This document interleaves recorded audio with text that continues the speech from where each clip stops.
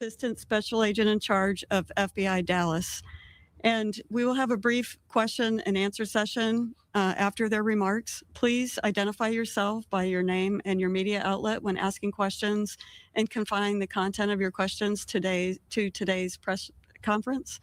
At the podium, joining Ryan Raybould and Jeremy Wright is Executive Assistant Chief of Police with the Dallas Police Department, Terrence Rhodes, Assistant U.S. Attorney Robert Withers, Assistant U.S. Attorney Claire Demers, and Assistant U.S. Attorney and Violent Crimes Chief Jeremy Fugate, all of the Northern District of Texas.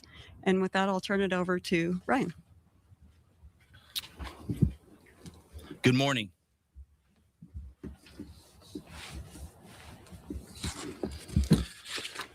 I'm Ryan Raybould. I'm the U.S. Attorney for the Northern District of Texas. Thank you for coming.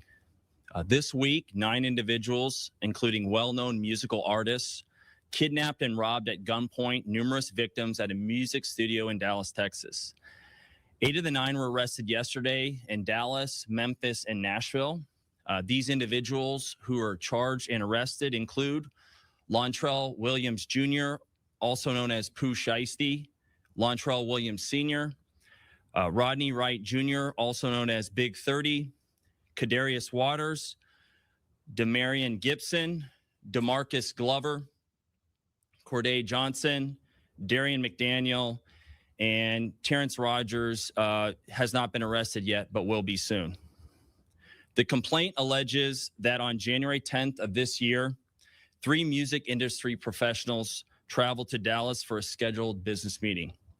Lontrell Williams Jr. arranged this meeting purportedly to discuss the terms of his recording contract with one of the victims. As alleged, once these 3 men were inside the recording studio, Williams Jr. and 8 co-conspirators, several of whom traveled from Memphis, Tennessee, executed a coordinated armed takeover. As alleged, Williams Jr. produced an AK-style pistol and forced one of the victims to sign a release from the recording contract at gunpoint. The remaining conspirators displayed firearms and robbed the other victims of Rolex watches, jewelry, cash, and other high-value items. One of the victims was actually choked by one of the defendants to the point of near unconsciousness. Defendant Wright barricaded the studio door with his body to prevent the victims from escaping. The ringleader of the conspiracy, Lontrell Williams Jr., was on home confinement at the time of the offense, as alleged, for a prior firearms conspiracy charge and conviction out of the Southern District of Florida. Towards the end of his prison sentence, he had been granted home detention. Part of the terms of his home detention were that he would not commit another federal offense or possess a firearm. His father, Lontrell Williams Sr., is alleged to have helped plan and execute the federal kidnapping as charged in the complaint. And as described further in the complaint, within hours of leaving the Dallas studio, a number of the defendants were on social media displaying some of the items that appeared to be the jewelry that had been robbed from the victims. The charging document outlines some of the evidence, just some, establishing the defendants' roles in the federal offense. This is as follows: electronic monitoring data placing Williams Jr. at the offense location, which would put him in violation of his home detention conditions. Cell phone records and license plate reader data corroborating the coordinated travel of multiple defendants from Memphis, Tennessee to Dallas. Rental car records confirming Williams Sr. rented a vehicle that was used by the group. Surveillance footage from the offense location, a nearby office supply store, and a hotel where several of the defendants stayed following the offense. Fingerprint evidence as well that was recovered from the crime scene, matching at least 2 of the defendants. Social media posts by defendants displaying what appears to be stolen property just in the days following the offense. Greyhound bus records confirming the travel of multiple defendants from Dallas to Memphis the day after the offense. The victims in this case came to Dallas to conduct legitimate business, and they were met with firearms and violence as alleged in the charging document. This case should serve as a warning to others who believe that using violence and intimidation tactics to rob others in our community is a viable way to conduct business. I'm here to say that it is not, and that if you choose to do this, we will, together with our law enforcement partners here, and the other ones in the Northern District of Texas, will bring you swiftly to justice. I want to thank the FBI Dallas Violent Crimes Task Force, the FBI's Memphis Resident Agency and Nashville Field Office, the Memphis Safe Task Force, the Dallas Police Department, the United States Attorney for the Western District of Tennessee, Michael Dunovit, and AUSA Greg Wagner, the U.S. Attorney's Office for the Eastern District of Texas, my dear friend and colleague, Jay Combs, and the U.S. Attorney's Office for the Middle District of Tennessee, including my colleague Braden Busek, for their outstanding contributions in this multi-jurisdictional investigation and prosecution. I'd also like to highlight the extraordinary work. None of this happens without the extraordinary work of our AUSAs in this office, and I'm here to say we have the best AUSAs in the entire country. That includes AUSAs Robert Withers, Claire Demers, and my violent crime chief, Jeremy Fugate. This case really underscores the importance of standing up for crime victims, no matter who they are or where they come from, and the incredible collaborative, investigative partnerships that we have, not only in the Northern District of Texas, but across the country, and we are all working together to make our country safer. So thank you for being here today, and I'll answer some questions after my colleague here speaks. But now I'm going to turn it over to him, and this is Jeremy Wright, who's the Dallas FBI Assistant Special Agent in charge. Yeah, thank you, Ryan. Good morning, everybody. As Ryan said, my name is Jeremy Wright, Assistant Special Agent in charge for FBI Dallas. As United States Attorney Raybold said, we're here today to announce the arrest of several individuals in the Memphis and Nashville, Tennessee areas, as long as one here in Frisco, Texas. These arrests are the result of a violent kidnapping of 3 individuals here in the Dallas area. The majority of those arrested did travel from Memphis to Dallas to commit that offense. Our office collaborated with multiple law enforcement agencies and other FBI offices to carry out this investigation that ultimately led to these arrests. So I'd like to thank the Dallas Violent Crimes Task Force, Dallas Police Department, the Memphis Safe Task Force, Memphis, Tennessee Police Department, and the Shelby County, Tennessee Sheriff's Department for helping with this investigation. Violent crime does remain a top priority for the FBI, and we dedicated significant resources from here in Dallas FBI, Nashville, Little Rock, Birmingham, and Atlanta FBI offices to investigate and successfully arrest these individuals. We remain committed to investigating violent crimes like these. No matter who you are, we will fight every day alongside our partners to make our communities safer. So, thank you.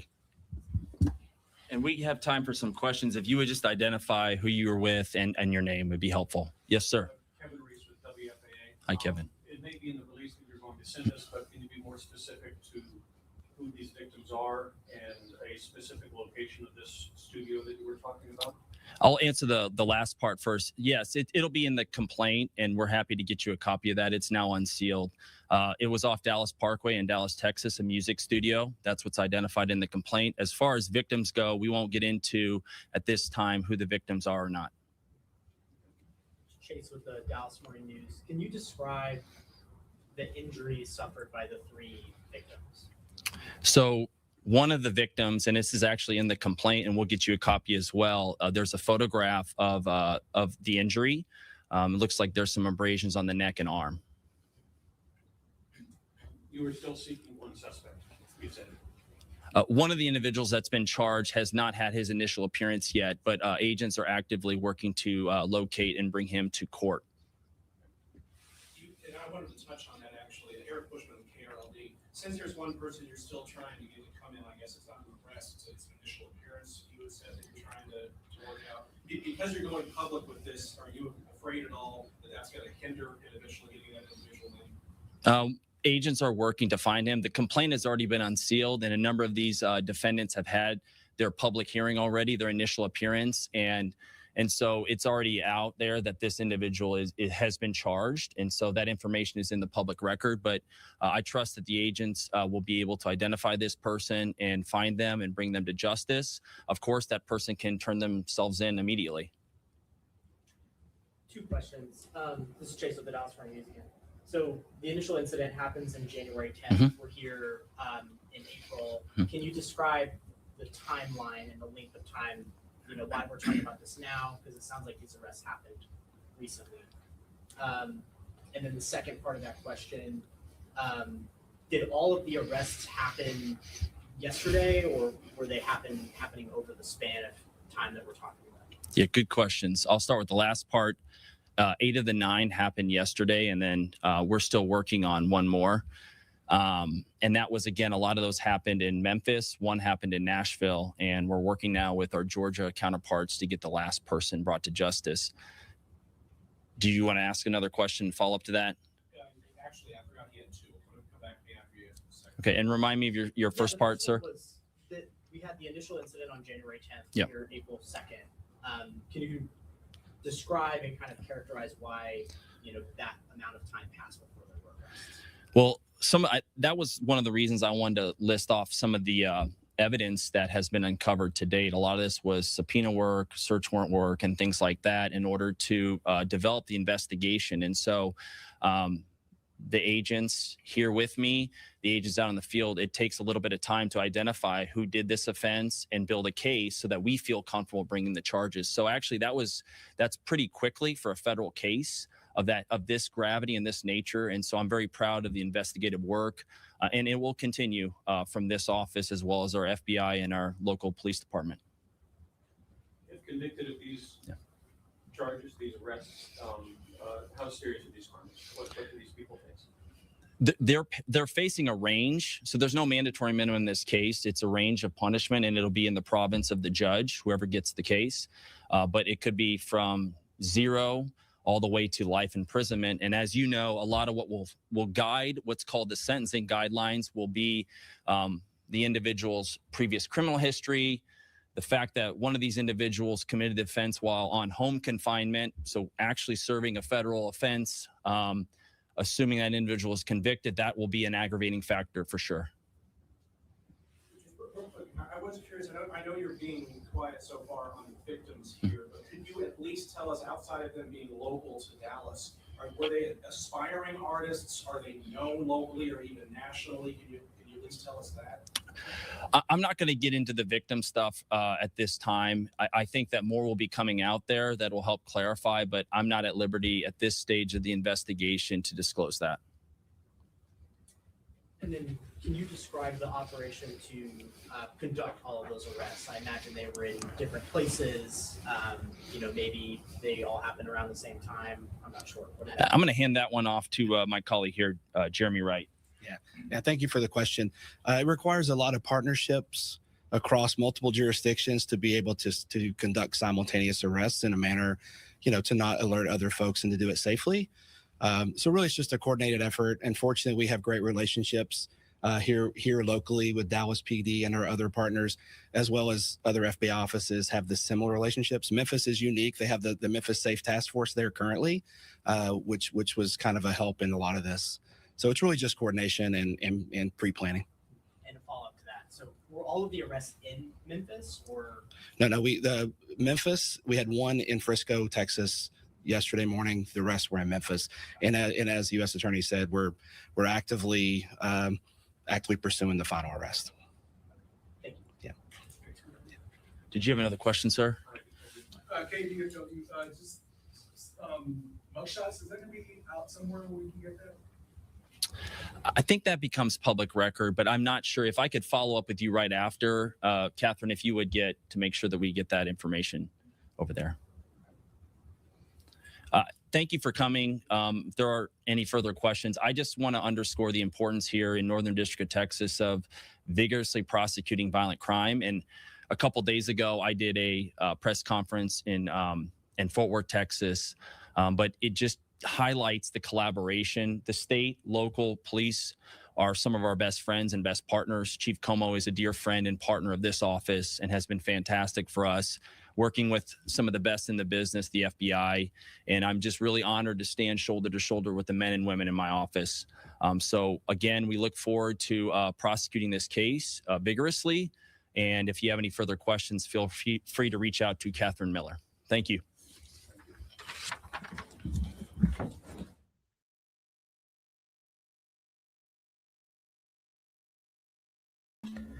Yo, it's your boy DZ, man. You already know it's not about the setback. It's about the get back. I want to appreciate everyone that's became a member, that subscribed to the channel, and that watches the channel. I appreciate y'all. If you haven't already, hit that notification bell.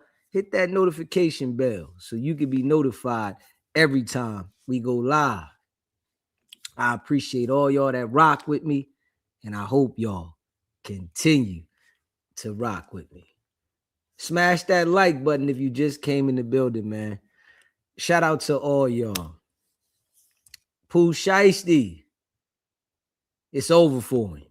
See, Pooh Shiesty still had that mentality that he's gonna muscle his way around the game. He signed the contract with Gucci Mane. After he get his money up, he don't like the contract no more, right? And he takes it upon himself to come up with this plan right here, right? So all of his homies that was with him, they was waiting for Pooh Shiesty to come home so Pooh Shiesty could send them to jail. This is what happens when you're a follower, right? When you're a type of person that you know somebody is doing something negative, a criminal activity, and you just say, I'm going to do it because they got the money. All the homies waited for Pooh Shiesty to get out. They all was celebrating. When Pooh come home, we going to do this. Big 30 talked about Pooh Shiesty the whole time he was locked up. Can't wait till he come home. Now you got a federal case that they going to lay you down for. And this is no cap. Ain't going to be no sweetness on this one because there was an off-duty cop that was Gucci Mane's security. Y'all robbed and kidnapped an off-duty cop.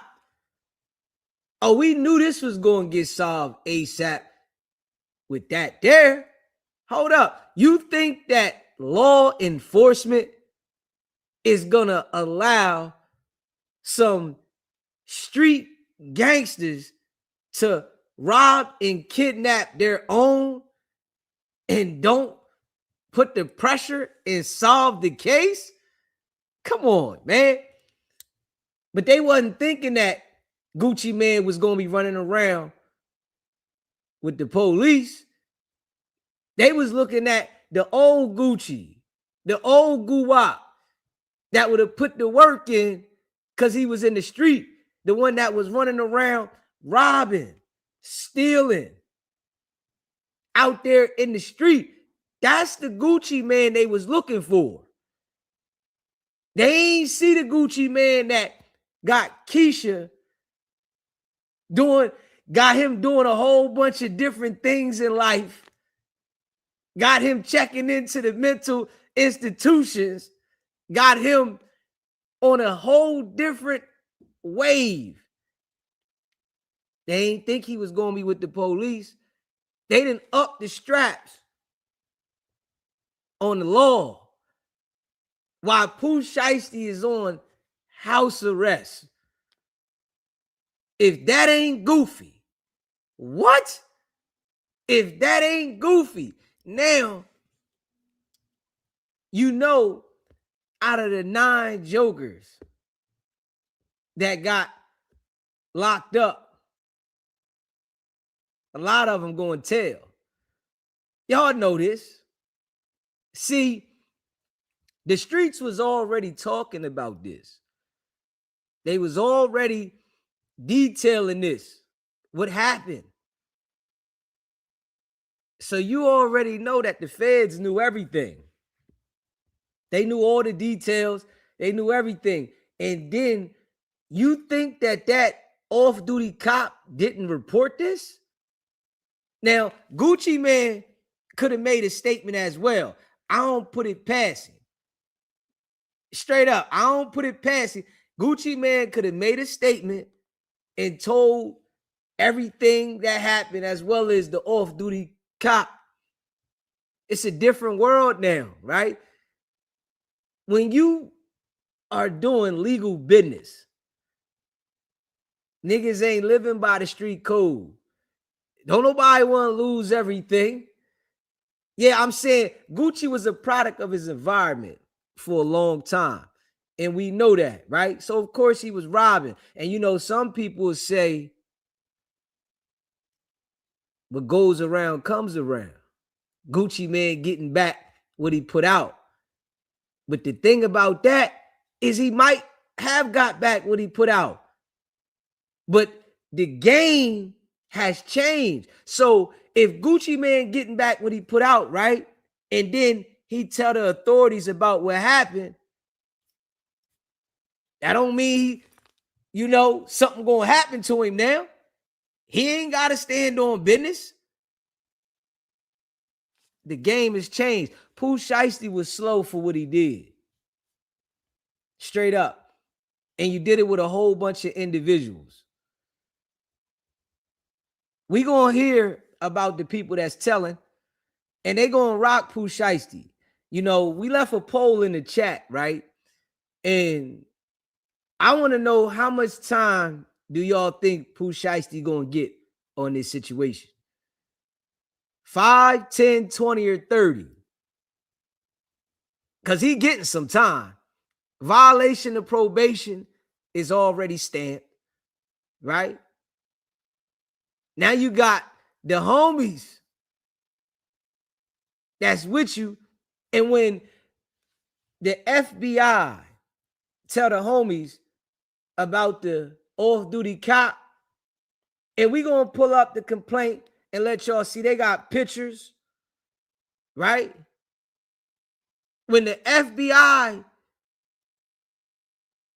understand that it's an off-duty cop in this situation, and then they start telling these boys, man, y'all going down.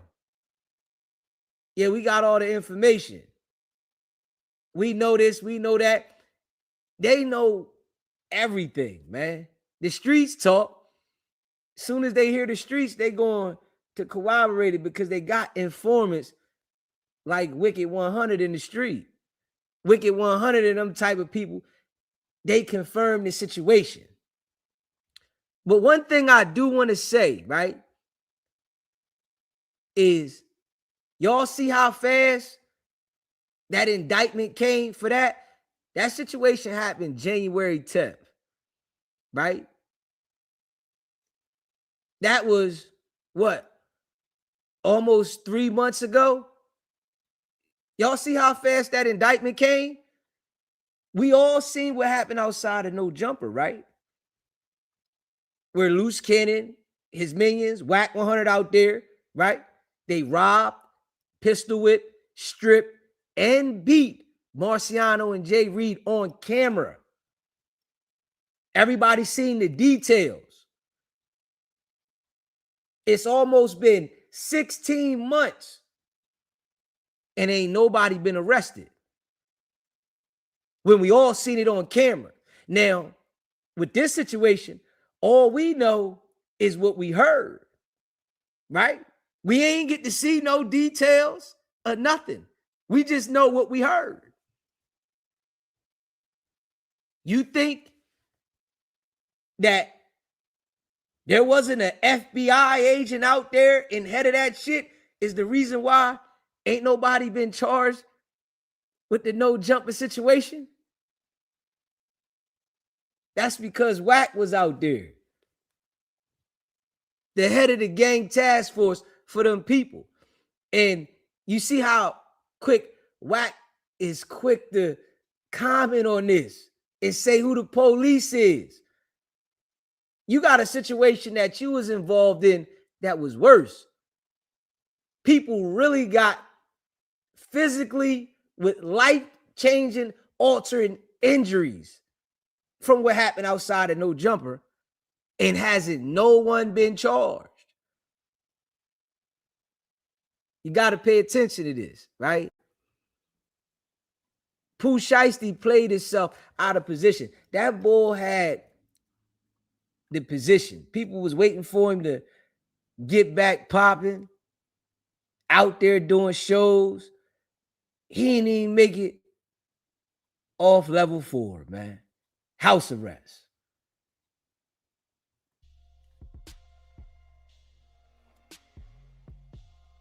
If you haven't already smashed that like button yet, hit that like button, man. Hit the subscribe button. Share the live, man. I knew something was going to come down. Every time this shit comes to the internet like this, guys coming to the internet, these situations, it's only helping the feds get more information. This is what WAC does every single day on the internet. By him talking about these certain situations and open crimes, it helps the feds get more information. So you can't be on this internet and be into any street activity and think that you're going to get away with it. The only people we see get away with it is the ones that are working with the government. When they work with the government, they're instructed to keep this pattern of behavior going. You see, these dudes posted the jury that they took from the guys, right? The feds, they got all that, right? WAC took the watch back to No Jumper, Jay Reed, and act like he put an APB out on the watch and found the watch. It's all good. Nobody's been charged, man. This situation lets you know what's really going on. The bull working with them people. You know, and Pooh Shiesty messed up, brought all his homies down, man. Yeah, all his homies waited for him to come home to go to jail. You think they gonna sit in there and ride it out? Broke niggas. They jumped on the Greyhound. Think about it. These niggas done traveled cross state lines with straps. All of them. They know who all of them is, identify all of them. And this is what the feds did, right? In this 3-month time, they made sure they had all the evidence. They let niggas run around. They listened to their phones. And they made sure that they got all the evidence. So when they made the arrest yesterday, the case is sealed. They got it. It's signed and sealed. They got the case. Pooh Shiesty ain't gonna be able to beat this. I don't care what lawyer you get. You was there, and they charged all of them. They said the homie Big 30 was at the door, making sure nobody get out. They charged all of them. So why wouldn't they charge all the people that we seen outside at No Jumper? It's been almost 16 months. Nobody at No Jumper been charged, and that was a violent attack? Come on, man. Pay attention to that. Smash that like button if you haven't already. Hit the like button too. Share this live and subscribe to the channel. Let's pull up the complaint that they put out there. Smash that like button and hit that subscribe button, man.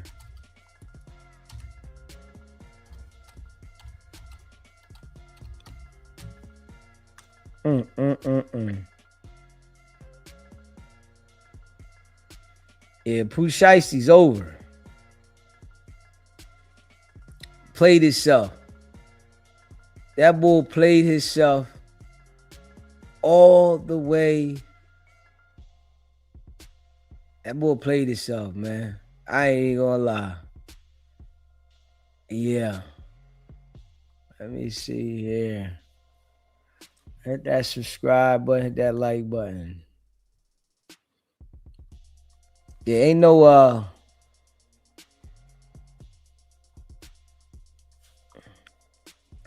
no getting out of this.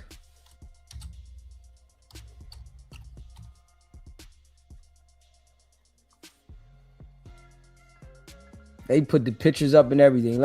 I'm gonna let y'all check it out. Smash that like button and hit that subscribe button. They got the pictures and everything. You know, when they take pictures of the victims, right? And they put it inside of the complaint and everything, man, y'all know what that is. Straight up. You know what that is. Whack whole crew stay going up to the crime scene every week. All of them. And they ain't got a worry in the world about the situation. Not at all. Hold up. Let's check this joint out, man. Hold up. Smash that like button, y'all. Hit the subscribe button. Let's see this joint right here, man. And when we look at this right here, right? This a victim. This a picture of a victim that made a statement and they put it out there. This must have been the off-duty cop. You know, they got these bulls posting the pictures of the jewelry they took and everything. But let's read this joint right here. Smash that like button and subscribe to the channel, man. This week, 9 individuals, including well-known music artists, were federally charged for kidnapping and robbing at gunpoint numerous victims at a music studio in Dallas, announced United States Attorney of the Northern District of Texas, Ryan Raybould. 8 of the 9 were arrested yesterday in Dallas, Texas, and Memphis, Tennessee. The charged defendants include Lontrell Williams Jr., Pooh Shiesty, Lontrell Williams Sr. is Pop, Rodney Wright Jr., Big 30, Kadarius Waters, Terrence Rogers, Damian Gibson, DeMarcus Glover, Corday Johnson, and Derry McDowell. When you see this, right, these are the homies that was celebrating Pooh Shiesty coming home. Now, you think they gonna hold up in federal lockup? Niggas ain't got no commissary money. They money funny. This why they was willing to do whatever for Pooh Shiesty. You think they gonna hold up after they got evidence? Or we gonna all go to trial, huh? You got 8, 9 jokers on the case. You think they all gonna hold up and go to trial? They saying that Pooh Shiesty Pop really didn't want it to go down. Pooh Shiesty Pop could do the same thing Queso Pop did. Turn on him and provide a statement against him. Yeah, I'm willing to testify. Man, I can't go down with my son. Everybody's a gangster till the gangster situation happened. As alleged, 9 defendants traveled to Dallas, Texas to kidnap and rob victims who thought they were coming into town for a business meeting. Instead of discussing business, a civil matter, the defendants resorted to violence and intimidation to achieve their purported business objectives, said Ryan Raybould, United States Attorney of the Northern District of Texas. For anyone contemplating using violence and intimidation as our business practice, I'm here to tell you that it will be vigorously investigated and prosecuted in the Northern District of Texas. This case also highlights the outstanding contribution of the colleagues across the United States, including the Western District of Tennessee, Middle District of Tennessee, and the Eastern District of Texas, as well as the FBI Violent Crimes Task Force, and our state partners. Hey, listen, them Bulls is done. Them Bulls is done, man. Just keeping it a buck. They played theyself. How you think you gonna muscle somebody into signing a business deal? This is documented paperwork. This how you know they some small-minded individuals that just got some money and lost their whole spot. Like, come on, man. How you think you gonna muscle somebody into signing a contract and they not gonna report it? That was weird. Like, I mean, I knew Pooh Shiesty was slow when the bull literally was robbing people in a Lamborghini. I knew everything about Pooh Shiesty was slow. Straight up. Everything. It was nothing intelligent about Pooh Shiesty. Nothing. The boy could rap. That's it. You know, people listening to, you know, the slow way that he rap and say certain things. Okay, he could rap. But his mind, straight slow. On house arrest, oh, he knew Gucci Man was going to really get paid off of the shit that he was dropping. He wasn't going to get that much. But it was all good to sign that contract when you wanted to get on. He thought he was going to muscle his way with Gucci and take control and ownership of his deal. Man, that'd never work in the history of life. Yeah. This ain't back in the day where, you know, some people might be scared to tell. I don't think nobody's scared to tell now. For what? What's going to happen to somebody for telling? Nothing. The other person going to go to jail. Nothing's going to happen to nobody. All the people that tell, nothing happens to them. So why wouldn't they tell? They'll put themselves in a situation like that. Oh, man. Let me see here. Hold up. All right, let me see here. The complaint alleges that on January 10th of this year, 3 music industry professionals traveled to Dallas for a scheduled business meeting. Lontrell Williams Jr. arranged this meeting, purportedly to discuss the terms of his recording contract with one of the victims, Gucci Man. Straight up. Gucci Man is a victim in this situation. If Gucci Man made a statement, is he in the right for making a statement or is he in the wrong? I think, from my opinion, when you doing legit business, I don't care what your past is. I don't care what your reputation is. When you doing business and it's legit business, you got the right to operate as a civilian. You ain't supposed to operate as no gangster doing legal business. What sense does that make?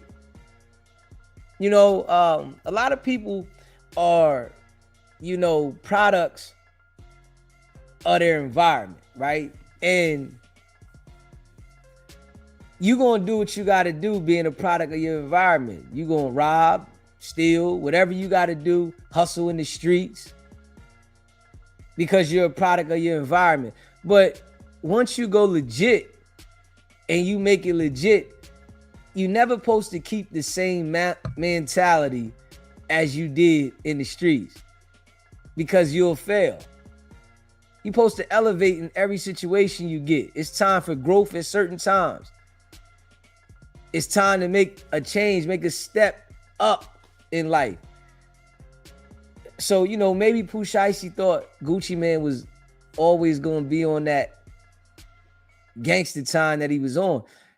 You know, honestly, me just being real, I think Gucci Man made a statement in this situation. Yeah, I think he did.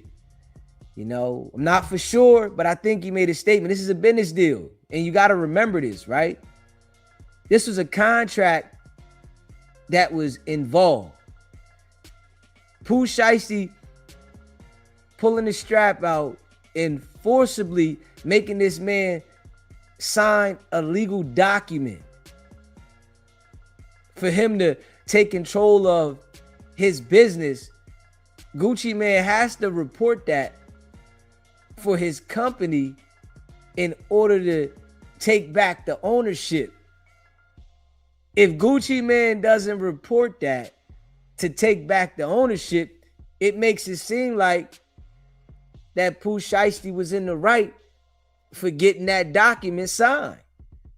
So he has to report it when it comes to business. And I'm sure, you know, some younger people might not understand that because they don't understand business, but you got to report those things. You can't say, oh, I'm going to keep it in the street, I ain't going to say nothing. When you're dealing with business, when you take your legal documents to some company and you say, all right, I got a contract with this guy, that shit got to be honored. Now, Pooh Shiesty was trying to take his thing over there with Yo Gotti. He thought, I'm going to muscle Gucci out the situation, right? And take my business to Yo Gotti. And we know that Gucci ain't like Yo Gotti because Yo Gotti allegedly piped down Keisha. So we know that. But the mind frame of these young boys thinking that he was really going to take and muscle the contract was wild. Yeah, I don't know, man. It got me thinking that Pooh Shiesty had to be a base baby. You know, for him to have that mindset, I would say he's a base baby. I would really say that, you know, his parents was on something. They had to be on something for you to be on federal home confinement and think that that was just gonna go that way after you just did a bit in jail for getting active once before. That shit, wow. Smash that like button and make sure you hit that subscribe button. Shout out to all y'all. Let me see here.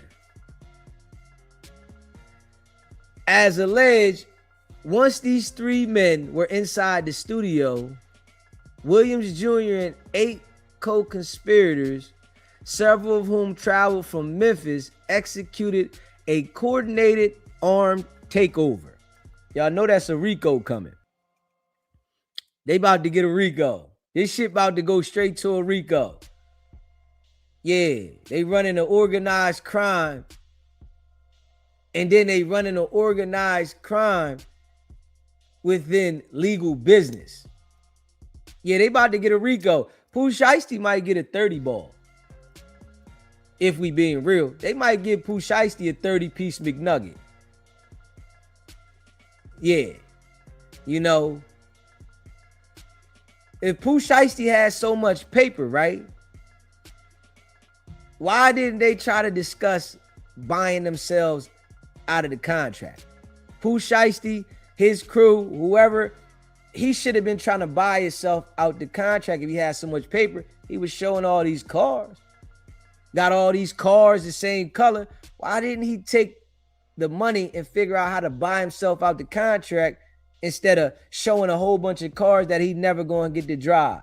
Now, all the cars that he was showing, he got to sell them. He got to sell all them cars. About to do a 30-piece McNugget. They probably going to give Pooh Shiesty. I think they're going to give him something nasty. They got to make an example out of him because you did this on home confinement.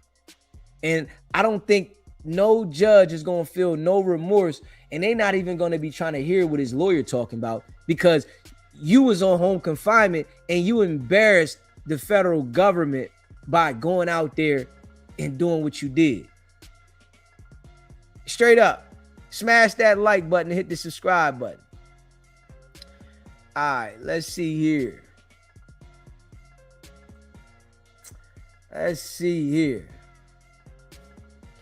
The complaint alleges that Williams Jr.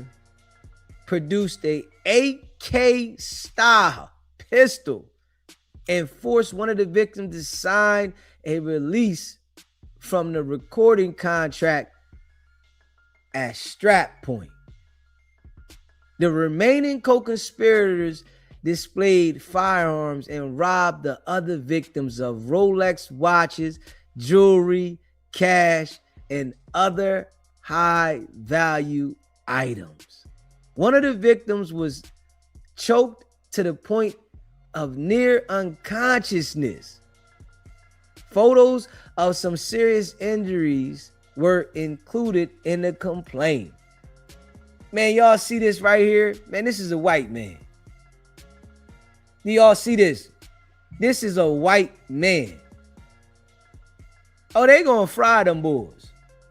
Oh, y'all thought that y'all was gonna do this to a white man, an undercover police officer that was off duty, and y'all thought y'all was gonna get away with this? Oh yeah. Pooh Shiesty done. All of them. It's gonna be a lot of telling. I'm gonna tell you this right now. We about to hear this shit is the same thing over and over again. It's about to be another Rico. It's about to be another whole bunch of snitching. It's gonna be more shit come out. And I guarantee you, right?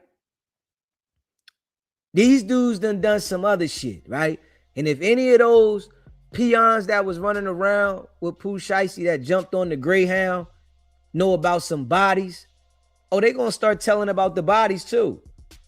They gonna start giving up information about anything that they know, because the pressure that's gonna be put down from there being an off-duty cop in this situation. Ain't gonna be no leniency in here. It's an off-duty cop. And they looking at it like, oh, y'all think y'all run the streets. Y'all don't got no regards for the law. You never know, who you dealing with, right? Big 30, he definitely looked like one of those guys that would drop a dime. He definitely looked like one of them guys, right? Everybody tough, and Big 30 ain't been in that situation like this, right? So we gonna see. All the homies that was with him, we gonna see how tough they is. It's a white man right here, y'all. Yeah. Pooh Shiesty cooked. Photos of injuries sustained to the wrist and the neck of one victim. Defendant Wright barricaded the studio door with his body to prevent the victims from escaping. So you tried to hold everybody in there. Kidnapping. Oh, man. You got a few counts of kidnapping. Big 30. Do-boy.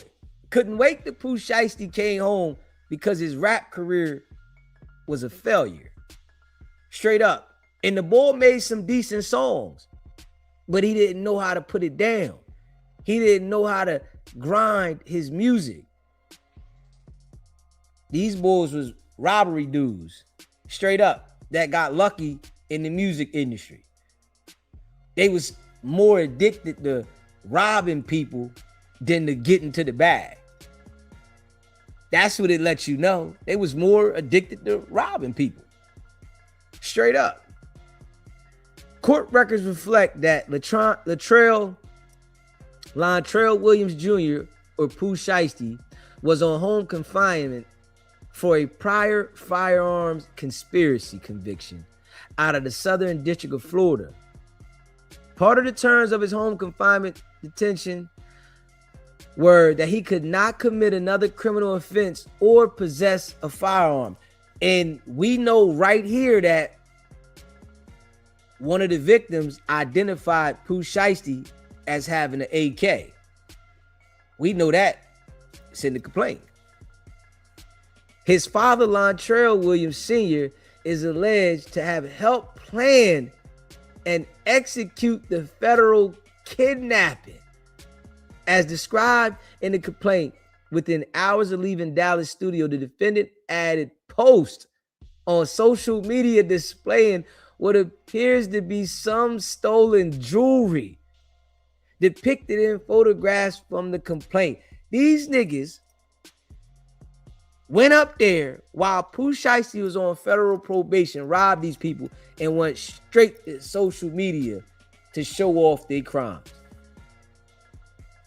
They went straight to social media to show everybody the crimes, as if the FBI don't got work to do. Like, come on, man. Come on, man. Come on, man. This is why I say, man, you can't be rocking with people, man. Yeah, and I see why certain execs, when they fall out with their artists, they never go around them. And I'm just going to keep it a buck.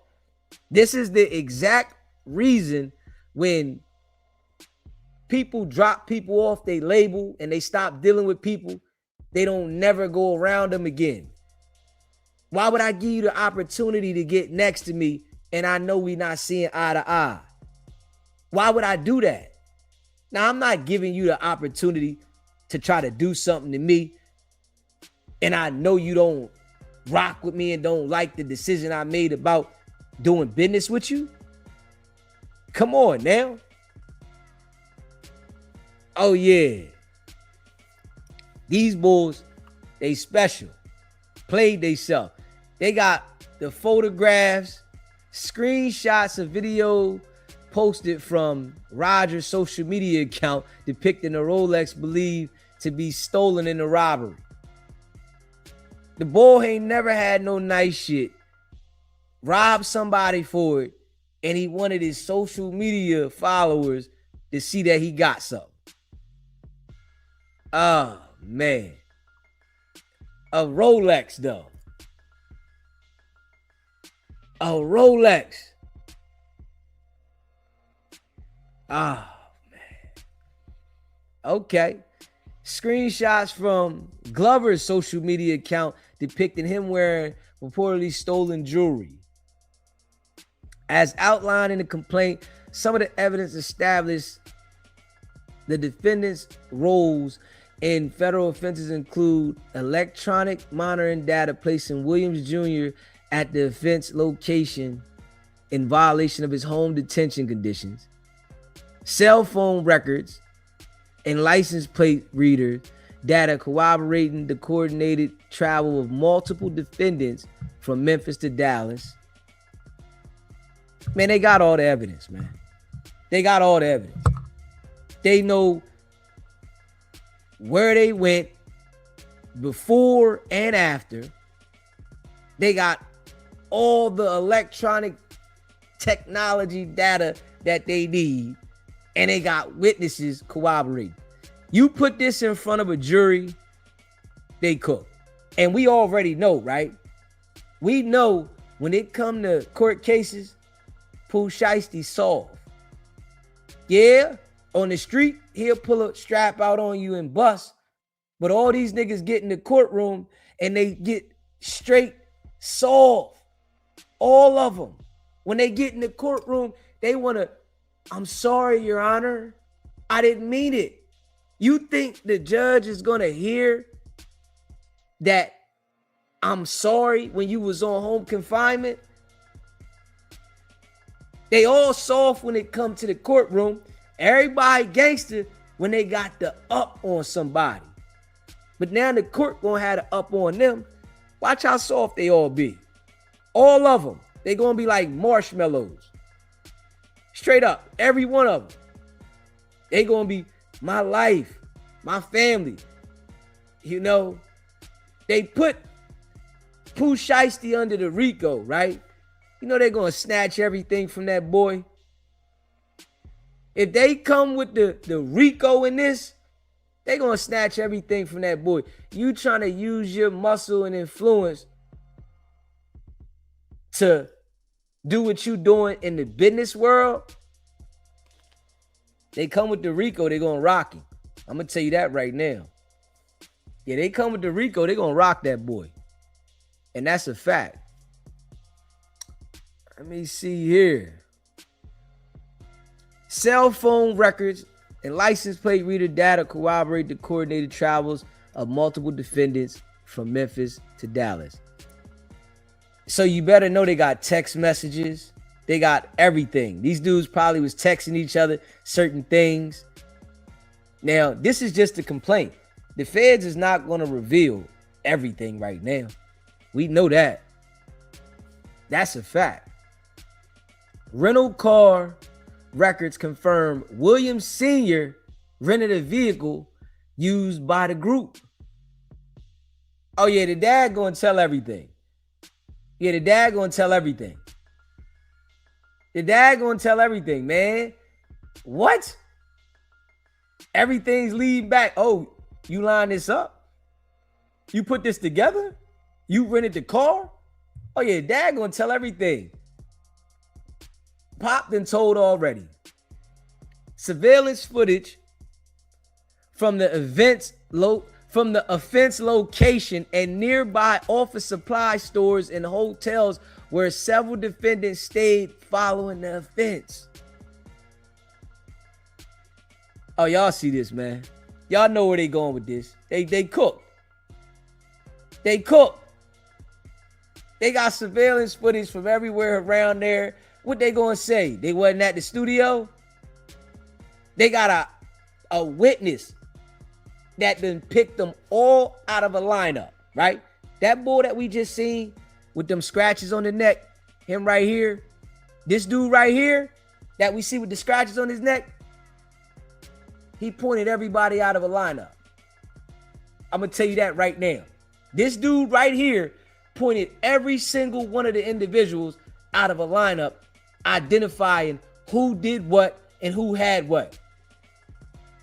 I guarantee you that. Why wouldn't he? Why wouldn't he? He gonna look at it like, man, shit, I'm more safe with you niggas in jail than y'all on the street. Yeah, I ain't safe with y'all on the street. I'm more safe with y'all in jail. Y'all go sit in jail. And he's gonna be willing to testify. Oh yeah, they was tweaking. Yeah, they was tweaking. Let me see here. Latent fingerprints recovered from the crime scene matching two defendants. Social media posts by the defendants displaying what appears to be stolen property in the days following the offense. And Greyhound bus records confirming the travel of multiple defendants from Dallas to Memphis the day after the defense. Hey, man. Hey, listen, man. Listen, man. Listen. Listen. To all the young people out there in the world, man. The days of jumping on Greyhound and thinking you're not going to be detected is over. That shit's over. That's some back in the day shit, man. I don't know. When is these young boys going to understand that the time has changed? The technology is too advanced. You used to could jump on Greyhound and not be detected. Don't nobody know you jump on the bus. These niggas jumped on the bus and thought they was going to be not detected? Huh? Now, it's a lot of evidence, right? I believe them niggas is pussy. They not going to go to trial. I don't think none of them like that when it comes to the court system. Anybody can go out there and bust that iron. I'm just saying, anybody can acquire a strap, pull it out on somebody, put it to their joint, and say, give it up. Anybody can do that. And this is a fact. You get you a strap, you can run down on somebody, put it to the head, say, give it up. But majority of these jokers, they scared to pick a jury in the trial. They scared to go all the way and wait for the jury verdict. Majority of them. It's like these dudes be doing certain things and they really don't want the consequences. They just think that they slick enough to get away. Man, you ain't that damn slick. Straight up, you ain't that slick, man. Y'all dudes, oh man, they tweaked out with this one. Yeah, they tweaked out with this one. If convicted, each defendant faces up to life imprisonment. Huh? If convicted, each defendant faces up to life in prison? Oh, yeah. Y'all know what they gonna do. Y'all know exactly what they gonna do. They telling everything. Yeah, they telling everything. Oh, yeah. Huh? Oh, man. Pooh Shiesty had all eyes on him. He had it lined up in position. And he fumbled by trying to force Gucci out of the contract, man. Like, come on, Pooh Shiesty. He had it all in the bag and you fumbled that way. Hey, listen. Black people, man, y'all got to get more crafty, man. The days of pulling out the strap and muscling people and shit like that is over, man. You gonna get told on. Ain't nobody just acting like something didn't happen. For what? Nobody cares about being looked at as a snitch in 2026. Nobody. When are we gonna learn that? When is the black community gonna learn that? Like, this is something that needs to be emphasized, man. Nobody cares about being looked at as a snitch. So you can't do criminal things to people and expect nothing to happen. People are understanding that this is where they get the leverage on you at. You not going to tell, but they going to tell. So why wouldn't they? Straight up, why wouldn't they? Man, they better wake up. It's another group of individuals that are going to fall and be another example because they thought that gangster shit happen and just go away. Man, that shit don't happen no more. Social media has solved so many crimes. It's never going to stop solving the crimes because you got so many people reporting on these things. People are anxious to report on this shit because they not committing crimes.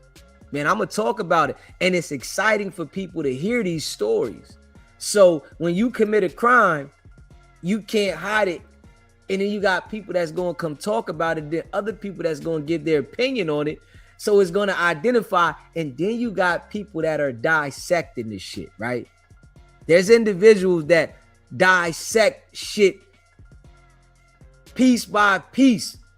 They looking over here for this. They looking over there for that. And then they putting it all together. The internet became a tool that the authorities love. It became a tool that the authorities love, man. Hey, listen, it's a poll in the chat, and I want y'all to leave what you think. You hear me? I want you to leave what you think in the poll of how much time you think Pooh Shiesty gonna get. Straight up. Just keeping it a buck. Hold up. Hey, listen, hold up. Hold up. Listen to what this dude just said. Hold up. Why would Pooh Shiesty? Listen to this. Hold up. I had to click this comment. Why would Pooh Shiesty commit a crime wearing an ankle monitor? Is the young boy slow? Damn right. Pooh Shiesty slow. Because I know you can't be saying me. Pooh Shiesty is super slow. Ain't no way he thought he was going to get away with that. Them people know his whereabouts with the monitor on. He ain't like the contract. And from what we hear, right? He was upset at Gucci Man for the way he handled his cousin, Scar. Yeah, all that shit that went on with the boy Scar in the contract and when he passed away, they was saying Pooh Shiesty was upset about that. And then, you know, Pooh Shiesty get out of jail and he come back to a deal that now he don't agree with no more because his buzz is up here. You know, a lot of these people that sign these contracts like Finesse 2 Times, right? When don't nobody know about you, right? If you rush and sign a contract and then everybody know about you, you got to know how to get out the contract. Understanding, right? A lot of these dudes don't want to put in the work to make themselves hot. They want the boost. They want the major. They want the boost. They don't want to put the long nights. They don't want to put the overtime in to build themselves up. Straight up. They don't want to put that in. They want a label to give them the boost. But when they get the boost, right, and the machine get behind you, after they get well known, they think they did it on their own. And I'm just going to be real, right? If Pooh Shiesty didn't have a machine behind him, pumping that shit where everybody was hearing it constantly, nobody would have knew him. Nobody would, his neighborhood, yeah, Memphis would have knew him, but he wouldn't have went worldwide. It's a lot of hot people that rap and they good at rapping and don't nobody know them. You feel me? Because nobody's pushing them.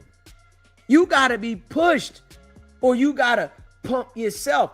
And from what we see, right? Pooh Shiesty didn't have a hustler mentality. He had a robber mentality. You just went to jail for robbing and busting, and then you go do the same exact thing. You thought you was gonna rob to change the contract. You thought you was gonna extort to change the contract. You thought that you had that much power to get the contract changed and played yourself. It's a different ball game out here, man. Yeah, so I really don't feel Pooh Shiesty would have been nowhere near as known as he's known now if he didn't get the boost. You know, played himself out of position. He had everything lined up and threw it all away. Yeah, and I don't feel sorry for him. I'm laughing at him. It's so many people that wish they was in the position that he was in. Whatever percentage he was making from Gucci Man, was way better than a lot of people that's living in this world. Figure your way through the situation. So, honestly, the best thing for Gucci Mane to do was report it. Hey, Pooh Shiesty got to feel this one. And you brought all your homies down. You brought all your homies down. Like, come on, man. These niggas waited for you to go to jail. They waited for you to go to jail. They sat there and waited for you to go to federal prison. That shit crazy. Yeah, that shit crazy, man. If you haven't already smashed the like button, you just came to, man, hit that like button. Hit the subscribe button, man. The bull played himself. You know, this should be like a real lesson for the young boys. This is how you throw all your opportunities in life away. Yeah, it's how you throw them all away. And shit like this right here is why certain companies won't take a chance with black people. Straight up. This is why certain companies won't take a chance with black people. Because when black people feel like they can't get something done their way, the first thing they do is resort to violence. Like that shit gonna get it done. Yeah. You know, so all the execs that you be seeing that be cutting niggas off, they cut niggas off because they don't want to deal with being in person with them. They don't want to put themselves in a situation. You know? And I understand them. I agree with them. You know, when the business deal fall out, no, we not hanging out. No, I don't want to be around you. No, I don't want to talk to you. Especially if you got no drive and I got the drive. The first thing you're going to do is get jealous of my drive. Now you jealous of my drive because you don't know how to hustle and you upset. Now I don't want to be around you. You know, Pooh Shiesty signed that contract. You knew what you was doing. Meet your obligations and get out the contract. Buy your way out the contract. Do what you got to do. Yeah. But this is what, you know, this is what happens when, you know, he had talent to rap, but he was handed it. They was in Memphis looking for artists in Memphis, and Pooh Shiesty was handed that shit. Straight up. Before Pooh Shiesty got signed, he was a little dirty joker. Straight up. Little dirty joker, dirty young bull, ain't got nothing. He gets signed to a label, start getting some money, and you still robbing. You still robbing. Get signed to a label and you still out here robbing and stealing. Come on, man. He get what he deserved, man. Yeah, he get what he deserved. You know, because what if that situation went left in there, right? And somebody lost their life behind that. You know, Gucci Mane already been through a situation with somebody trying to steal the So Icy chain. Somebody lose their life. That shit could have went left. And you know, it's crazy that this shit happened in the studio. First situation happened in the studio. Now this situation happened in the studio.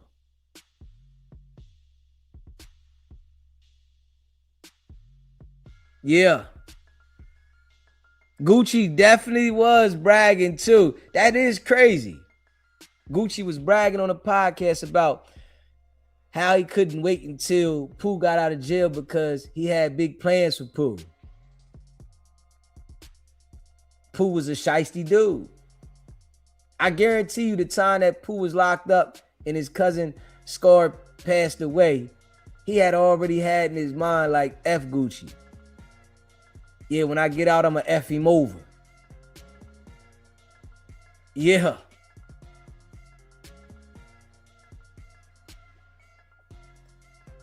He said, what about Pooh Shiesty dad though? He's supposed to be the voice and the reason.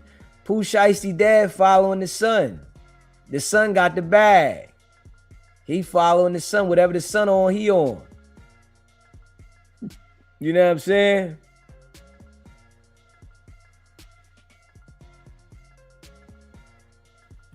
At the same time, that's a dirty game. He may be setting up for not following certain rules we may not know about. Nonetheless, he put himself in a situation. Pooh Shiesty played himself, man.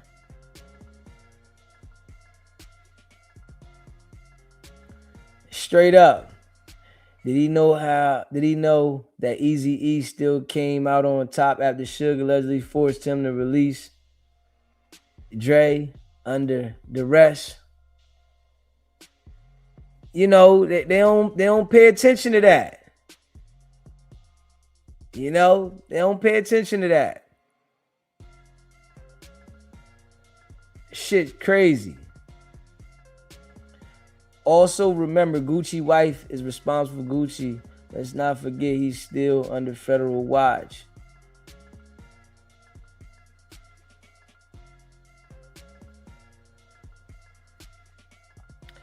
Old boy wanted to sign him so bad, he should have bought the law to handle it. Crazy. He did bring the law. He had a off-duty cop with him.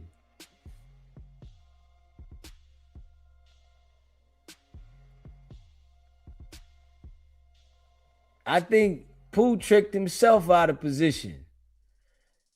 Yeah, I think Pooh tricked himself out of position thinking that, you know, he was going to muscle his way out of the deal, man. Yeah, I think, you know, Pooh called that shot. I think Pooh asked Gucci to get out the contract. Gucci didn't agree with him. And he came up with the plan, man. We going to do this. You know. Yeah, I mean, a lot of these jokers will tell. A lot of them, man. A lot of these jokers, they gonna tell, man. They ain't right. You know, it's like when you a free man, talking gangster in the street sound good as shit. It do. You know, and if you know how to deliver it, it sound good. You know, if you got some people around you that's willing to crash, it look good. But when somebody get indictment and they got a court case, it don't look the same. Because now everybody's under control of whatever jail they in, whatever federal or local state system they in. It don't look the same at all. Straight up. It's crazy that his father also, his friends, let him do that. Man, I'm saying with that there, he telling them what to do. He telling the dad what to do. He telling the friends what to do. You know, what would have been smart for the friends, right? Would have not to been to go. Yeah. Nah, I ain't going with you niggas. You know, maybe the friends was scared to tell him, man, I ain't with that shit. Somebody should have played like they had something to do. Man, I gotta go run and do this, bro. Man, I can't make it that day. Yeah, you going out there? I can't make it. Not right now. I ain't gonna be able to make it. Y'all, let me know, man. I hope everything go good. Yeah. A whole bunch of niggas taking straps out there. You know what they was on. And then they was traveling across state lines with them straps. Man, the feds gonna rock them boys. His wife is probably the power of attorney. She probably is. You know. Gucci was not going to let him out that contract. Oh, you know he wasn't. Gucci knew that Pooh Shiesty was a major bag for him. Yeah, he wasn't letting him out that contract, but he probably could have found out how to buy himself out of it, you know? But I don't think Pooh Shiesty had the bag to buy himself out, because them people probably wanted $5 million, something crazy. You know, they probably wanted $5 million to get out the contract, and Pooh Shiesty probably ain't had that to pay his way out the contract. Pooh Shiesty got a bag, but he probably ain't had that, the $5 million to pay his way out the contract. You know, because Gucci Man getting a major percent. We already know how it be with these, you know, labels that get people signed to another label. They getting 50% of what you got, or it might even be more. And then you got to worry about what the major label going to want. So you going to have multiple people in your bag. You going to get a percentage, but they make you so hot, that percentage you getting is big to what you would have got if you was by yourself and you wasn't pumping it. You know, straight up. Smash that like button if you hit the like button, and subscribe to the channel. Off duty saved Gucci life that day, but Gucci career over. I don't think Gucci career is over. Yeah, I don't think it's because Gucci ain't really rapping like that, right? He's signing artists whenever he do. I think Gucci got things going on where he gonna be all right. Yeah, I don't think Gucci still gonna make money. You know, I think he put enough work in the rap game that shit's not gonna matter to him. You know, he got other business going on. You know, Gucci left his wife $3 million and came back with $6 million. I don't think Gucci career over at all. Yeah, it's too much. You know, they got business mind outside of rap. So I don't think the career over, though. Yeah, he said CMF, he meant CMG. Going down ever since Gotti and Exec had something to do with Flipper. Demise, real talk. Look at his last artist went through his life. I don't know if Gotti gonna go all the way down, but I do know that it ain't that same buzz. But you know, he still got Glorilla though. Glorilla up there. You know, Glorilla popping. So he still got Glow. You know, he still got a couple artists. But Glow right now, I think she the hottest one on the label right now. Straight up. Mel G was popping. Let's see. Pooh Shiesty dad is in John Moran's dad position. His son became breadwinner millionaire, probably low-key scared of Shiesty and the little buddies. Pooh Shiesty sat 5 years to sit another 30. They gonna rock that boy, man. They gonna rock that boy. Mel G was popping. Pooh's father, a street dude also. Man, Pooh dad too old to be on that type time, man. It's foolish. It's foolish. Yeah, it's foolish. Yeah, it's foolish. Yeah, that's what I say. You gotta know when to grow up, man. That shit foolish. Man, I'm too old to be doing, you know, street shit when it's, especially when you doing legal shit. Like, come on, man. That shit's foolish. You look like a old fool. Straight up. You look like an old fool, man. Being real. SBGB TV live call-in show. What's poppin', Daisy? This is Mel G. What's going on with you, Mel G? What's poppin'? I want to chime in on the topic. I think Pooh, I don't think Gucci told. They robbed a police officer. He had to report it. Yeah, and I do know that. I just think he told because of the documents. You know, he got to report them documents that the board forced him to sign, because I'm sure Pooh Shiesty submitted them documents to try to get everything off the label. So in order to make the documents invalid that he forced him to sign, he got to report that. But at what point is like Gucci is a victim? He ain't got no choice. Ain't Gucci on probation too? I don't think Gucci's on probation, but I don't see nothing wrong with Gucci reporting. That's what I'm saying. You were saying that he didn't. You don't think he told? I think he told. I think the cop had to tell, and when the feds pick the shit up, he a witness. He got to say what happened. You get what I'm saying? Yeah, I think Gucci told too, though. But how he tell? I mean, like, what he supposed to do? You rob a cop, which is his security guard, right? The cop make a statement. Gucci is a witness at this point. Like, he's not a witness, a victim.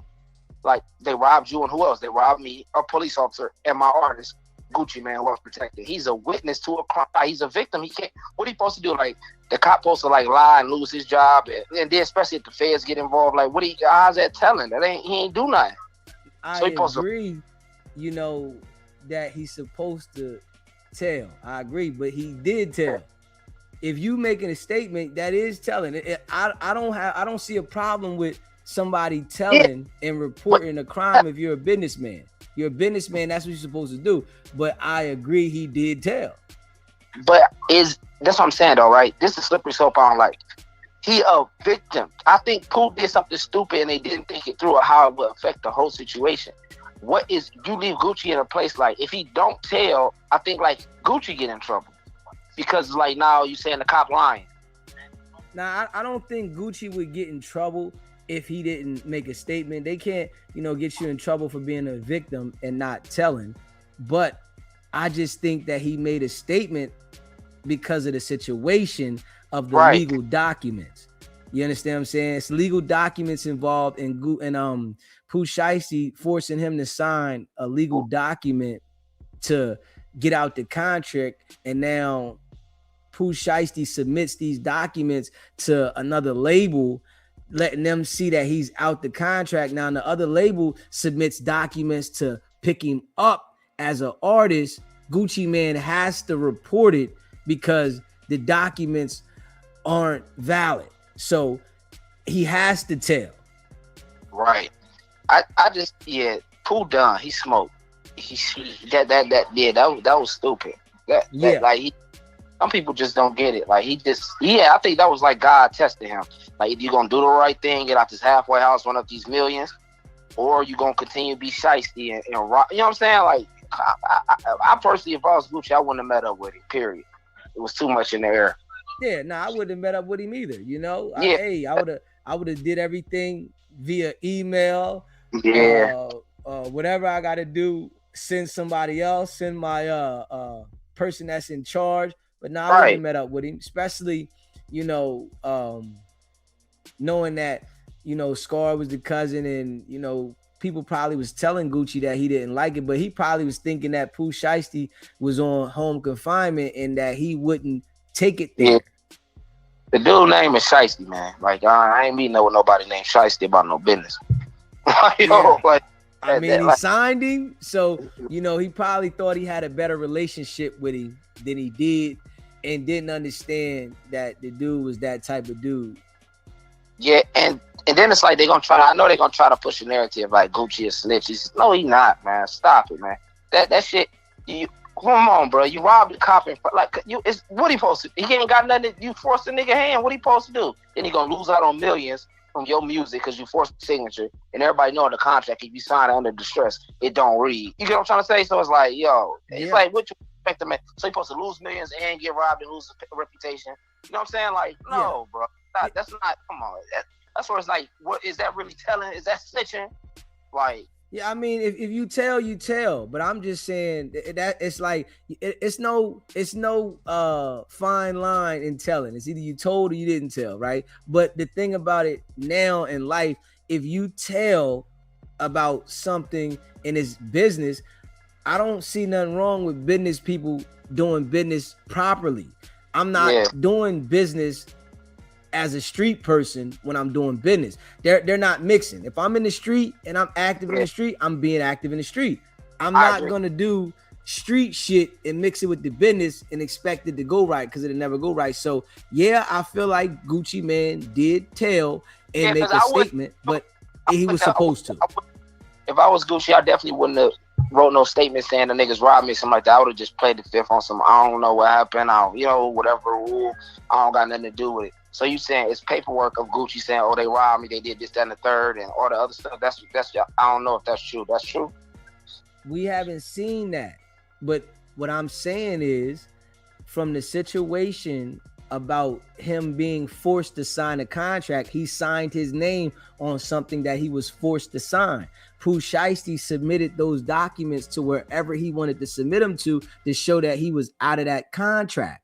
So being though that he submitted them, now you got legal things going on where he's submitting these documents to say, I'm no longer signed with 1017 so that he can do other business. Now this is legal stuff happening now. So now Gucci has to report that those legal documents that Pooh Shiesty is submitting to other companies to do business, they are invalid because I didn't sign them willingly. Right. You think Gotti got something to do with it? Like he tried to get out of the deal on some sign the Gotti type, the rumors or whatever like that? I mean, he could have had, signed the Gotti or wanted to sign the Gotti, but I don't think Gotti personally had something to do with it. I think that was a decision that Pooh Shiesty made with his homeboys, thinking that he could do whatever he wanted because his status and, that his homies was about that life. And it's just something that he's going to have to, stand on, but we know when the court process happens, he's going to take whatever plea they offer. Yeah, but he still owe time from the last. Yeah, he done. He smoked. Yeah. He come home, that run is going to be over with. Yeah, it's over for him. Yeah, he smoked boots, man. He smoked. Fact. But I wanted to call in time, man, Man, I appreciate you calling in, my brother.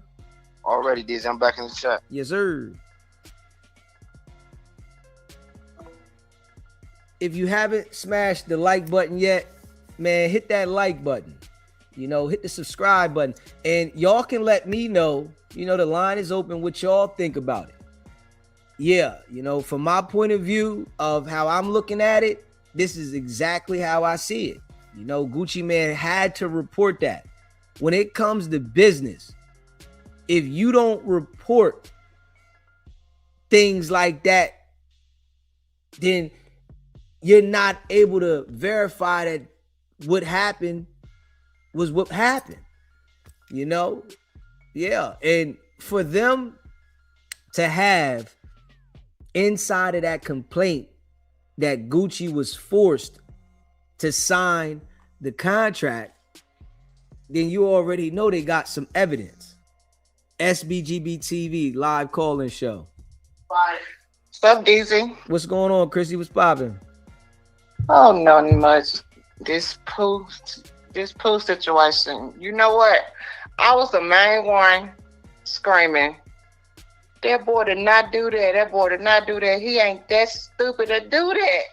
And this nigga really did that. Yeah. Like, wow. Played itself. But you know what? I thought about, do you remember when, like, the first time when Pooh went to jail, when they had that little press conference. I mean, when he was in court, I guess trying to get a bond. And he had that green smock, what they call it, smock or yeah, you know what they that turtle suit. Yeah, that's it, the turtle suit. Yeah. I thought about that then. I said, this nigga must be crazy. Cause that's who they give him to. Yeah. It seems like they always give the people that is left field the opportunities, and then they give them the damn turtle suits when they go in. Yeah. So I was like, this man was off his rocker anyway. Hell no. He played himself out of position. He had an opportunity and got straight out of jail, not even fully off of home confinement, and basically did damn near the same thing, but you didn't pop something. You tried to take something from somebody. And he was about to be off this month, April. Yeah, that's why they charged him. They made sure that they kept him on there. They said, we got to charge him before we even let him off. Man, I would have never thought nobody was that fucking stupid. Yeah, and listen, we sitting here seeing, you know, that they are straight up. The guys that run around here popping it, acting like, you know, they the biggest thing smoking. They got the brain the size of a damn marshmallow. Man, exactly. It's crazy. Exactly. It's very crazy. And then all this, they bashing Gucci about calling him a snitch. I mean, this man been removed from the streets. The man not out here portraying to be gangster. He got a family. I mean, that's his business. He supposed to protect his business. And then on top of that, undercover cop there, the white boy there, I think it was one more other person. How he couldn't say nothing? Like, yeah, you know, it's a lot of small-minded, you know, and I'm gonna just say it, being real, black people, straight up. That's something a black person would say. You know, exactly, and that's all who doing it. Who bashing him? Yeah, ain't no damn white person gonna say Gucci was wrong if he said anything, because you can't mix street stuff with business. You know, at all. Yeah, if you think that you can mix street stuff with business, you're gonna fail every time. What did it look like, right? Like if Gucci Man was strapped and he popped one of them dudes in the studio, he would have got another charge just like he got the charge last time.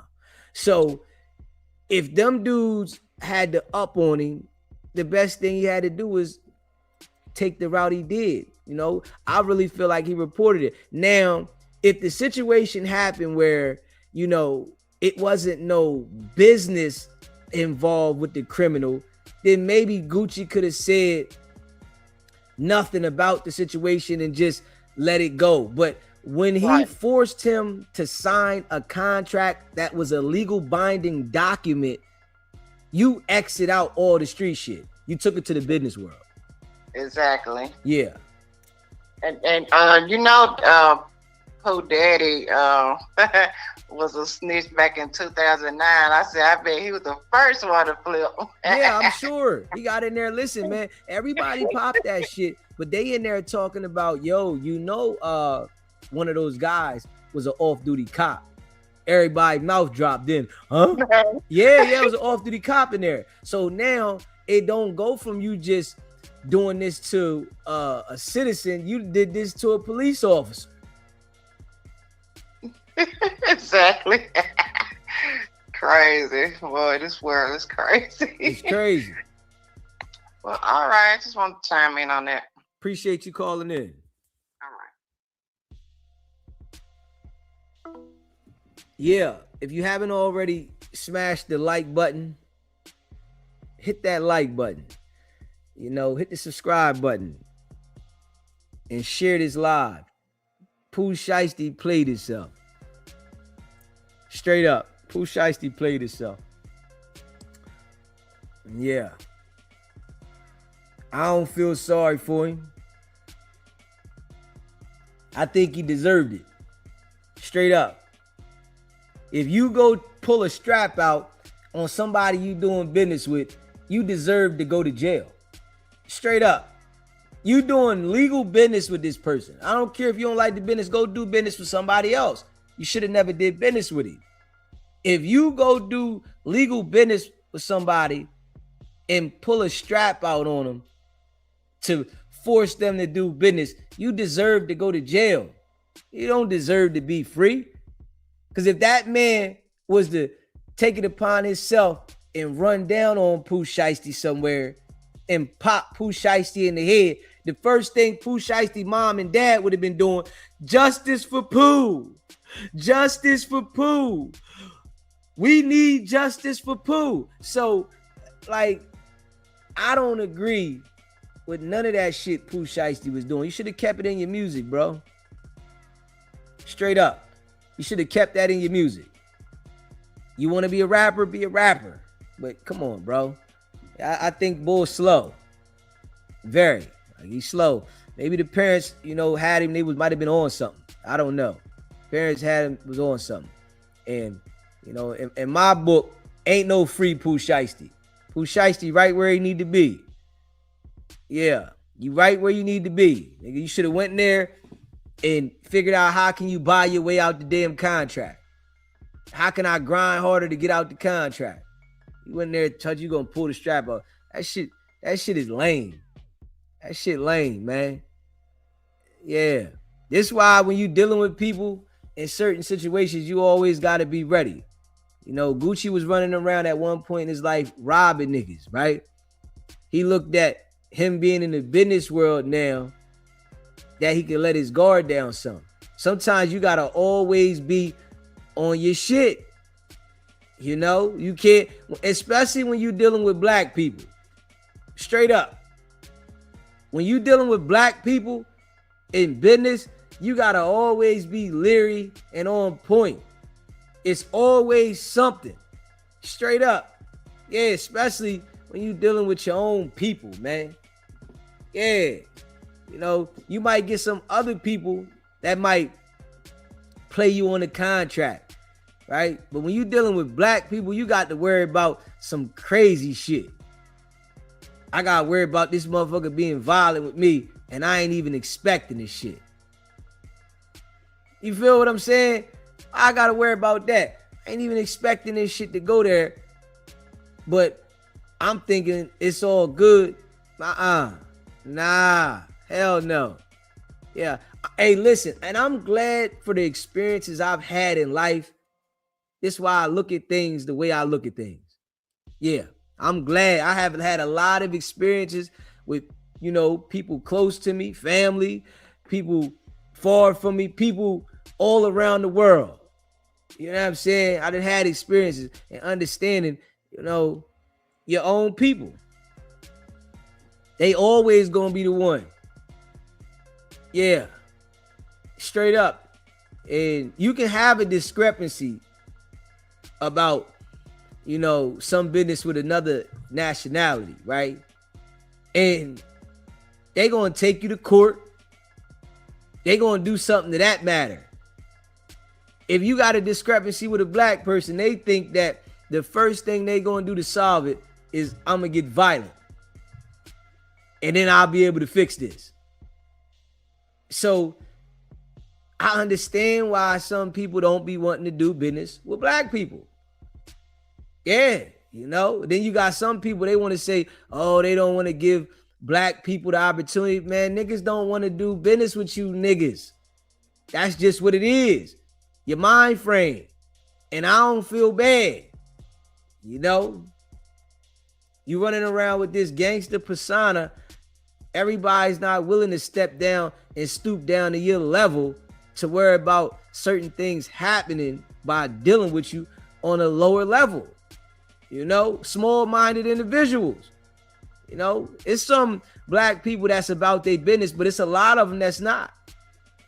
You know, and I really feel like on some real shit, it's a lot of them that's not. You know, people be working for certain people at certain jobs and got the mentality like they on the street. And you working in this corporation and you in the job trying to act like a gangster. Like, come on, man. That shit be like super lame. Super lame. Yeah. So, you know, when you see certain businesses be leery about dealing with black people, that's why. You know, they don't want to give you an opportunity to come in a company and then you do some crazy shit in a company and then you like, I don't care now because you had the opportunity to be involved in the company and now you don't care because you done with the company. But before then, you like, man, they don't want to hire black people. They don't want to do no business with black people. Yeah. You know, them gangsters that really ain't got a brain like Pooh Shiesty, you got to do business with them jokers at a distance. Man, I'm going to do business with you over there. All right, yeah, send me that. Send it to me. Let me check it out. Yeah. And what I'm thinking, right? Straight up, what I'm thinking, Pooh Shiesty told Gucci Man, something else to get him there. You know, from what I see, for Gucci Mane to fly out that way like that to meet him there, I really feel like Pooh Shiesty came in a different direction to make Gucci Mane not be prepared for that. Yeah, like hold up. You know what I mean? He took the security with him. You know, it's Gucci, so I'm sure he's traveling everywhere with security.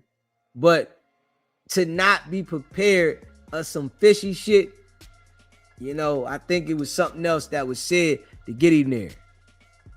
Yeah, let's get a song done. You think we in the studio, right? Man, we gonna drop this first song back out, you know, me and you. I just dropped one. Now we gonna drop one, me and you together. Meet me at the studio. This one gonna go up, right? Gucci like, all right, yeah, we can meet at the studio. Because if they got a contract to sign, why did they have to meet at the studio to sign the contract? They met at the studio because they was about to do some damn music. And Gucci thought we was about to do something.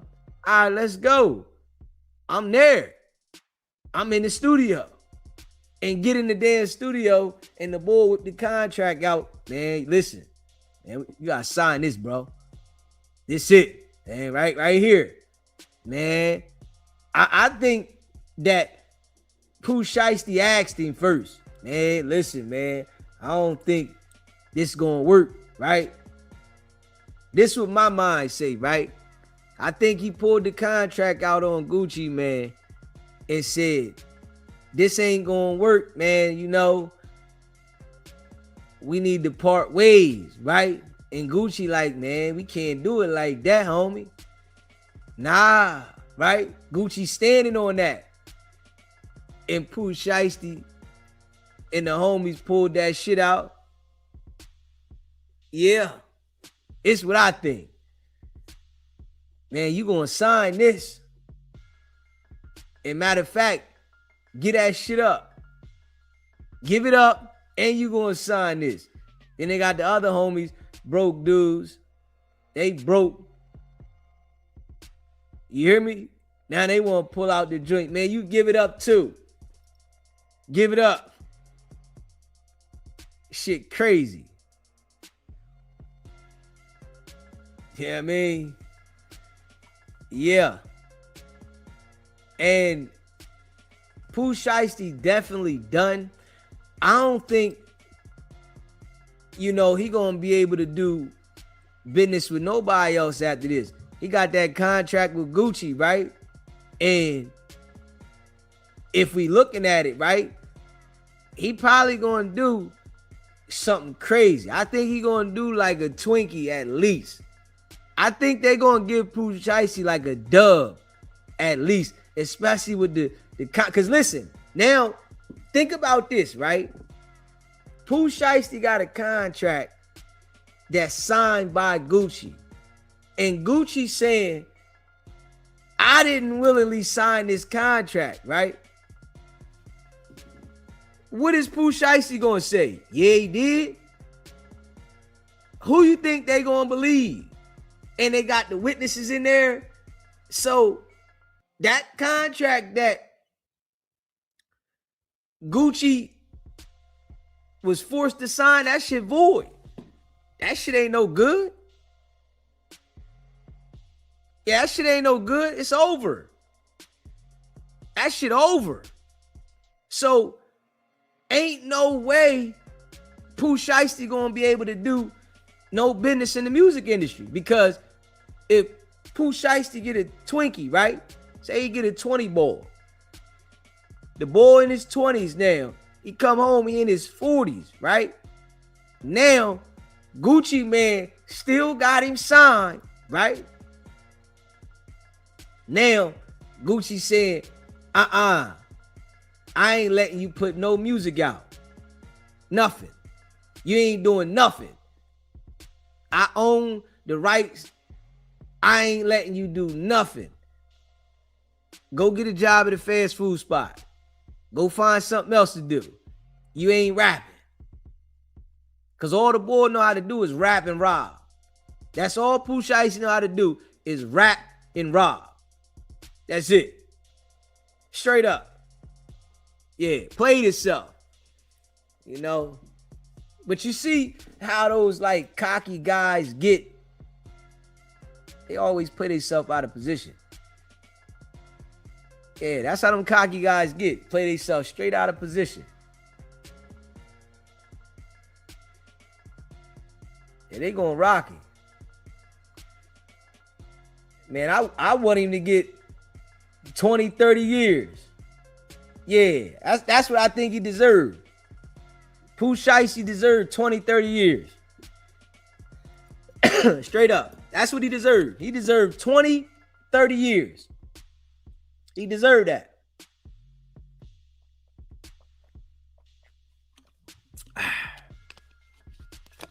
Straight up.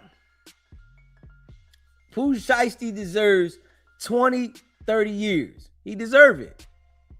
I'm doing legal business with you, and you pull a strap out on me and force me to do something, you deserve to go to jail for 20, 30 years. Because if I turn around and knock your wig off, your whole family gonna want me to do life. Straight up. Yeah. If I say, yo, this boy done pulled a strap out on me, right? And forced me to do something. And now I'm sitting around waiting to the day that I see this joker somewhere and I want to knock his noodle straight out. And it happens.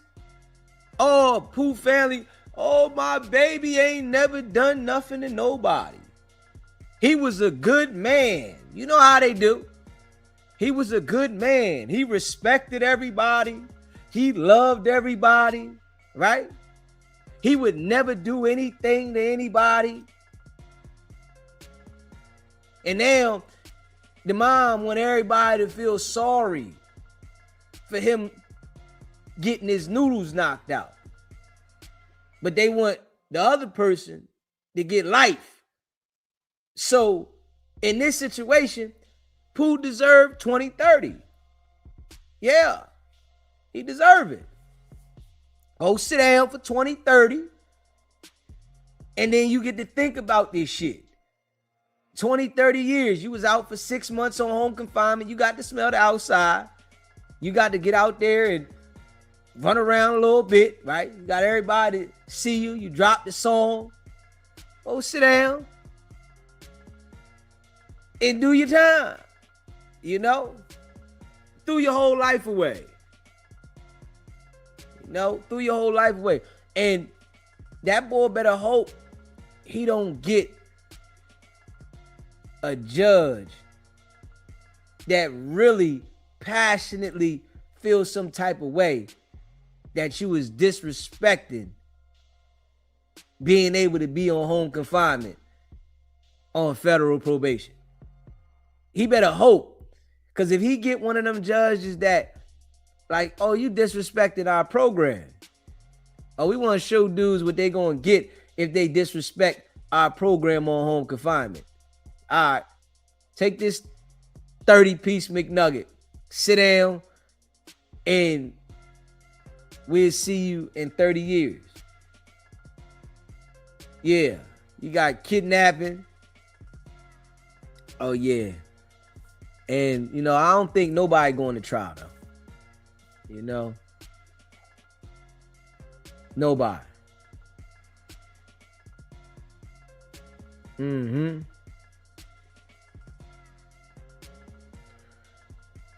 Yeah. Yeah, he ain't know Pooh Shiesty was going to get him like that. He ain't expect it. Rico coming. We know that. Straight up. Yeah, listen. Did he think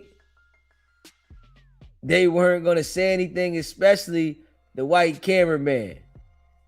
That lets you know the mind frame. That lets you know the mind frame. That lets you know the mind frame. Yeah. You know, That lets you know the mind frame, man. I'm just being real with this, right? When is black people gonna start figuring out how to mind manipulate situations over violence? Do y'all think they'll ever do that? Because these other people, they figure out how to mind manipulate before violence. And you got some people that go to violence, but they figure out mind manipulation before they resort to that. Black people go straight to violence and self-destruct before they even think about trying to manipulate the brain. Man, go think about how you gonna manipulate the nigga brain, man. Think about how you gonna trick him out the contract or something. Damn. You could have tried anything else but that. That was the, man, that shit, man. But this is why don't nobody got respect for the rappers. Don't nobody got no respect for no damn rappers. It's just how they think. You know, being as though that you got talent to say words, that don't mean you got talent to be business wise. You know, that don't mean that. You know, just because you can say some damn words on a track don't mean that you business minded. You know, obviously we can see Pooh Shiesty wasn't business minded at all. Yeah, he had no business mind at all. Hey, Leonard, you said you thought you seen and heard it all. Listen, when I heard it at first and we was talking about it, I thought it was true. Some people was in the chat saying that they ain't think it was true, that this ain't happened. Some people was in the chat saying, man, that ain't happened like that. That ain't happened. I'm like, man, it's certain things that we hear on the internet, right, that we know is fufafi. But some of these things, you know what it is. Just like the situation with this indictment that's about to come for Draco the Ruler shit. That shit is coming. I'm saying that now. Them niggas is talking about it the way they talking about somebody about to get locked up for Draco the Ruler homicide. There's about to be an indictment that comes down for the Bloods, whoever else was involved. There is an indictment coming. And this is a fact. You know, you got to pay attention to the certain people that are putting this information out, right? They're the first ones to put the information out. It's a reason. You know, certain sources is telling them this information.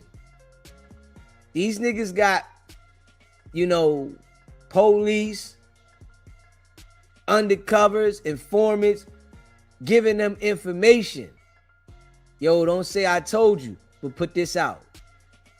Yo, this about to come down. Don't say I told you though. Put this out. And when it come to shit like that, you know, Seti Nash, Flacco, them type of jokers, they not gonna reveal the people that's telling them the information because they want to be first to know it. Academics, they not gonna tell their sources that they get the confidential information from when they put it out and they say, yo, an indictment about to come, a RICO about to come, because they want people to continue to tell them. You feel what I'm saying? They want people to let them know. Just keeping it a buck. If you haven't already smashed the like button yet and you just came in the building, hit the like button. So you know, them individuals going to keep dropping the information because people going to keep telling them. They know that people follow them and look for this information. So they're going to sit there and keep telling them. We're going to continue to see these people putting it out. You know, when you get a certain following on here and people see that you really don't care about putting certain information out, they going to feed you shit to put shit out. They going to feed you shit. So, you know, Seti Nash, he said this shit. You know, we know Seti Nash be lying at times too. But Seti Nash said this shit. When this first happened, he told everybody. Straight up.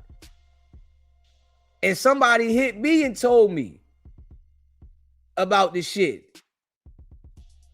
Before Seti Nash came out with it, I listened. I'm like, okay. Right after they told me, Seti Nash put the shit out. I'm like, oh, shit. Yeah.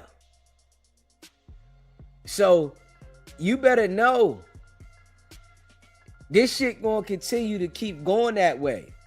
You know, the informants, the police, they on this internet heavy. They watching this internet heavy. They like really paying attention. So they putting shit out through these platforms. And what happens is, like I keep trying to tell the people, right? When they put certain things out on the internet the way they do, right? They get certain people to put them out. And then the feds, they be on people's lines. Straight up. Now, when they know things is about to hit the internet and it's going to go through a straight wave, they listening. Straight up. They listening. You know, just how when this shit went out today, you better know people that is close to those individuals that they indicted, like they girls and shit like that. The feds is on their phones. They listening. They want to see what they girls is going to say, what they mom is going to say, what they people that are close to them are going to say, and who they going to relay messages to. You feel me? So they listening to they phone calls that they going to call home. All of them going to call home to somebody. The feds is going to be listening to that. So that's how they get them, man.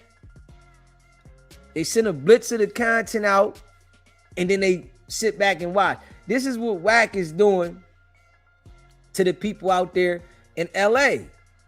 When he starts talking about certain individuals out there in LA, he don't gotta be out there. He talk about them. The feds is listening already on niggas' phones. So the internet going to buzz. Now certain individuals gonna contact these people. Yo, man, you hear what Wack saying about you on the internet? Yo, did you see what Wack said about you on the internet? Yo, they saying this about you on the net, right? Now niggas sending them messages, sending them links.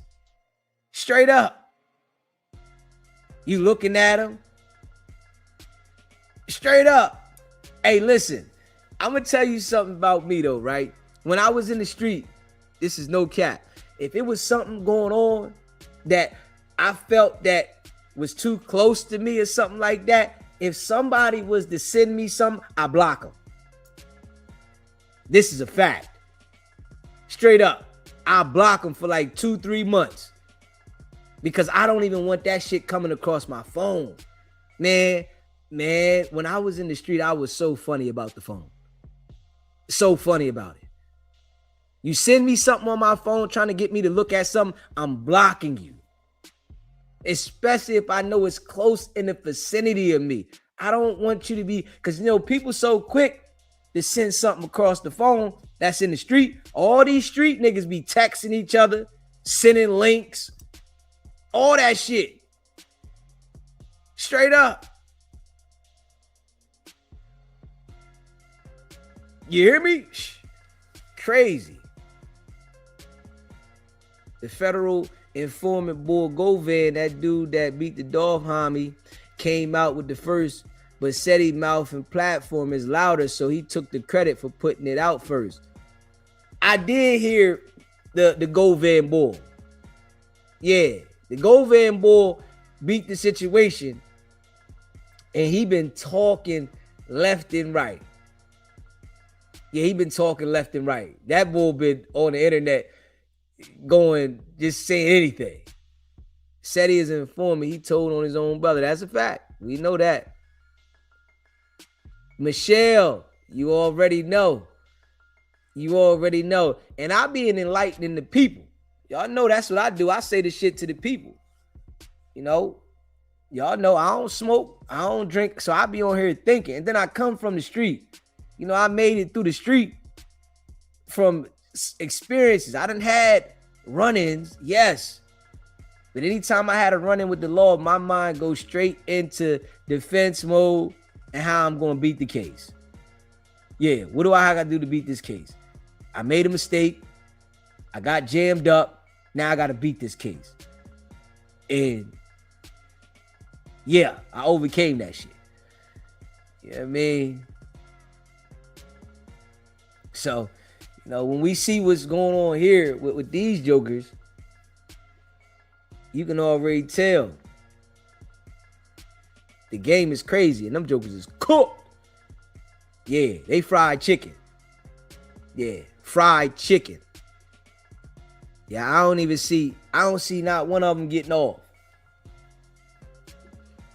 It's going to be a lot of telling inside the Pooh Shiesty camp. But I don't see not one of them getting off. Nobody. Yeah. The feds done picked it up. They know details too. Yeah. And I'm sure niggas start telling already. You know they done separated them. You know how I go. Grab you up. Niggas ain't got shit. A bunch of broke niggas. Bunch of broke niggas that don't got nothing. Only person got something is Pooh Shiesty. Big 30, he ain't got shit. You know, he fell off before Pooh Shiesty was down a year. You know what I'm saying? Pooh Shiesty went down a year later. We ain't hear shit from Big 30.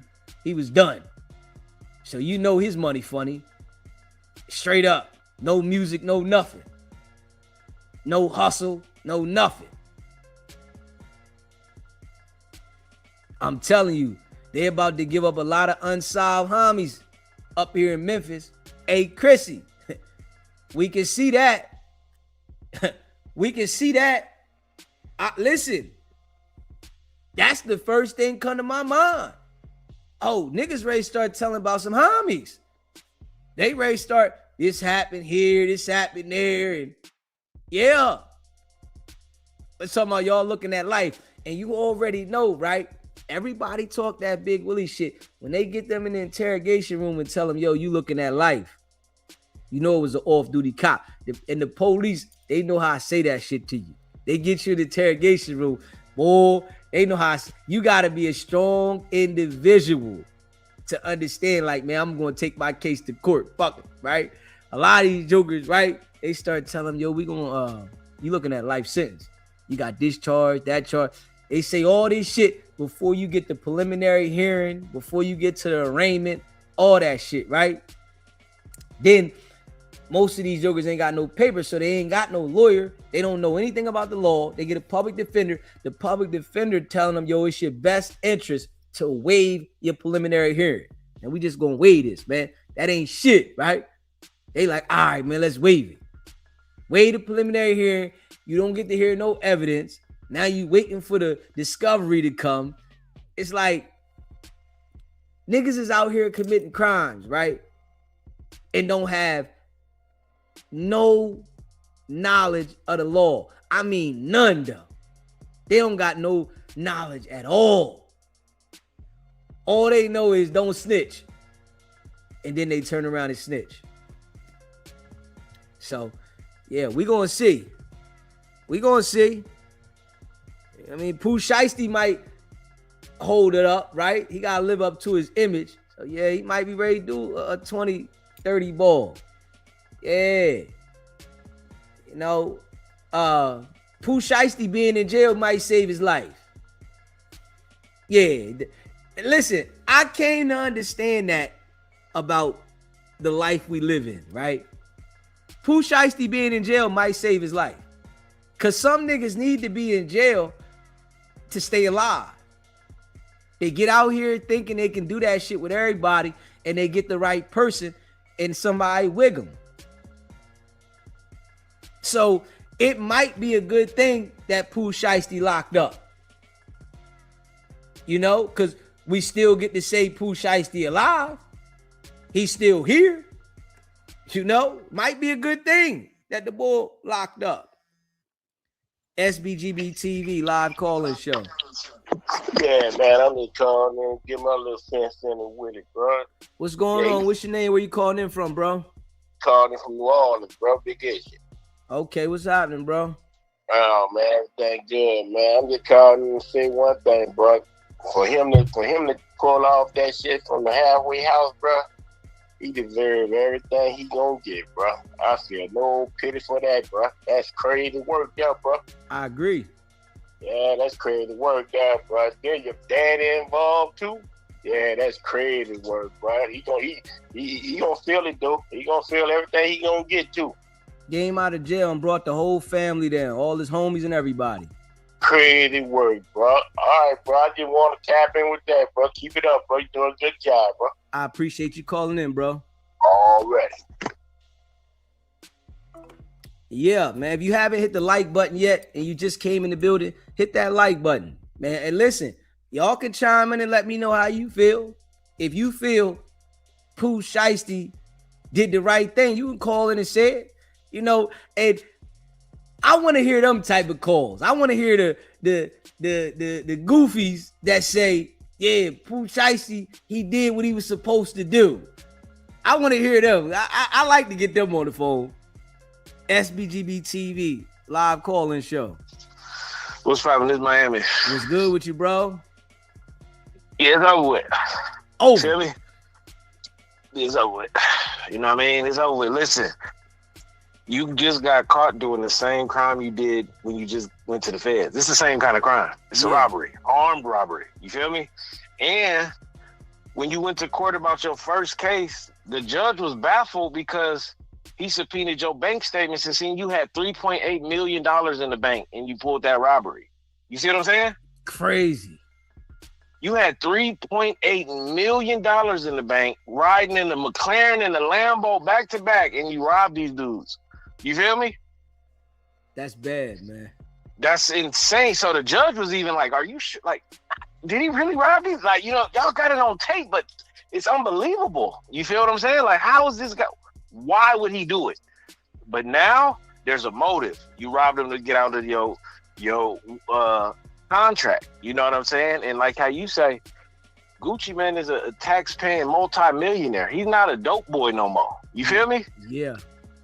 It's like it's equivalent to like Jay-Z or somebody like that. These dudes ain't following the don't tell. That ain't how this goes.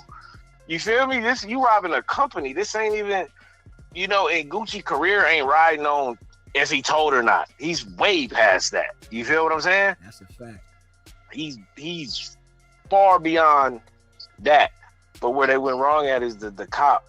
Now he knows how to write an official police report. Not no one from a regular victim. He know how to hit them. You feel what I'm saying? Where it hurts in the police report. He's a sworn in witness already just because of his background. So they gonna believe whatever he say off the rip. You feel me? You know it. Off of the rip, he's one of them. He's sworn in as an officer, off duty. He does executive protection for, you know, the wealthy and famous individuals on his, you know, off time. You know what I'm saying? So when he go up there and testify, Gucci don't gotta tell. Let's just remove Gucci Mane. That cameraman and that police in that studio, they all gonna be witnesses. You feel me? Yeah, and you can see they took pictures right after it happened. This was reported right after it happened. So they know what it is, and they already knew. They just wanted to make sure that they gathered every individual up before they put it out there from them. And when they put it, They was like, there's no way this dude just did this, and he's in the halfway house right now. Matter of fact, the halfway house was calling him while he was there, and Gucci's like, man, we could reschedule for tomorrow. You know what I'm saying? Yeah. It was that serious. Like, he wasn't even supposed to be there. Like, you feel me? Like, the halfway house don't play like that. You still in custody. You could go back for being late. You see what I'm saying? That's a fact. You could go back for being late. You supposed to be back at 7. You came back at 8. They could have the marshals there waiting on you. That's how the halfway house works.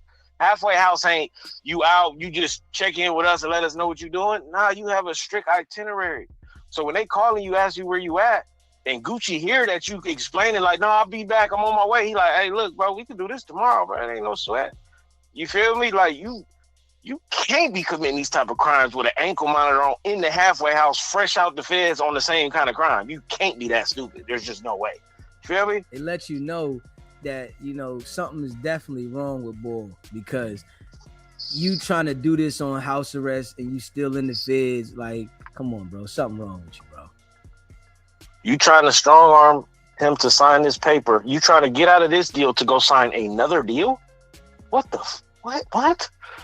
I understand if you was gonna just take it and go try to go independent because you hot. That makes no sense.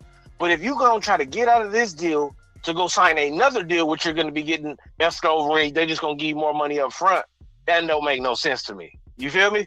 It don't make no sense at all. The Bull is clueless, messed up his whole entire career, life, and everything he had about to go on to try to muscle something. And the Bull better hope they don't come with the RICO, because I can see him coming with a RICO with the 9 people involved, and being as though they was involved in business and it was organized to, you know, state lines. Yeah. You know what I mean? You jumping on Greyhound. And I like how you brought up the Greyhound part. The Greyhound ain't like it was in 1991. Yeah. You know what I'm saying? These folks, man, you done bought the Greyhound ticket with your debit card. You know what I'm saying? On your iPhone. Stop playing, dog. With the Greyhound got cameras all on it. This ain't like 1991 where dudes jumping on the Hound, bro. Y'all thought y'all had one with the Hound. Boy, y'all cold. Yeah. Y'all thought y'all had to. That ain't how you do it. Then you got your pops involved too. Your pops. He's supposed to be the one to talk y'all out of this. You feel what I'm saying? Like, I don't care how much money you making. You my son. I'm still gonna let you know right from wrong. Yeah. You feel me? I don't care about your little money. You feel me? Straight up. You know what I'm saying? And that's what I feel like my obligation would be. Like, man, I'm not about to, I know what comes with this. You see Lil Durk and him? You feel me? You see, come on, man, you fresh up. Relax, you got money. You taking pictures with $3 million in cash and stuff like that. What kind of deal do you want? You feel me? Yeah. Come on, man. And you crashed out, Pooh. It's over with. You was just talking to Gillian Wallow how you hate that jail and you never want to go back, and you right. Come on, man. And then people, when they see you walk back through them doors, oh my God. Yeah. They gonna treat you like you goofy. You feel me? And you know, he did that Gillian Wallow shit after that shit happened, didn't he? No. The Gillian Wallow was like right when he got out. So okay. But you know, the Gillian Wallow, that's like a curse. You go up there, something bound to happen right after. Like, that's just how that go. And that's you feel what me? Saying, especially with these dudes that supposed to be the gangsters. The gangsters is just, you know, pinning themselves straight to the ground. Yeah, they, you know what I'm saying? They set themselves up, and it's like, look, you don't deserve it. It's people that would do anything for that type of deal and that type of notoriety and #1 song, and you trying to strong arm your way out of it.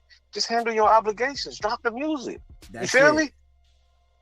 Work your way out the conversation, so now you can prove to the next label you done fulfilled your first contract. Let's do another one. Now you can get what you wanted. It just takes time. Now you got to do time because you didn't want to take the time to do your contract.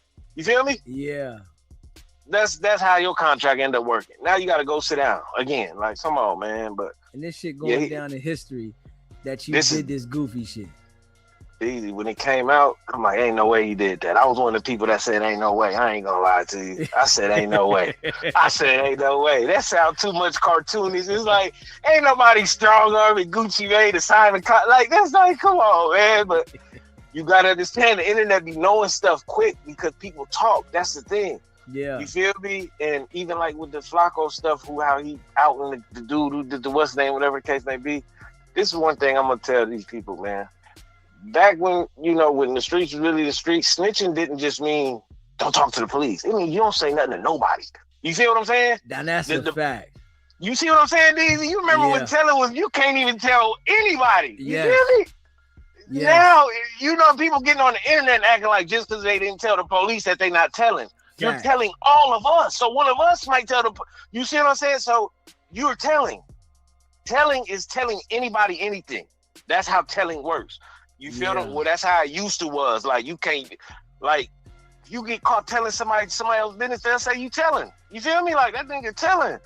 That's how it go. Like now it's a little different. Like I ain't tell the police, but I put out the information that if the police see it, the dude caught. You hear me? It's like, come on, man, y'all cold for that. And it's just because everybody wants the attention.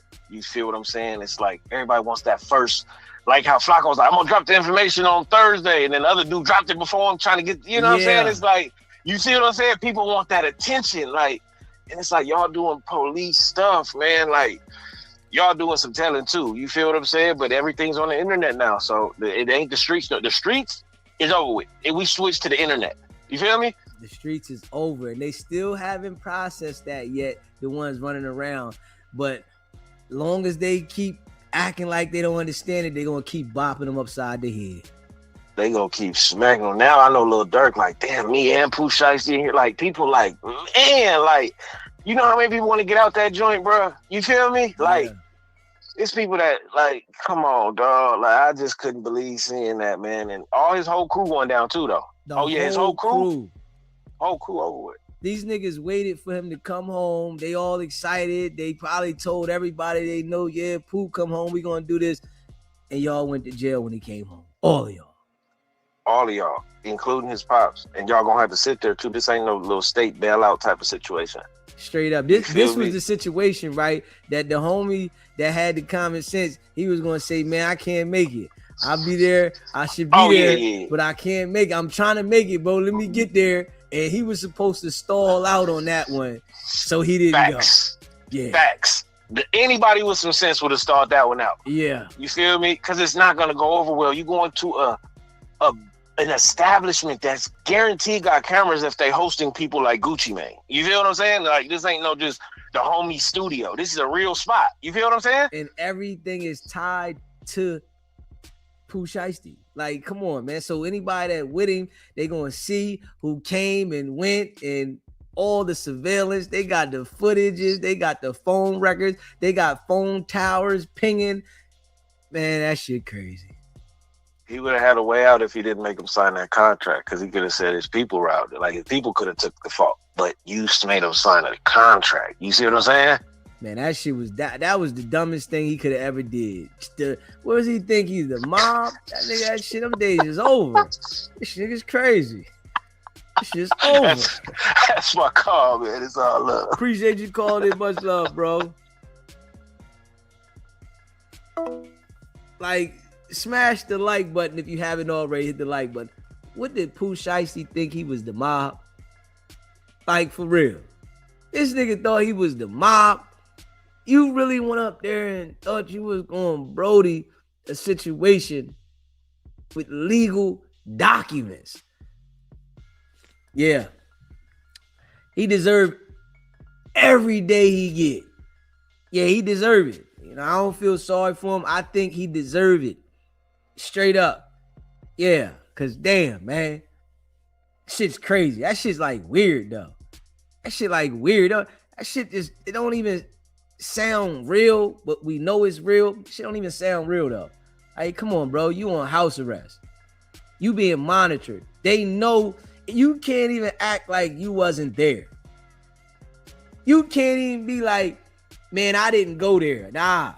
They got you on ankle monitor, placing you right there. That shit crazy. Yeah, played himself out of position. You know, Bull had a position that so many jokers wish they was in and played himself. Like, just played himself. Shit crazy. You know, y'all can let me know what y'all think about it, man.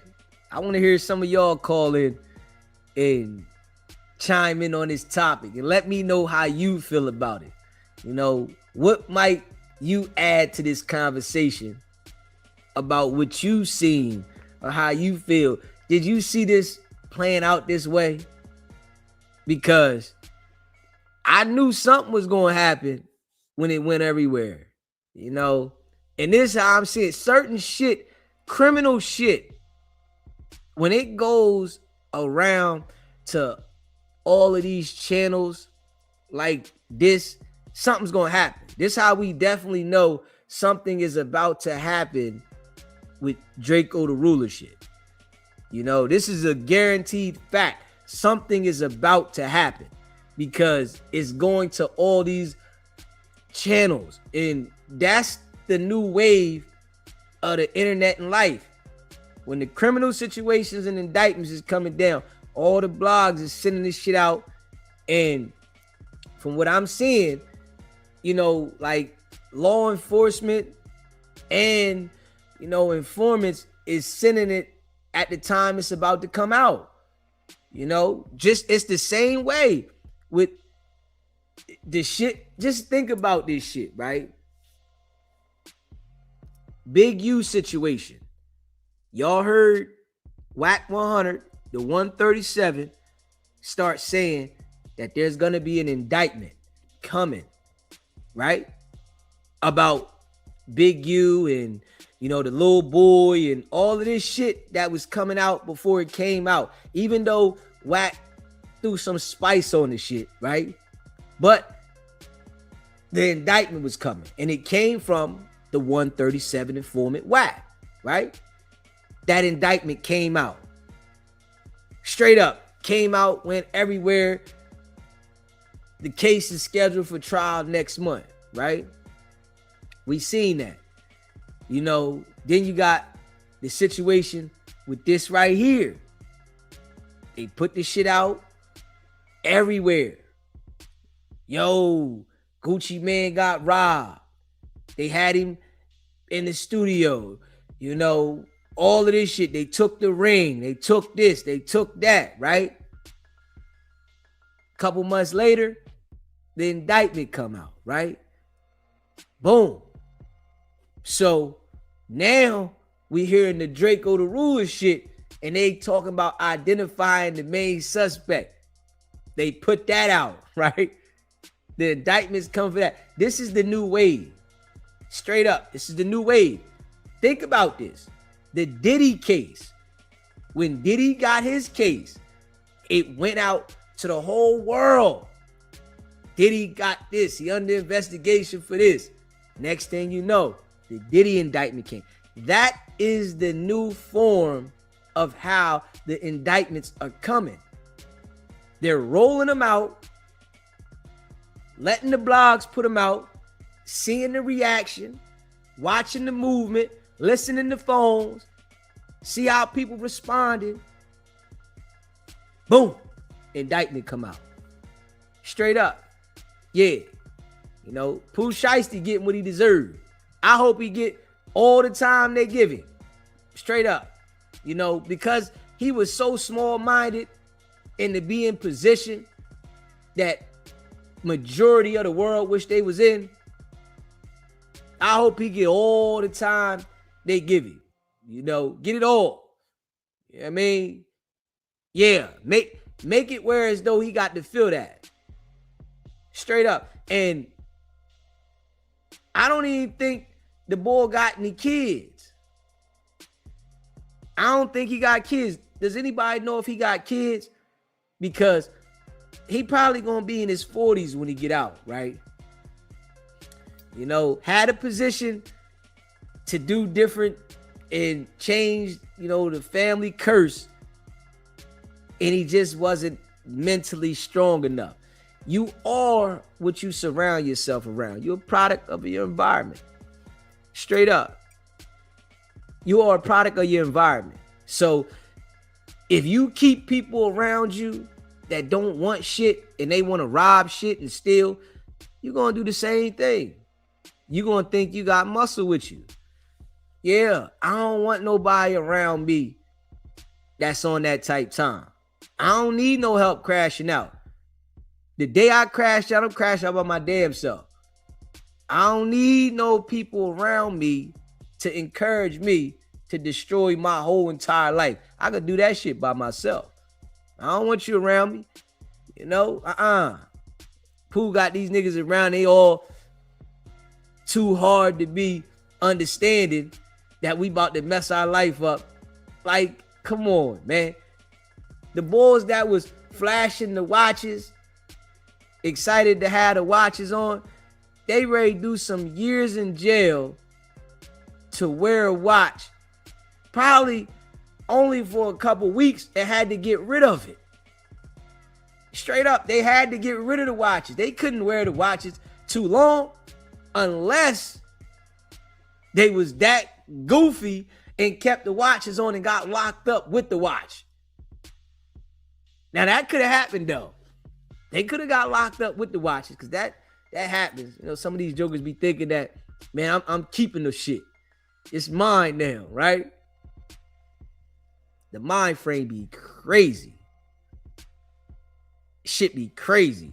Man, if you haven't already smashed that like button, hit the like button and hit that subscribe button. He said, I think bloggers are getting paid from the law enforcement doing all the police work. Now, some people could be getting paid from law enforcement, right? That could happen. But you also got to think about this, right? YouTube is paying them. Nigga drop a video and that shit go up and they get a couple $1,000, $500, something on the video. Shit, they don't care about you getting indicted. They got paid. You know, you got niggas that ain't doing crimes doing these videos. So ain't nobody caring about nigga going to jail. They looking at it now like, if you a criminal, hey, they gonna cover the content. You know? Straight up, this a live call-in show. You can call in. You know what I'm saying? Anybody can call in. You know? It's a live call-in show. You know what I mean? Don't be scared. You know, because some people, they get on the line and they clam up. That shit be different. You got to call in, everybody here. You got to, oh, shit, I'm on the line. Yeah, so it's a live call-in show. Y'all can call in and let me know how you feel. Yeah. You know what I'm saying? Smash that like button and hit that subscribe button. SBGB TV live call-in show. Beezy, what's up with it? West LA Scoop. Scoop, West LA, what's popping? Oh, everything all right. I rock with SBG TV. Ooh, you going hard on the West though, and the niggas out here. Ooh, I got to say that now, dude. All right, okay. I ain't go too hard yet today, but yesterday I went a little hard. Hey, dude, look. Let me say something to you real quick. Look, I grew up in West LA. Like I said, I'm from around Blueface there, you know. I got early 90s, whatever. My partner is I ain't gonna say his name, but I'm gonna just say this. My partner is his sister is the first wife of Will Smith, the Zampino girl. Okay. Right. So I've been around the young one before then, you know what I'm saying? He from New York. You know what I'm saying? You give me the vibes from him. He was with New York, you know what I'm saying? You thought it was you. Man, you niggas from LA, you know what I'm saying? Hey, remind me just stuff. Hey, look, their last name was Zampino, and I remember, he always used to try to convince us, they was the opposite of the Gambinos, you know what I'm saying? But, shout out to my boy, you know what I'm saying? He was a little older than us, but, you know what I'm saying? First New York niggas, man, I do, you know what I'm saying? Always biased to the East Coast. But anyway, hey.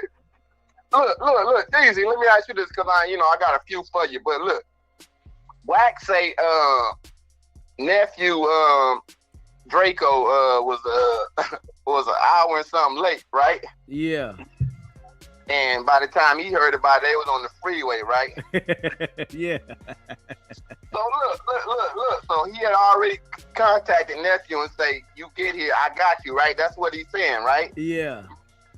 So what I'm saying to you, hold on, look, I gotta make it make sense. So the whole time Draco was late, he never got in contact with Wack, right? Right. So that means he never trusted Wack, period, or he never trusted that Wack is securing him. You know what I'm saying? Nah, yeah, I don't think he trusted Wack at all. You know that you can see the boy was What independent. I'm saying, from the Wack story, Wack told him, my old nephew, Wack never had no conversation with him since after all of that time. You feel what I'm saying? Yeah. So that's why if Draco late and you talked to me earlier, you know, I should be contacting you. You know what I'm saying? Like, hey, look, I'm pulling up now. You feel what I'm saying? Yeah. So what I'm saying is, yeah, he didn't have, it don't make no sense to me on that. You know what I'm saying? For is that, you know what I'm saying? Like, Wack ain't got no other story besides, yeah, he was late and we was gone. You ain't hear from him. He ain't call you. Yo, you didn't call him or nothing. You know what I'm saying? But that, that's Wack's story. You know what I'm saying? We're gonna go with that. Wack always lying. Right. Hey, DZ, the other day, your boy say, well, Wack, what would they want to take from you? Man, I got all, he said, I got all type of business. What you mean? Adam let him know. He said, you ain't big enough out here for them to want to even come at you. The LBG, what he was talking about? Yeah, elemental PTO community. Yeah. Adam basically let him know you ain't got enough for them to come at you, right? Yeah, he was sick, man. You talking about I ain't got no business? Man, you ain't got no damn business. You around here jumping on everybody else shit. Right. And then the nigga said, hey, and put some respect on his BB gun too. It was that was a CO2. Hey, put some respect on his BB gun too. He the only Pyro in the history of Pyro that you want some respect on his BB gun. Yeah, he want major respect on his BB shit. Crazy. Another one is when Adam talked about 607 tried to turn that no jumper into out in Vegas, right? Yeah, he tried to turn his show into no jumper too. He caught on. Wack visited him out there, right? Yeah. And so Adam caught on to that, right? Yeah. Oh, okay. Because basically Wack was pushing that, really. Basically, when he showed up, I remember when he showed up at his doorstep. You know what I'm saying? I remember. Yeah. See, they was trying, and Wack was a part of it. That's why he was sending Jaleese out there. He was trying to, Wack is trying to infiltrate and control the situation, but it didn't go the way he wanted to go. Right. And Adam is well aware of everything. He hit him with the is that right? You know what I'm saying? But yeah. And another thing I want to hit you with, when Wack say he ain't no rapper, ain't he dissing his artist? He always say some slick shit to try to validate some shit. And Blueface just ride with whatever Wack say, bro. And the game, right? Because he been saying this for a while. I ain't no rapper. So he's a manager of rappers, right? Listen, what he said, he been saying the rappers is soft. Yeah, he tries to justify what he's saying while saying another thing, but when you listen to it, all he's doing is saying something slick about the rappers. Right. So as another man, some people are straight idiots, but we ain't all, because we don't know. Blueface may be like, what I'm saying, I can play him here. I'm trying to get out here. We don't know. You know what I'm saying? So nigga might have to just, tuck his tail a little bit. You know what I'm saying? Yeah. But let me ask you this: when first of all, hold on, Wack had when you say the. He came out with the hotel shot, right? When he came with the what? With the hotel shot he had never heard of until you said it. Oh yeah. I'm talking about. I was down to tell it. Yeah. Wack said he had a sister-in-law at 14 years old. Shit crazy, ain't he? He never, he never told how the sister-in-law got him because he remember he went to the story about I was laying in the driveway with my sister-in-law. You know how these women did. He never said what she did. You know what I'm saying? He was like, I'm like, damn, Wack was only 14. How the hell did he have a sister-in-law? You know what I'm saying? Yeah, he must have had an older brother or something. Right. And then, hold on, let me ask you this about this too, DZ. We just hearing about like Wack. You know, first of all, you know, if he don't talk about it first, you know, it's police shit. You know, but he can talk about whatever he want anyway. Yeah. But let me ask you this. So when Cuban Rob was telling the story earlier, you notice how he interfered when he thought Cuban Rob was telling the story wrong, right? Of course, he always do that. Right. Look, his whole get down is, look, I'm gonna let him tell you the story. No, I ain't gonna say nothing. Then you put him up there, and once they get up there, and then once it's shifting the way he don't want it to go, he'll interrupt. You feel what I'm saying? Of course. Soon as he say something that's going in a different direction, nah, you don't remember this. This how it was. Well, damn, you said you wasn't gonna say something. Shut up. Right. Because Cuban Rock said how many? He said about 4 of us, but Adam said you said it was about 100 of y'all, right? Yeah. Then he said, nah, it was about 7 of us, but it was the other 100 niggas out there. How many was out there, dog? You lying ass. How many was out there, dog? Hey, and then remember he said that was some internal shit. After that happened, I went back. After he got his artists on stage, he went back and he hollered at Blood, right? Yeah. Why did he never go holler at Big U? You know he was scared of Big U. Oh, that was never gonna happen. Yeah, nah, he was never gonna holler at Big U. That nigga, listen, you know, and then he was telling the story, man, I broke Blood shit and all that, man, everything, ask Blood, man, you ain't break none of the nigga shit you ran from. We ain't hear none of that shit. Yeah, you know how he do. He got these damn. He get the story, and then you know he changed the tone of his voice. Yeah, Blood, you know what, man? Nobody going for that shit. Right. And one more thing I want to ask you, Easy. In the Flacco case, let me ask you this: is he doing too much? Man, Flacco a civilian, man. You know what I'm saying? I think it's on it's really on the LA niggas for letting the nigga around. You know what I'm saying? Niggas that did deal with him, that went up there and did podcasts with him. You know, it's on them niggas. Or every nigga that dealt with Flacco in any way, shape, or form.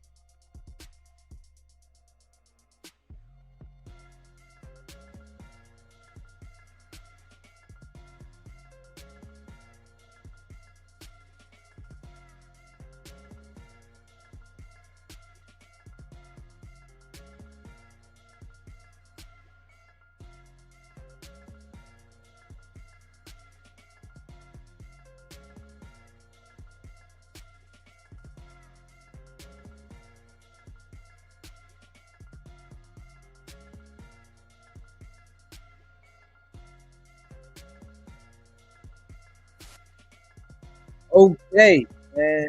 I don't know what he wants to do. The goofy shit happen. You having me sick. You hot. That shit be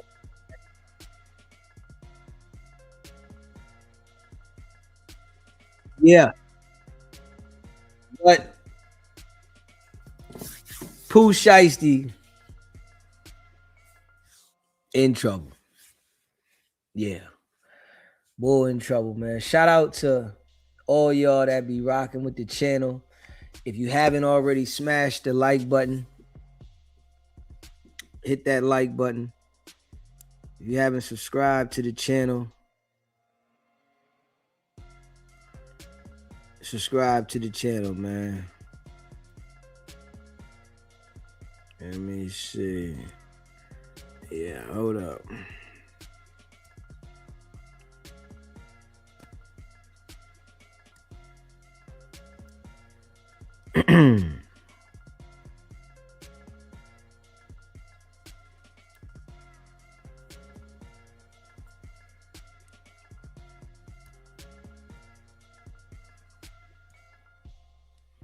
Yeah, subscribe to the channel, man.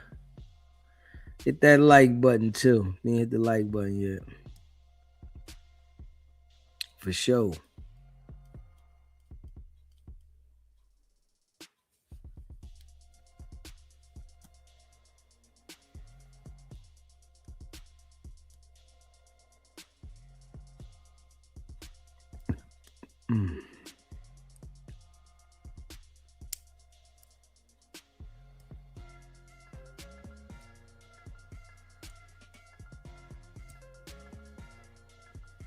Let's see here. Let's see what we got here.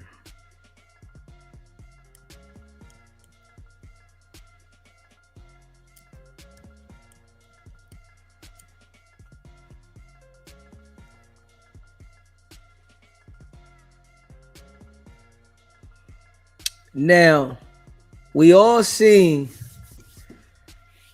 what happened outside of No Jumper, right? And the situation that happened out there, I think it was worse than the situation that happened inside the studio with Gucci Mane. We see a scratch. The feds got a picture with a guy with a scratch on his neck and his wrist, right? Marciano got paralyzed on one side of the body from the situation. So I really think the situation that happened outside of No Jumper was worse. The feds know all about the situation. You know, you got Wack constantly talking about everything else as he was involved with this situation, but he ain't got a worry in the world. That lets you know what's going on. Wack homies ain't got to worry. Ain't nobody got to worry. And I guess Wack homies and him is protected in that situation. The feds ain't going to arrest nobody on Wack's side or indict nobody on Wack's side. Maybe they'll eventually indict Loose Cannon and his homies, but I don't think they're going to indict nobody on Wack's side. Yeah, because Wack was doing the job in that situation. He was making sure that, you know, he secured that indictment. You know, let me see. Smash that like button, hit that subscribe button. Let me see here. Hold up. Let me see here. Yeah, hold up, y'all. Let's see what I call academics. Yeah.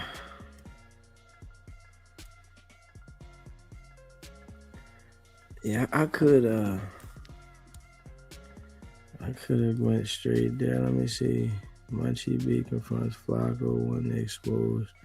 Let's see what he say on that one. No jumper. Munchie B confronts Flacco wanting to expose. Let's go to that clip there. Smash that like button. Hit that subscribe button.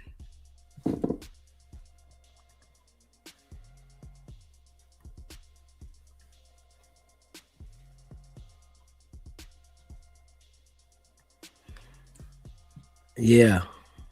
So let's see what Munchie B said right here too. On no jumper. Munchie B confronts Flacco wanting to expose. Yeah. Smash that like button if you hit the like button yet. Subscribe to the channel. But we see though, ain't nobody been charged out there, but this situation here, it's an indictment coming for this joint real soon. So anyway, I guess we might as well sort of like jump right into some of the craziness that has been going on here. And I guess the starting point that makes sense to begin with is the fact that Flacco put out a now somewhat viral post where he said, and I will read directly here, there is an arrest coming very soon in a famous LA rapper's death. My video is dropping once I get the green light to name the #1 suspect. The only reason the arrest hasn't happened yet is because they are building a conspiracy and don't want another famous rapper to flee. I don't want to interfere. If LAPD drags their feet another month, I'm dropping the content. This has kind of set the LA internet aflame. Obviously, everybody believes that he's probably talking about Draco, and he's basically acknowledged as much since this. And obviously, a lot of people felt like this was kind of crazy. It's not typically the work of podcasters to expose ongoing murder investigations, and especially for him to like, you know, sort of loop in this anonymous famous rapper. I mean, it just sounded kind of crazy, but from my perspective, Munchie kind of took it upon himself in light of this post to come out and say, well, Flacco, you want to run content about my peoples, I'm going to run content about you. So Munchie, is that accurate? And how did you feel when you first read this post? But people be looking past their front door. Why you not reporting on your brother? That's a big deal, right? And what do you think is up with his brother? This has kind of been thrown out there a bit over the years, but I don't know if we ever really. I mean, but people be like reporting on shit and trying to air people out, and then you got going on around you. My whole thing focus on that, bro. I don't give a about no gangbangers and no shit. What about the babies? And these females is defenseless, and they trying to pull a wee out on them and shit like that. So you know where are you about that? That's what I'm on. Like, and what's your motivation though? I don't get it. What's your motivation? Yeah, I mean, I don't know if he would say that his motivation is to create engaging content that people are going to want to watch, or if he would say that he feels like his motivation is that he just wants to help solve a murder. I mean, he's previously said that he's like really into the idea of helping put gang members away. And we know that's his motivation. Him and Wack said it. They want to take the gang members down. So they're focused on putting information out there about criminal cases. And they don't care who it is. When it's involving a homicide, they're going to put it out there. This is what they doing. So if anything going on out there that got something to do with homicides and different individuals that they can put out there, they're going to put them out there. You know, so that's the motive of Flacco and Wack. Prison, right? So I guess that would kind of make sense if that was his goal here. Okay, so Munchie, when I first saw you and Flacco interact, like you guys were kind of getting into it. I feel like y'all beefed it on Clubhouse or something like that, right? Before they ever came around? Yeah. No. you had gotten into it with him or like had a disagreement with him in some capacity. No. You know? No, Never? because Flacco kind of takes credit for Munchie even being on this podcast in the first place. He is, but I thought this is my understanding. When we first met, we didn't get into it at all. Okay, so what I had thought was that you guys had like some kind of disagreement. Y'all wound up chopping it up, and he's like, "I got to interview on the platform. You hella cool." He brought you over. That's not accurate at all? No. Okay, so he brought you over. He interviewed you. This was cool. And then at what point was there this contentious energy? When did you start having like beef with each other or feelings of like boy? No, I ain't never been no beef, but I wasn't liking his takes, and it seemed like he was. A lot of it was shock jock shit, so I avoided him. Like that ain't really how you feel, because you don't got nothing against gangbangers, because you really you into villains. You want to interview people that's supposed to did this to people, this to this and this to people. I was the villain. I'm a little easier on the eyes to the internet now. I was the villain. They break putting kill squad in the streets and yanking around Long Beach Crips and shit. So you really don't feel that way. You just doing shock jock shit, but then it start getting annoying. Okay, now he doing the police work with this weird shit, talking about if they drag their feet for another mud and all that little weird shit. And it ain't just him, bro. Anybody that do the weird shit. Like I had a problem with Wack doing it with the big U shit. Or like I didn't even like that the ATM Richie was playing with the P4 thing. Oh, I was on the phone like that. Why people playing with real life situations? I don't know. For content's sake, because you're not an anchor on Channel 5 or nothing like that. Like I mean, I don't know, but that's what that is. But no, I ain't never started off back and forth for beefing with Flacco. No, I've heard you say multiple times that you don't like when people run content, or it's hard for you to tell when it's a play or not, and that frustrates you. I've heard you say that. Yeah, but he a shock jock, bro, and he bro, you don't do shit like play with people's freedom and shit like that for fun. You gotta understand though, man, it's the internet. Don't nobody care about nobody else's freedom, man. You know, you might care about your homie's freedom, and that's understandable. But Flacco on the internet trying to get some money. So it's like people are not really your friend. And as we can see, Flacco is trying to do the work of the police. He enjoys doing what he's doing, and it's getting him more attention. You know, like I said before, with, you know, people telling. Individuals are snitching because they're getting more attention being the snitch. They're not getting more attention being the guy that goes to jail. The guy that goes to jail gets forgot about. He's in jail. The snitch is getting more attention because he's out on the street and people want to interview him. People want to talk to him. People are getting next to the snitch because they don't care now. So, you know, this is why that the mind frame has to change once you come to the internet, because nobody cares. You know, you might have people around you that care, but the other people that's doing content, they really don't care. This is not like a world of unity when it comes to this. This is business, and the business is putting information out there, putting people's business out there, talking about the content that's circulating. So understanding that you got to pay attention that nobody cares. Or for entertainment. That ain't cool.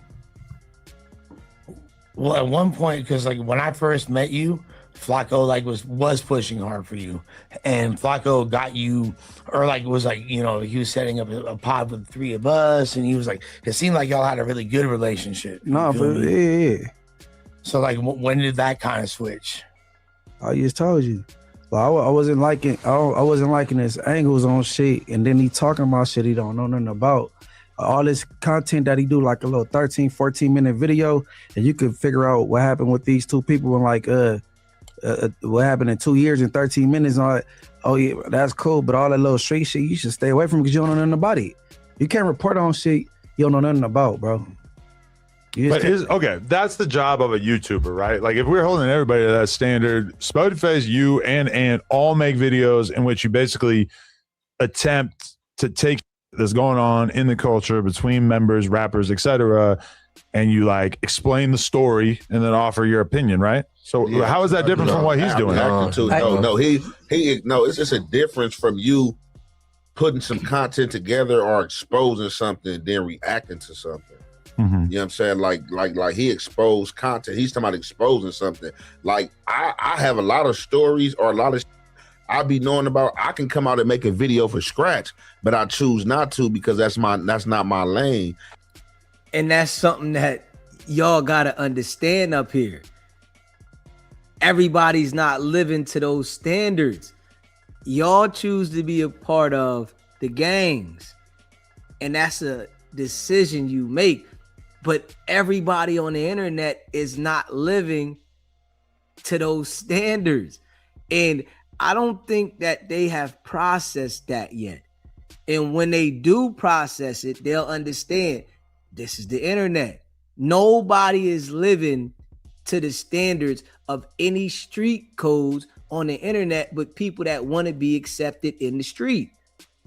It's people on here that are doing this for business. They're not trying to be accepted in the streets. And understanding this, right? And this is a fact. If you're looking to be accepted in the street, you're not going to go to other levels. That's just a fact. You know, that is so much of a fact. The streets hold no value in the business world. So you looking for people to accept you in the street is only going to limit you from really going to another level. You have to disconnect with the streets in order to go to different levels. And when you come to the internet, you got to leave the streets alone because it's holding you back. You know, dudes might be further than they were if they weren't trying to hold on to the street image. They want to be looked at and accepted. Like that shit is a big part of the downfall with black people. They want people in the streets to accept them when they make it to another level. When the people in the street really don't care about you, they'll turn on you. They'll do something to you when they jealous of you. So you'll never be, you know, fulfilled in everybody's mind out in the streets when you're on the podcast, because there's plenty of people that I'm sure look at these dudes funny because they up there talking anyway, no matter what you're trying to talk about and how you trying to talk about it. They just feeling some type way that y'all are from the street up there talking straight up. You know, that's just what it is. And I just feel like as a human being, like holding yourself accountable, like people gonna say this all day. Oh, it's on the internet. You got on the internet and said that you got on the internet and did it. Like, as a grown-ass human being, motherfuckers expect certain people to know when to have ethic, you know what I'm saying, to have some type of morals and not try to put somebody in jail and do the police job. Because if you wouldn't want to be the police, you could take your ass down to the police academy and do the physical and all that. But do you think it's as like a rule that as a YouTuber, it's wrong for you to try to put stories out there that might get somebody locked up? Because a lot of people would say, actually, the thing that's wrong is killing someone or doing something that could land you in jail in the first place. And that if the YouTuber is able to put that information out effectively, that there's nothing wrong with that. Okay. Everybody had their opinion. Like I said, I don't make the rules for YouTube. Like the rules for YouTube is like the army, be all you can be. So it's like, I mean, I don't make the rules. It's just like I expect the motherfucker as a human being, like, you know, just to, you know, have ethic. But like, hey, if you shit with the police work, you with the police work. Shit, can't do nothing about that. Hey, but see, like yesterday, trying to give a comparison. Oh, you was there? Okay, yeah. Yesterday, the Chaplain Ross and Flacco. Nah, Chaplain Ross, he don't seem like he personally invested in none of the content he put out, like, or nothing against somebody, or you know what I'm saying? They keep dragging their feet. What the f is going on? That shit sound way deputy, right? But what's his name? Trapper Ross don't do that, bro. I read across shit. He got a frozen screen. He analyzing. He do that with all the little shit. You know what I'm saying? He ain't talking about he in contact with the police and he don't want to interfere with their investigation. I'm like, what the is he talking about? And I'm telling you, bro, and that's bad for business, bro, because most of these rappers are wannabe street people or street people. They're like, damn, they probably don't want to come for an interview because this fat talking all this deputy shit. Like, God, like, what is you, and that's what I'm saying. I'm on my, what's it, Chris Hansen?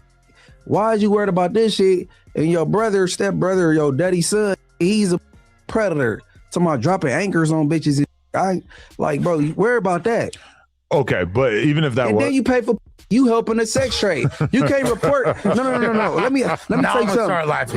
No. How do you report on this whole thing in the Hoovers about the human trafficking thing when you pay for? But grown. Hold on. That's okay. Look, that's on my daughters, bro, and I don't want to put the person name out there because you know being a pimp is against the law. But on Inglewood Family, bro, this man Flacco and pay for ass, and this is a hoe for a Hoover. I don't know whether he know it or not, because some of the bitches on Fig look good. But you didn't pay for it. You didn't move the trade further, bro. So niggas like him. You said ate it?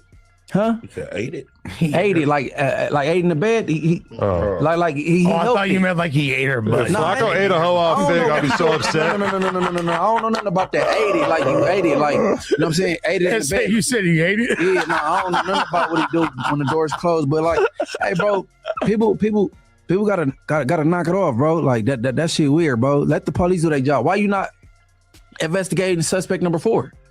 Who's that? Whack, he's suspect number 4, whooping Jay Reed ass. You ain't said nothing about that. Nigga, bro, I know he might be privy to way more information than anything else. You work at No Jumper. Who's suspect number 4? Nigga, Whack, he suspect number 4 on the thing with the Jay Reed shit. Why you ain't investigating suspect number 4 and all that shit? Nigga. Well, he only has so much bandwidth. He can't investigate every crime. But he skipped that one. I mean, this shit. Come on now, Adam. Whack is suspect number 4. Yeah.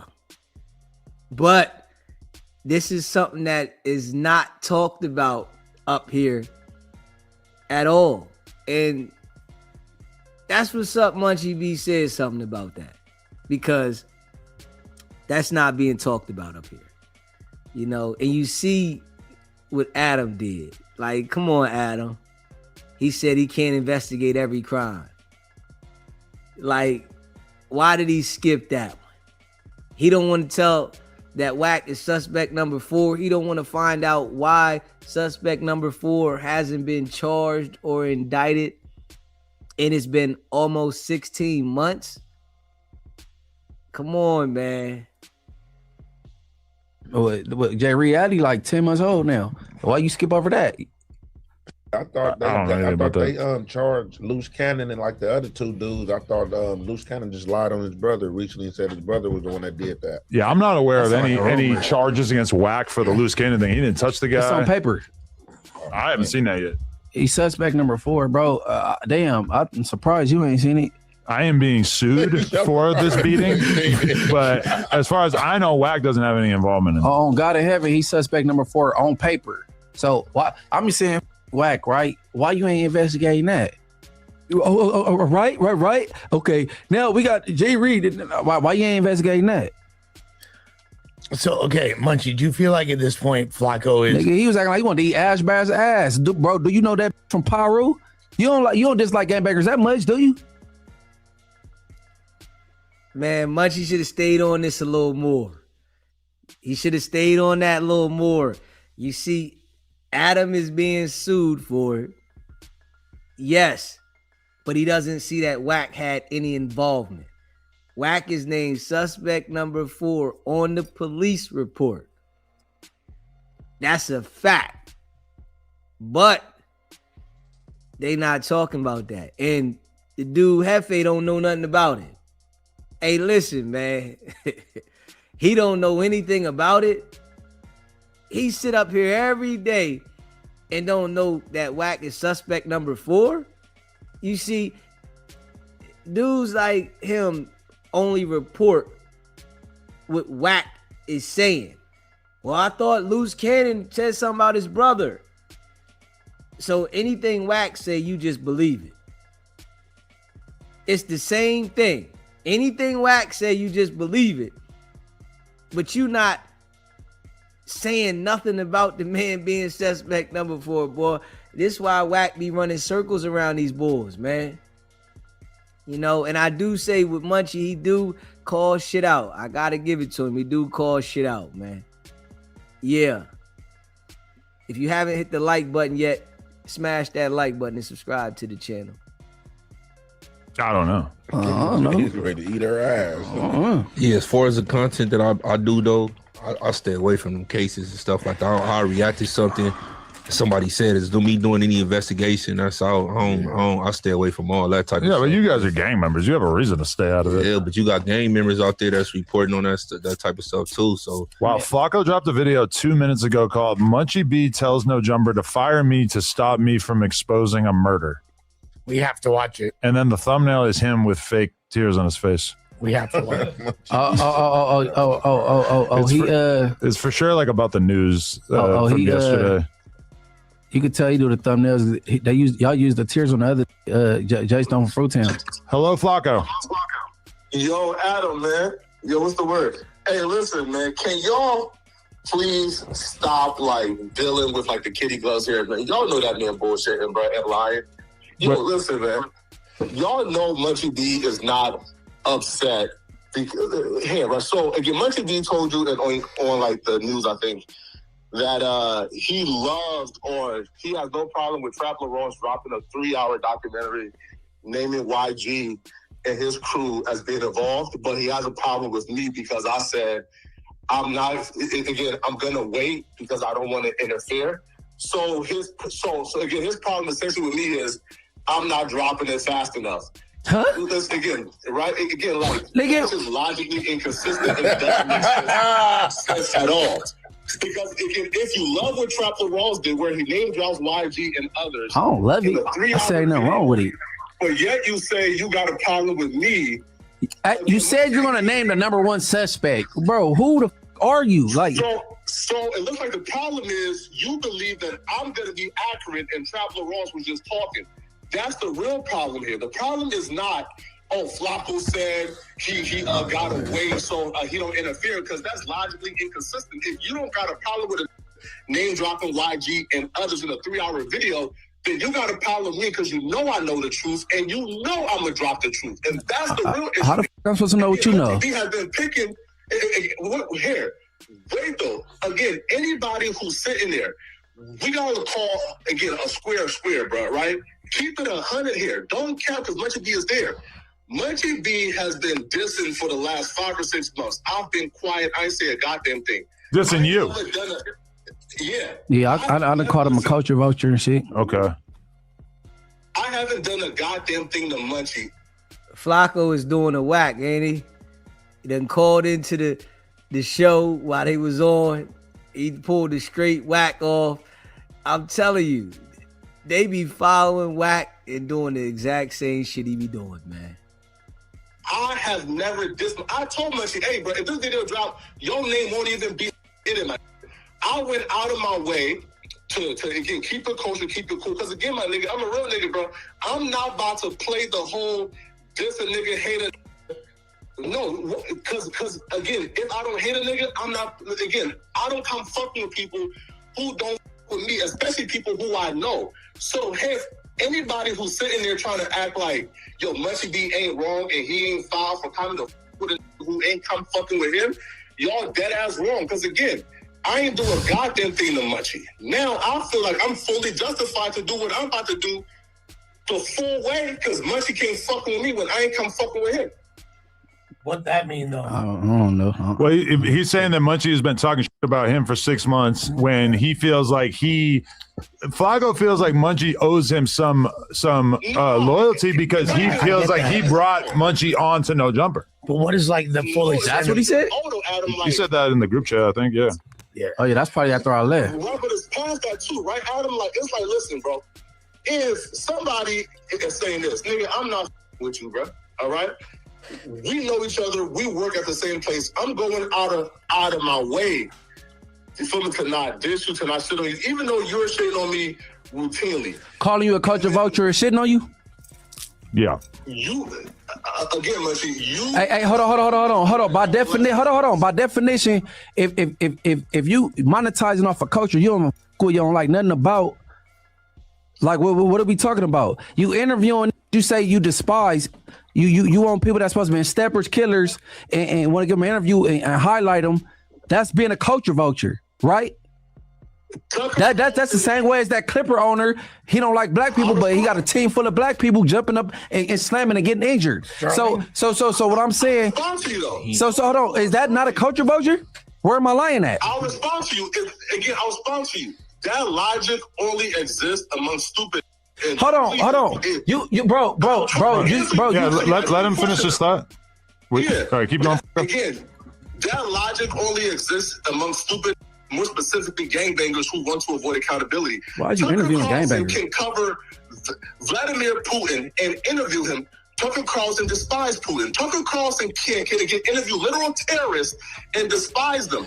Me covering something does not mean, again, I don't have to co-sign shit just because I'm covering it.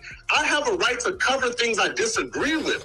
Only among stupid do we think that, hey, bro. You interview these people and then you gas them up. With this, bro, you shouldn't be covering it, bro. Nah, that's not how. Hey, so Adam, so I'm tripping. He don't interview these that's supposed to be quote unquote killers, and they not. They just got internet reputations. Oh, and he tricked that think they killers. You want to gas them up and interview them, but you don't like this shit. How does that make sense?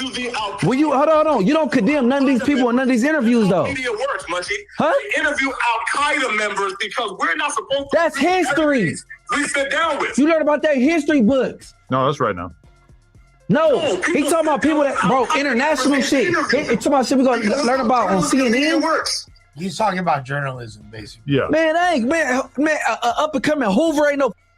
That don't have nothing to do with Al-Qaeda or on the same level. How's that a comparison? Stop playing, bro. You know what I'm talking about, bro. You talking about the little from bro with that diss niggas hood. You want to diss that? I mean, don't agree with. That's my right. That's journalism. Hey, listen, let's be honest. I got your attention for all the negative shit. Yeah. What? That's true. Yeah, I mean, that's fair. That is 100% true. I do feel like Flacco a few years ago, or even like 6 months ago, was kind of like more positive towards gang members, and as time goes by, he keeps getting more critical of so them. What changed? That's not true. Because my first viral clip, though, Adam, was me telling you young thugs should die in prison. So again, that's cap, and that was 4 years ago. That's late. Right? So like this whole narrative that like, oh, Flacco got bold because he left. Bro, that's cap. I've been covering this. Listen, bro, I'm the reason why 50 Mexicans pulled up to no jumper because of my coverage. Man, but you said you wasn't, though. Which one is he? You said in front of me and said you wasn't the reason. You said it was some. They pulled up because they said though, again, they had a problem with Flacco. They was misled, but they said they pulled up because they had a problem with Flacco. Well, you did make that video. You know, Flacco is stirring up a lot of BS. Right, and I'm hoping Munchie B say the suspect number 4 thing while Flacco is on the phone.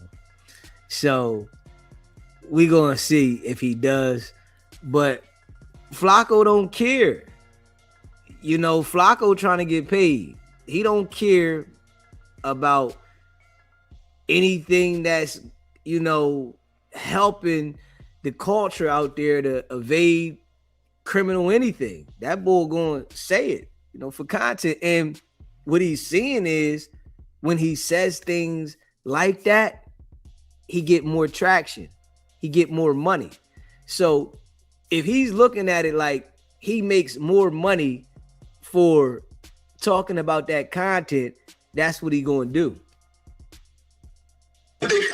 You made that Instagram post about American Cholo, right? Where the video of him saying the N-word or whatever. Yeah, Adam, but you texted me and told me to do it. Yeah, I mean, you asked me if it was okay, and I say, yeah, it's newsworthy. Let's do it. No, that's not. Well, hey, listen. No, no, Adam, that's the full story, okay? Well, I mean, I was on board. It's getting spicy, my boy. Listen, and I still will stand on this, is that if you run a hip-hop media platform and all of the black employees who are on the news panel feel like it's fair that we should post about this podcast just saying the N-word and the COON word, like what kind of white man would I be if I said, nah, we can't cover that because the dude's in a gang and he might beat us up? Hey, Flacco. Right, though. But the real story is, again, Adam, I was not aware of that video. I woke up at 10 a.m. saying, yo, this video here exists in the news law chat. And I say, yeah, we should fuck with this, right? So, right.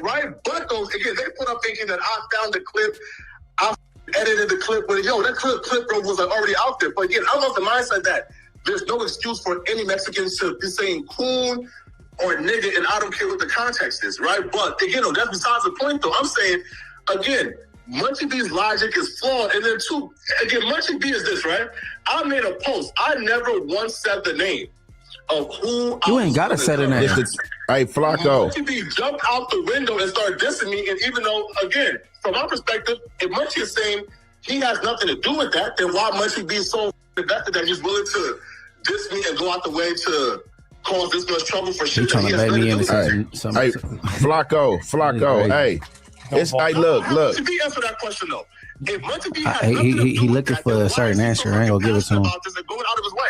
I feel like he's the only podcaster from Inglewood Family, so he feels like it's kind of on him. So the families have something to do with that. I don't know what you talk. What are we talking about, bro? Okay, let's be real. That's my question again. When it comes to Bloods, Munchie is obviously kind of it has always been at the forefront of the Draco versus the Bloods beef. So and this is why I say that you can't be in the streets or a part of a gang and be a content creator, because these type of things you supposed to stay away from, you're not supposed to speak about. And then you got people like Flacco trying to get you to say certain things, and he's trying his best to get him to come out and say something to incriminate himself. You know, it's a dirty game. I feel like it's not really that surprising that Munchie ends up speaking on behalf of the other side of that, right? I think like the Munchie B has said he has nothing to do with that. The Bloods had nothing to do with that. Family had nothing to do with that. So again, if Munchie B and Inglewood families had nothing to do with that, then why is Munchie B so passionate about this and is causing this much trouble and dissing me over a potential video that don't even exist yet? No, this is the thing though, Flacco. No, not Munchie B answer. No, all right, look though, I'm not trying to answer for Munchie B. He can answer the question, but this what I wanted to say. Like the same way, like how you feel like people are stupid for thinking the way they think about you covering gang content. You got to understand, regardless of you throwing nobody name out there, like if you talking about gang content and gang culture and you saying that you about to name drop somebody that did a murder, you don't know who these people tied to or who people got relationships with, whether it's the person or not. So it's like Munchie B whole attack on you on the internet has been about you exposing gang makers or saying how you feel about gang members. Hey, listen, and look, I definitely hear you, bro, right? And bro, I love and respect you. But again, you says you don't know who people is tied to. So are you saying that Munchie B is doing all this hooping and hollering because he's tied to the killer? Man, look, I can't. Tied to the killer. So hence he's dissing me because of this potential Draco video that don't exist yet. Man, I can't answer that, bro. So, okay, cool. Can Munchie B answer why is he tripping on Flacco?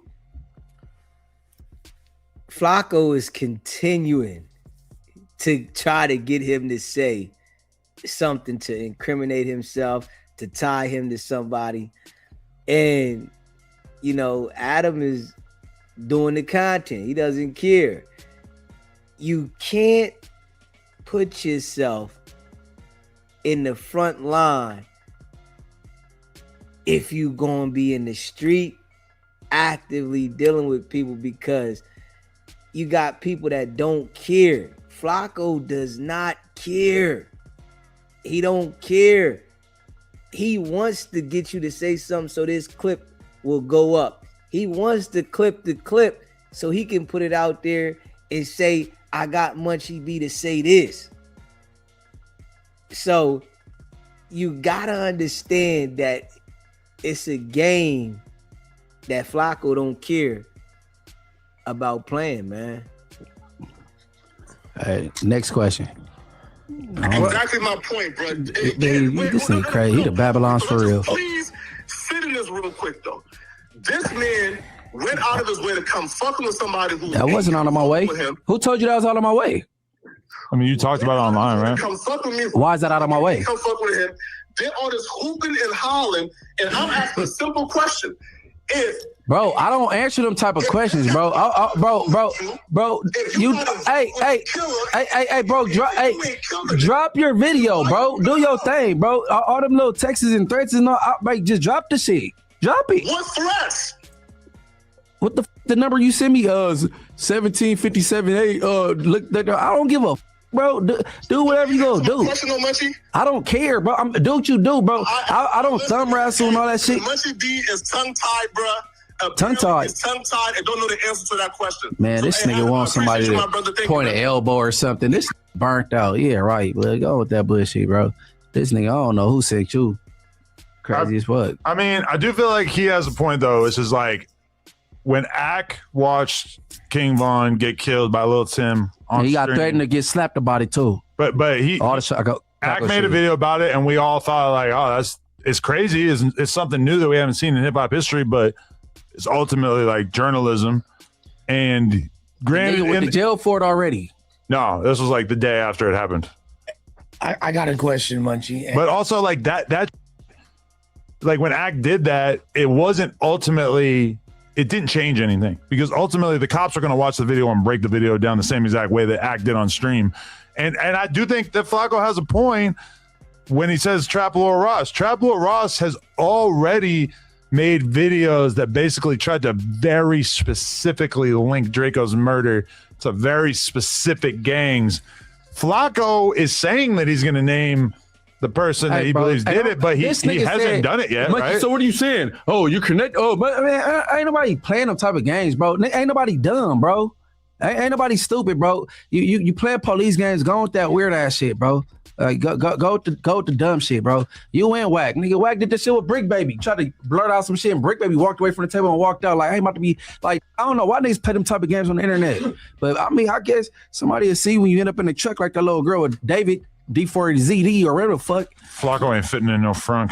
Hey, I don't know, a Tahoe or something. No, but Munchie, you've made, like, you specifically spoke on, and you've made an effort to not talk about those guys for a while. You know what I'm saying, right? Like, you know what I'm saying? Like, you've talked about that on the pod. You know what I'm saying? Like, you're like, you know, I ain't trying to have my name mentioned with them. Like, no disrespect. And when you have spoken, because I did it enough already, so I'm like, I'm gonna keep doing it, like all that extra shit. Okay, that's what I thought too. Right. And when they actually, I've heard you use their name in favorable ways in certain times. To be honest with you, you feel me? Now, like the other day, I don't know what it was, if it was a clubhouse, if it was whatever, like what that live was, and it seemed like the energy was different on that clubhouse. And then is that what made you extra like be like, Flacco, what the f is you doing because of the timing of that? No, that's what he doing, period. I ain't gonna do that. Me talking about a bottle shit that, I mean, that's what you keying in on, that whoop-de-doo to that ain't. I mean, what that's gonna do? Not just because it's not that it's gonna do nothing. It's that people on the internet that don't know the internet thought are that gonna was misconstrue it. So that's my point. Okay. So what did you mean? So what I mean by it? What did you mean? So what I'm saying, man, is y'all messy, bro. So I'll tell you whatever I said. I said it. I mean, but what is it gonna do though? That ain't gonna move the needle for nobody. No, but is that one of the reasons why you got frustrated at Flacco, because he's like bringing attention to something when it's like you weren't even intending it to be that? You feel me? Nah, they take everything I say out of context. If they take that and run with it, let them run with it. Or I kicked Draco when he was down. He said he was there and kicked him. Like, stupid shit like. But you said literally. That's where I f***ed up. No. I already pointed that out myself with the literally word, right? Accountability. Okay. But like, Adam made sure that he reminded him that he said literally. See, Munchie B was supposed to channel this whole conversation to Wack being suspect number 4. And you know what I noticed, you know what Wack does, and I'm sure Flacco follows Wack, is when they try to like call in, they want to control the conversation. When you talking to Wack or anybody of Wack's kind, how he acts, you cannot allow them to control the conversation. When you let them control the conversation, it turns into its interrogation. And now all they're trying to do is interrogate you. So you never get to regain control of the conversation, because when they ask you one thing, they're going to ask you another thing. And they ask you another thing, and they ask you another thing. So it's like you're on a defense the whole time trying to answer questions, and you forget even if you wanted to ask something or say something, because they're just going to say, all right, let me ask you this. Let me ask you that. Let me ask you this. So yeah, with that there, you talking to Wack or Flacco, you have to control the conversation. And if you give them the ability to say something, you automatically got to take control back. You don't let them get the back-to-back questions in, because then now you'll never regain, because they're going to think of a question after a question to ask you. You know, it's the manipulation that they be doing. I use that in the wrong context when I said literally. I mean like I literally like after like he couldn't really spar back. I figured as well. It was a figure of speech though. Yeah. But the literally thing, they like, you know what I'm saying? But I mean, hey bro, he know what he doing. He just tried to. So what you said? Am I right? Or all that little weird shit. Like, bro, just drop your video. Do what the you'll do, bro. Like whatever. I'm not a fan of it. That's all. You also, Munchie, you were like, Flacco is pretty much turf hop to Figninity at this point. Do you think that's fair? Like, because I'd pose the question like about that. I mean, he's still in the group chat. He's just doing that one pod with T-Row. Yeah, no, but that's what, you know. Turf hopped. I mean, you're making it sound like we don't with him anymore. No, I didn't say that at all. I was asking the homie what he running back again. What you asked? You were basically like earlier. You was like, dude, like you like, why are you even like Rocky? When's the last time you've been over here? Like you over there, like doing other podcasts that aren't even a part of No Jumper at this point. Like what's up with it, bro? Like where's your T-Real? I done been on back on Fig like twice or something. Not a diss to T-Real. It ain't even about T-Real. But you didn't start a show with the Zest man himself. Yeah, I don't even call a nigga Zesty and shit, but I'm just saying it ain't about T-Real though. Man, but it's not a diss to T-Real. Hey, I mean, I just ain't got no reason to be in no group text with this dude. So you know what I'm saying? Like, I can't even. What I like texting back and being a group text with what he doing, bro? That shit is crazy. I really feel that, you know, at this point, Munchie B is known enough where, you know, he can put more effort into his own platform, you know, because at this point, it seems like, you know, he's like the target of the BS. So it's like he's the content now. And I don't think he sees that yet. If he understood that, you know, he might like, all right, let me fall back for a minute. Let me miss a couple weeks, because now you're the target. You're the content, and you being the content, they talking about stuff that you really don't want to be a part of. You're talking about crimes and shit that you don't want to have nothing to do with. And this indictment is coming. It's an indictment coming somewhere down the line. And I think they're going to continue to keep doing this until the indictment comes. Wack is going to do it. Flacco is going to do it. Wack going to do it. Flacco going to do it. So, you know, at this time, it probably would be best for him to focus on his platform and fall back so that, you know, he doesn't have to keep giving them fuel to continue to do this, you know. But, you know, we grown and we make our own decisions. So, Yo, because I'm gonna be real with you. In all of the years of having that No Jumper group chat, which includes the era of T-Rel, AD, etc., even Sharp, like Almighty, I know there's been like some very, very contentious debates in there over the years. But for sure, it got taken to a different level by you basically going in on Flacco, accusing him of some sex crime.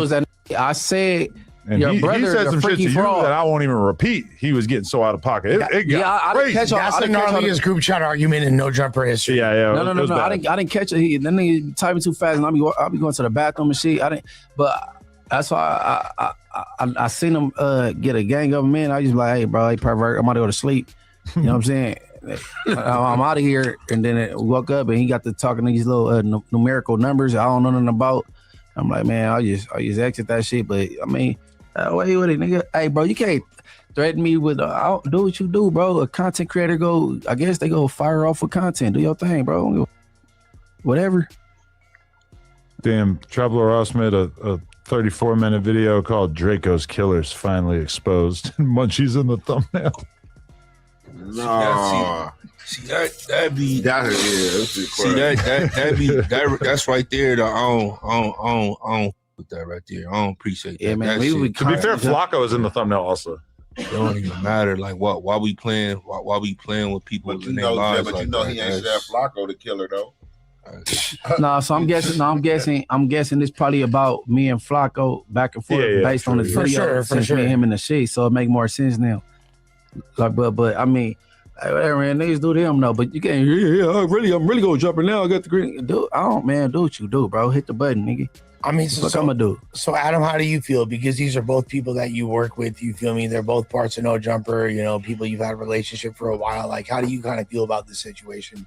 I definitely see both sides of it because on one hand, I do feel like what Flacco is claiming that he's going to do is fair game for a journalist. The problem is that Flacco clearly like has his feet in both worlds, you know, because he's friends with a bunch of gang members. He spends time around a bunch of gang members, or at least previously. I don't know if he plans on still doing that, but then he's also like doing stuff that like no gang member is going to co-sign, which is basically like preemptively claiming that he's going to actually beat the LAPD to exposing a killer, which, you know, it's weird because it's the same situation as 600 and WAC. Basically, like they kind of knew that Big U was going to get indicted because they knew people that had done interviews with the cops. But how are you gaining or have access to that type of intel? You just asked that question as I was answering the question, which is they knew people that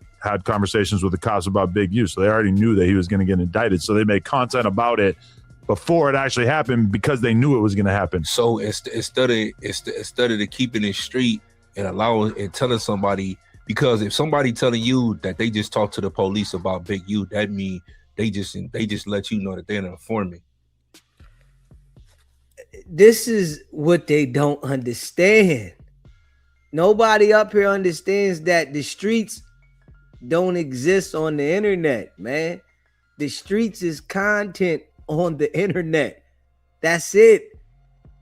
This is what people have to really, really dissect and understand. The streets is content on the internet. Nobody on the internet is living by a street code.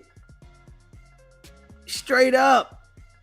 When they get that out the brain, they'll have a different outlook. That's called elevating and growing, understanding what's going on in your surroundings. I understand that nobody on the internet is living by the street code. Niggas is acting like they living by a street code for attention. They want to be respected. Nobody is living. When it get real and a situation takes a turn, these jokers is going to talk straight up. They go and talk, you know, and I'm just saying, being real, right? You know, people up here, they in front of the camera. we seen Brick Baby was getting OR several times, right? Brick Baby's locked up right now. He's scheduled, I guess, to be sentenced this month, right? And he was bailing out, Adam and Brick Baby said when they left Atlanta that niggas got indicted out there, Pee Wee Longway and them, right? So Brick Baby's court date got pushed back several times from the sentencing. And I just seen recently that Pee Wee Longway took the plea, 10 to 14 years, right? Now, Brick Baby's due for sentencing this month. Pee Wee Longway just took the plea. So we're going to see if Brick Baby gets sentenced this month. And in my mind, I start thinking, maybe Brick Baby had some input in that situation. It could be, it could not be, right? But for his date to get pushed back a few times for sentencing, I just don't see what would be the purpose for the date to get pushed back that many times, and then for the date to be pushed back to this point, and then right now Pee Wee takes the plea. So these guys got to understand though that the streets doesn't exist on the internet. Not at all. The streets and the internet, they don't go together. It's content, and dudes is going to use the street for the content. People are intrigued about what happens in the street. Yes. And I'm sure, a lot of people that come from the street, when they on the internet, they expect everybody to stick to the code and live by the code. But, people got to understand that, people on the internet try and make money. So they don't even care nothing about none of that. They don't care nothing about that. They like far removed mentally from that mindset. Now you got some jokers that are around certain individuals, so they pretend and act like they're gonna live by a code until they get to a certain status or they get in a certain space, and then man, listen, you gotta pay attention, man. Straight up. Yeah, smash that like button and hit that subscribe button. No, it was the mother of the kid that Big U allegedly killed, and I believe she told Whack or 600 victim or something like of that. Of Rayshawn's family. Like they had obviously been questioned by the cops before the indictment came down, and so then Whack somehow found himself in a conversation with her, and she basically said, she told him that she had that conversation, even though it was clear from talking to her, because I talked to her too, that the cops told her, please do not tell anybody that we're talking to you because they don't want to have their investigation messed up. Somehow she did. She ended up telling Whacker 600. And so then they made content about it, which, Whack, I could already hear him. If he was here, he would say, Spody Face, I'm not a gang member. I'm not a gangbanger. I'm a member, but I'm not a gangbanger. So if I want to make content about that, then I can do that. Which, 600, I think, is more claims to be a gang member. That's incorrect. When you put it on Paru or every other thing, you can't say that you're not a member, or you just a member, or you not a gamer. You need nothing. And again, Whack got these boys fooled. He just got them fooled, man. Whack's not a gang member, not a gangbanger. He's nothing. He manipulates people that are in gangs with the word on Paru. That's all he does, right? Whack is none of the things that he portrays to be. He doesn't care about none of you guys. He don't care about your set. He don't care about your dead homie. He don't care about none of the politics. He uses all of the politics to manipulate the people that are living by the politics. That's it. When are they going to understand this? When are they going to understand this? Come on, man. If you're doing it, so my whole thing is about it's a difference between a reaction and you actually trying to solve a case. If you doing a reaction and you pointing out things and certain things like that, to me, that's police work, bro. But in Wack's situation, it's not like he was like trying to put it all together. He was just stating what he knew accurately was going to happen.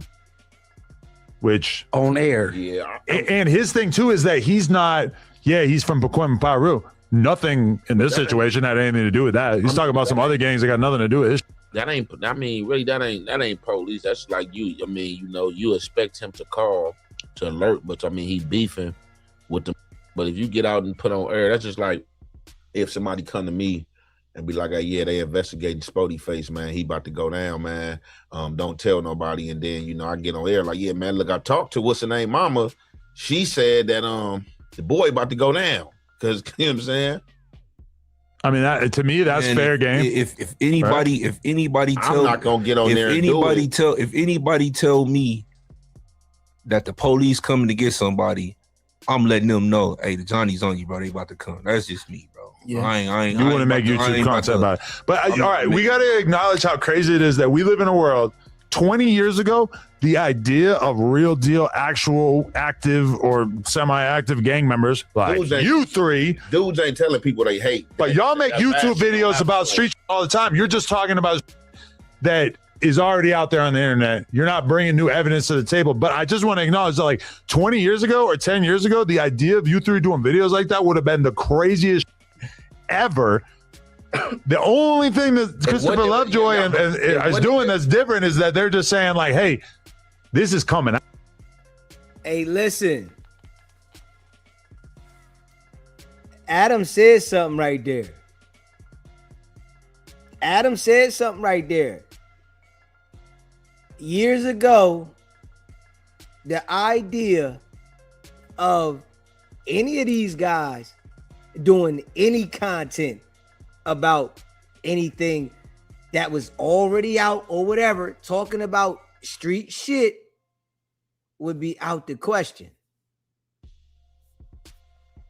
But now these guys made it acceptable what they feel. It's like a judgment thing. Well, it's already out here now. I could talk about this. When years ago, it would be off limits if you claim to be in any street or a part of anything. You wasn't talking about nothing that was out there. You would be quiet. Man, I ain't touching on that. But now they've made it an exception. All right, well, it's already out there. I can talk about it. When I feel like, me personally, that if you in the streets, if you gang banging, you shouldn't be talking about none of that shit. That's my take on it, you know. But everybody got their own opinion. You know what I mean? I feel like you're wrong, period. If you gang banging, you in the street, you reporting on anything out in the street, you wrong. Ain't no I don't care if it's on the internet. All you doing is verifying it and justifying why you able to do it. So this is why, you know, hey, listen, this is why I talk the way I talk and I am the way I am, because I just feel like it's a lot of foo-faffy shit on the internet, man. You know, I'm on the internet talking about what I'm talking about. I don't care. I don't have to live by no street code. You know what I mean? I denounce the streets. I'm not in the streets. I'm doing whatever I want to do. I don't care about none of that shit. You know what I mean? Ain't nothing around me. If I see something on the internet, I'm talking about it. I don't care. I'm not on the internet trying to, you know, build an alliance to keep crime going over here and keep the shit over here. I'm talking about what I want to talk about. Whatever I see what's going on, I'm just talking about it. You know, if I feel like speaking about it and I got my opinion, that's my opinion. If you don't agree with it, it's okay. We all can have a difference of opinion on some shit, and that's cool. But I'm not in the streets. I'm far removed from the streets. And, you know, I feel like people like myself have the ability to talk about whatever we want to talk about because I'm not in the street. But, you know, these guys have an exception for what they talk about. That's their business. But they just can't think that they draw the line of where people should talk and when people should talk because of the way they think. That's an opinion that you have, and you can say it because it's comfortable for you, you know, but it's somebody else's judgment and decision to say what they want to say. So, you know, when I see it like that, I'm just being real. So, you know, this why if you in the street, you shouldn't befriend a civilian. Civilians shouldn't be your friends because civilians don't have to honor no street shit. They gonna be civilians. They might play the game to be around you and do what they got to do to be in your presence and act like they with you. But then when they say, all right, I'm gonna start doing this, you looking at them like, yo, why you talking about that? They civilians. If you a street nigga, deal with all street people. Stay out there in the field, rock in the street, and then you got expectancy from the people that you rock with that they shouldn't do certain things because that's what y'all on, you know. But if you're trying to make people that ain't on that be a certain way, you're gonna be disappointed every time, you know. And this is gonna be content for Adam. He's gonna continue to have content because of, you know, the guys that got the outlook, right? And, you know, Sporty Face, Hefe, and Munchie B have the same outlook on how they feel about the conversations about shit that's going on in the street, right? But Lush, he's just being quiet, you know, because he don't want to, you know, cause no disturbance with himself between the other gang members because, you know, he had already been lumped up a few times. So Lush ain't saying nothing, but I guarantee you Lush feel like, man, people can talk about what they want, but he's not going to say it because he wants to go hang around these jokers still, and then they end up lumping him up, and he got to go to work with his shit sitting on 20s. So he don't want to do that. You know, Adam's saying it because he doesn't care.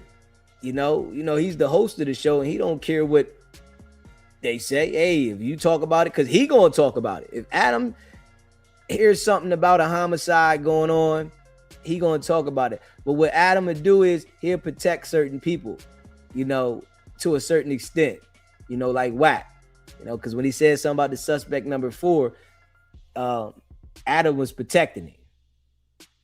Adam wasn't saying anything as it, yeah, Wack is on there. Wack is on a police report as suspect number 4.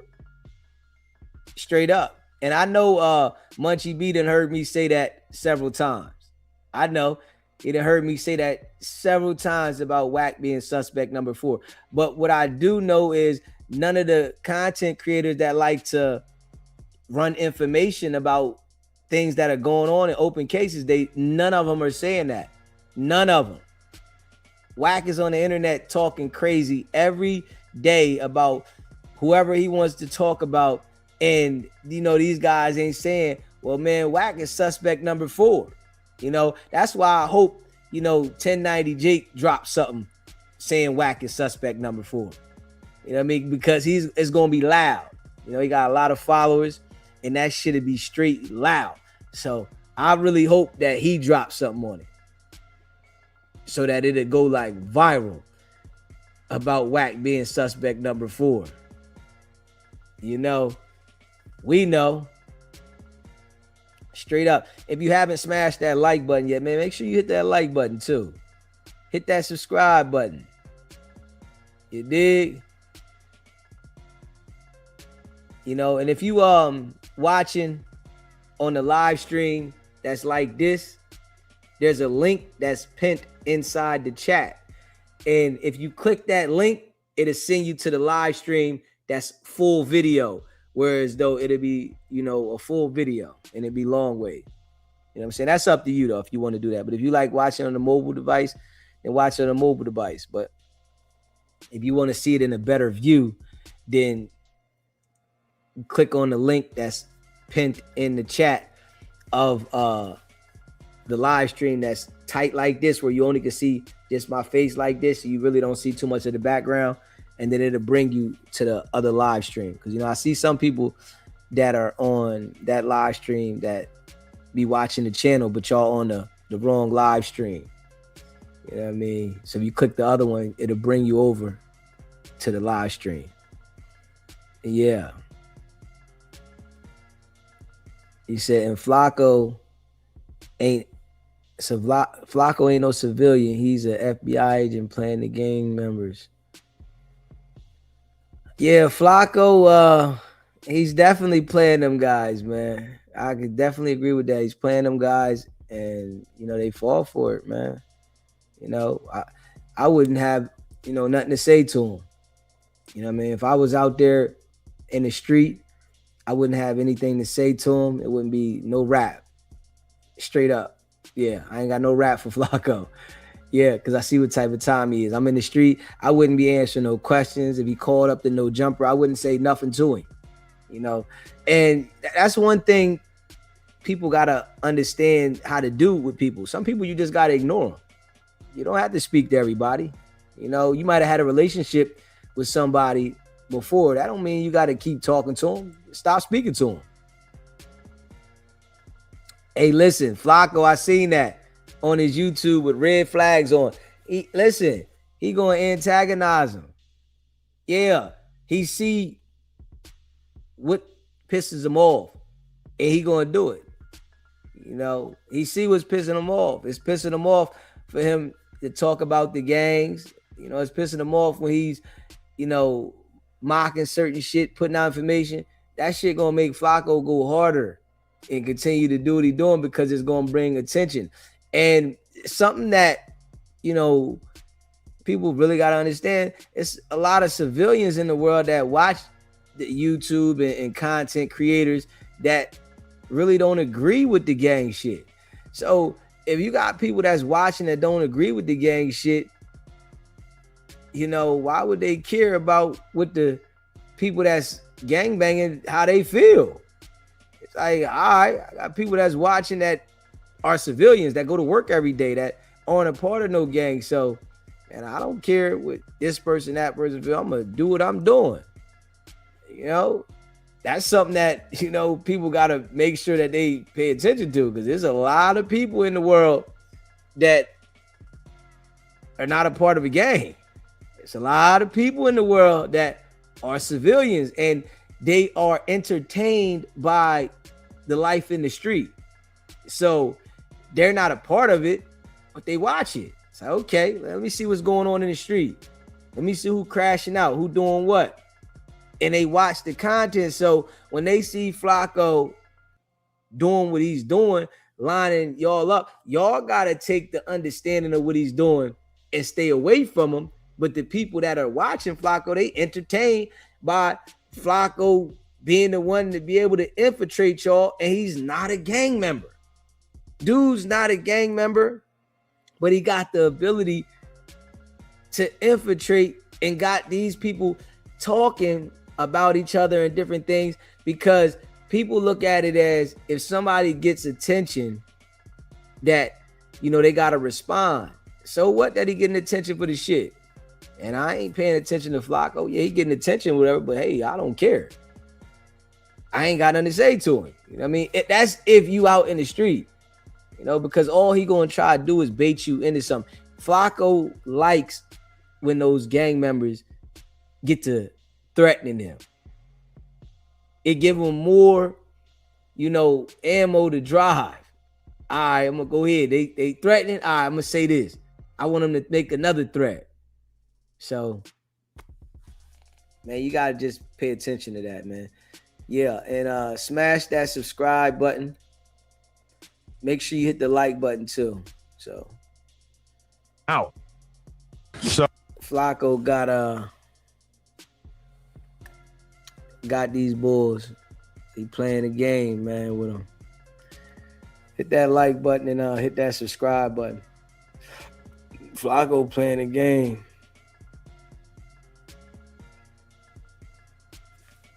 Big facts. Big facts. Let me see. Yep. Yeah, man. It's dirty. It's a dirty game. It's a dirty game. 17 arrested in a drug ring that sold Yola, North Philly coffee shop. Let me see here. Hold up.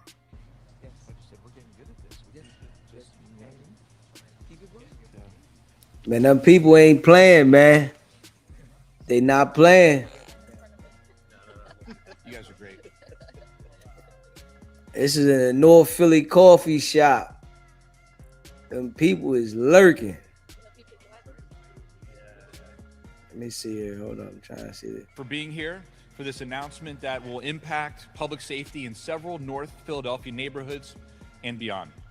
For law-abiding citizens in North Philadelphia, today should be a time for celebration as it marks a new day.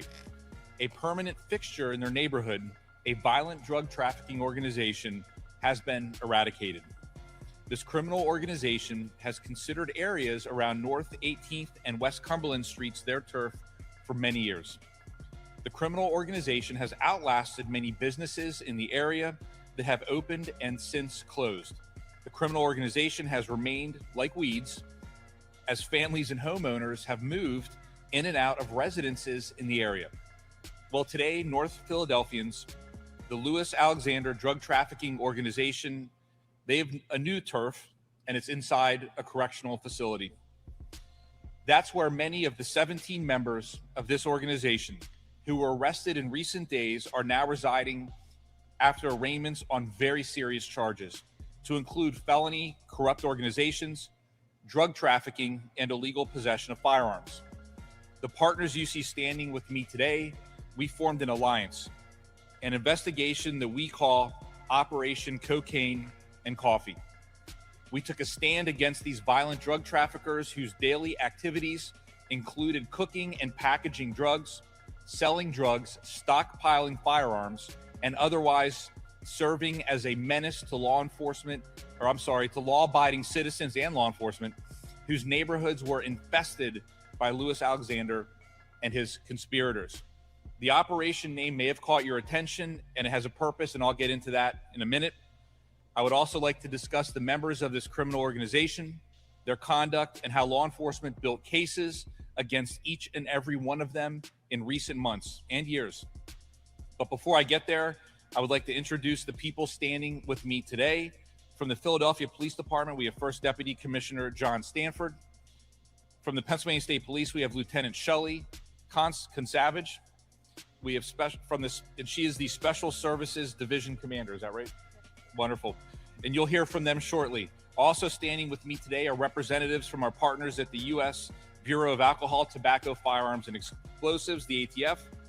We have the DEA, the FBI, Homeland Security Investigations, the Philadelphia Sheriff, and members of the Sheriff's Office are here with us today as well. And I want to thank every single one of you for all being here with us.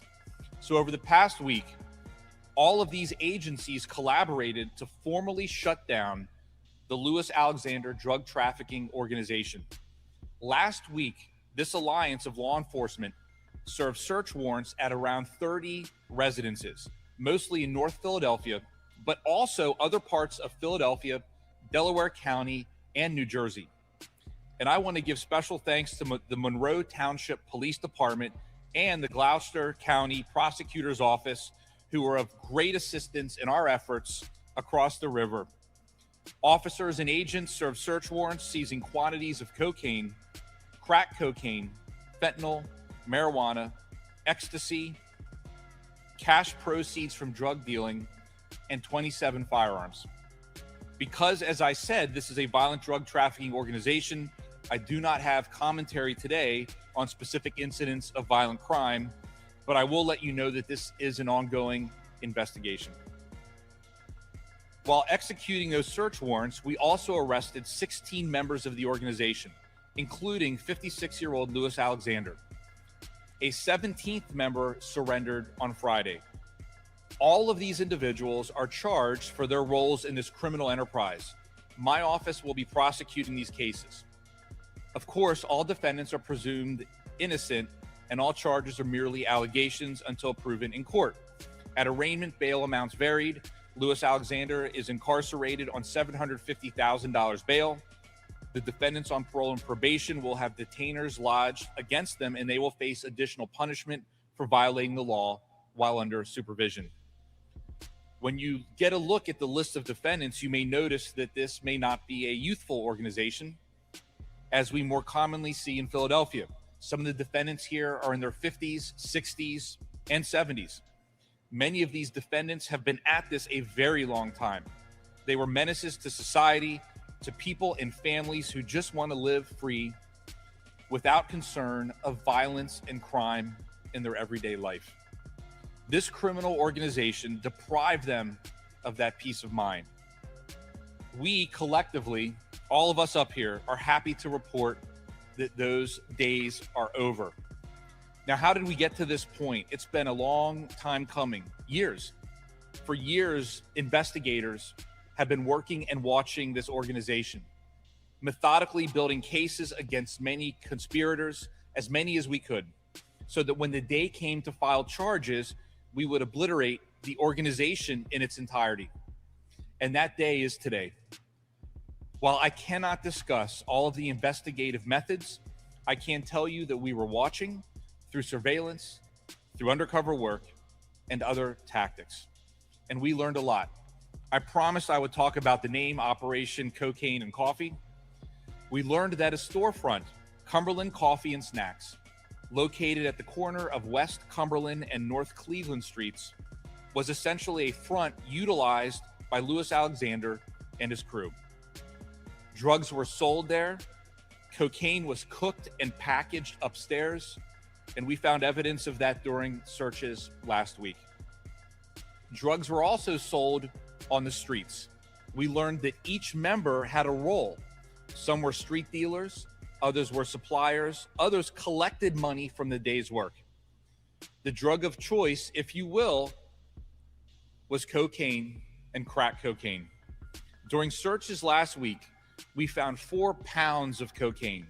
You can see that on the table here today. We also recovered over 130 pounds of marijuana, a product which consistently helped fuel this criminal enterprise over the years. And there were many other drugs as well. And there were guns, a lot of guns. You can see them on the table here. And again, the investigation is ongoing into how these firearms may or may not have been used in the course of the drug dealing. As I close my comments, I want to emphasize the trail of devastation left behind by a large-scale drug trafficking network like this one. There is an absolute human toll attached to this in many, many ways. Countless individuals and families have been harmed by substance abuse and addiction.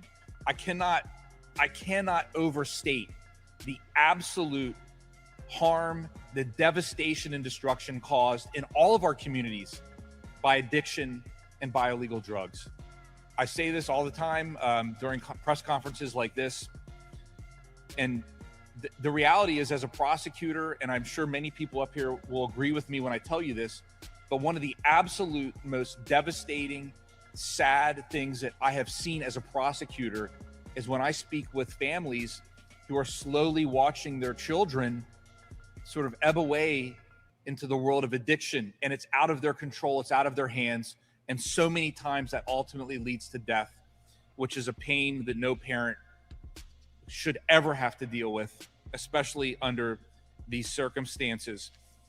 This organization, without any doubt, valued their profit over human lives and the destruction of their neighborhood. I want to again recognize the law enforcement officials and agencies that brought this trafficking network to a halt. And I'm going to say this to you, this is really important. There are many of us up here today that are in leadership roles that get to stand here and talk during these press conferences.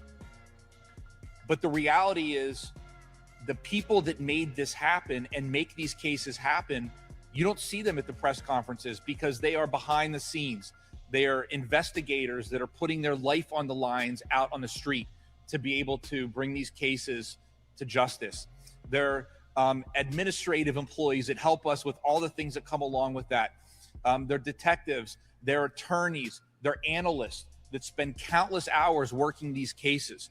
This stuff doesn't just happen overnight. And so I'm proud to be able to stand here and talk to you about it, but I'm even more proud to say that I get to work with so many amazing, wonderful, and professional public servants. I mentioned in this case that many charges were filed, and this is a moment of celebration, but this day also didn't come without a cost to those same police officers that are involved with this. These agents and prosecutors made sacrifices to track this organization for years, meticulously building cases. There are many, many long shifts and long days. There are late nights returning home to their families, missing birthdays, missing holidays, and that is not uncommon in this line of work. Sacrifices are made every single day to keep the community safe, and because we all know that if communities aren't safe, literally nothing else matters. I applaud law enforcement, not only in this case, but across Philadelphia, across Pennsylvania, for their commitment to service and to keeping us safe. Every single day when they put on the uniform, they sacrifice. Let us not ever forget that. Now, at this point, I would like to turn it over to First Deputy Commissioner Stanford for a few remarks. Let me get this out of your way here.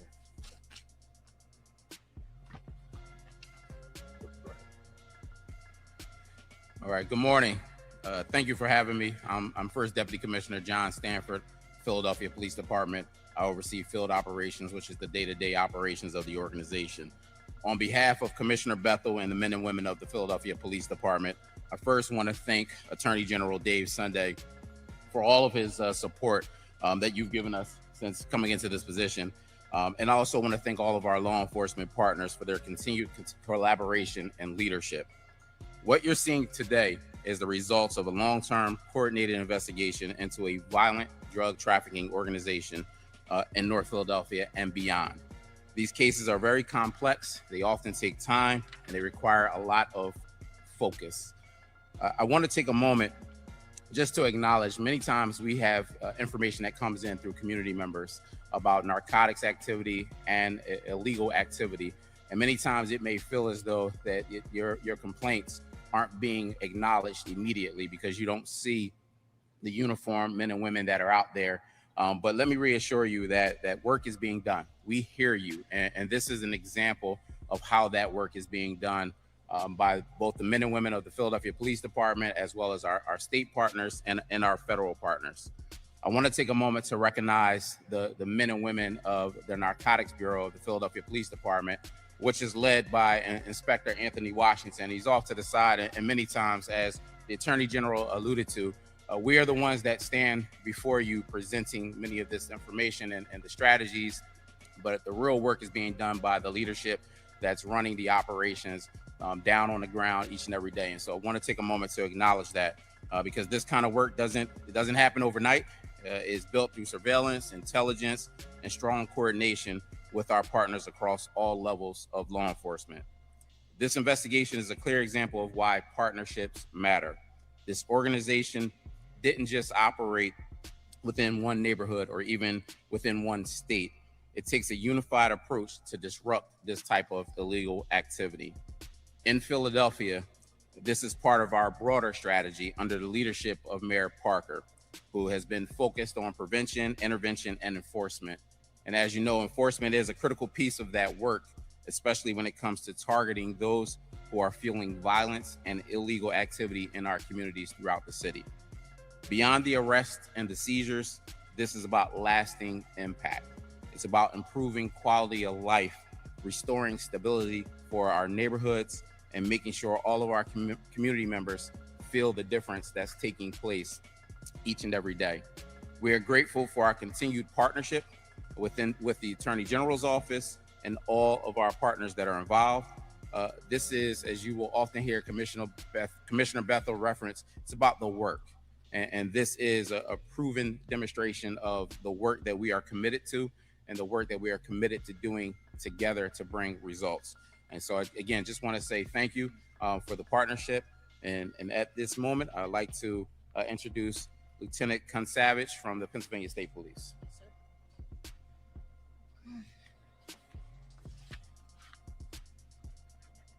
Good morning. The Pennsylvania State Police, in partnership with the Office of Attorney General, remains steadfast in its commitment to drug enforcement efforts. We will continue to collaborate with federal, state, and local agencies, working together toward our shared goal of enhancing the quality of life in our communities. Those who engage in drug trafficking will be held accountable for their actions.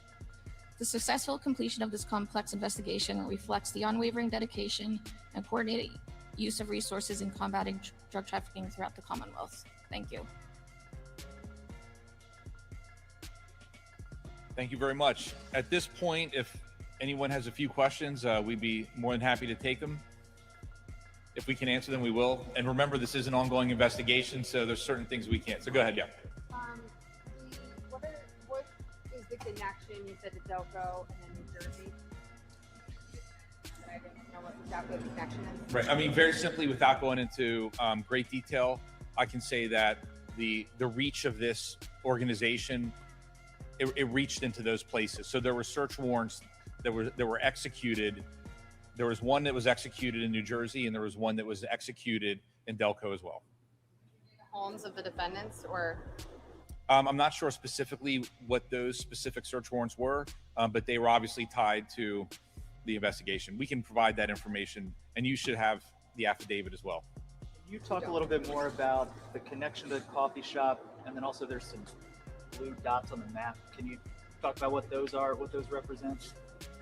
So what I can say with regard to the coffee shop is through the course of the investigation, it was determined that upstairs in that coffee shop was essentially a front for the organization.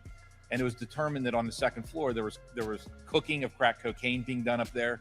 And it was part of the entire logistics network for that organization, because these organizations, they obtain the supply somewhere. Oftentimes, they'll take powder cocaine and they'll cook it into crack cocaine, and then they will separate it, and then it will go to the other individuals that will be sold in the street. As I stated during the press conference, there are members of this organization that were part of literally every single part of the logistics chain in this case, all the way to include retrieving money from individuals in the streets. And so that's the nature of the coffee shop. Selling out of the shop? Like, could a customer go into a coffee shop and buy cocaine instead? My understanding is that was part of this investigation, yes. Yeah, sir. On your little graphic there, you see the little dots there. Does that indicate where people were supposed to be positioned to sell the stuff on the street? Or what else specifically is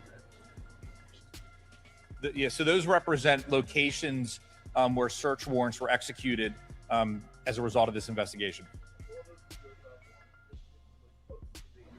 Some of those did, yes. There were some, like we said, that's the breadth of this organization, stretched into New Jersey, other counties, and then obviously very close as well to the location of the coffee shop. I noticed the seizures indicate a lot of $1 bills. Was that money seized from the cash register of this coffee place, or was that these people paying for drugs in $1 bill? There's no cash register. Yeah. So there's no cash register at the coffee shop. So thank you for sharing that with us. I appreciate it. How do people pay for their snacks? You know what? I don't have that answer. I'm sorry. But anyways, it's clear that this place, through the investigation, was a front. Obviously any cash that was seized was seized during the course of executing the search warrants in this case. People in the neighborhood, legitimate people, know to stay away from there, or did they go in there to get, to buy things? You go ahead. These agents actually spend a lot of time watching this neighborhood, and generally speaking, the people you would see going into the coffee shop were somehow related to the drug trafficking organization. We were out there the day the warrants were searched. There was no coffee pots at the coffee shop. There were some snacks and sodas and things of that nature, but I don't think it's impossible that a person might have gone in there, but based on the setup of that coffee shop, you would have gone to a different store. There wasn't really much there for you to do that. Now, what they did see on these days were a ton of people walking through that neighborhood. There was a bar across the street that was also searched as a result of this. There was a barber shop about a block away that was also part of this operation. What you'd see was neighbors walking past that to go elsewhere. These weren't really the places they would have gone. which I think is some indication that they knew what was up there. A barbershop was involved in this too, you're saying? There was a shop, I think it might be labeled a mini mart, but it had the setup for a barber shop at Garnett and Cumberland. Yes. I'm Mike Barry. I'm one of the prosecutors that handled the case. Sure. You mentioned their ages. You mentioned they've been at this for a long time. Do you know about how long this operation was going on or this organization was working? I mean, I can also say there was a period of time where I supervised the neighborhood where this took place at a different office, the Philadelphia District Attorney's Office. People have been looking at this operation for over a decade. Our office, I know, has been concentrating on this for years. I could search through old documents I have talking about 18th and Cumberland, Cleveland and Cumberland, and this drug trafficking organization going back to 2012, 2011. They've been a blight on this neighborhood for well over a decade. And you mentioned you called them a violent group. Have you been able to tie them to any violent crime at this point? Well, with regard to violent crimes, I'm going to say that because this investigation is still ongoing, at this point, we're not going to go into those specific details. What I will say, it's clear that when you have a drug dealing organization that's stockpiling arms, which we have here on the table, that those arms are used in furtherance of the drug trafficking organization. But with regard to specific acts of violence, that's for future conversation. And I just want to say one other thing real quick, and that is going back to the point that was made by First Deputy Commissioner Stanford about when these calls come in. You know, these calls come in and it's important for people to recognize that our goal is not just to go arrest the one person who they caught dealing that day. The goal is to do it right and to be able to remove an entire organization, because the impact on the community will be vastly greater. And that's what you're seeing happen here. And I just want to say one last time, you know, just my appreciation for the partnerships that you see here today. You know, no one can do any of this by themselves. It takes a team. We either win as a team or we don't. And I'm grateful for everything from our federal partners to the Pennsylvania State Police to the Philadelphia Sheriff's Office that is always there for us during these investigations when we need them. The Philadelphia PD has been outstanding, and I would be remiss if I didn't reemphasize that. So thank you. It was Cumberland and Cleveland? Cumberland and Cleveland. All right. Thank you, everyone, for covering this. I appreciate it. I hope everybody has a wonderful day. Thank you. Man, them people ain't playing. They are not playing at all. 18th and Cumberland. And they said they've been watching for a while. Yeah. Yeah, they've been watching for a while. They are not playing at all. If you haven't subscribed to the channel yet, hit that subscribe button and smash that like button.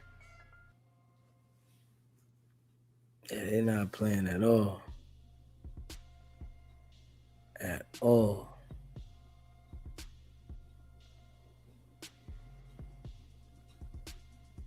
They said. All right, a live look at Dallas on this Thursday evening. Our next story takes us to Dallas, where federal prosecutors there have charged Memphis rapper Pooh Shiesty and 8 others with robbing 3 men at gunpoint and kidnapping them at a Dallas record studio earlier this year. The court documents only refer to the victims by their initials. One victim, called RD, is described as the owner of the 1017 record label, which was founded by Grammy-nominated rapper Gucci Mane, whose real name is Roger Davis. DOJ saying that the incident began with a dispute over a record contract.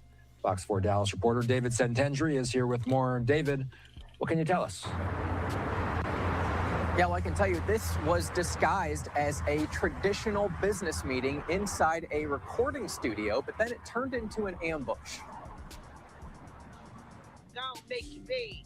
Lontrell Williams Jr., a well-known rapper by the stage name Pooh Shiesty, was on house arrest for a firearms conviction related to drug trafficking when the Department of Justice says he led a group to rob and kidnap 3 people inside a Dallas recording studio back in January. The motive? So Pooh Shiesty could get out of a record contract with rapper Gucci Mane's label, the New 1017 Records. We're not talking about low-level rappers here, guys who are trying to make it. TMZ tells Fox 4 to let go of Pooh Shiesty would have been a financial blow to Gucci Mane's record label. He had a lot of artists under his label, and then he made a decision that he was going to let go a lot of those artists. One of the very few, though, that he held on to happened to be Pooh Shiesty, because, again, Pooh Shiesty is somebody who's got a lot of fans. He's got hit music, and certainly somebody that Gucci Mane could be profitable. According to a criminal complaint, Pooh Shiesty was upset with contract terms. Surveillance images show Pooh Shiesty, his father, and 7 others before they enter the studio. Once inside, Pooh Shiesty pulled what appeared to be a black AK-style pistol, pointing it at the head of a victim, labeled RD, demanding RD sign contractual release paperwork. RD complied. Gucci Mane's legal name, Roderick Davis, matches those initials. The victims in this case came to Dallas to conduct legitimate business, and they were met with firearms and violence. That wasn't the end of it. The feds say the group robbed the victims of expensive jewelry and cash. One of the victims was actually choked. They know all the information, man. To the point of near unconsciousness. Yeah, they Pooh know Shiesty everything. Lives in Frisco, according to the complaint, but investigators say most of the alleged accomplices traveling from Memphis, Tennessee, were staying at a Dallas hotel the day of the ambush, including accomplice Rodney Wright Jr., a rapper with the stage name Big 30. Social media post reportedly shows suspect Terrence Rogers wearing a variety of jewelry believed to be stolen during the robbery, even stolen sneakers. There's also a post They took highlighting the a man's large sneakers. amount of cash. Footage from Memphis shows federal investigators collecting evidence at the home of Pooh Shiesty's father, Lontrell Williams Sr. That was on Wednesday, the day most suspects were arrested. We remain committed to investigating violent crimes like these. We mentioned Pooh Shiesty lives in Frisco. That's a suburb of Texas. Again, Frisco is about 30 minutes north of Dallas, where Pooh Shiesty lives. He actually lives in an apartment right next to the Dallas Cowboys training facility. Everyone else involved is believed to have come from out of town during this event. Again, 9 people, 9 suspects we're talking about, 8 of them in custody. Feds still looking for one more who's believed to possibly be in Georgia. Austin? David Sentendry with us tonight. David, always appreciate you. You heard a little bit of the... They know so much details that how the hell did Pooh Shiesty think he was going to get away with this? Like, they know everything. Pictures, they got all the evidence, man. And then they got people corroborating the story. How the hell did he think he was going to get away with this? What possessed him to think that this was the move to get out the contract? Like, you would have been better off just staying in your damn contract, man. Like, this is like a bright idea. I'm wondering, was he sitting in the house one night and said, man, I'm going to put the strap to him. He going to sign this. And really woke up and went and proceeded to do this. That shit's crazy. Yeah, like, come on, man. I don't know if he thought he was in the movies. This shit's real life, man. You know what I mean? People ain't nobody accepting that shit. He thought he was in the movies. Like, come on, I'm ready to do this. And hey, listen, man. From him just seeing that, you know, your money couldn't get you out of the situation before, maybe they didn't give him enough time the first time. Because that could it be. You know what I mean? That really could be. The situation, he didn't get enough time. You know what I mean? So, I guess what you saying, Yo Gotti had $10 million to sign him if he was able to get out the contract? Well, that 10 million, it didn't look that good. I know Yo Gotti couldn't have gave him the 10 million already. I'm sure he had to wait and make sure. Cause I know Yo Gotti heard about what happened when it happened, just like everybody else. So I'm sure he didn't say, I'm gonna give this 10 million now. It might have been, all right, we're gonna work on it, get it done. But to give up $10 million when you heard everybody saying what happened, you gotta know an indictment's coming. So I don't think Yo Gotti gave it up then. But God, Pooh Shiesty definitely made a dumb decision. Press conference in David's piece. Let's play the full thing out from the beginning. Here it is. Good morning. I'm Catherine Miller, the Acting Public Affairs Officer for the U.S. Attorney's Office of the Northern District of Texas. Today, you're going to hear from Ryan Raybolt, the United States Attorney for the Northern District of Texas, Jeremy Wright, Assistant Special Agent in charge of FBI Dallas. And we will have a brief question and answer session after their remarks. Please identify yourself by your name and your media outlet when asking questions, and confine the content of your questions to today's press conference. At the podium, joining Ryan Raybolt and Jeremy Wright is Executive Assistant Chief of Police with the Dallas Police Department, Terrence Rhodes, Assistant U.S. Attorney Robert Withers, Assistant U.S. Attorney Claire Demers, and Assistant U.S. Attorney and Violent Crimes Chief Jeremy Fugate, all of the Northern District of Texas. And with that, I'll turn it over to Ryan. Good morning.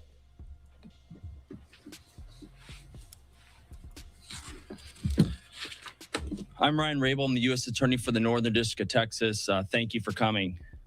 This week, 9 individuals, including well-known musical artists, kidnapped and robbed at gunpoint numerous victims at a music studio in Dallas, Texas. 8 of the 9 were arrested yesterday in Dallas, Memphis, and Nashville.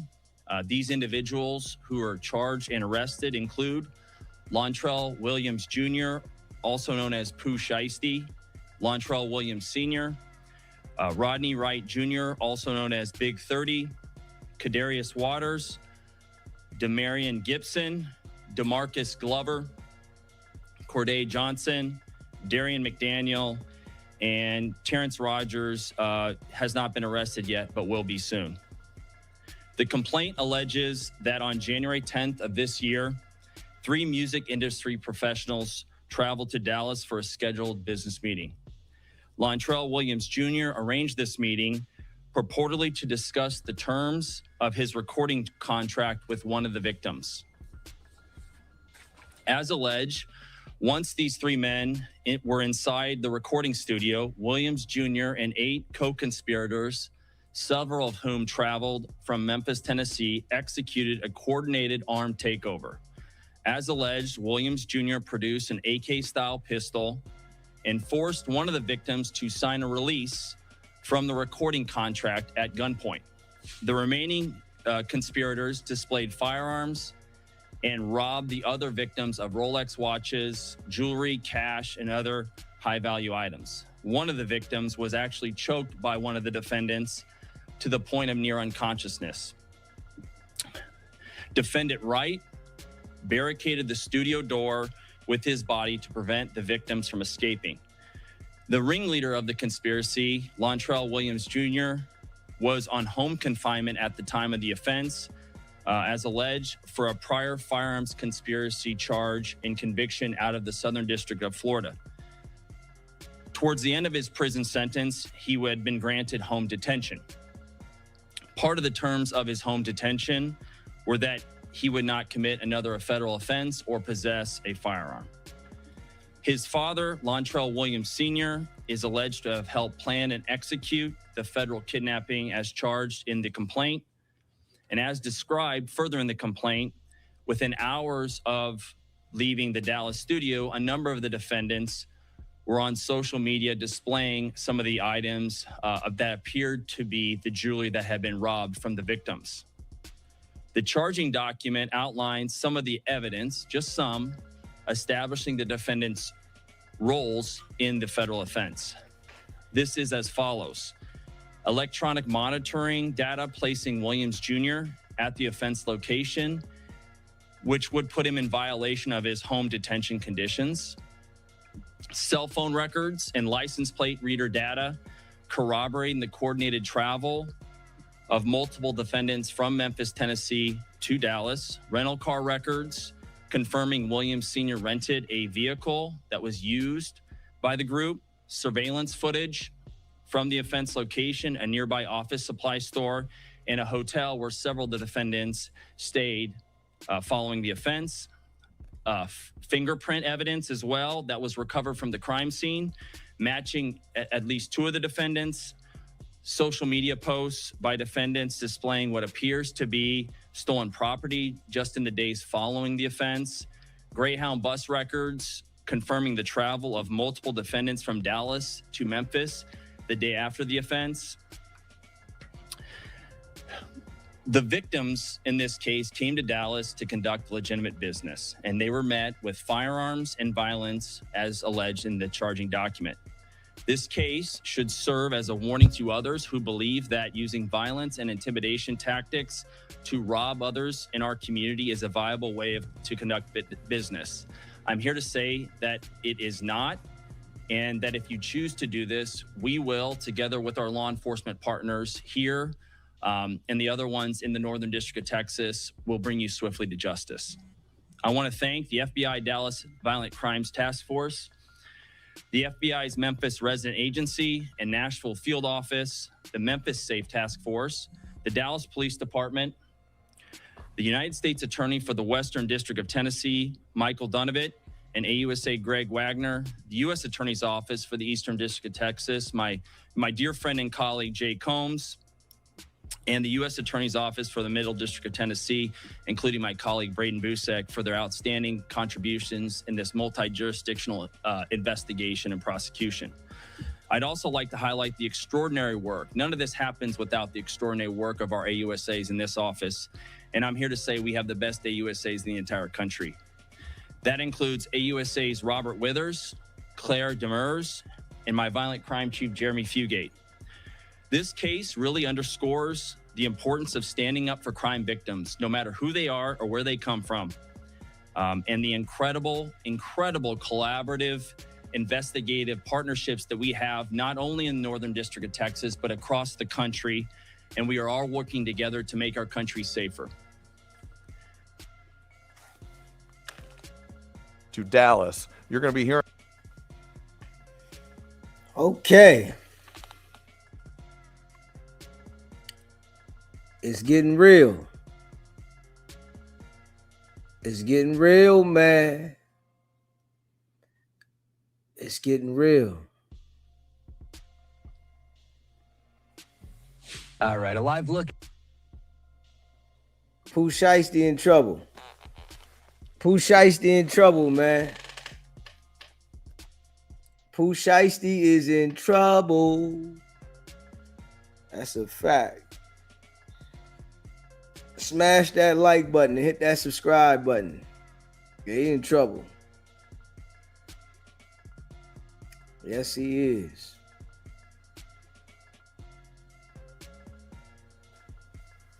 Yeah, he in trouble. Let me see. Hit that like button, hit that subscribe button. Yeah, we're gonna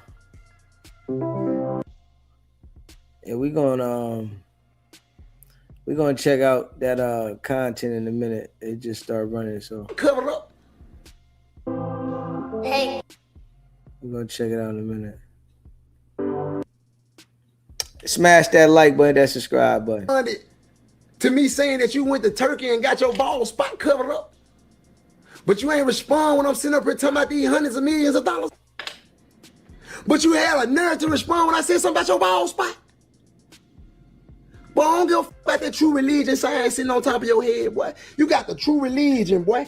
You got the true religion. You got the George Jefferson. You got the true religion. Yo, come from right here and go all the way around like a horseshoe. And in the middle, you ain't got nothing. That's why he kept that Montana hat on.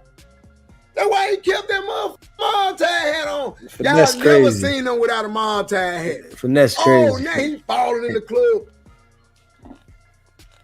You still got a ball spot, kinfolk though. You still got a ball spot.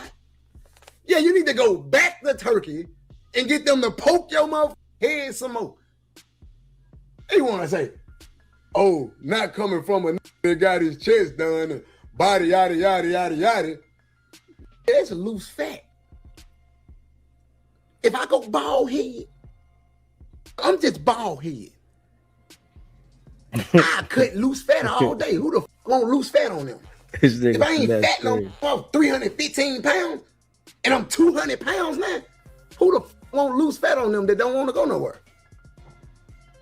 Oh, but I still be that nigga with a bald head now. You ain't.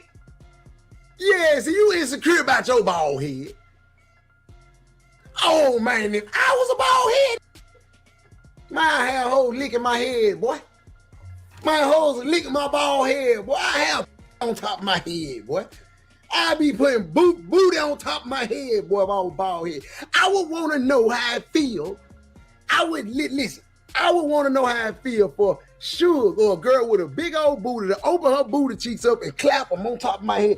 Like, not clap like a clap twerk. No, open them up and sit them up right on top. I want to see how, I ain't never had no on top of my head. Put it right here, like that motherfucker right. I want to smell, like, sit like in the front. Like if you put that motherfucker right here, like the back of my face going up on your booty this way. Like, come on, man. Like you, if I had a bald head, see, you ain't nothing with your bald head, Joan. Your bald head, you ain't nothing. You plant a peanut, man. Little black little spots all over that motherfucker. Your bald head weak. I would have been cut my hair off. You ashamed of this.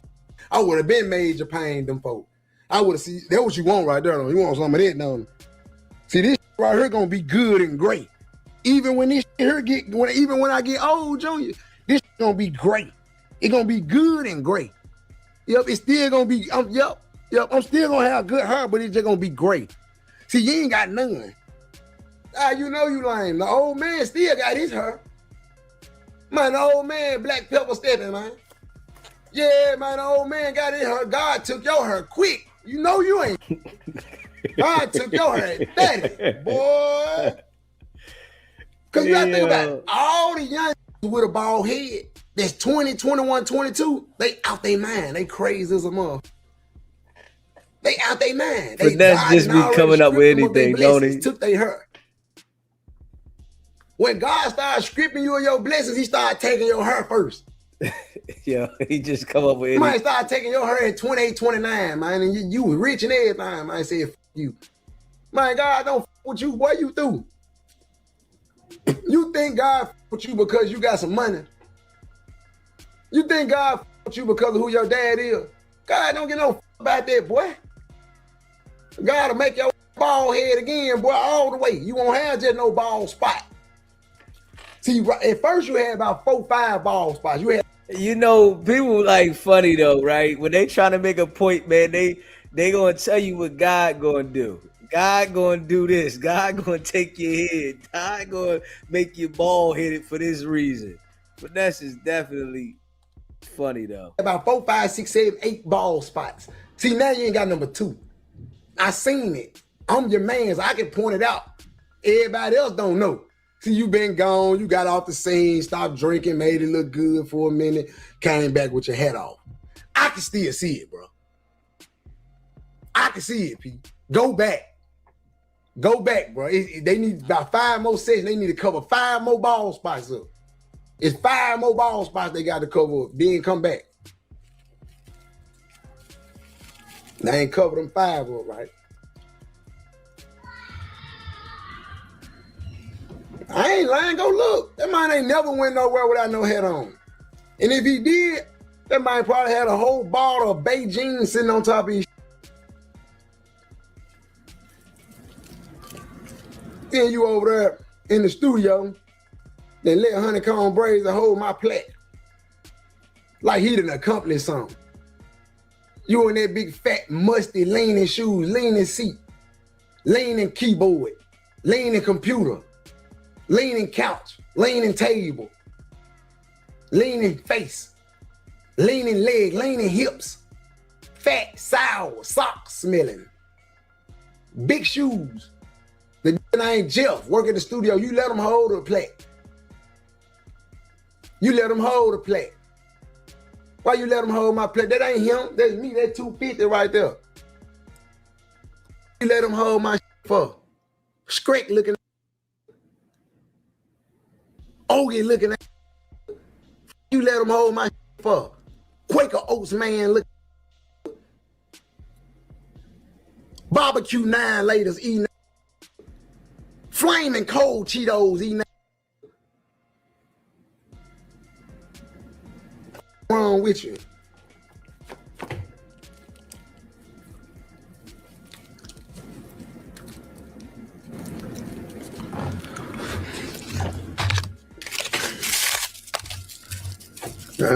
Bullshit.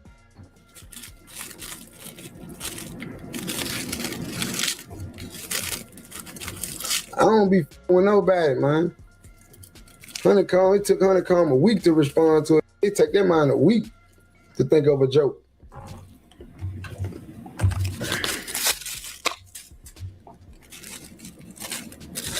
He walking in the club with his new hairstyle. Junior with his new hairstyle. Now you need to be trying to call me. You talking about, you need to be trying to set up a meeting. You talking about, got my lawyer ready. We're gonna call it in slavery in a minute. Can't drop no motherfucking music. I'm trying to drop the album. I'm trying to drop these projects.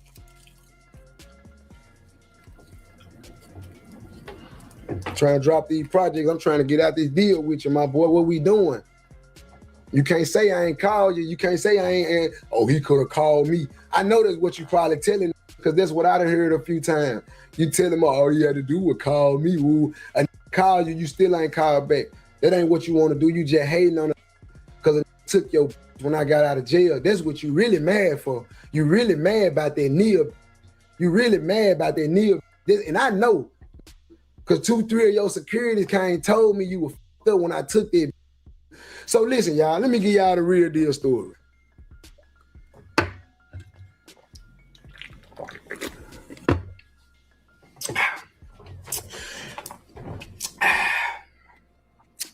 I gets out the feds. I'm hiding out. I'm trying to. I ain't gonna lie, I ain't gonna lie. Everything. Yeah, come on with that hat you threw. That hat you threw. You threw. Block. I ain't no capping. This ain't no cap. You put a hat on me, you threw. Listen. I get out of jail. Man, everything with a big booty, pretty face, I'm trying to hit it. Everything that got a big old booty and a pretty face, I want to hit it. I want to have sex. I want to do it. I want to go the whole way. And yeah, I ain't have no rubber on. I ain't gonna lie. Yeah, I was going Yogi Bear. Yeah. I was diving in that motherfucker, man. No life jacket. I ain't lying, chat. I cry to you before I lie to you. Me and Junior, we thugging together. This is my partner now. This nigga said I was going Yogi Bear. This nigga. Hey, yo. Hey, yo. Hey, yo, Finesse, man, you gotta relax, bro. Like, straight up. You gotta relax, man. We together, Ed. Cap, gone. Yep. Ass out of here. Another cap, gone. Ass out of here. Yep. So look. Oh. Boom. He bring this bitch around me. She find the motherfucker to me. At the time. At that time, she was fine the motherfucker. See, now, you gotta understand. I come from the prison where old ladies look good. I ain't had sex in 5-6 years. I'm finna tear some mouth out when I come home. Everything I run across, I got to tear your mouth out. I'm gonna tear your mouth all the way out. I'm tearing it all the way. I'm tearing everything I run across.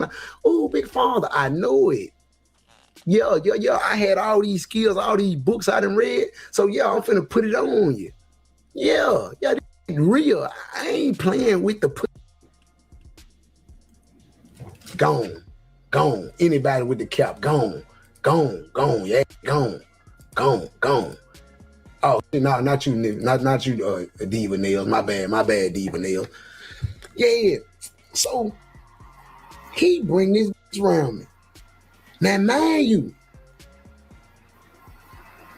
I'm playing in the streets and he playing in the streets. Gone. The real stomach out of here.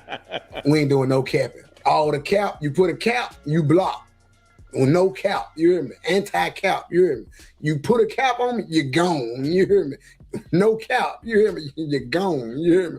So look, ain't no cap on this, you hear me? So look, so he bring the around him. So I got 2-3 women with me, and he got 2-3 women with him everywhere we go. This was almost before Suge came around. So one day, when he brought the little brown skin, little cinnamon roll around, man. Brown skin, little cinnamon roll, little pecan, man. She pretty in the motherfucker, man. Lips wet as a motherfucker, fat as a motherfucker, man. Booty fat in the motherfucker. I ain't know nothing about BBL like that then. See, I ain't know how to tell the difference between a BBL back then when I first got out of jail. I ain't know how to tell. I can tell now. I know now. You ain't gonna get me no more. See, no, me, I like a natural booty. I like natural cakes. Yeah, don't put no mother cut on mine. I like mine from the hip. I like real jelly. I don't like it to firm on me. I don't like it to just land. See, BBL just, when you f***ing a girl with, let me tell you, when you f***ing a girl with a BBL, this is what goes on. Let me tell you BBL girls, when you f***ing a girl with a BBL, see, first, let me tell you, if it's jelly, listen, if it's jelly, it's going ka-flap, ka-flap, ka-flap, ka-flap, fa-flap, ka-flap, fa-flap, this way, there, fa-flap, fa-flap, fa-flap, fa-flap, fa-flap, fa-flap, fa-flap, fa-flap, fa-flap. I'm talking about nothing but me. Nothing but real homegrown, nothing but beef, chicken, ballet, no by any sauce, you know. I'm talking about no pork, no, nothing but me. Nothing but me. Now, when you hit a BBA or booty, it stay on you for a second. It hit and it stick. It hit you and it say, flap.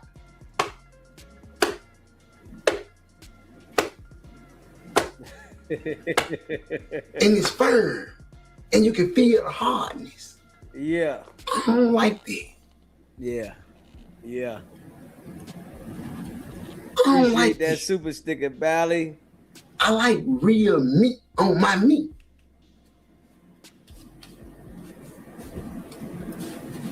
I like real meat. I like real meat. You know what I'm saying? And I just don't want that to be on me. And then it got a little smell. It got a little small little smell. It ain't stink. It just smell like a hospital. I ain't trying to smell no hospital. I don't. It smell like a hospital. It smell like somebody getting cleaned up. It smell like. Hey yo. It smell too clean. This nigga said it smell like a hospital. It smell like a janitor cleaning up or something. Mike. Yeah, so you already know the portion. I think I got it. Rubby gloves. That's what it smell like. Rubby gloves. It smell like glue. I'm gonna keep it a buck. I don't like the BBLs. I don't like them. You know, they definitely hard, firm, Yeah, you know, it looked, I guess, good with some people that like it with the clothes on, but when the clothes come off, that shit is not the same. You know, if you ain't got no ass, you ain't got no ass. Fuck it. If you ain't got no ass, you just ain't got no ass. Hey, that's what it is. You try to go get that ass, they doing too much. This shit is not right. This smell like latex glove, BBL. So I don't be on there. Ain't with that cap, you gone. You gone. Come here. You gone. You gone. Hey, so listen. I don't want to smell no rubber glove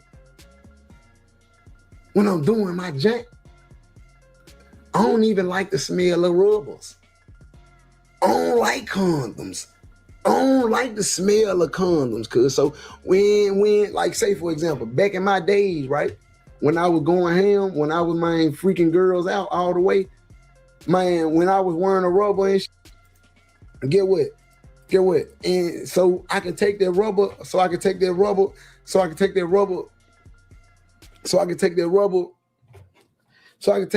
smell away.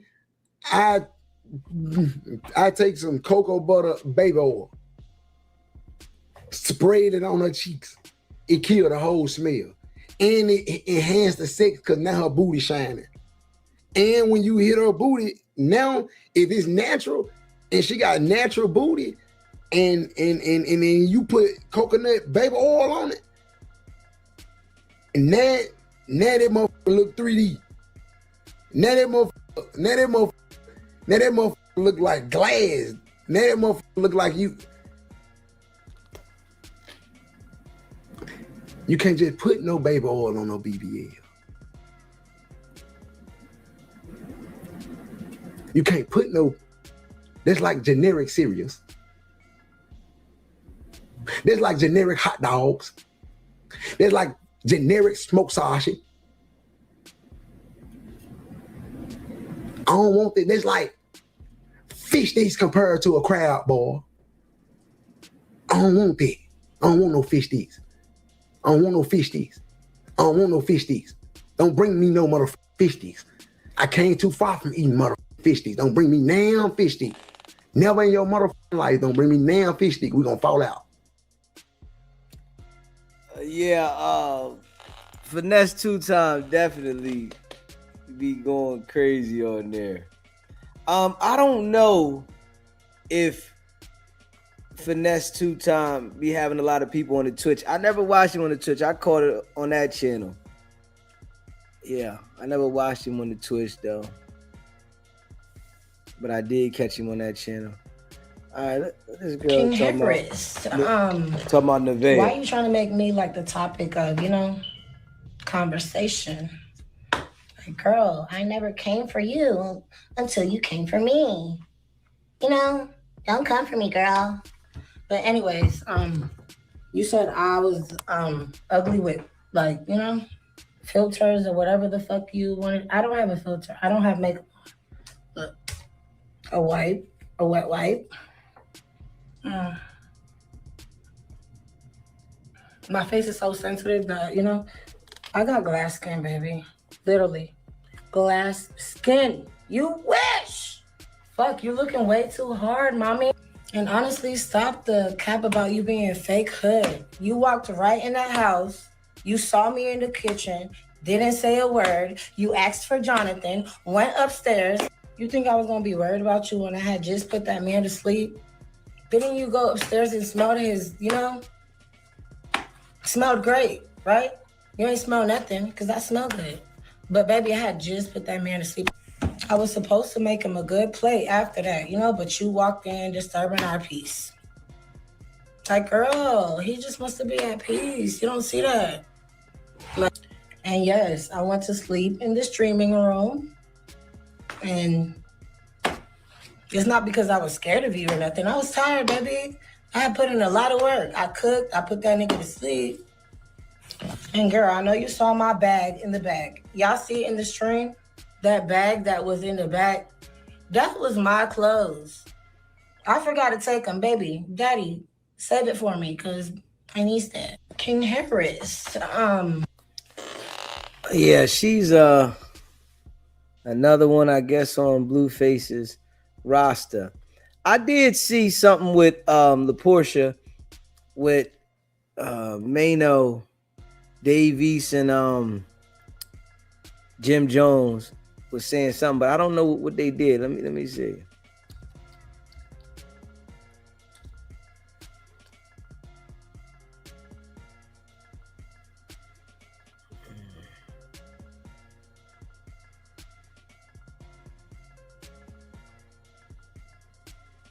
Yeah, I did see. Let me see. Jim Jones violates Mano.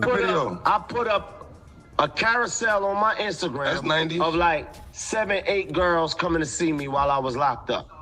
Okay? Do you know I got into arguments with niggas because they was like, oh, those girls is chopped because I was gonna say that, but I know. I say what, nigga? You was gonna say what, nigga? I'm not. Listen, yo.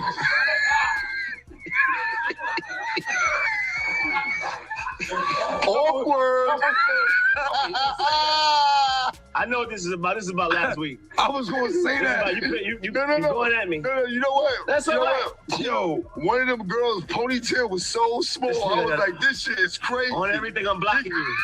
I'm blocking you. Blocked. You off my page. You're blocked. That 90s ponytail was crazy. But it's for the 90s, though. I put up. Where was it at? What did they say? I seen something where they said that he was leaving the podcast. Yeah.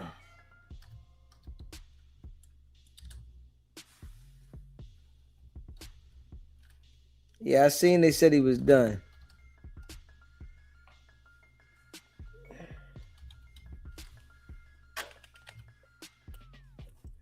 Let me see here.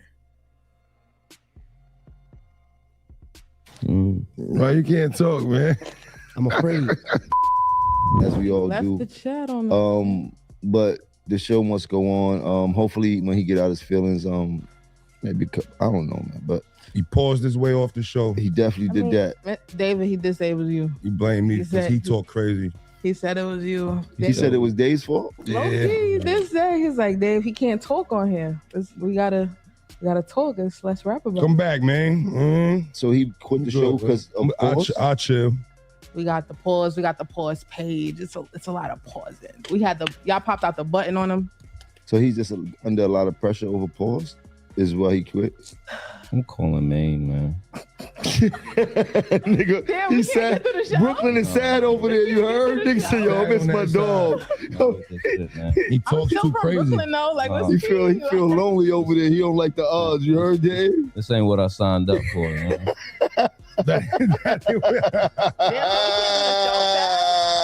I'm about to just. So we can't. No episode. So me and Dave is like, we not worth nothing. That's crazy. You see how niggas the truth always comes out somehow, bro. That's crazy. Man, pick up.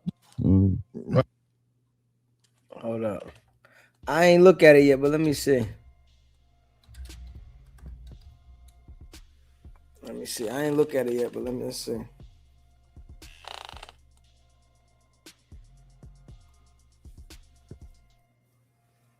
Yeah, I clicked on it, but I didn't watch this shit. That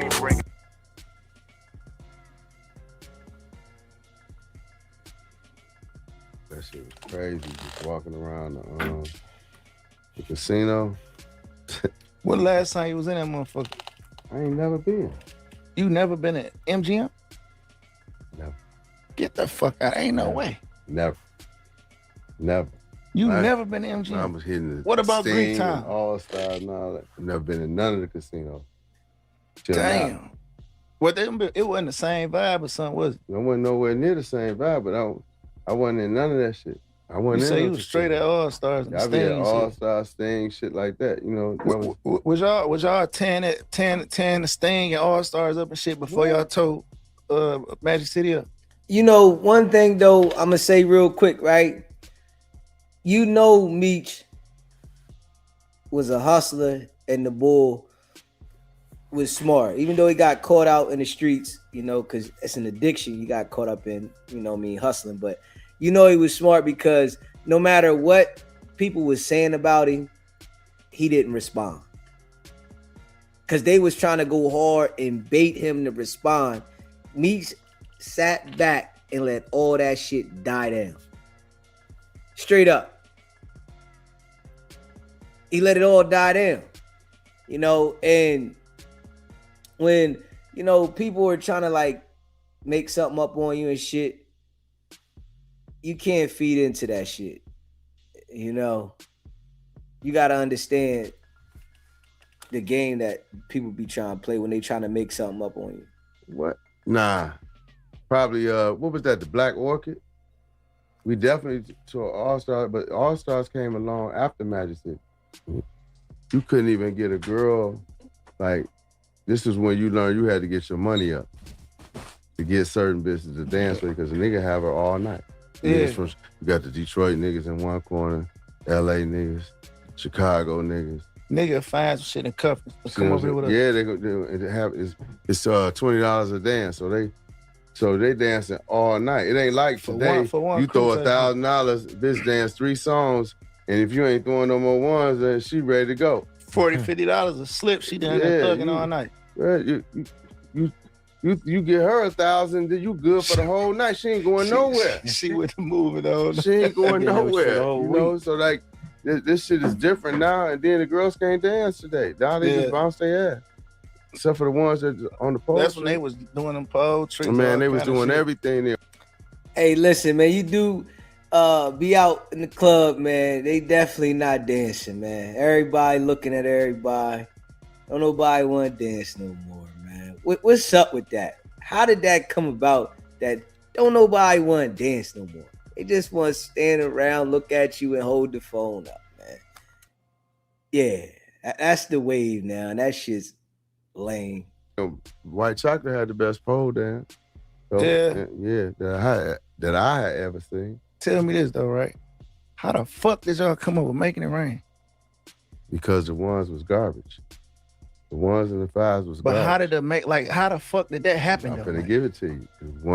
The ones and fives was garbage. You gotta remember, I'm plugged in with big cartels, Colombians or motherfucking Mexicans. Yeah. So back in the day when we first started fucking around with the Colombians, they won't take no ones and fives. So when you getting 100 bricks at a time, you know, getting front of 100 bricks at a time, you got to keep all the ones and fives. Oh, now, shit, the jury store not going to take, they're going to take them only so many times. Right. Then we try and walk around with hundreds and 50s so we don't look like drug dealers. Yeah. So you definitely don't want to go on, just take $5,000 in ones and Foot Locker that shit looks stupid. and see how long it's going to take, because they got to understand they're going to count it. They ain't not going to weigh it or none of that. They're going to count one for one to make sure, you know what I'm saying? And so it's only so much cars and jury that they'll let you have Meech, I can't take no more. Meech, T, I can't take no more ones. So now you stuck with them. So you look up, we got garbage bags full of ones and fives. So guess what we can get rid of them at? Strip club. Strip club. They pay their bills, pay for the kids, look out for the kids, everything. Do that. So if I got $350,000 worth of ones and fives, we gonna go throw the $350,000. So basically making it rain was giving back. Damn. Right. Right. and finding something to do with Look the at ones. the Chamber Brothers. Yeah, they had. Yeah. Look at the video they did. I remember that video. In the 80s. They threw the one. What we gonna do with all this? Yeah. We just gonna throw it back. remember that give it video. back. We just gonna give it back. Okay, that's The Hustlers was different, man. The Hustlers was different. You know, Hustlers back then, you know, would show love with the paper. You know, the Hustlers that call themselves Hustlers now, they want to use their money to put hits on everything. They want to use their money to muscle. They ain't trying to show no love. Shit's crazy. because that's Detroit way. That was our era. So now you make it, you turn it into make it rain, but they don't understand it's a method to your madness. There's two things that you're getting out of it. One, I'm getting more clientele attracted to. They like, damn, this nigga just threw my re-up money. You know what I'm saying? I'm trying to get out. Yeah. You can't beat them joining program. Mm-hmm. You know what I'm saying? Then you got the girls. You done bless the girls. You got them dancing all night. You throwing one showering them with money. Now the next man like, shit, I got to get my money together. I already know what kind of girl she is. And that shit built the brand up. It built the brand. They passing the word Crazy. around. I mean, how many strippers you feel like whose lives were changed, like put through school and A lot of them. Cause that's back when girls were stripping because they down there had to. Yeah, that's back when a girl may be going to college in Atlanta and be a good girl. Yeah. You know what I'm saying? Be a good girl, nice girl, but she can't get the extra. You know what I'm saying? She can't get a little bit to just stay floating. Like, you know, a pizza is a big deal. If you buy the girls a pizza that stay in the dorm or something, you know, flex. let alone getting them to cut the line for the club and all that. You know what I'm saying? Like that all that type of stuff was a big deal. You know what I'm saying? So I turned around and we just took and man, we take care of so many, it's too many to count. Yeah. You know, but I'm grateful that God had put me and my people in that position. Ain't no question. You any of them ever like tapped in with you like, damn, thank you, I appreciate you. God bless you. You did a lot for me. Yeah, you got white chocolate, OG India, sugar, honey, strawberry. Who was your favorite stripper back in the day? Just shit. White chocolate. I gotta see chocolate, white chocolate, white Shout out chocolate. to white chocolate. Yeah, white chocolate. Tap in with us. We gotta see white chocolate. Yeah. Man, you know what I always wanted to know, right? Like, so you know what y'all did with Jeezy, right? Y'all changed the game. Y'all made us realize because me, Peasy, all us, we came up from having a movement. You know what I'm saying? With the music. And when I say having a movement, just niggas just sticking together, going to the clubs together, going to niggas shows together. We all moving together, moving on one accord. And that recipe came from watching them Smack DVDs, watching y'all, you know what I'm saying? And what it did for Jeezy career. Was that shit strategic? I mean, it was organic like that. It was organic. It's like, okay, at the end of the day, Jeezy family. And he was a part of that life. Yeah. Okay, so in him being a part of that life, like we might be sitting up counting a few $1 million. So he'll bring the CDO. Look, I made this. I was in the studio last night. This, that, and other. So while we count money, we listening to it, and then I pick out my favorite. I like number 1. I like number 10. I like number 16. You know what I'm saying? Stuff like that. And so we're gonna play this tonight at the club. When was that moment you knew like, damn, this nigga done took the fuck up? We really when everybody was singing the words to that shit. In Majesty, before we even pull up, when we pulling up, and stuff like that. I down there had tears in my eyes because I'm like, we really finna make it. How did you bump into Jeezy? Jeezy, actually, I knew one of Jeezy's cousins that was in the game, but Blue had brought Jeezy in. Oh, okay. You know what I'm saying? That's really how he got in. Blue had brought him in, you know, on some Crip shit. Yeah. You know? So he brought him around, but it wasn't until I was finna go to jail that I knew that they had any type of animosity towards each other. You know what I'm saying? Yeah. Blue used to be like, man, I told you should sign him, you should have signed him, you should have signed him. At the time when Jeezy was unsigned, I was dealing with the double murder. You see what I'm saying? Yeah. So I had got picked up. I only did 26 days in the county jail on Wright Street for that double murder. Then I got a bond. The only person to get a bond was double murder. Yeah. Being charged. I got a bond. And when I came home, he had already signed. He signed a deal with Bad Boy, Boys in the Hood. And for the Boys in the Hood thing. And DJ Drama came to me and said that he wanted to do the first visual and everything with the mixed CD. Yeah. So I had gave Jeezy the Ferrari. We did Trap or Die. Right. You know, because we had already did The Streets Is Hardest Watching. shit ever. The Trap or Die. I gave Drama, he'll tell you, that's the most money he had ever received at that time. Man, you know, that's the first time the world, like, in real life was watching a nigga like, you know, we ain't say too much, but what the world in real life felt like they watching a nigga live they raps like and that shit was like the coldest shit on earth, bro. Like, and then you know, we when Jeezy dropped that Trap or Die, that shit was crazy. All the hustlers was running around rapping that shit. What? Even when he, you know, was on that one song, it's the bulls in the hood sell anything for profit. That shit, 5 a.m. on the corner clocking. That shit, and that shit was hot too. I like this verse. I just would only listen to that verse. I ain't gonna lie. I might listen to something a little bit more, but then I'll rewind the verse back because, you know, Jeezy came off with that. If it's taking too long to lock up, bring it back. You was short anyway, so bring a stack.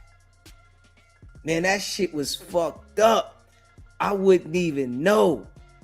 I ain't have to open up a whole thing since 94. We ain't tripping, we'll swap it out. If it's still in the rack, we'll swap it out. Let me hop up in the shower and get myself together. I'ma need about an hour. I got real clientele. We ain't breaking shit down. We don't need no scale. That's right. He worth a meal on the low. The weatherman said there's a light chance of snow. Yeah, that shit right there. That Boys in the Hood joint right there was fire. I can't even hold it. From Detroit, like we can differentiate between bullshit and real and fake. You know what I'm saying? And that shit had the city on smash because it's like, man, this nigga different. Like he rapping about something different. Then we watching them DVDs and just seeing niggas moving as one, a unit. Like, you know what I'm saying? Like, and I wanted to kick that off just to ask you about, like, you know, I feel like I pay attention to words, I pay attention to who a person is. And like, I always looked at you like an intellectual guy, you know what I'm saying? You know what I mean? So like, I feel like a lot of people took out of context that viral clip that's still viral to this day when you were saying it'll never be another like this. I don't think you was talking about like, you know, whatever. Right. I just felt like it was more so about a brotherhood, but I could be wrong. I mean, like, no, unity. No, that's part of it. Of course, for one, it take a special kind of person to bring dudes from different places together and make them move as brothers. And a lot of that come from the leader doing everything that he didn't ask everybody else to do. There was nothing that I asked them to do that I hadn't done. Yeah. And they knew it. Was it always a Pacific guy you look for when you go to East City? I'm gonna tell you like this. The guy with nothing that know everybody is the one. It's the one. Dang. You know what I'm saying? Break that down a little bit. And the reason why I say the guy with nothing that know everyone, like, he's a guy that maybe certain guys that's big in that city may have running around doing certain things and moving, but he never get his due. And you know, that's what I've seen a lot of, no matter what city I went to. You know, your right-hand man don't got shit. Yeah. All my niggas look like my right-hand man. No matter where they from the day ones to the ones that just got on board. So it's a difference. I want my dudes, my people, period, to enjoy the same things I enjoy. Yeah. You know, maybe you can't do it to my level, extent, but you can do it. Yeah. You know, I can turn around and run out of money and be like, hey, let me get 50,000. Yeah, nigga got it, huh? Yeah, right. Yeah. He got it. You know what I'm saying? It ain't, man, when you gonna give me that back? You know, or he don't got it. So I can't ask him. So, you know, when I say nothing, it's like, those be the ones that know everybody, just haven't had the chance. They just need the right opportunity. I know certain dudes in my family that everybody used to put a gun in their hand because they know they gonna get out. Yeah. Right? And I'm talking about before my family, whether it was robbing or whatever. I never liked robbing, even though it's part of the street. Mm-hmm. You know what I'm saying? I never liked that. So I was against that. So I always used to say, until I did it, that same person you giving a gun to, you can give some work to. Put him on his feet. You see what I'm saying? And I did that. And the dudes that did get down like that turned into millionaires. Turned them into bosses. You turned the woods into a boss. They get you. Showed them something different. You know, you never know what you could do until you get a chance. People don't give you a chance. You know, that's what's wrong with people that's in charge, people that's on top. They don't want to give you, I want to keep you up under me, so I keep you broke. Yeah, niggas gatekeep. Being competition with the niggas I ain't got to compete with. Right. My people gonna stay up under me because they want to stay rich. Yeah. They want to try to be wealthy. You know what I'm saying? One day. So they want to be able to do the things that I do. You know? Yeah. And I'm gonna make sure that I'm not gonna move to the suburb, but I gotta come to the ghetto and get you every day. Yeah. No, we all live in the suburb. You know what else separated that shit from everything? Cause like for you, it was more so like you wasn't just trying to motivate the niggas that was around you or motivate the niggas that was moving with you. It's like you was intentionally setting out to motivate every young black nigga in America every time you spoke. It's like you wasn't talking to the homies that was around. You was talking to the rest of the world. Yeah, because you know, it was hard at first.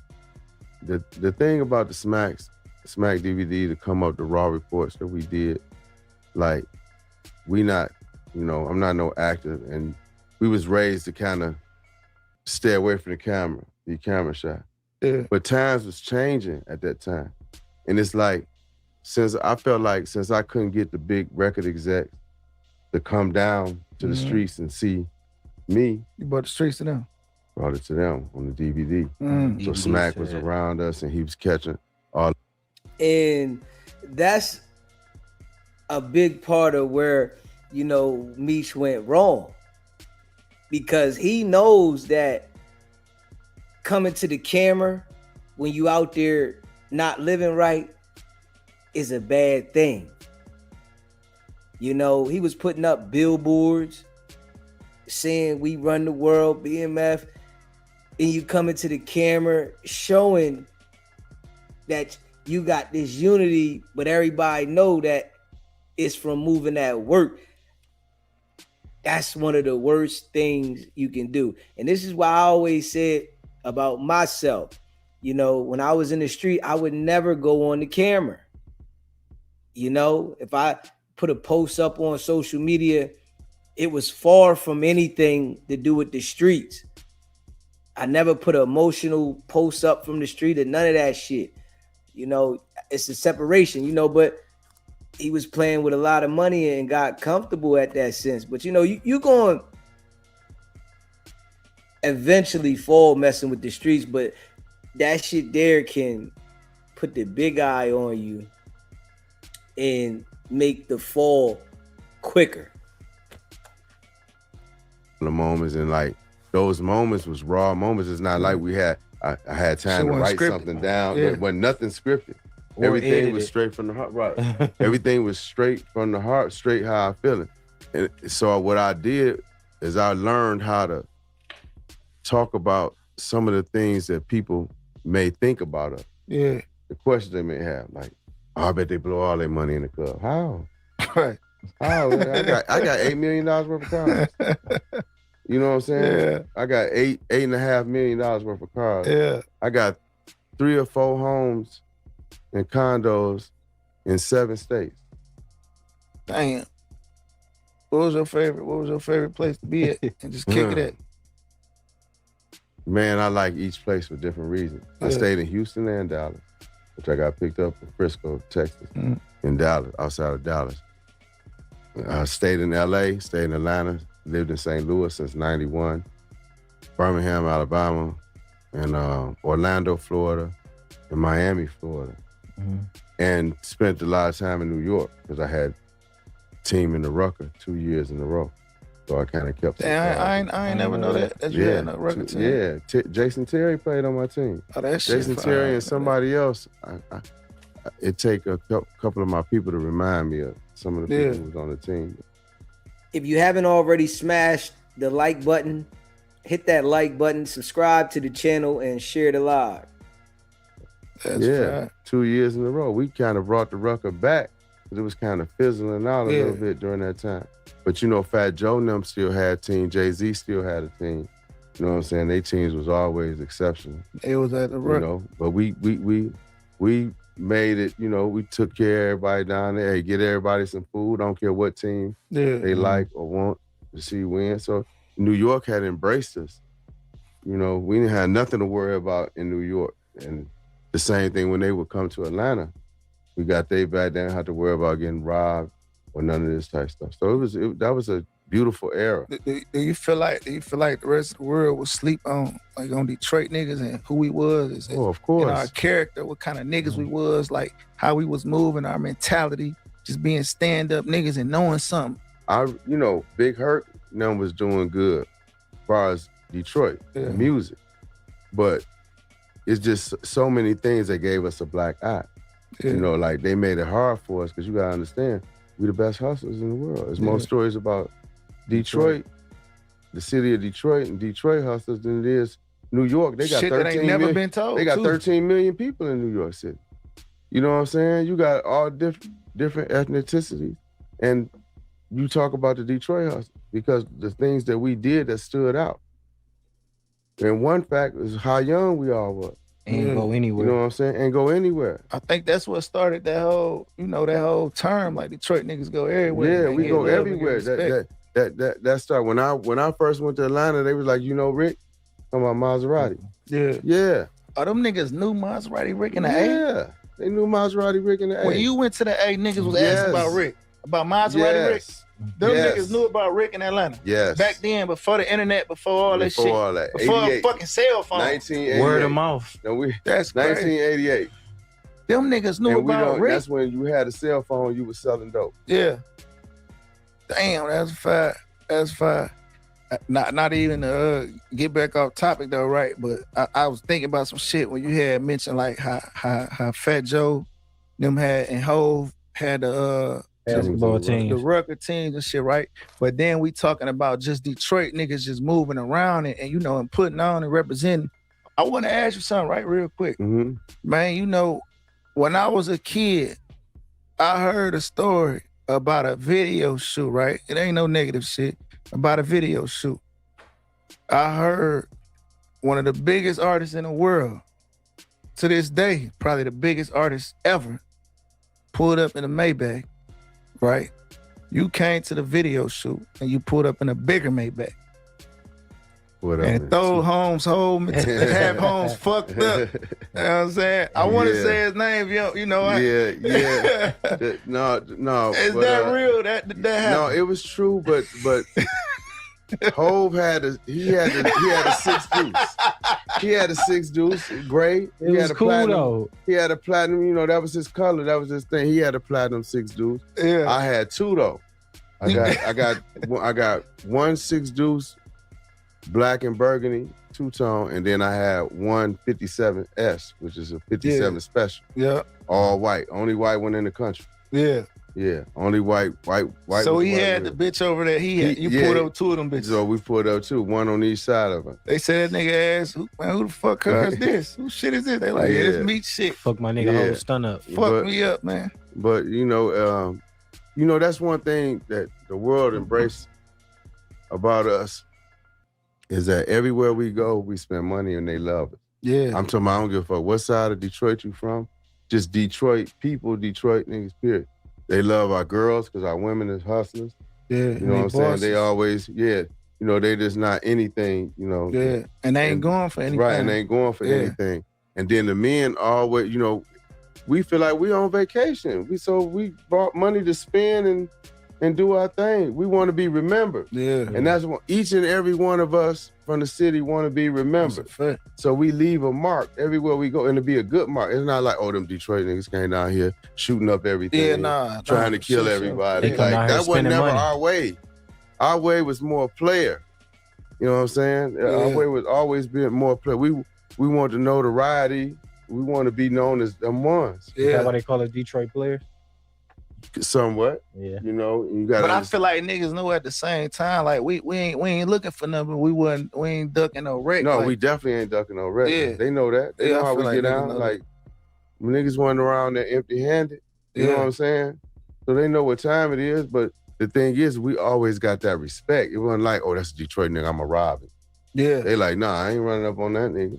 How the fuck you meet Jacob? Jacob? Like just I'm talking about on the jury side. Appreciate you gifting those memberships, La Portia.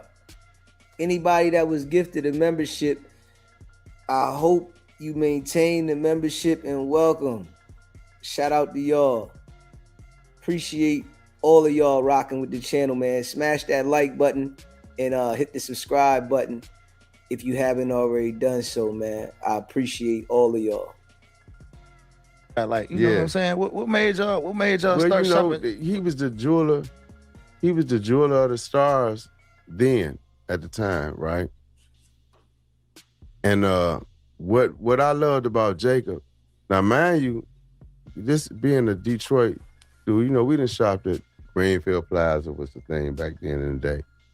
And you know, when you go there, you gotta order this, order that. Like if you say you want a 20 karat, you gotta they gotta order it. Yeah, put the order in. You gotta wait on the bitch. Jacob hit the wall. The bitch coming out. Pop right out. Bam, 20 karat right here. Oh, you don't like this one? Let me get another one. You know what I'm saying? Like that was the thing with Jacob. You know what I'm saying? Yeah. Like he really had them diamonds, them stones, and the papers. Yeah. Or you know what I'm saying? Yeah.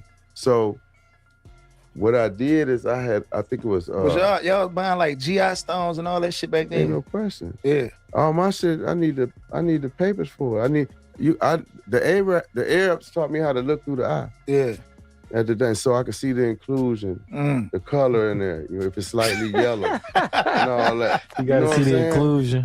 Yeah, you gotta. You know, they taught us. Me and my brother, me and T. Yeah. We know that jury. You know what I'm saying? Like everything. Like when I got my diamond set, you know, of course, I like the round stones or whatever. T had all Asher cut diamonds. I ain't never seen nobody to this day with all Asher cut diamonds. I ain't gonna fake like I know my name. I asked for a bezel. I don't even know what the fuck Asher cut. I ain't gonna lie you gotta look to it the up people. one day. I'm gonna check it out. You gotta look it up. I'm gonna keep it up on your shit. You know what I'm saying? Yeah, but I turned T on to Jacob. But how I got turned on to Jacob is like I said, he would have anything right then and there. And what I did is I bought a 10 karat. I bought a 15 at first from him. Yeah. But it was kind of yellow, so I brought the 15 back. Like, nah, this ain't it. Yeah, I need that. He got me a 10, real clean, and the paperwork to go with it. So Puff was having the king in Africa, in Morocco, in Marrakesh, had paid him like $833,000 to do what? To throw his birthday party there. He paid him $800, and I seen the check. Dang. He paid him $833,000 to do his birthday party over there.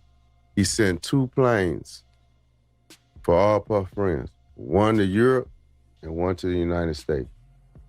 And so everybody who got on the planes went for free. They didn't pay no ticket. That's fine. None of that. So, you know, we was on. I bought Puff. I was the only one bought a gift out of the 2 planes. For Puff? I bought him a Chapar. How you and Puff get that tight like that? Well, we had mutual friends in Atlanta. Yeah. And like around the time where before Big died, some of my homies, Crips, was around them, D-Mac and them. Yeah, they D-Mac, Mansfield, yeah. right? They D-Mac. Mansfield, Crip, D-Mac, B, all them. So K Wells, he had Worldwide Entertainment. But he was managing Lil Zane and all that. Oh, okay. So they really turned. Puff would always see me out because he messed, you know, of course, Kim Porter from Atlanta. He like, who the fuck is Holmes? Right. Yeah. So that's how it really started. And then that nigga had one of the best birthday parties I had ever seen one time. Was it fuck with the one you had with the line at that bitch though? No. It wasn't. Yeah. But he had a bad motherfucker. That bitch is a move. He had mermaids and shit. He had motherfucking bitches sitting in aquariums. So you had your shit after that party? No, it way after. because he did that party in the But was 90s. that party what motivated you to like, nah, my shit That kind of motivated me to start theming my party. Yeah. I can't say that. It motivated me to start having themes. That shit, for my that party. shit was like, that shit was important for y'all then. Like, but this shit gotta be a vibe. Everything gotta be a vibe. The whole Right. club gotta have fun. Everybody gotta have fun. We can't be the only It's niggas got to that be have fun. something different. It can't just be. They gotta remember this shit. It's your birthday. You gonna have a regular night out at the club? Yeah. What, with just more people? Yeah. You got to do something different. Yeah. You know what I'm saying? So that was important to me to just have a thing. Motherfuckers ain't had to pay for liquor and shit. Motherfucker everything. didn't pay for nothing. It's all I had love. over 5,000 people at that party. Damn. I So- seen that bitch on the DVD. Y'all Tip run performed out- at y'all that ain't run out of bitch. liquor? Over 5,000. Tip popped out Y'all on the ain't run out look. of no liquor? Nah. Back then, I would have probably been the first one with a champagne deal because I was messing with Rose Perrier Jouet for months. Okay. And what happened was, when I was on house arrest, I was on home confinement. I had a label release party when I first got BMF Entertainment. You know, the licenses, The LLC and all that shit. When I first got that, I had Blue do it in LA for me. And so I couldn't go to this party. We did it at Centennial Park. You know what I'm saying? Yeah. And I had a wall of an ice wall with all Rose Perrier Jouet in that ice wall. And you know, Blue performed, did some Jeezy perform, Baby D, all of them, you know, perform. I couldn't go to the party. I came out at 6 a.m. to the hotel where we had the after party at. Yeah. Which was the Westin, which used to be called the Swiss Hotel. That bitch was a move. Yeah, that shit was like that. They always gave me the presidential suite, the governor's suite. You know, go out there, have as many people as I want up there, and all that. So it was, I ain't gonna lie, Meech. You turned a lot of niggas up. You made a lot of niggas stars. You made a lot of niggas notable, credible. From the heart, though. And I'm saying, even I'm talking about on the entertainment side, period. Like, you know what I'm saying? Like, I didn't even really Fab, my homie, not like I fuck with Fab. I wasn't really listening to Fab at the time because he was making a lot of songs for the ladies. But when I heard him on that, we getting money over here. Not even just the song. I heard the song on the DVD and niggas got the rain in that bitch. So I'm like, damn, dog, really is nice like that. You know what I'm saying? So it's like that BMF wave is what got me on Fab, and I feel like a lot of street niggas with Detroit. I can't speak for other cities, you know, because you can't discredit a nigga like Fab. He a real lyricist, like, you know what I'm saying? But I feel like you laid the blueprint, like even to this day, like how you say, you know, my thing was to get on camera, motivate the trenches, motivate motherfuckers and all that. And if you really think about it, what do a nigga got to do right now to this day in the new millennium? What a nigga got to do? Get in front of that camera, talk that shit, make this shit look good. There's no way I thought that 21 years later, we'll still be talking about Smack DVD and Raw Report. Because that recipe, you gotta understand, niggas laid the blueprint. Yeah, that was the groundwork. But did you know then, like, this shit gonna be the blueprint 20 years later? Or you just was living and just doing you? Yo, one thing I did know is that you could never erase it. It's like doing a movie. Yeah. Somebody gonna keep that, but somebody's gonna see the value in it, even if it ain't you. Yeah. You know what I'm saying? Look, I got this. And that's what just so happened the internet came in. You know what I'm saying? So now that brings everything to life. Just like when I was talking on the phone to this one dude, I didn't know he was recording, but it sounded like an interview. Yeah. So, but I didn't know he was recording. What I you was talking just about? talking to him. The Cavario. That shit that went viral? Yeah, the bit went viral with me on the We phone. was doing some and I was just saying how you supposed to spend 20% of what you got coming in and stuff like that. Because I'm giving them the real game. Like, you know, it's easy. We make this shit look good. We make it look easy, but it's hard work. Yeah. You know what I'm saying? It's hard work. You know, we done ran into many roadblocks. You know what I'm saying? But I just felt like the more money I get, the more I become undeniable. You gotta let us in. Yeah. Like they tried to put a rumor out one time. Oh, them niggas go in the club, they beat niggas up, fight. What nigga want to come in with $3 million worth of jewelry on? Fighting a nigga. and fighting the motherfucker. Like, come on, man, you got a motherfucker. I step on his toe, say, man, my bag. I know it's your bag. Now we got to make him the party. You know what I'm saying? Like, now we got to be the party. Yeah, now we got to make you the party. You know You the star tonight. Yeah, you know, it be stuff like that. Like, we don't do nothing disrespectful. Like I said, we're a superpower.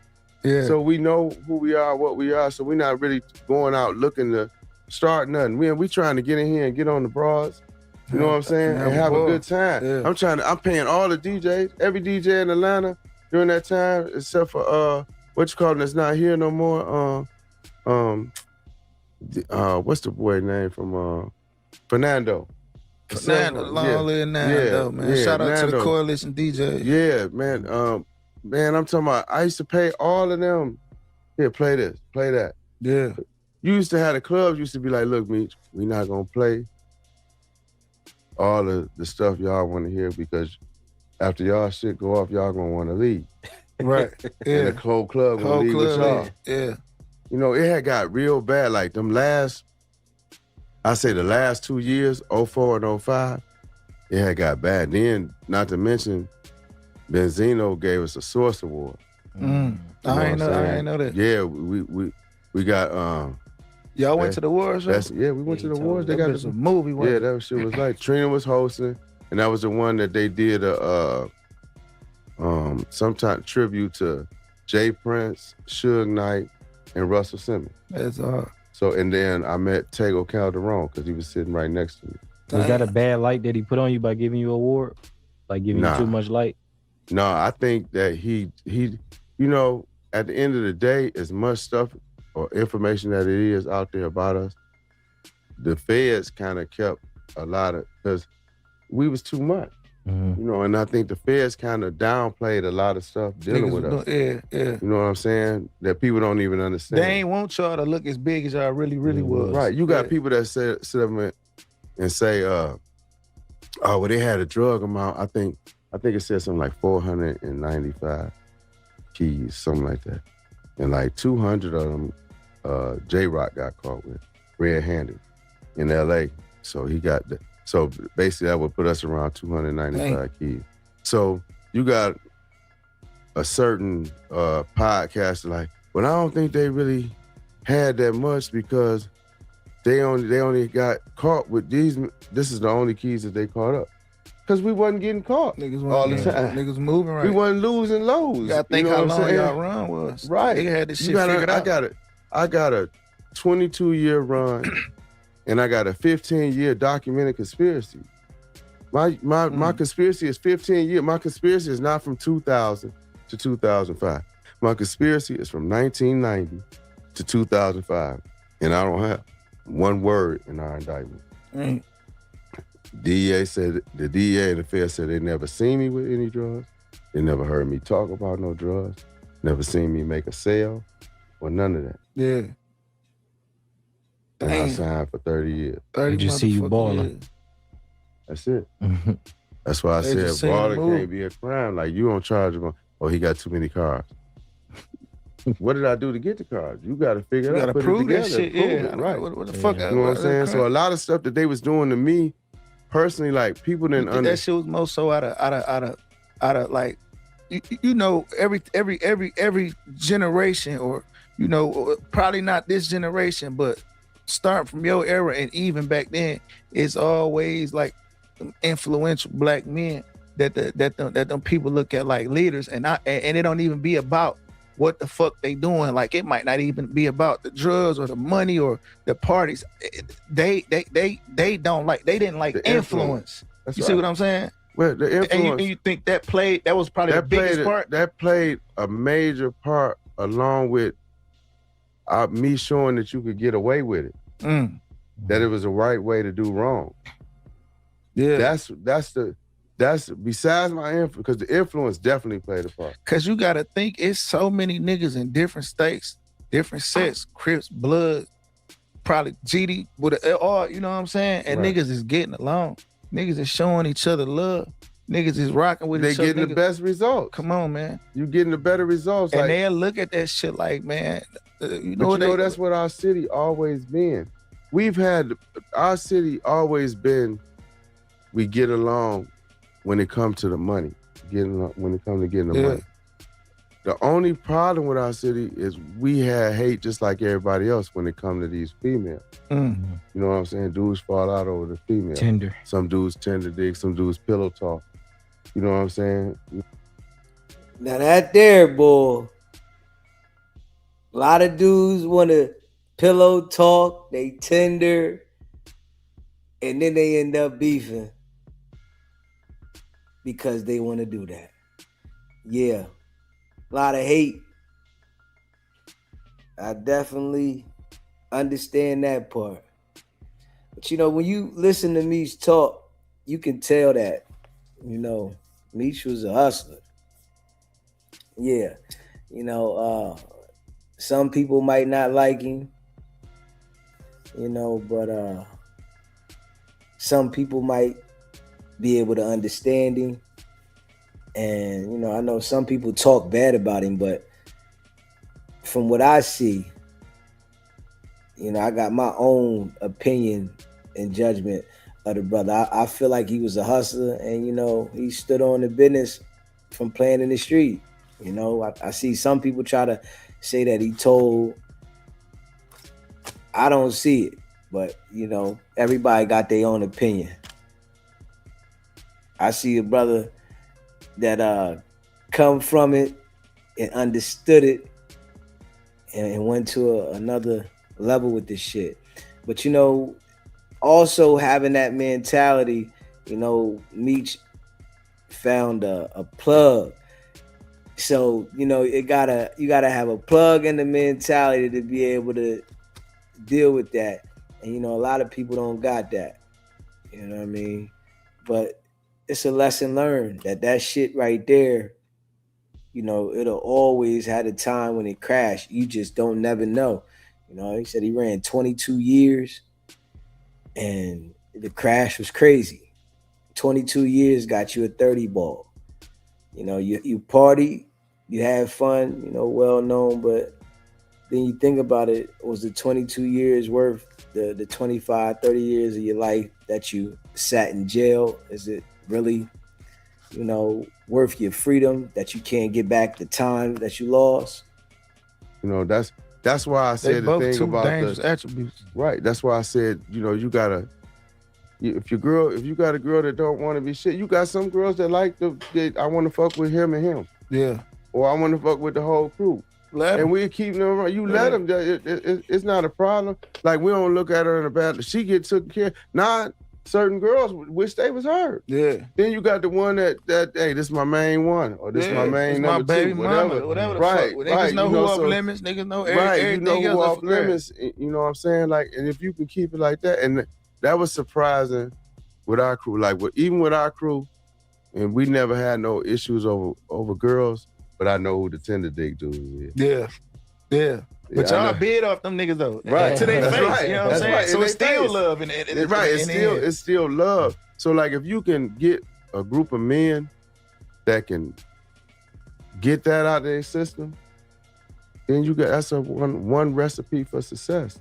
You know what I'm saying? Like, it's big when you got to find all the ways to get along, to stay together, instead of finding any reason to fall out.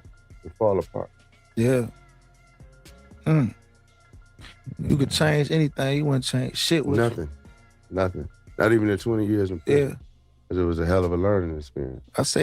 Yeah, I'm sure, you know, you say that now, you know, that it wouldn't change anything because, you know, he already went through it. But yeah, you know, life has different turns and different obstacles. You know, your life is your life. You know, and you got to do with whatever situation you in. But I know damn well he wish he ain't do the 20 for real. You know, but it's his life. You know, you got to stand on what it is within your life. Yeah. Hold on, y'all. Hold on 1 second.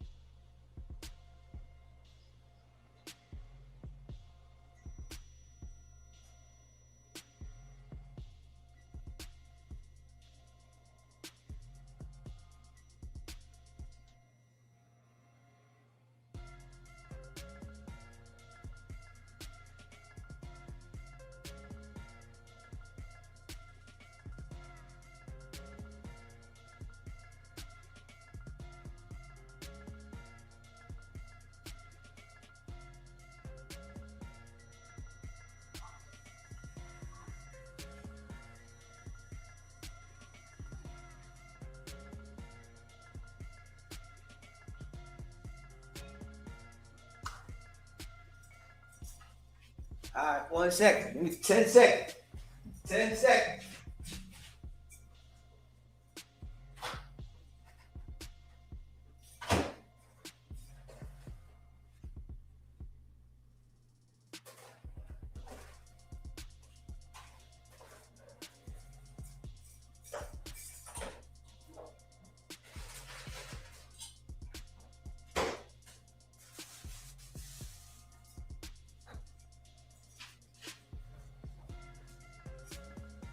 All right, I'm back. I know it's your boy.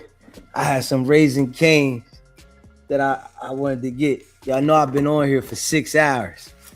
You know what I'm saying? Your boy been on here for 6 hours straight. I had to grab something to eat. Shout out to all y'all that be rocking with Deezy. You heard me? Oh, man. Straight up. There all the time, and I always gotta say, like, I ain't trying to sound cool or trying to sound fried and burnt out, but wallahi, bro, prison was the best thing that ever happened to me. Going to the feds was the best thing that ever happened to me. If I would not have went to prison when I went, I would probably be in jail right now for way longer, God forbid.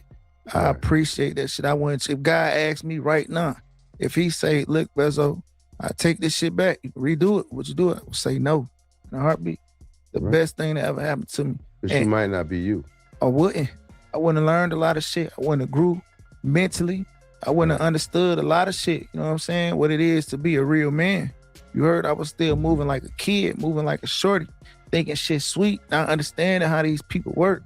And it took for me to go to the feds to even become more strategic with how I move and more disciplined. Because one thing about the feds, both of y'all know that the feds is political and disciplined.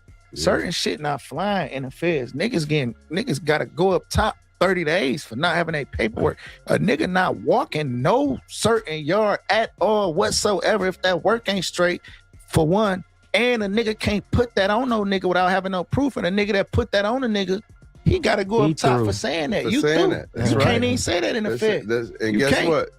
If y'all don't send them up top, then we gonna send the whole car up top. We gonna run all y'all up. All y'all gotta go. Cause y'all let this nigga put this allegation on. You can't do that in the feds. And that shit showed me so much structure. And I implemented that discipline and that structure that I learned being in the feds. I implemented that shit in my everyday life. You know what I'm saying? You know, I did most of my time out west. Yeah. Out west and in the northwest, heavy politics. They ever had you in the USP? Yeah. Oh, ain't nothing. Lewisburg. You was in Lewisburg? I was in USP. That shit's so fucking political, ain't it? Yeah. You was in the smooth program? I was in the smooth program. When it was 18 How long months. they had you in the smooth?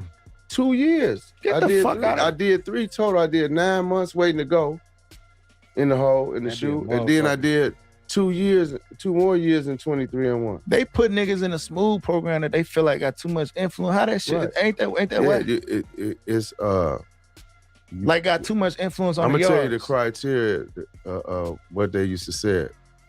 I was in Atlanta shoe in 2011 when I crashed. I crashed with the DC dudes over at Jessup. But my influence was so strong on that yard that they told me and they asked me, you wanted, my right-hand man was Big Fry from West Palm Beach. He like 350 pounds. Mm-hmm. So the incident we had with the DC dudes, it really wasn't an incident with me and them per se, because we both had respect for each other. Yeah. I respect the DC car, they respect me and my people. But it was a dude that was from Miami/New York. Basically, they wanted to beat him up and do some things to him. Yeah. You know what I'm saying? Yeah. And they knew that him and I was kind of on the outs. Mm-hmm. But again, just like the one situation I had just told you about, I couldn't see letting them do nothing to him. Fuck, he under the So car. when they swung on him and Fry got in the middle of it,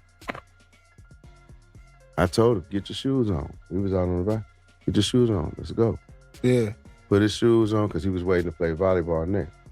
I had to put my shoes on, we go in the gym. He swung on the first DC nigga, he seen, and like 3 or 4 of them rushed. Yeah. So I started slanging niggas off on him. So it was like one of my mans from New York, one of my mans from Savannah, and me was the ones that was really fighting. you know? But it was no cameras in the gym.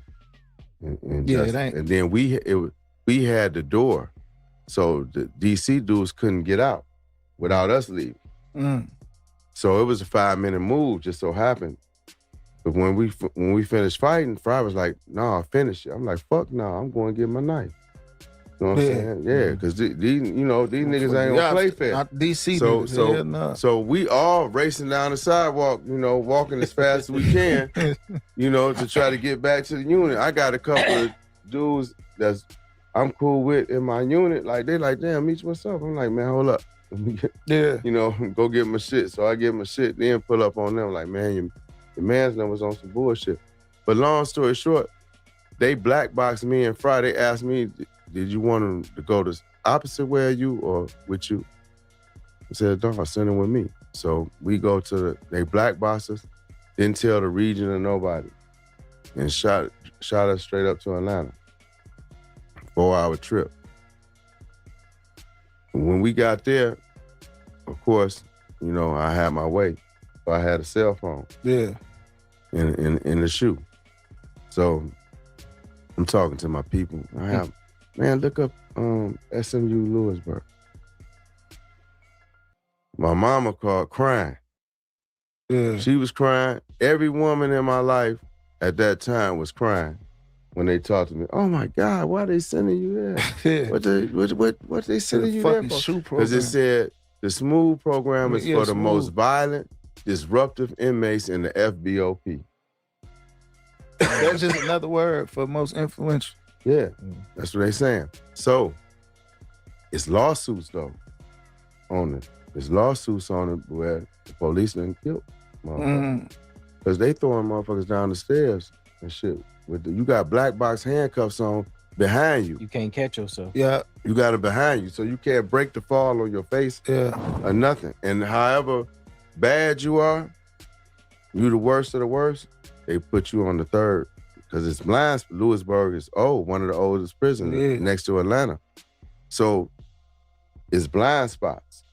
You know what I'm saying? Camera can't see. Right. I feel like they do that shit on purpose. They make sure they got some blind spots in it. Oh yeah. And then, but we gotta, not saying that anyone is deserving of that kind of treatment, but like, that's like ordering your food. That's like cussing out the person in the drive-thru that gotta fix your make your food. food. So why you gonna, you gonna cuss the CO out when every time you leave out this cell, you gotta put your handcuffs on.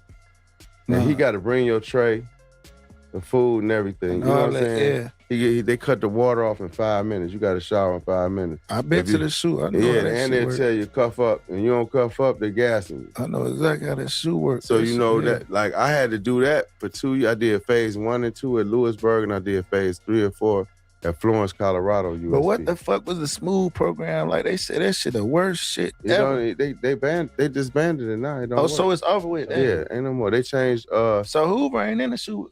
No, he got off. He was in ADX. Oh, he was in ADX. That's what I'm thinking about. ADX. So now that he got 88. the pardon, he should be somewhere in the state. Got it. Yeah. You know what I'm saying? Because he got to still get a government. He needed a special pardon, which is called a governmental pardon. Right. That's a pardon from the governor and a pardon from the president. So he got the pardon from the president, but he ain't have the pardon from the governor right now. He get that, he home. What's one of the craziest days you've seen in there? Like, man, this shit, wow. The craziest day, you know what? The craziest time I seen in there is when them people start getting, when K2 wasn't K2 no more. Oh, when man, became that tune. You seen niggas have an episode of the Tunchi, bro? What? Nigga, I watched a nigga fight a trash can in that motherfucker, bro. I see the devil. Yes, Niggas screaming, running around naked. Man, and them all kind of episodes, shit. Like, hey, little bro, them episodes off the Tunchi, that shit is real. man, that a shit ain't motherfucker, no game, man. Man, I done seen standing niggas up rocking like this. Standing up rocking. You know me, leaning up You and like, everything. man, what the fuck? Like, that shit was weird as hell, man. Like, some real weirdo shit. We ain't letting none of our homies smoke the Tunchi. Man, we we ain't was really beating like them up, that. putting them at the door. Yeah. We had a CO. When I could hit my first low at Forest City, Arkansas, we had a CO lady. She was like, listen, I don't mess with y'all drugs. I don't mess with y'all phones.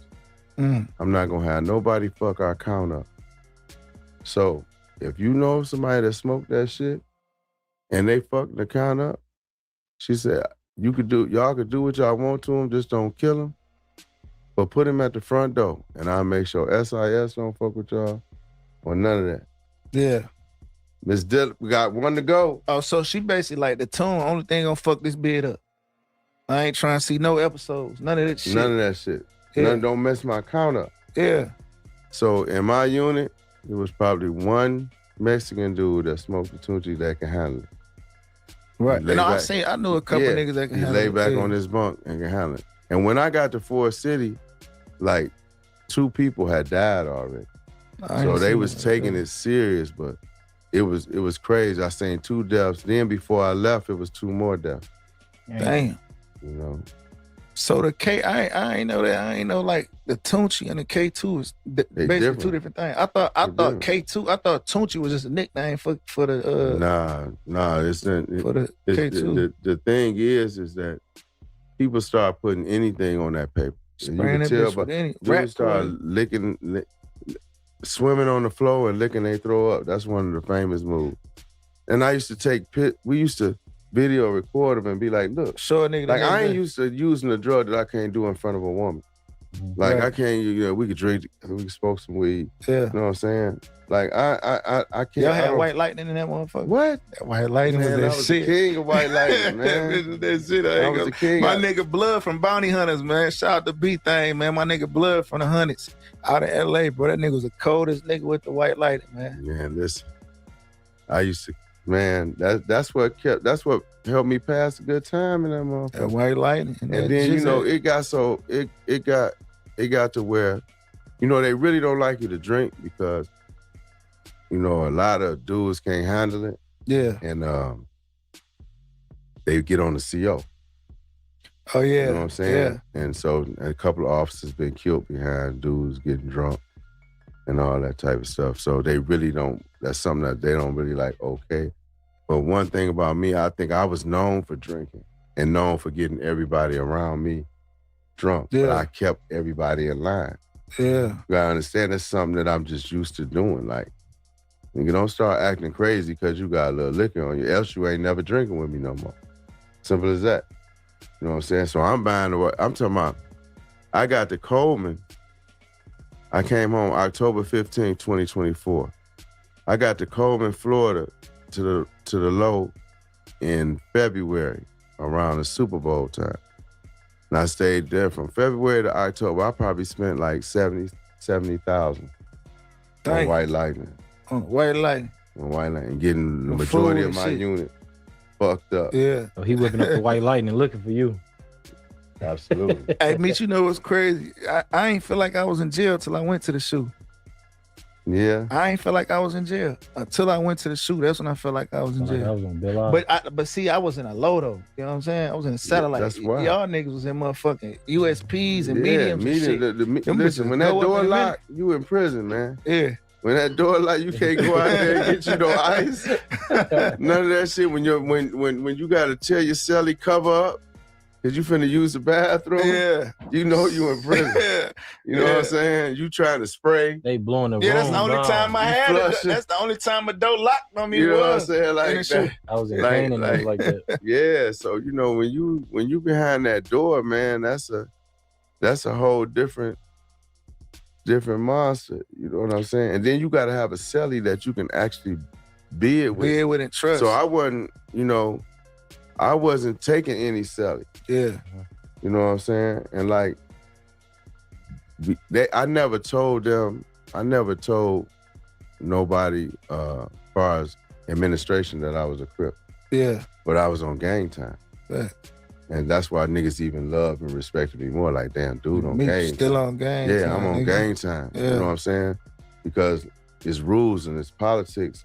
And I like that heavy politics. And I know that we ain't no hot motherfuckers in our car. Facts.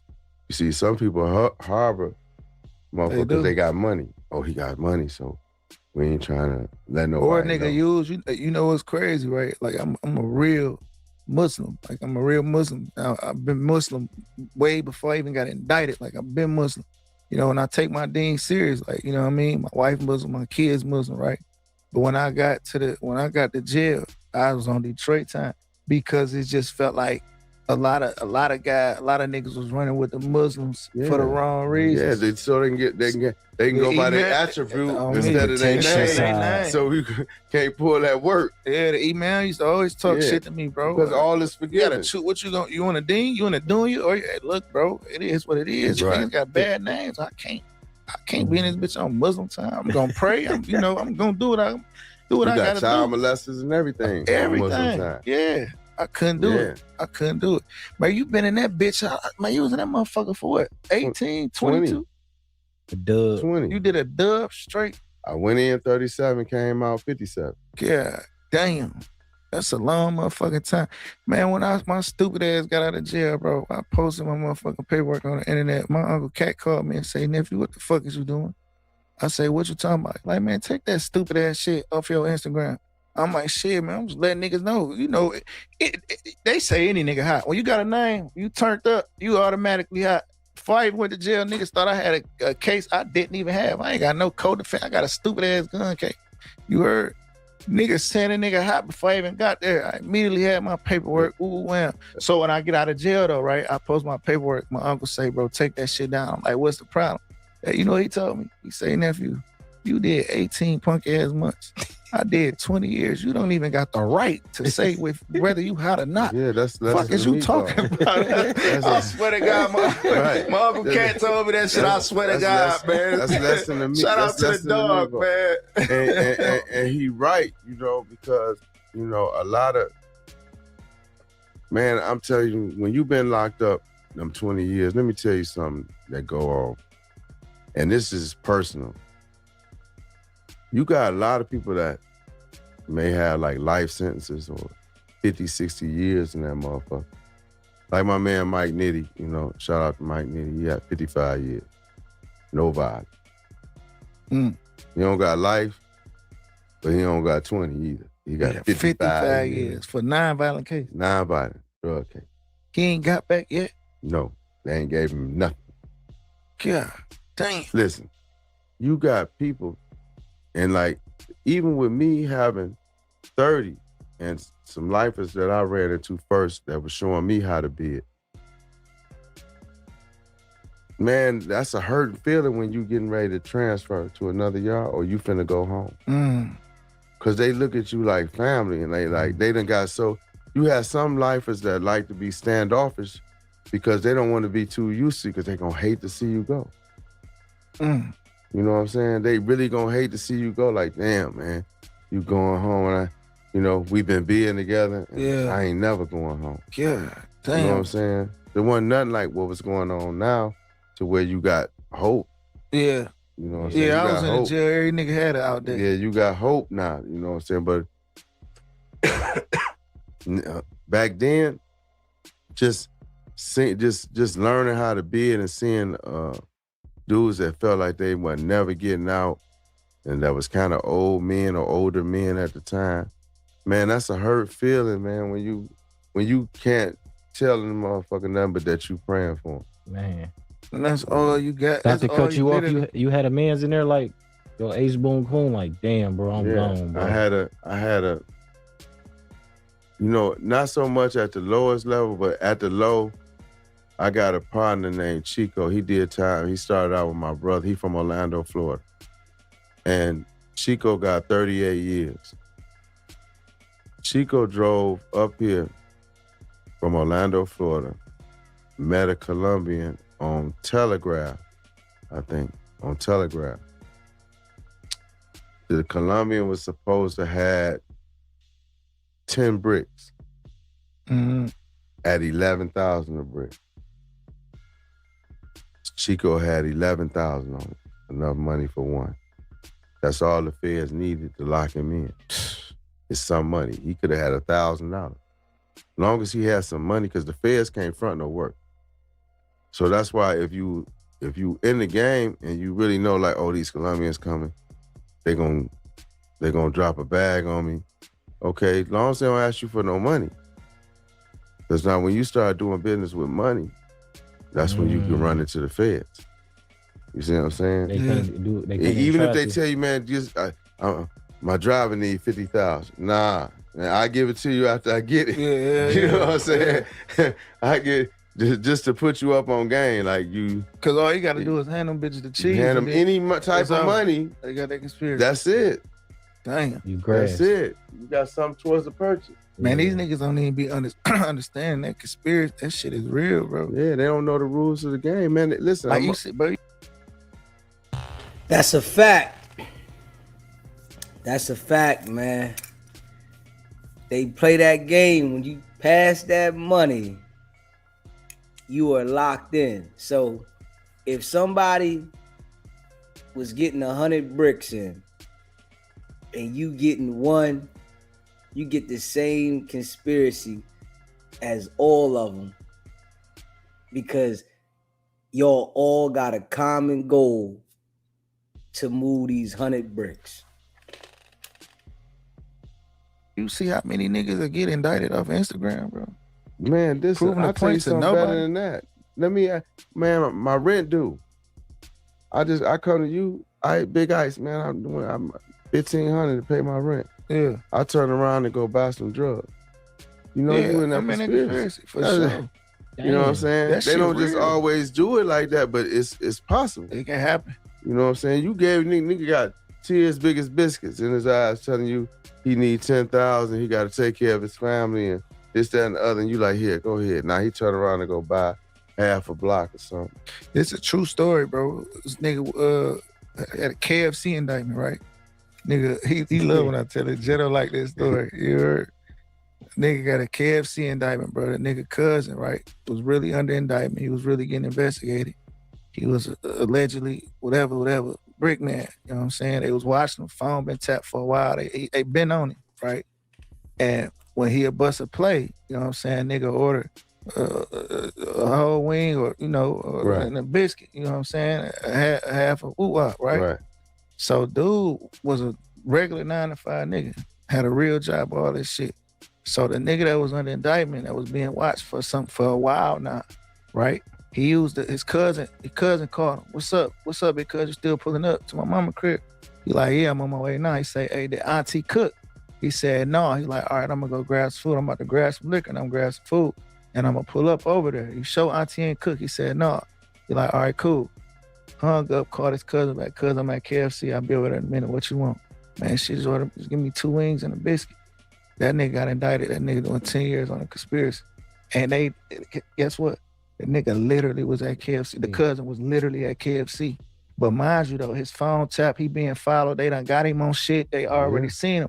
And when he really was doing whatever he was doing, he was saying this same kind of terminology. Nigga, the cousin that don't do shit, that literally ordered food, got tied in. Got 10 years and he ain't got back. He ain't got back at all whatsoever. You know, I made peace with myself and said that I'm doing time for what I got away with. You know, you're not doing time for what they saying on paper, because they had no evidence against me. So I realized I'm doing time for what I got away with. All the shit I got away with, you know what you got away with. Absolutely. In life, you know what you done done in life. You don't got to never speak on. You know the things that you've done. I know the things that I've done. You know what I'm saying? So I'm saying I did time for what I got away with. You know, now the Lord still brought us home early, brought my brother home in 15 years. You really ain't come home early though. Nah, I came home 7 years early. How though? Because you got 28 years. Okay, no, I had 30 years. Now what happened is you had the first no, not before the first step back. You had the First Amendment. I think that was the 782. What they did is my brother was a category 1. A category 1. So he got 68 months off on the 782 amendment. I took my time because they didn't want to give me 68 months off. So I took my time before I filed the 782 amendment. Now, which was all drugs -2, right? So when I filed the 782, they like, look, you can't get no more than 36 months off because you're a category 2. Now, the reason why I was a category 2, because the judge gave me 2 points for getting off of probation in 91. My conspiracy is from 1990 to 2005. Right. The judge say, since you was getting off probation in 91, that was during the existence of the conspiracy, so you get 2 points for that. Damn. So that way, that was what made me a category 2. Yeah. And I got only 36 months off. Thank God Trump come out with First Step Act. Before the First Step Act. He come out with you can't you something like when that. he changed the crack law? No. What I'm talking about when he changed the it was the 2-point reduction. Yeah, he gave me a 2-point reduction, like for non-violent. They had to take the pistol off. You can't do that no more. It was during the existence of the conspiracy, so you give me points for that and push me over in a further category. Right. I was supposed to be in the kid. So I got that before I got the First Step Act. I was already receiving time credits for the First Step Act, but it wouldn't kick me out because the BOP was faking like they don't know how to work it. Trump put the First Step Act in December of 18. Yeah, I watched a lot of niggas go home off that. Right. But they act like they ain't know how to do it to 23. Damn. It took them 5 years to learn how to do I it. watched a couple niggas go home off the First Step Act. Yeah, but they doing it on their own. You got to do your own shit. They was doing it on their own. That's a you fact. got to. No, them niggas did it on their own. And the BOP was acting like they don't know what's going on. I was on the list to go home. Because it was every nigga that I watched, and it wasn't a lot, but I watched a couple niggas get out while I was in jail, go home off the First Step Act. But them niggas in the law library for months. And them niggas beating the law library down years before I got to that motherfucker. Man, my counselor told me I wasn't locked up long enough. He held me in This that nigga bitch. trying to get that nigga had a 3-year bid trying to get the First That nigga Step said I Act. wasn't Man, locked up crazy long the enough. motherfucker. Man, they charge 6 months into a year. That First Step Act. Yeah, you get a year off if you're a low recidivism. You get like 12 days off each month. You get 1 year off, you get 15 days off. If you're a medium, And you was able to get RDAT once they took that. I wasn't going no RDAT. You couldn't do RDAT? I ain't want it. Why I the ain't fuck want to you do want it. it? That's a year off. Man, I do a year. Because the bid was born. No. I mean, you gotta understand, when you get released under RDAP, your probation is different. Oh, I ain't know that. Yeah. I ain't know that. You walking on eggshells. They got zero tolerance. I ain't know that. Go back. You They coming take the from- year back. You got this. I ain't take it because I couldn't get it because I had a I ain't want to waste If it. you get regular back. supervised release, Yeah. like what I got. Not that I plan on fucking up, but you got a chance. Right. Yeah. You see what I'm saying? You got a chance with the RDAP. You got zero low tolerance. Zero. No tolerance. Zero tolerance. I swear to God, I never can fuck fucking about knew here that. And go you back. got aftercare. Yeah, you could. They could find a piece of Tunchi in your pocket in the halfway house, and that'll send you back. I did not know that. I ain't fucking know that. Man, before we wrap this motherfucker up, Meech, man, you know what I'm saying? I just want to tell you, you really motivated me for a long time since I was a young nigga just watching, you know what I'm saying? And I appreciate the relationship we got now. Like, you really like a homie of mine, you know what I'm saying? We Right. kick it. You heard? We got a bond. We got a relationship outside of this shit, you know what I'm saying? Absolutely. Man, shit, that's all I knew where y'all catch on to that later. Man, like before we leave, I gotta ask, you know, we real gangsters, bro. We real stand-up guys, right? Me being the rapper and being an artist and being in the limelight, right? I'm used to the internet. I understand this shit. You was gone 20 years, Right. right? I'm sure y'all ain't had like trolls and shit back then, and I ain't saying nobody specifically. I'm just talking about overall. You heard?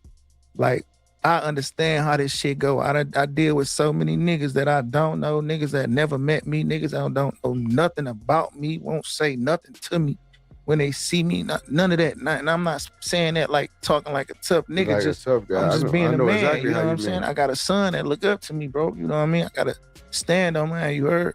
But I understand how this shit go with motherfuckers just saying shit and just bitch ass niggas, like, bro, just trolling ass niggas and You niggas know- just speaking, bro. Like, how the fuck, like, How that shit felt to you to do 20 years and come out and got it, and you see it's these type of niggas in the world now. Man, you know, they always say you can't argue with yourself.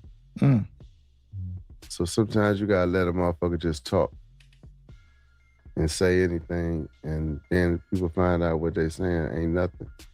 Like, if you... Now that right there is major.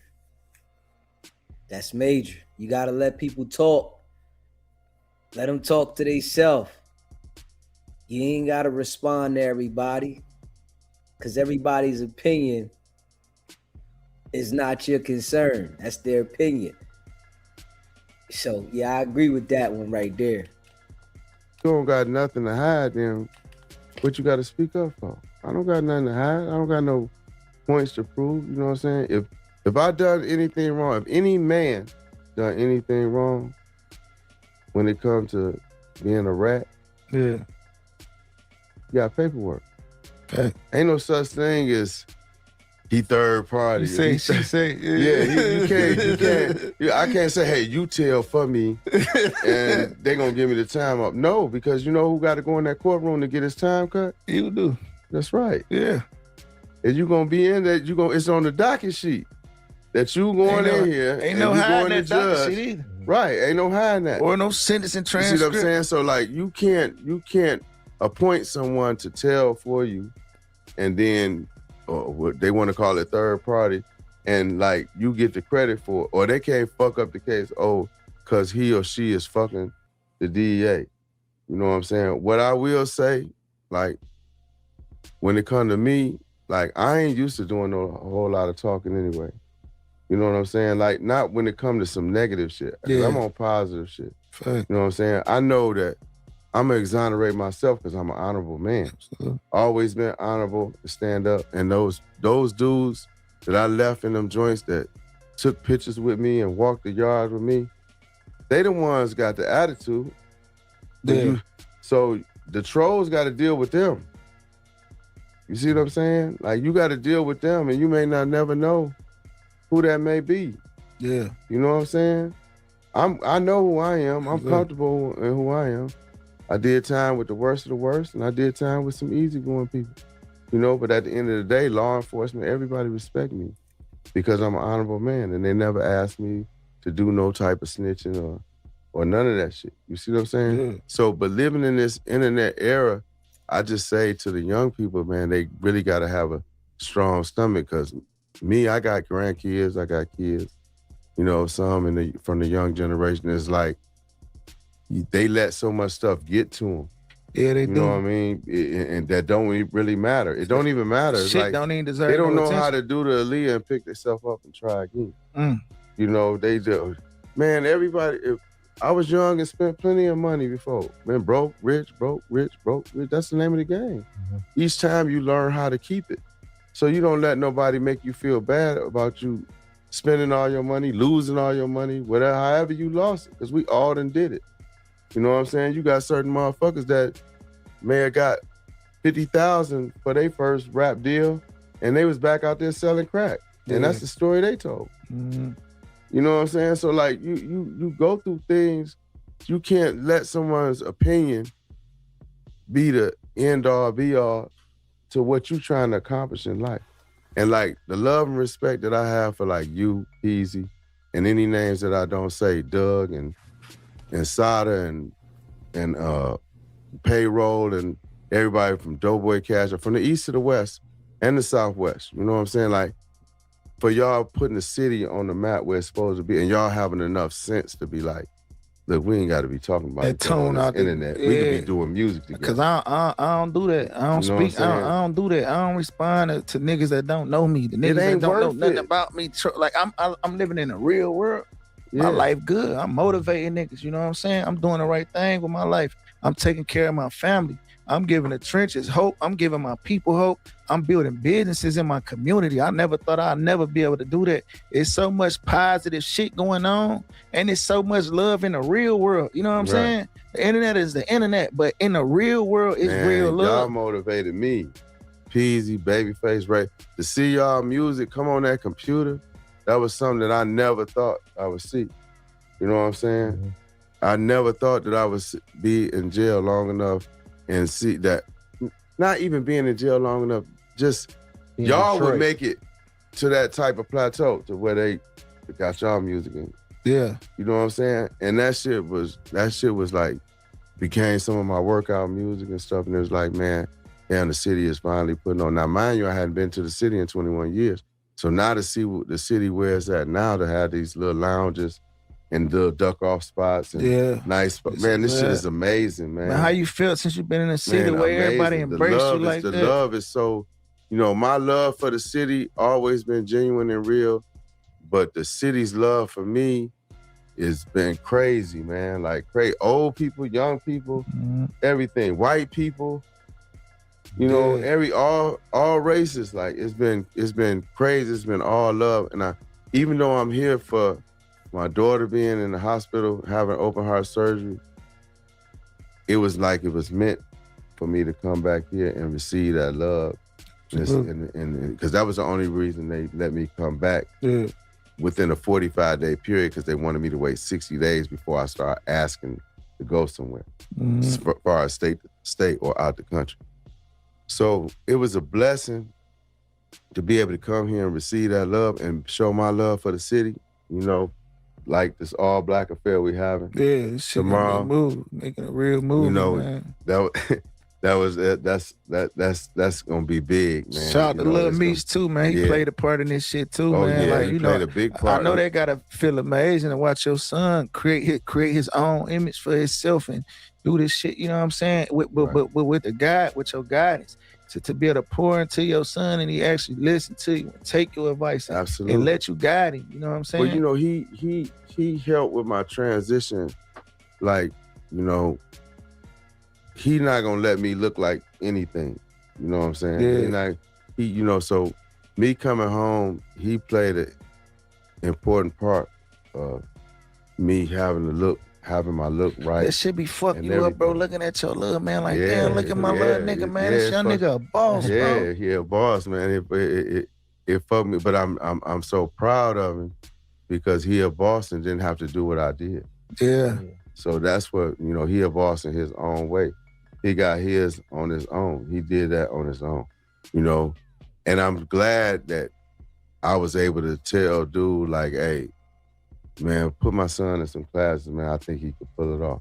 If he can't put it off, we'll find somebody else. Yeah. You know what I'm saying? But he pulled it off. And he pulled it off. Man, you free, man. You moving right. You having real businesses, legit. Like, you never gotta look and walk backwards. You never gotta worry about none of that other shit, man. You know what I'm saying? You got a second chance at life, and you live in your businessman side. You live in your clean, legit. I'm ready to put on for the city for real. You know, nationwide, worldwide. You know, and that's one of my dreams right now is to see y'all do the same thing y'all doing in Detroit, selling out across the nation and across the globe. That's what I want to see. I want to see you, Peasy, Babyface, Payroll, everybody. Y'all do a concert in LA, sold out. Atlanta, sold out. We doing You know what I'm saying? Texas, sold out. Then you start hitting Africa. Yeah. And London and all that type of shit. I think that's what separates us. We moving as one. We gonna keep moving like one. We gonna keep tuning out. Don't let nobody in between. No divide and conquer. You know, and bring the younger guys up. Man, say no divide and conquer. Yeah, y'all got V's and all them. Y'all Babyface, E, all them. I listen to all that shit. All the youngins. You know what I'm saying? Like sometimes I may not shout out a person's name, but trust me, I'm listening to all that shit. Babytron, everybody. You know? I'm listening to this shit and it sound good, you know. And even these females, man, like, y'all gotta grab these females, man, and, you know, because it ain't only Cardi B and them. Like, I love them to Devin Glow, really. You know what I'm saying? We got females here in this city that they need their turn. Vanna, we got a lot of we have shit. Yeah, you know, Cash Doll, the queen. For sure. She the queen no matter what. Cash Doll put on for this motherfucker, man. We all behind KD too. We all behind we all behind each other, man. We moving like one. That's what make it so good, we gonna keep moving like one and tuning out all the sucker shit, bro. Man, you look up, we billionaires. Yeah, facts. And we leaving the niggas on the sideline and the spectators where they at. Y'all stay over there. That's nonsense. nonsense. We ain't paying attention to that. You can't go cash. I can't go to the bank and the check say nonsense on it. They gonna look at me like a motherfucking fool. Who gonna pay you for that? Nobody, not for the nonsense. You heard, man. Meech, we appreciate you, man. You know what I'm saying? I appreciate y'all, man. Real legend, real OG, man. We appreciate all the game and all the support and everything you did and everything you still doing for us, man, for the city overall. You know what I mean? The knowledge and the inspiration, man. Let's get it. We're gonna clap it up, man. Right. Please, man. This is not okay. Yeah. Meech talking that shit. Smash that like button and hit that subscribe button, man. Yeah. Smash that like button and hit that subscribe button.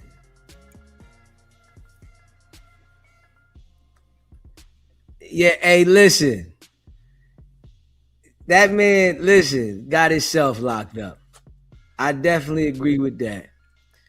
Cuff got his self locked up. Yes, he did. That's a fact. You know, the decisions he made got him booked. That's a fact. You know, I don't understand how anybody think somebody gonna run the streets forever and don't get booked. Come on, man. It's a game. And yeah, it's a game. Smash that like button, hit that subscribe button.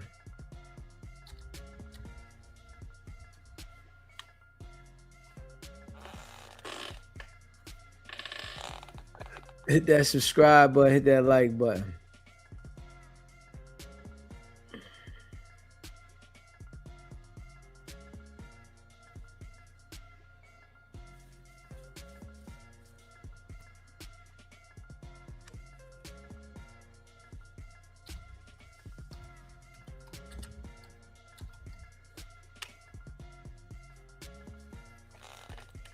Yeah, hit that like button, hit that subscribe button, man.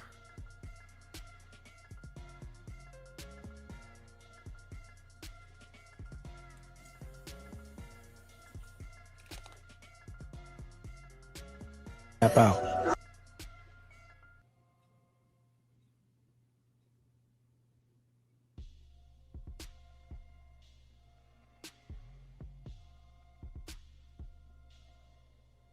Hit that like button, hit that subscribe button. So all that seat. And I'm back in the mayor's office. And to my subscribers, everybody listening, I'm gonna get that Clout Fiend Poetic Federal on my intro. The next time you hear me drop some content, he will not be in this intro, believe it. But however, he just dropped some content recently. He been having the internet on fire. Him and his co-conspirator or whatever you want to. I don't know what to call them dudes. I call one Poetic Federal and the other one Deputy Whack. I mean, I don't know, man. They started a new division, bro, the YouTube police unit. You know what I'm saying? They use whatever. I don't know. But as of lately, it's been it's a gang of mudslinging going on and alleging things. You know what I mean? And I think people got agendas. That's what I believe. I think people got agendas. I think they've been having agendas. They playing police games. They playing internet games. And I don't know what grown men do this, right? But, you know, I don't know, whatever. But now, maybe like a little under a week or a week ago, I was on Clubhouse. It was a Whack 100 stand. You know what I'm saying? Popping it at me and, you know what I'm saying, saying different things and got the bad reaction. He got a bad reaction out of me. You know what I'm saying? It was regarding Draco. And I said, I passed the bottle to the person that killed Draco, you know what I'm saying, whatever.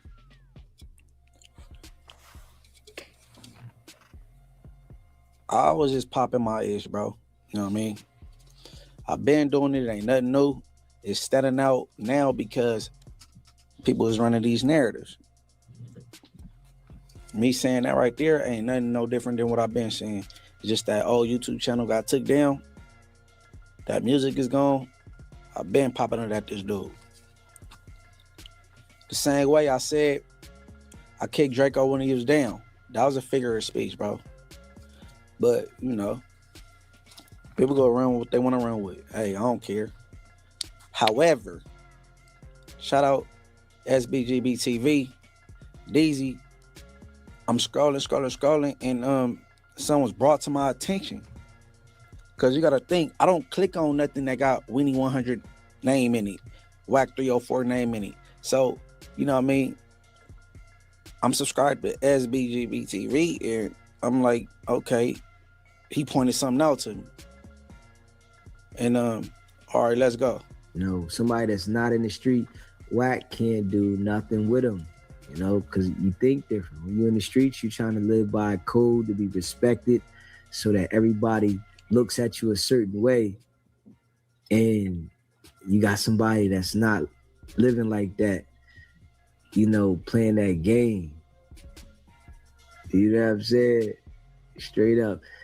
Smash that like button and hit that subscribe button. Shout out to all y'all. Why hasn't anyone been arrested for Draco's murder? Why do you think that is? No arrests. Happened in a public venue. You gotta ask Munchie B. He always point out people that had something to do with it or was there. I think he the only one assisting them. Maybe he ain't a reliable, credible source. Pause. He's the only one I see. Maybe he's not a reliable, credible source. Now, look at his verbiage. Credible source. You supposed to be CS2 back. Credible source 2 with the alias back. Why would I be a credible source? I don't make for a good witness. All right, keep going. Seen on the internet, naming people that was there, and naming this and naming that, but I mean, it was on video. We all seen the video. It looks like it was a rumble.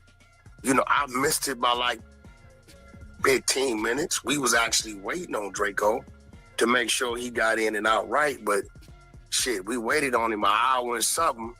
You know, I had 100 tickets. I had 4 artists performing. I had Game, I had Blueface, Coyote, and True Car. So I told Nephew we was gonna wait up for him and make sure he got in and out of there right. But after holding Blue and holding Game and the team a whole hour, they was with it. And like, bro, we don't think he gonna show up. Let's roll. I called his little brother and then was there early, about 5 o'clock. Yeah. And you know, they was good. By the time we got to the Sprinter and got to the freeway, we got the call. All right, pause. All right, I want y'all to remember right there. His little brother was there early. He said Ralphie was there early at 5 o'clock. This what Whack 304 say. You just gotta look at the consistencies. You know what I'm saying? So listen, Ralphie was there at 5 o'clock. All right, keep going. So you mean to tell me that if he wasn't late, there's a reasonable chance he would have lived? Great, we was 100 deep. Yeah. It was 100 deep, and we had people with us, a large amount of people with us that knew people from whatever he was involved in. So I think between the politics and, you know, and it being, you know, the numbers, you know, I think the problem would have been diffused at that time. 90% sure it would have been. That's sad, man. It might have. And something that we heard at the beginning, and this was 6 months ago, that Whack mentioned Munchie B. So Whack has been planning for some time now to use Munchie B as the scapegoat for this to come out the way that they're rolling this out. This was already planned out. Been some head up squabbles. You know what I'm saying? We was already prepared for that to happen, but it wouldn't have just been what that was like that. You know what I'm saying? So do you think that ultimately this will be a cold case forever? I don't know, because all I know is what I saw on the internet. You know what I'm saying? Not so much. All I know is what I saw. I saw the little fight, and I saw a few people get knocked out. I saw a few people squabbling. You know, I can't say that's when he got stabbed. I don't know if it happened there. When they turned I don't know when it happened. The only one that spoke on people being there is Munchie B, the peanut butter man. So Right, at this pause. point in time, Hey, so keep in mind, he was on Vlad 6 months ago talking about I dropped some names. Now, can anybody find anything on the internet, anywhere, where I spoke on this event and said any names? The only time this ever came up regarding me is when I said Game was on stage and Game homies whooped whack ass. That's it. That's what you mad about, because I brung up shit people ain't heard of, that the Game homies whooped you out. You and Cuban Rob. They said Cuban Rob was on all fours trying to get away, and a 16-year-old at the time, he's an adult now, from game community, it slid you. I can even go further in detail, bro.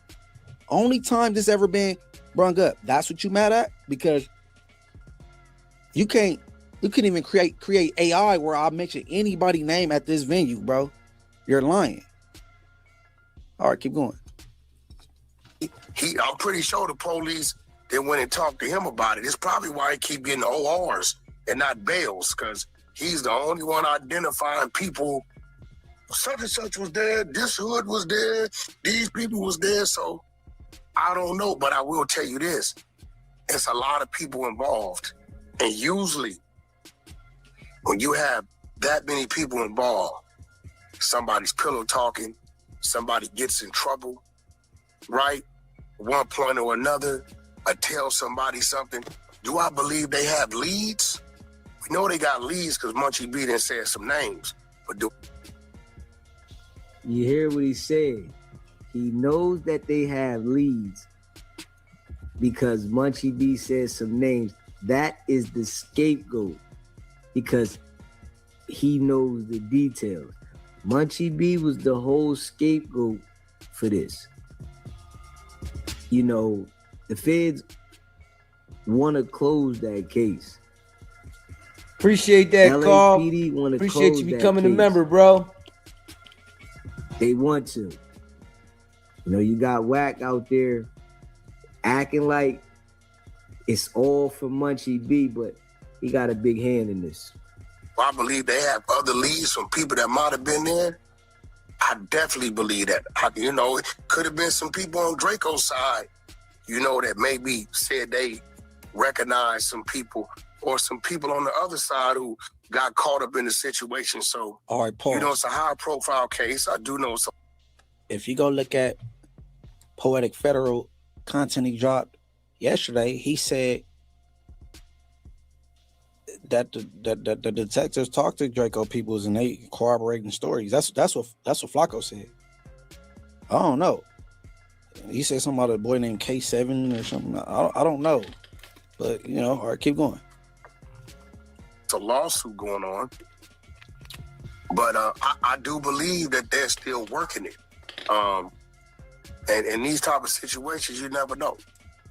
You never know. But the probability of an arrest with Munchie B screaming people names and directing the police, go talk to that's what he's saying. Go talk to that dude. He was there.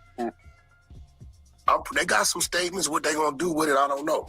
Rest in peace, Draco. He was cool with me. I know we had things going on, with people. But all right, yeah. Shout out to Munchie B, right? Munchie B. I'm gonna say this on air so everybody can hear it, and hopefully you'll catch it, right? All you gotta do, bro, is peep the things that I say about Wack because I detail the character of who he is, right? All you got to do is pay close attention to those things, the direct points like the suspect number 4 and things like that. And whenever he says something, reiterate those things. It's going to hit different. You know, and what I see with Wack, what people do is they bounce to different things. So you got to stay on the key points with Wack. When you stay on the key points with Wack, whenever he say something about the things that he wants to sweep under the rug. And I guarantee you, he'll stop coming at you. You got to stay exactly on the things that he want to sweep under the rug. That situation that happened at No Jumper. That right there, anytime Wack say something to you, you should be saying that. Him being suspect number 4, you know, the different things that we see Wack doing, him looking up the underage girl Nova and sending it around, those type of things. So whenever he's trying to put the attention on you, let people hear those things, and we'll see how much he like it. But you know, shout out to Munchie B on that one. He always gave me respect. He did 2-3 songs with me and my artists, so you know I can't do nothing but respect the man and salute him. You hear what he said, right? He said they got statements already. How do you know that they have statements already? What gives you the information? Who gives you the information that you know they already have statements already? But this was him planning from then to use Munchie B as the scapegoat. I don't think any person that's in the streets actively or gangbanging, you know, have a shot going at Wack, because he's gonna use everything against you. Everything. And I also don't think nothing is gonna happen to Wack because he's too effective solving these crimes for the police. Yeah. You know, we can do is alert the people, most definitely. And whoever want to deal with the bull, we're going to be talking about you next because you're going to get indicted as well.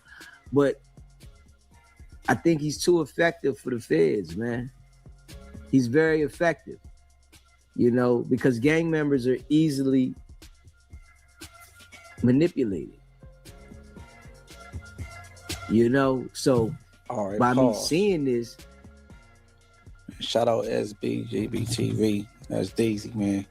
That's a wrap with that, right?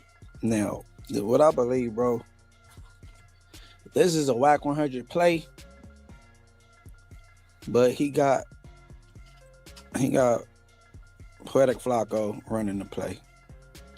He I don't know how it went from Flacco being terrified of this man, talking about he gonna call the police on him because he heard Wack wanted to unalive him, to they just Bonnie and Donnie, they just rocking out. I don't understand, but they most definitely is running the play.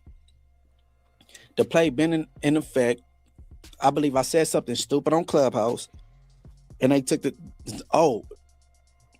perfect time to capitalize off what I said. Flacco put his post out talking about what he gonna do, and it lit the internet on fire. Period. You know what I'm saying? He been trying to put the snitch narrative on me. I mean, whatever, bro. Whatever. I don't know, bro. That's what he do. He run plays, bro. You got Loose Cannon brother talking. Yeah, they never orchestrated for Loose Cannon brother to say Loose Cannon put the no jumper beating on his brother, his twin brother, and they was about to take him to jail. I can't see that happening. If Whack 100 is suspect number 4 in that case, why they haven't came and talked to you, not even interviewed you? I don't understand. You just lie too much, bro. Just lie too much. And not to mention, you on the internet saying you helped the person that unalived Del Dog from Main Street. Tuck up, like duck off. You on the internet saying that. You on the internet saying that you supplied the Rolling 60s with guns. This is what Whack 100 said, bro. You done said on the internet that you will put the press down and Big U will come save the day. And from that point on, Big U will have that celebrity in his pocket. Because, hey, I owe you one. You said this, bro. That's a form of extortion. Why you not involved with the Rolling 60 indictment? You said all this, bro, on the internet. Come on, bro. I can't make this up. Anything I'm saying right now is on the internet, and you can go find it. But these dudes is liars. You know what I'm saying? But he called into academics and lied to him about some correspondence with me and Poetic Flacco. And play it. Never met this dude. I never seen this dude in my life. He screams my name, but as you see, when is he getting arrested? This is why I tell the kids don't gangbang, bro. This shit is all fake. It's cat, bro. I be listening, you seeing this shit. This is the bro. Blah, blah, blah. Bro, this shit's diabolical. Diabolical. Yeah, no, that's kind of extreme. Is he gonna get arrested or is it YG? Man, listen, Tremont, I don't know nothing about YG having anything to do with nothing. This dude keeps screaming people's name, but Flacco, him and Flacco was real close, and Flacco now is about to release some content exposing everybody who had involvement in it. And a lot of this shit is going to be predicated and based on Flacco's investigation. And I think Flacco is dealing with a detective that's LAPD. And I know Munchie B done told him a bunch of shit over the years. So as you see, Munchie B ain't got a problem telling motherfuckers, the dude that killed Draco, I know him. I talk to him. I give him liquor. We drink together. Then he says he turns in information. Okay, now listen. What do I look like talking any gang activity if it ain't regarding myself? You interviewing me and asking me questions about my life. What do I look like telling Flacco anything regarding gangs? What would be the reason? What would be the reason, bro? I'm perplexed. Oh my God, this dude is crazy. Yeah, hold on. What else did he say right there? You know, this is why I tell you don't gangbang. No, don't gangbang because people like Whack will mislead you. He will mislead you and think you signing up for something, and that's not what it is. Because what ex-gang member, I don't care if you're not in the life no more or not, will be associated with somebody that's trying to aid in the investigation and is in contact with a detective. Oh, your Flacco got this, and you pumping it, you pushing it like a new album. Come on, bro. Come on, man. But yeah, I told Flacco, man, you crazy as hell, man. All right, let's move on to Poetic Federal, because what Poetic Federal about to say is something like this weirdo just said. All right, keep going. Go ahead. But I'm confused as to why Munchie B is going this hard because I'm in gang members' business. When Munchie B has kept me in gang members' business for as long as I known him. Somebody go ask Munchie B how me, a civilian from North Dakota, knows who shot and killed Rosemo in Inglewood. Go ask him. Just so the streets don't think I'm bluffing, I'm gonna give the streets a hint of safe, something right now that only the streets would know that I know. That's the hint. Now, I would never reveal this information, but if Munchie B have kept me in the streets business for a long time, why is he all of a sudden mad that I'm doing street content? Is it? See what I mean? See what I mean? And that's why the validity of that bullshit video you put out is the average. It's the average. You lose all credibility. Come on, bro. And then you playing with the homie rest in peace name.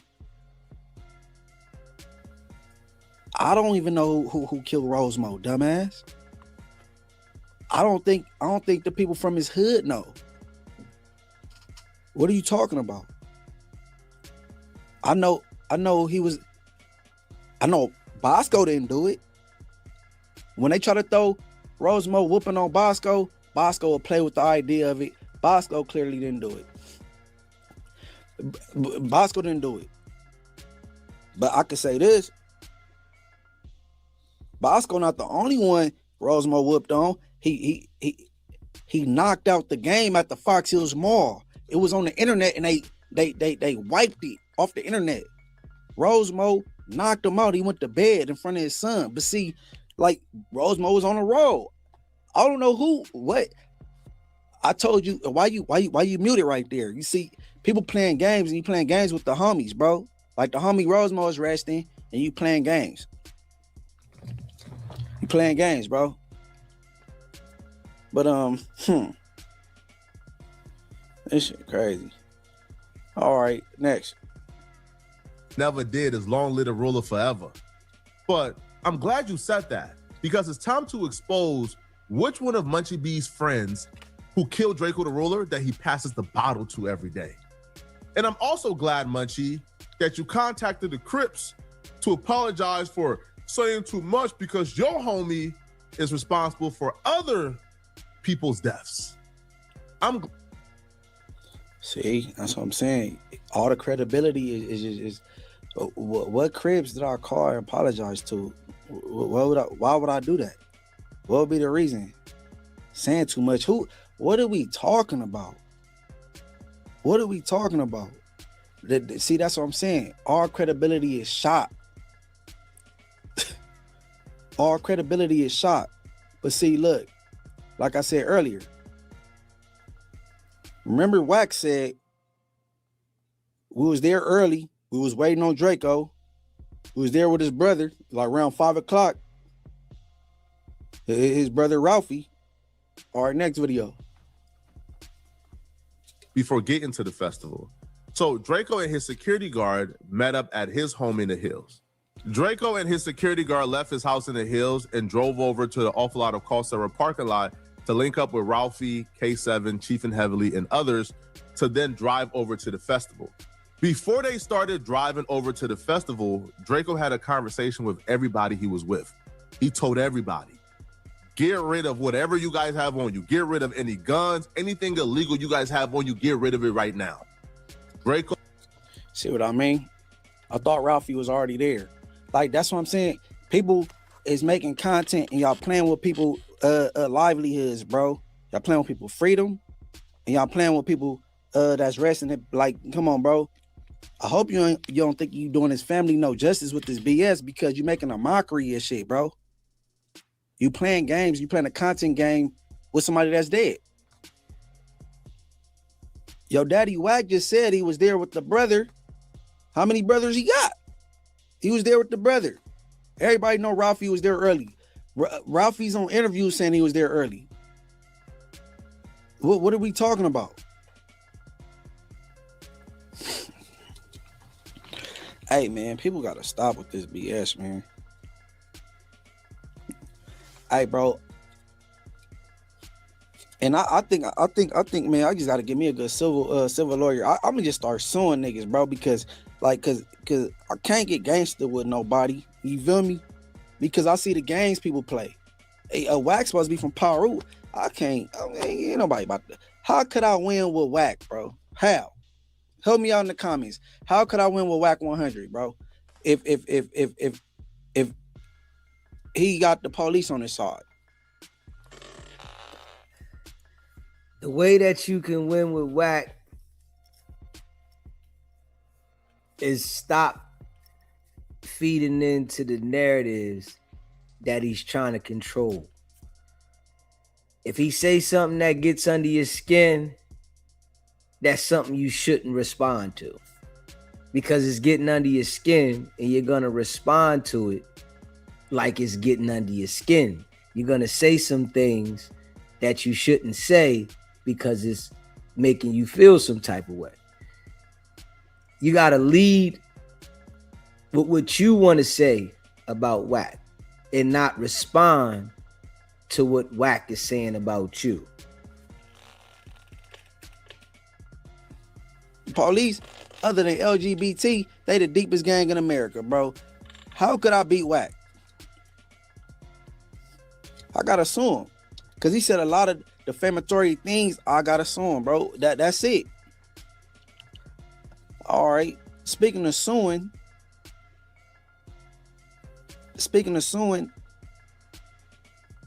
Draco family, they got a wrongful death suit out on Live Nation, bro.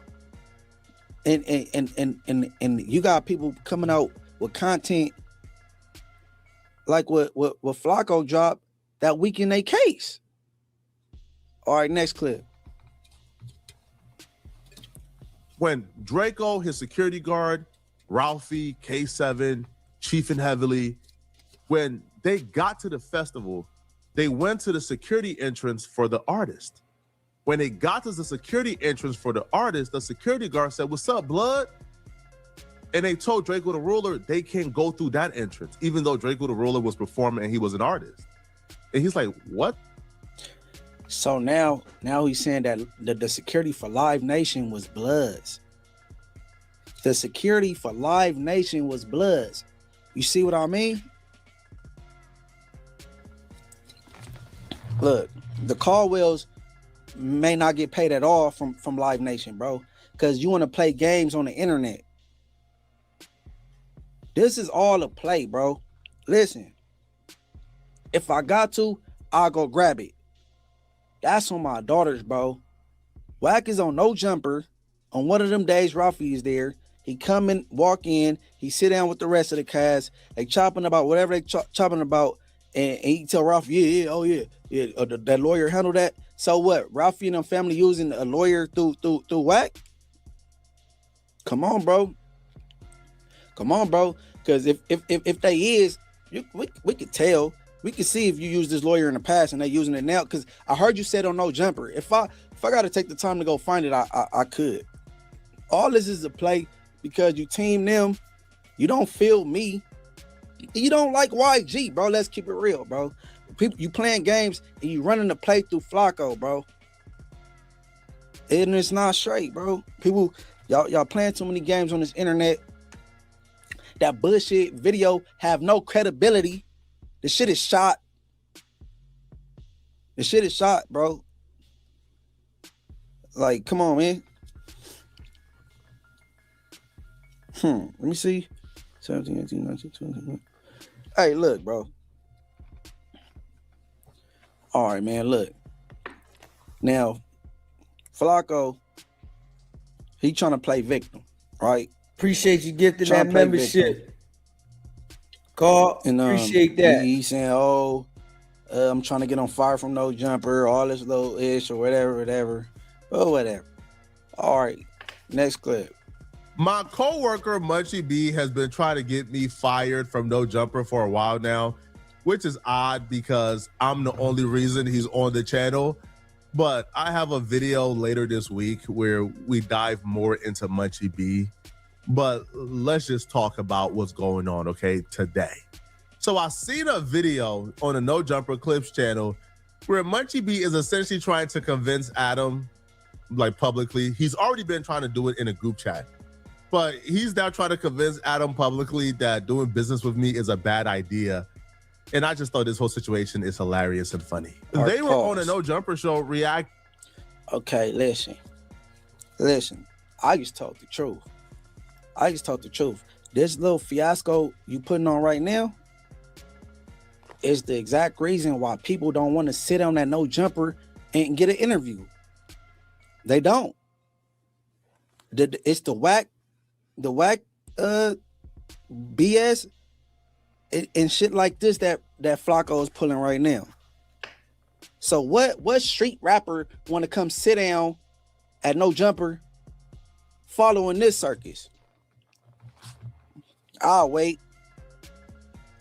I mean, what are we talking about? And what I said in that bullshit ass group text before I exited, because there's no reason for me to be in a group text with Flacco, because you're on bullshit and I can't. What I look like sitting in there texting back and forth with you, and nah, fuck no.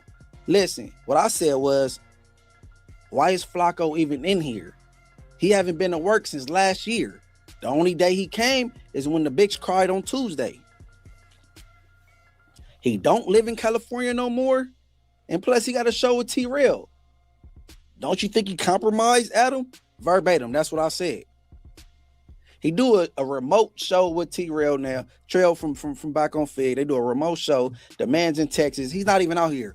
Why is he in this no jumper group text? That's what I said. And then he further goes into why I'm trying to speak bad on him.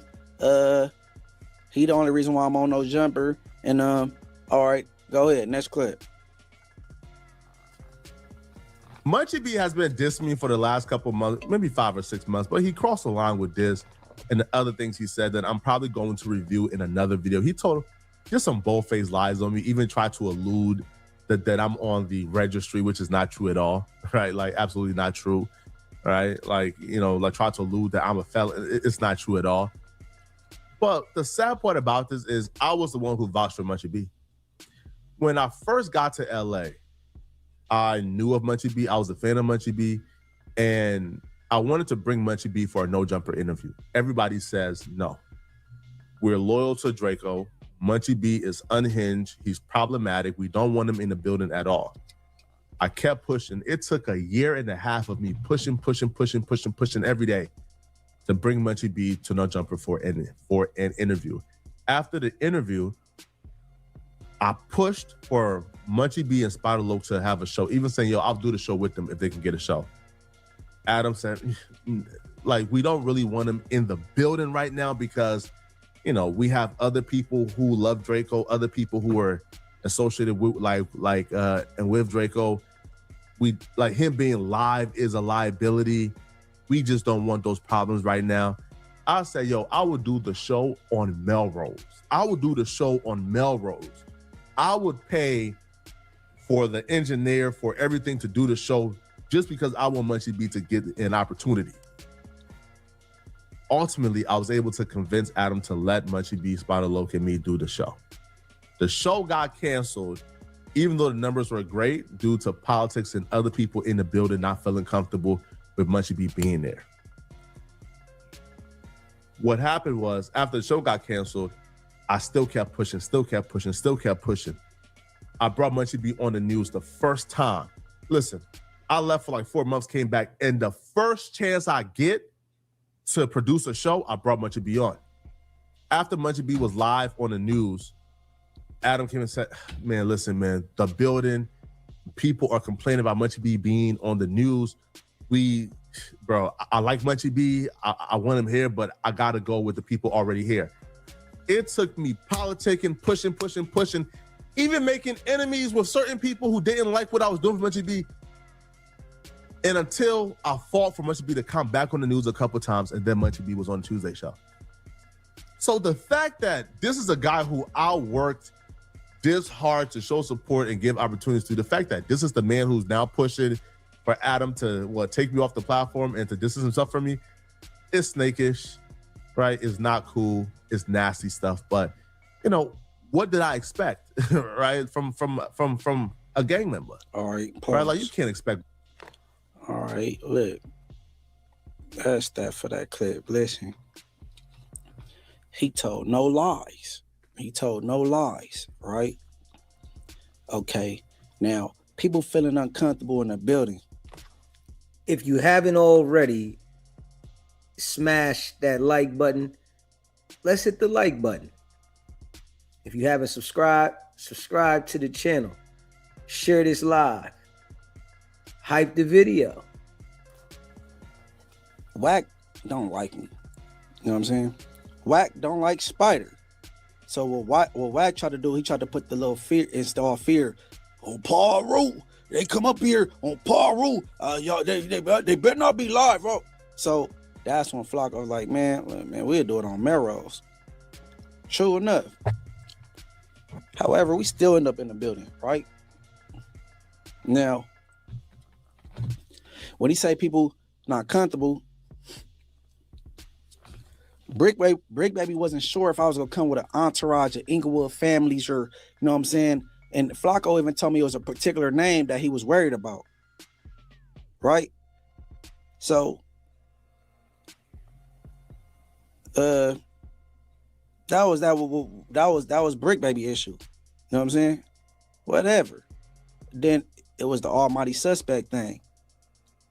My little homie Frosty fell out with almighty suspect. I guess it's not repairable, so he's not trusting it. Like, hey, he might pop up with Frosty. So it was a couple of, you know what I'm saying. And I think Sharp might have been just, you know what I'm saying, because what's called is his boy Brick Baby. You know what I'm saying.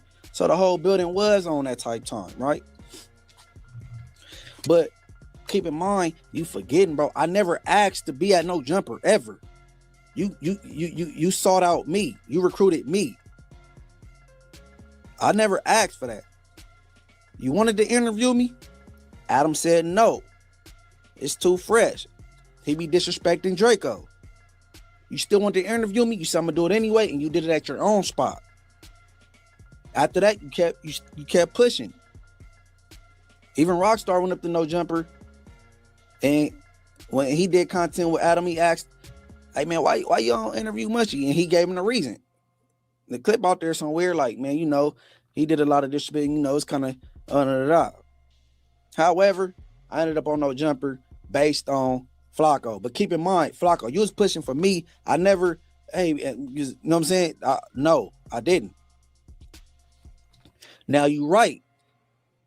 I've been on you for the last, I don't know how many months because you're bullshit. Like I say, you keep covering gang shit and you don't know nothing about nothing, bro. You targeting people you know nothing about. You didn't grow up around it. So why you talking about it? You can't report on nothing you don't know nothing about. You say mothers don't deserve nothing because they sons is gang bangers and all. My mom don't have nothing to do with the decisions I made. Or I could say the same thing about your mom because your brother is a pedophile. That's the whole reason why I made the last video. You a liar. I never said you was a rapist. I said your brother was. You target the people around me, I'm gonna target the people around you. You got a relative that's a whole stepper from Pennsylvania that's rest in peace. Bankroll Gambino, a whole brother that's a stepper for real, was in the streets and did music, was a rising star and well known and beloved out there, and you don't cover him or try to track down his killer. You got your own business to tend to, my guy, for sure. Why you don't do content on Bankroll Gambino? Or maybe I should start. Man, stop playing, bro. And you and this whack shit getting on my nerves, bro. Don't act like you just wasn't on the phone with me, last year, and I was bringing up whack and you was typing on the phone and pulled up 6878 Beck. He's evicted. He's evicted. That's where I got it from. I got it from you, dummy. Shit crazy. But man, look, rest in peace to Bankroll Gambino, Flocko's first cousin or some shit. All right, go ahead. That's Ezra Way dancing in a ring of fire. His rap name is Bankroll Gambino, and this was behind the scenes of his last music video before he died. Philadelphia police say shooters killed the 21-year-old 24 hours after the shoot in a Southwest Philly neighborhood. Bankroll's manager and producer are in disbelief. Everyone that was in the city that's doing something majorly reached out and gave their condolences on Instagram or text. Today, homicide detectives learned the shooters targeted the West African-born rapper twice Sunday. Police say someone shot at his car at 4 a.m. Then 2 gunmen killed Bankroll and hurt 5 others during a social media video shoot before 8:30 last night. It was just full of chaos. Just so sad that you have to see this going on. Hopefully we'll get someone to step forward because these are the type of incidents where we do worry about retaliation. This morning, Philly Police Commissioner Richard Ross called the shooting a sad commentary we've seen time and time again. Bankroll Gambino is not the first Philly rapper to lose his life before his career started. Evening, everyone. I'm Yuki Washington. And I'm Jessica Cartalia. We begin with the latest in the murder of a Philadelphia rapper. Disturbing details are emerging in the homicide case. Eyewitness News reporter Shantae Lands joins us from police headquarters with the new information. Shantae? Yuki and Jessica, that rapper's name is Bankroll Gambino. He was 21 years old, and tonight detectives are working around the clock to try to find his killer. To many, 21-year-old rapper Bankroll Gambino was on the rise. But to his family in Southwest Philadelphia, he was just Ezra Weah. He loved music, and that's what he was doing. When he was little, he used to sing in the church. Oh, yeah? Yeah, with his grandma, he used to sing in the church choir. Weah moved to Philadelphia from Liberia when he was 5 months old.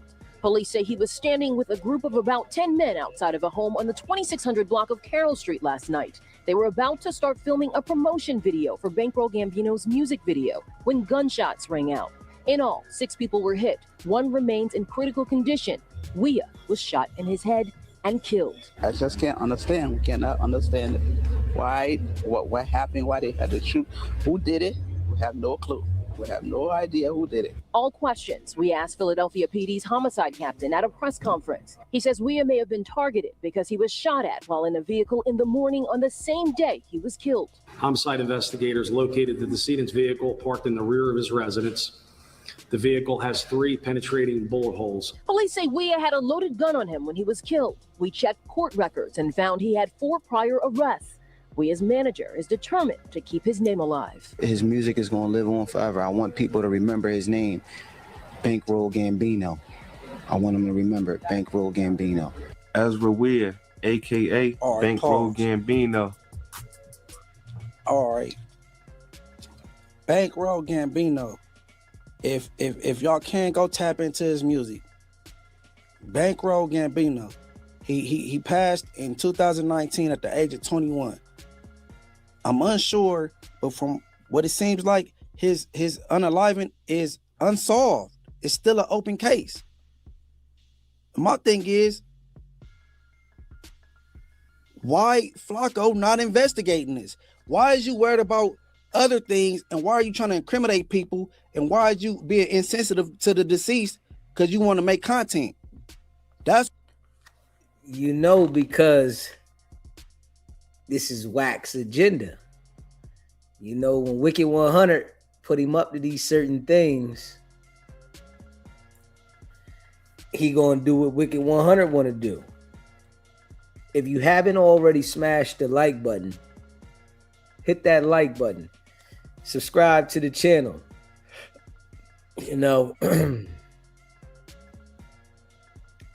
internet is a wild place. You gotta be living right to be on the internet all the way. Can't live wrong on the internet because the people on the internet that aren't concerned about, any street stuff, they're not gonna care what angle they come at. So you gotta be living right on the internet. That's what I want to know. But you're not worried about your cousin that came from Liberia at 5 months years old, just like you. You heard his. Come on, bro. Them parents that was on the news clip, those your aunties, bro. Why aren't you not worried about that? That's all I want to know. That's all I want to know. You need to man and kill a crap, bro. Kill a crap, bro. You and Wack is on BS, bro. Now, look, what I don't want to do is play the police games. Like whatever message you sent to me 17711. Do them numbers mean anything to you? Think about that nice and hard all day. Bro, you can't spook me. I don't give a whatever, bro. Do what you do, bro. I don't care, bro. I don't care, bro. Y'all took advantage of me saying some bullshit on Clubhouse. Y'all followed up and used it as a rollout to do whatever y'all been want to do. The man been bringing up me and Draco and this once upon a time since 6 months ago with Vlad. Not even know. Shout out SBGBTV. I wouldn't even know. I'm like, oh, he been plotting. You's weird, bro. The only thing I said about that festival is you got your ass beat, bro. Period. You and your boy Cuban Rob. And you had him get on No Jumper and lie for you. What are you talking about? Man. Anyways, bro. Because, hey, they want to see me locked up. Hey, look. My Cash App is Morals Over Money TV.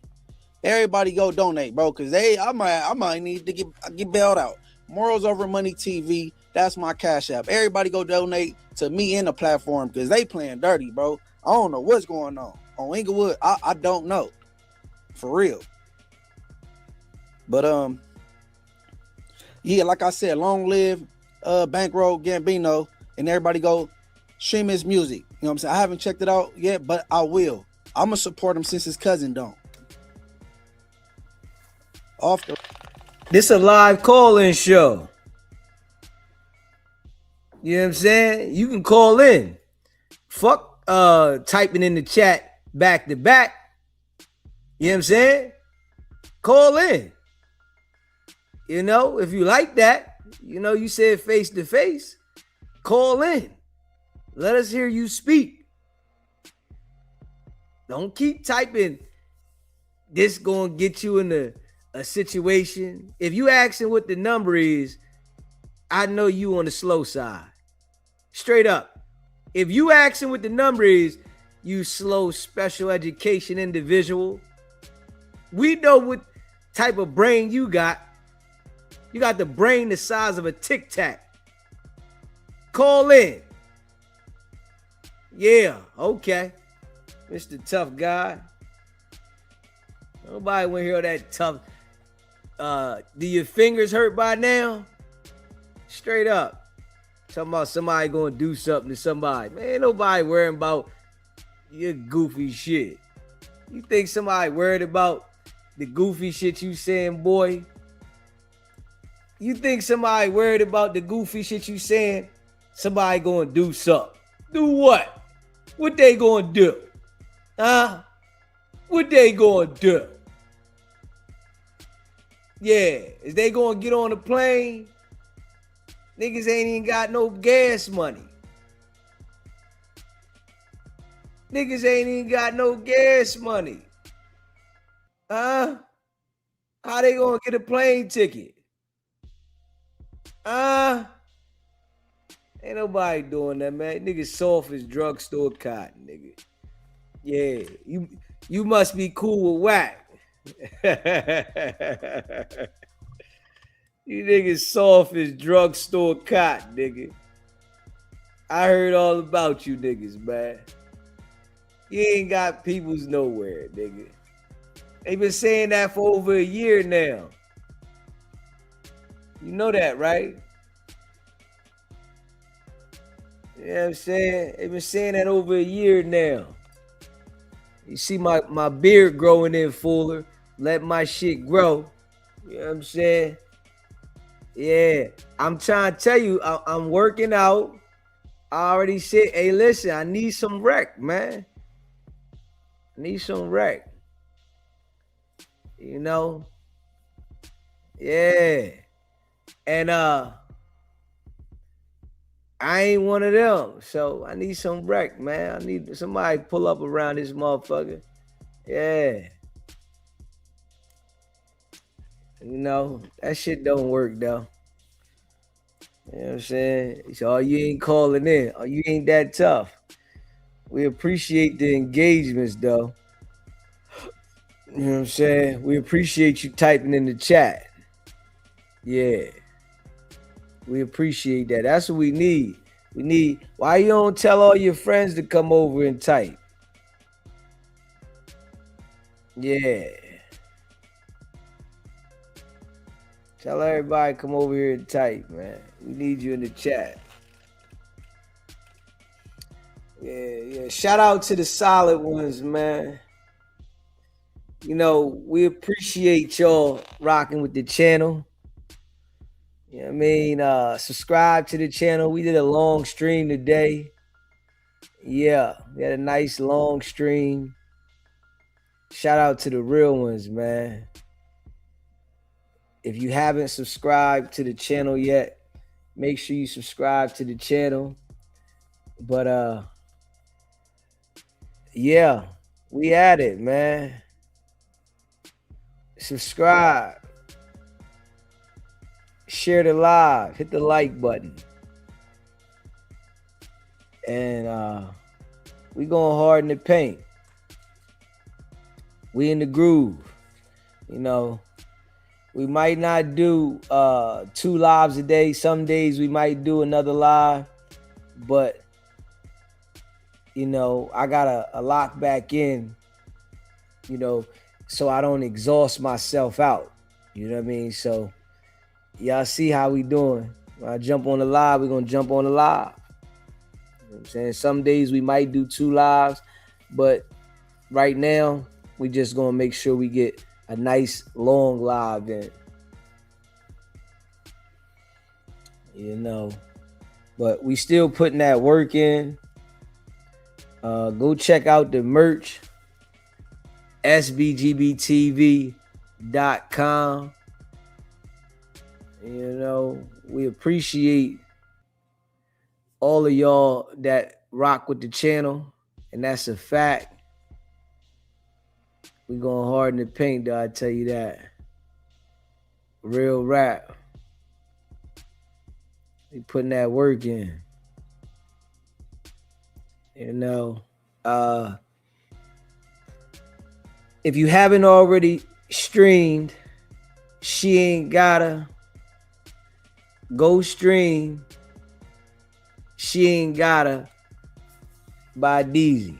You know what I'm saying? Go stream the single She Ain't Gotta by DZ. It's on all platforms. You know, we appreciate all of y'all. Too much.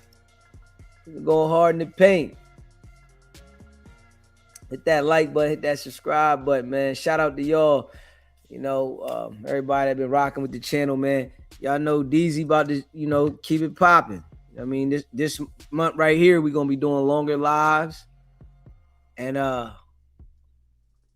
we getting it popping. You know what I mean? That's one thing about your boy. Since, you know, Wack and his minions wanted to hate on us the other month, we gonna come back hard in the paint now. You know what I mean? Since they want to hate on us, we coming back hard in the paint. Yeah. Hit that like button, hit that subscribe button. Make sure you go stream She Ain't Gotta by DZ. And man, y'all know DZ appreciate y'all, man. Rocking with the channel. You know what I mean? Solid. Nehemiah. Ike. Jam Beach. You know what I mean? Shout out to y'all, man. Run the table. Carl, appreciate you becoming a member. You know, we seen you around for a while. We appreciate you becoming a member. That's a fact. We appreciate you, the memberships that you gift. Shout out to the real ones. Yeah, I know they mad. They can't stop us. C. Brown. You know what I mean? They can't stop us, man. Yeah. Leon. You know, shout out to all y'all, man. They can't stop us. I know they sick. Big facts. They sick. They can't stop us. Yeah, so, you know, the best thing Wack can do is be quiet. You know, because y'all already know. I know the key points to say. Yeah. I know the key points to talk about. I mean, so They don't want no smoke, man. Yeah. This is why we're gonna stay the same way we are. Blue Chicken! What you doing, baby? Hey. Yeah, y'all know what it is, man. We're going hard in the paint, man. Facts. And we did like an 8-hour stream today. Facts. We going hard. Bringing the beat back. Yeah, you know, these the streams Wack ain't used to like. We going hard. Man, that nigga on live for 8 hours. Yeah, we're on here for 8 of them things a day. Putting that work in. We got to grab back around the algorithm again. Trees! What you doing, baby? Yeah, man. We got to grab it back. You know, if you would like to become a member, it's pinned in the chat. You know what I mean? Shout out to all y'all, man. And, you know, shout out to the guys that is with Wack and they sat here and watched for 8 hours. Shout out to y'all too, man. The guys that's with Wack and sat here for 8 hours and watched. Yeah. See, y'all can't get that nowhere else. Y'all gotta come over here to DZ. Y'all can't get that nowhere else. Y'all gotta sit here and this nigga still on live. Damn. He's still on live? God damn. He's still on live? Yeah, I'm still here, nigga. I'm here. Appreciate you gifting that membership, Carl. Yeah.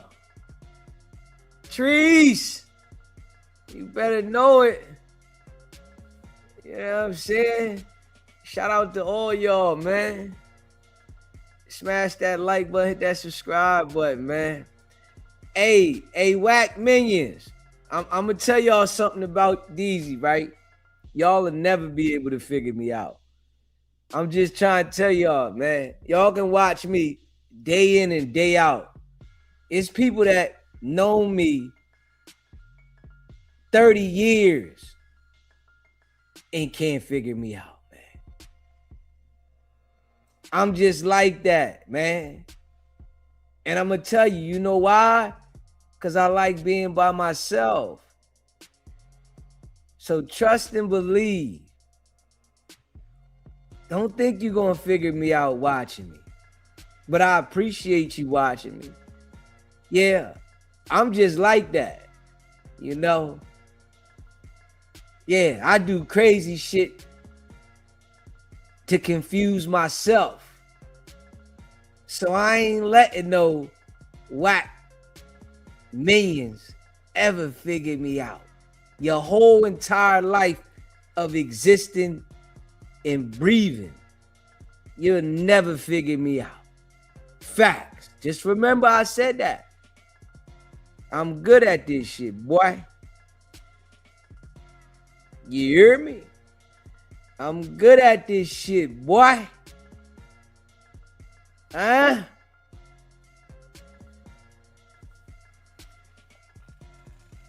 Shout out to all y'all. We working.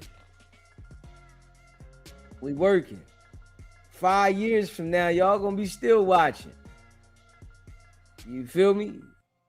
5 years from now, Wack Millions, man, god damn.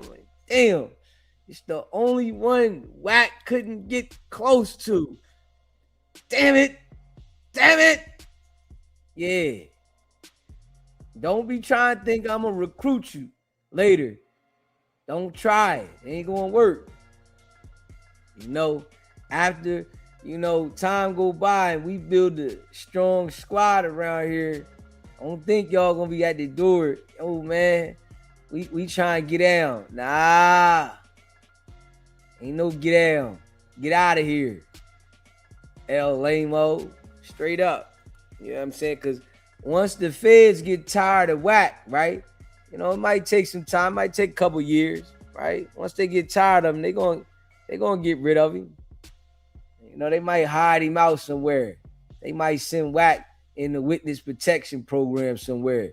And then the nigga can't do no content. He can't reach out to the clubhouse people. Yeah, they might put Wack in the witness protection program somewhere. You know, that's what happened when you live like Wack, though. Y'all gonna be looking for him. He gonna be somewhere in the witness protection program, running around with a wig on or something. You know, he gotta get up every day, put his wig on, you know, so he can try to disguise himself. He running around living in the witness protection program. Yeah. Smash that like button, hit that subscribe button. If you haven't subscribed to the channel, man, what you waiting on? You know, if you haven't subscribed to SBGB TV, what you waiting on? Man, I turned the fucking heat on in here while I was on the live because I had the heat off. It was a nice day. Then it got chilly. I turned the fucking heat on. It's hot as shit in here. The fuck? I got hot in this motherfucker. I'm trying to tell you, I'm hot in the motherfucker. God damn. Shit got crazy. I had 2 days without the heat and it got cold. So I got hot in this motherfucker. Like, what the fuck? God damn. Yeah. Shout out to all y'all though. He's feeling good. You know what I'm saying? We gotta put this work back in. I gotta get back and put that work in, man. You know, I'm gonna put it back in slowly but surely. You know what I'm saying? We got some new subscribers today, some new members, and it's on and popping. Yeah, we grinding though. We grinding. Yeah, dig.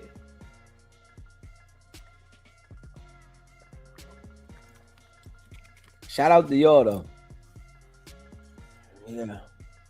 Let's check this poll out. Did y'all hit the poll? Didn't y'all hit the poll? Y'all answer that question. Let's check. We're gonna check this poll out. Hey, make sure y'all go stream She Ain't Gotta by DZ. Go stream She Ain't Gotta by your boy DZ. We're gonna work on the next song this month. Yeah. Sometime this month, we're going to have the next song done. I got to. Probably towards the end of the month. Towards the end of the month, dropping the next song. And then I'm going to start working on the album. I'm going to drop one more song. You know, I feel like I dropped one for the ladies. Now I got to drop one for the streets. You know what I'm saying? I dropped one for the ladies. Now I got to drop one for the streets.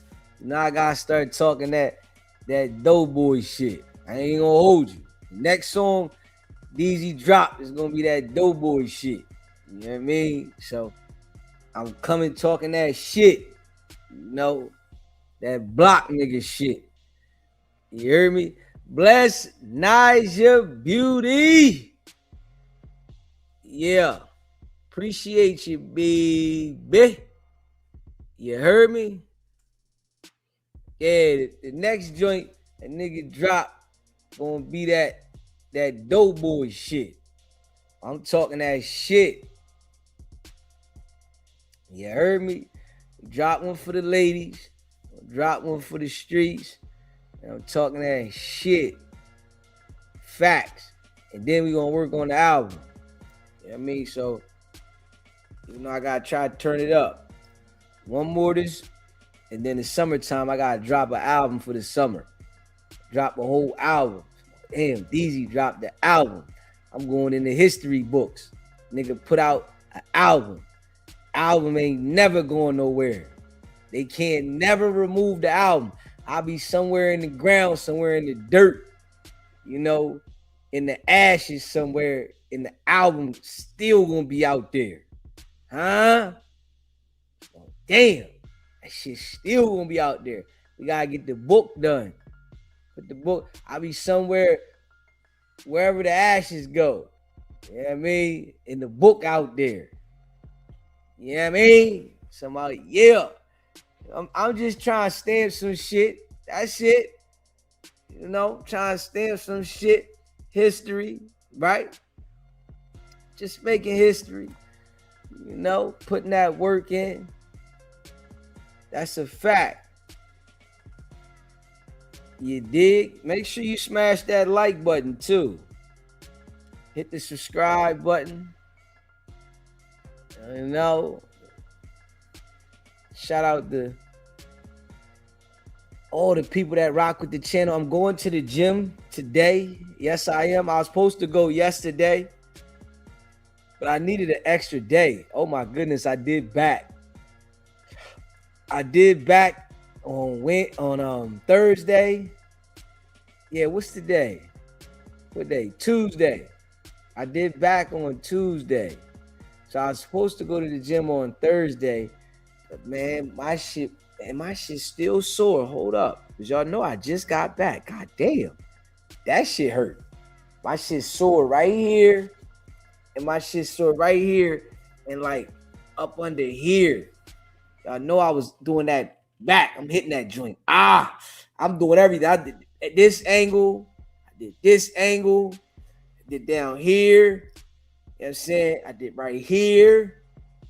You know what I'm saying? I hit the back every way. So I hit the back. And I hit some legs. I hit back and legs on Tuesday. I'm kind of sore. I ain't even gonna hold you. Y'all know I ain't been at the gym in a couple months. Been like 3 months since I've been at the gym. So I'm kind of sore, right? I'm getting it back. You know what I mean? I'm getting it back. Straight up. You know what I mean?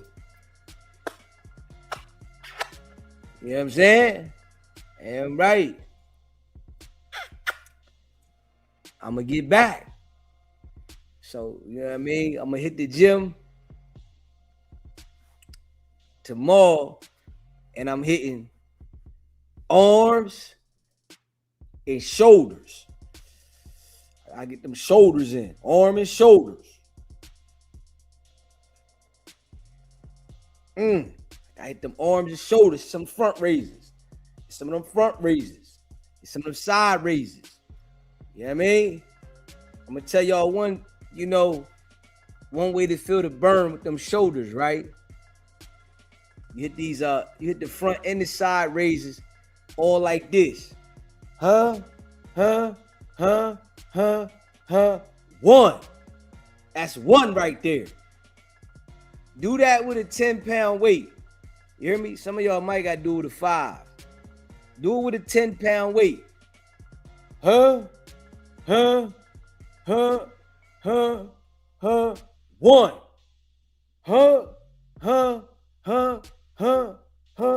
Two. Yeah. Do 10 of them. Fucking shoulder gonna have a nice burn. You feel me? Yeah. Straight up. You know what I didn't hit? The machine though, for that rear delt. Hit this motherfucker like this. I should have hit that one. I ain't hit that one. Hit that one next week. You know what I mean? Yeah. There's some pull-ups too.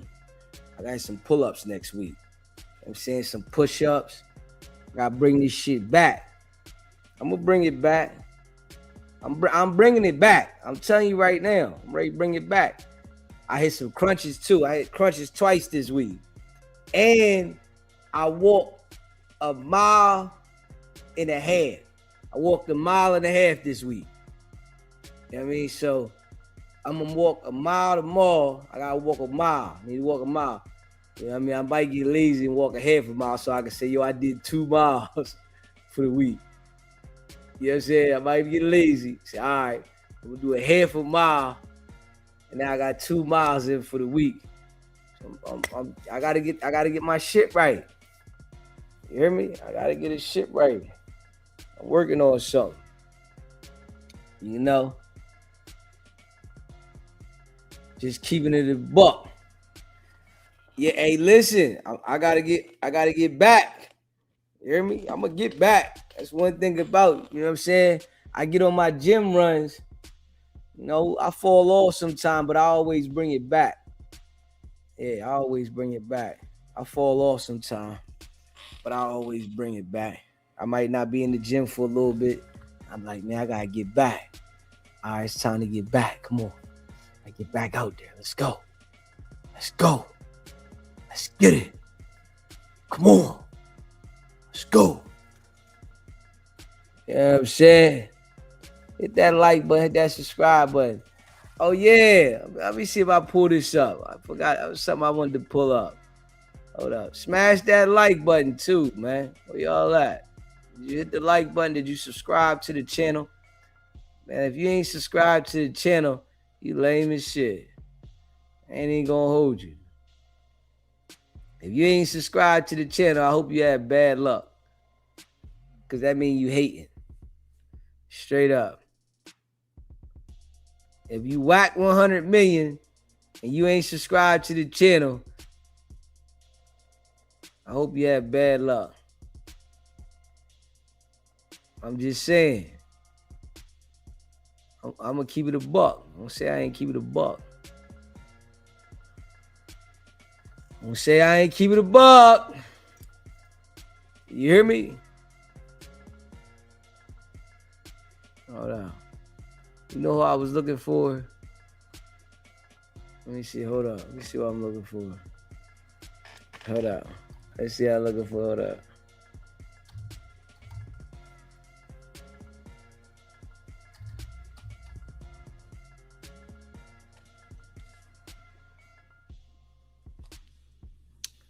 Okay, that's what I'm looking for. Let's look at this one right here. Let's look who got a new boo. Let's look who got a new boo. Y'all gotta see this one. Look who got a new boo. Look who got a new boo. Y'all see this one right here? Oh, man. Let's hear what she say, too. She got a new boo. Come on, man. She fell in love with Krishan Rock old joint. Oh, man. I'm trying to tell you. She fell in love with Krishan Rock old joint. Hey, listen, man. I don't want to be in no circle like this. Big sister, the love of my life. You niggas play. I'm gonna kill you niggas, hit them. All right, they got a problem. This is my big sister. The love of my life. You niggas play. I'm gonna kill you niggas, hit them. All right, they got a problem. This is my Sharice got a new boo, man. Bino. She with Bino, man. It's like, I think she attracted to the special guys. I can't even hold you. Like, straight up. I really think Sharice is attracted to the special guy. Yeah, she like being around the guys that is on, like, the fence of being, you know what I'm saying? Straight up. I just think that she like the guys that's like right on the fence of the special. You know what I mean? The special.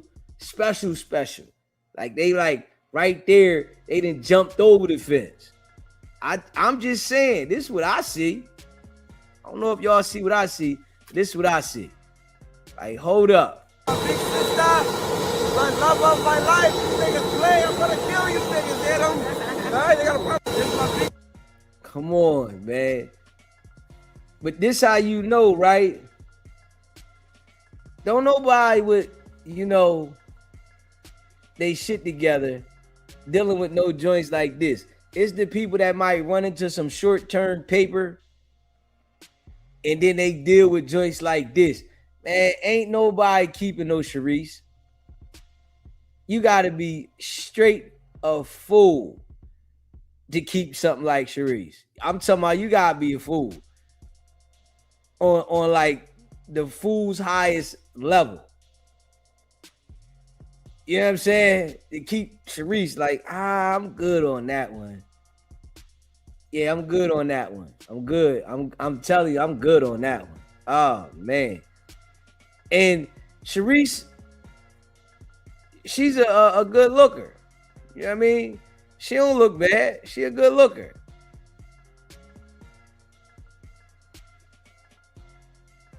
Shit crazy.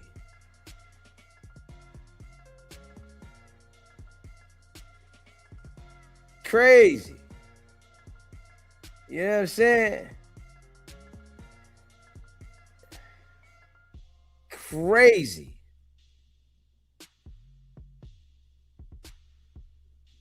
Shit out of control.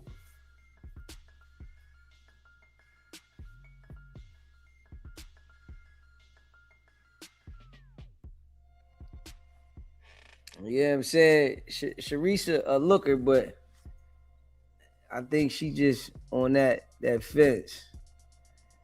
Yeah, so I mean, I'm thinking that's her new boo though. That might be her new boo. You know what I'm saying? Might be her new boo. What y'all think? Is that her new boo? Yeah, smash that like button. Hit the subscribe button. You know.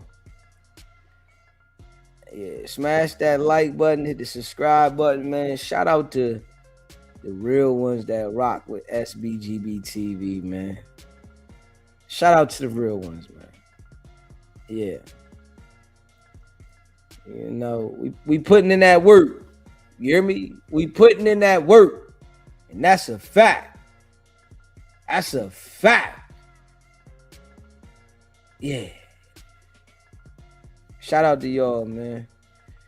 You know what I'm saying? We got some new subscribers today. You know, we got some new subscribers today. And we ain't playing. You dig?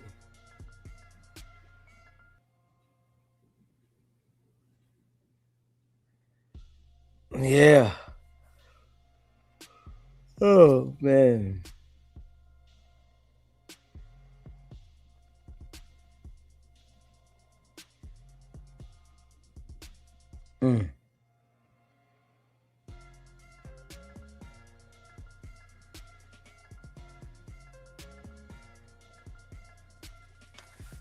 Yo, what's poppin' though?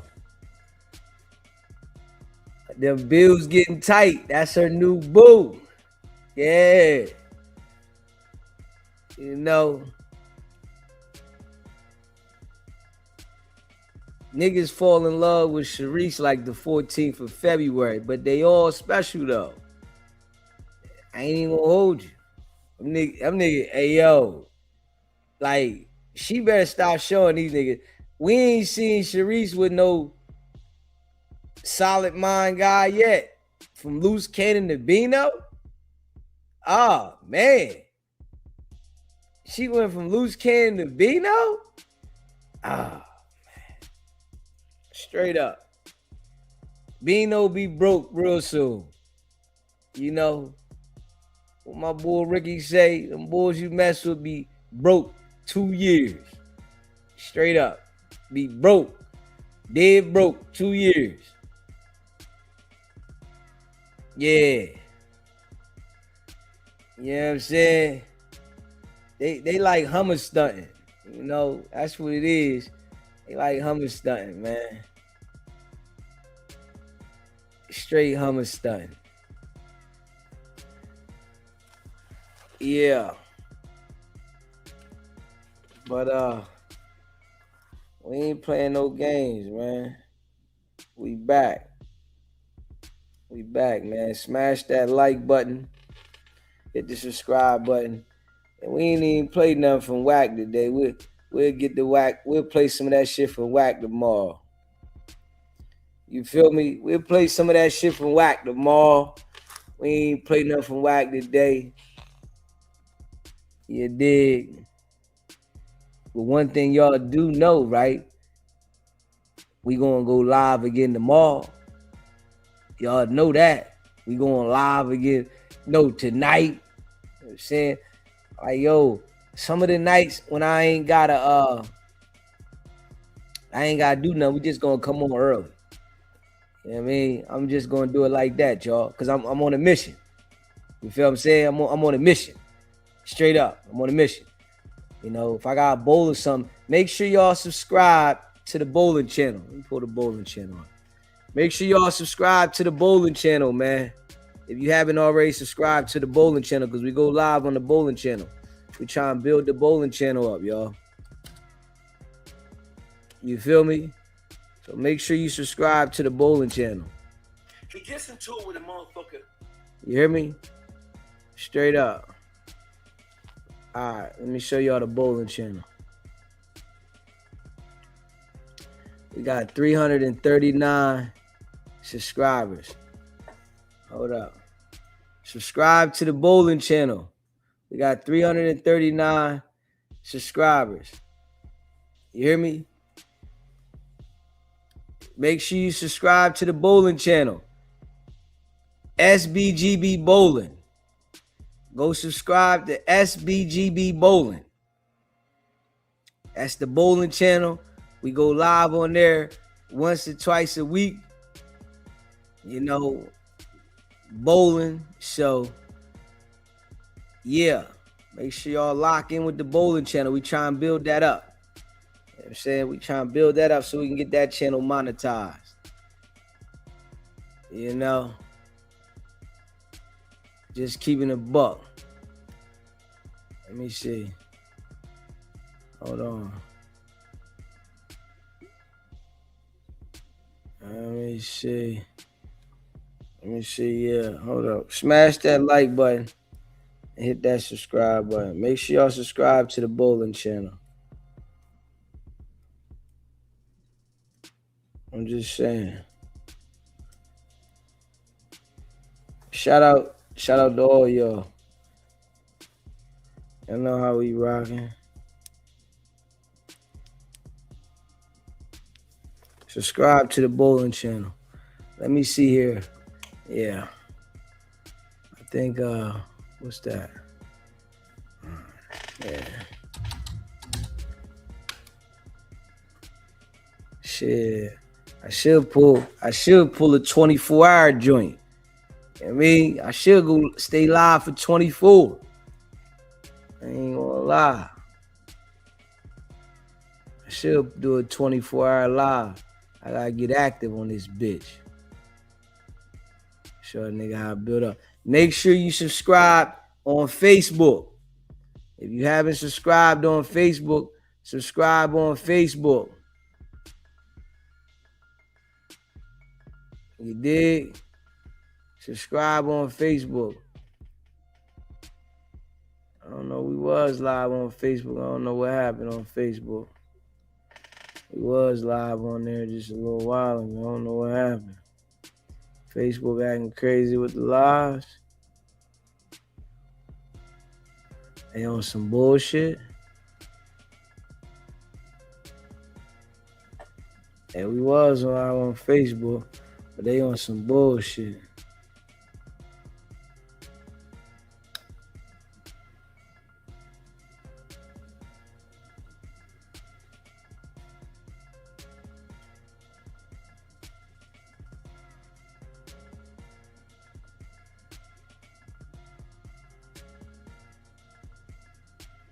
It's still live on there. I said it was on some bullshit. Yeah, I guess so. I don't know. It might have acted funny, but I think it's still on. I don't know. Smash that like button though. Hit the subscribe button, man. Yeah. And subscribe to the bowling channel. SBGB Bowling. Hit the subscribe button, man. Subscribe to the channel. We try and grow the channel up. You know, SBGB Bowling. Living life to the fullest. You know, I was on there. Let me see. Hold on. I was on here. Let me see something there. Man, it's hot as shit in here. Man, I don't know why the fuck it's so hot in this motherfucker. Hold up, man. Man, it's hot as a bitch in here. Did I turn that motherfucker up too high or something? Hold the fuck up. God damn.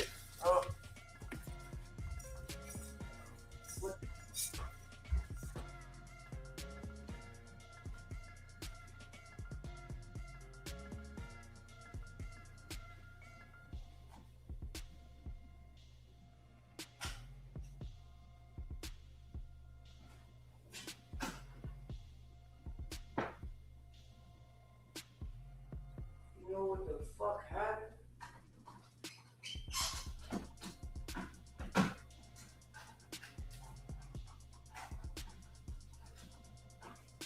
I see what happened.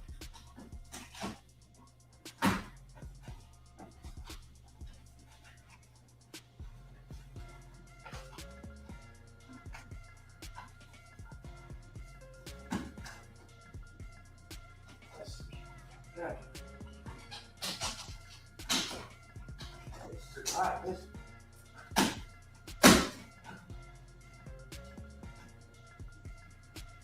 know what happened?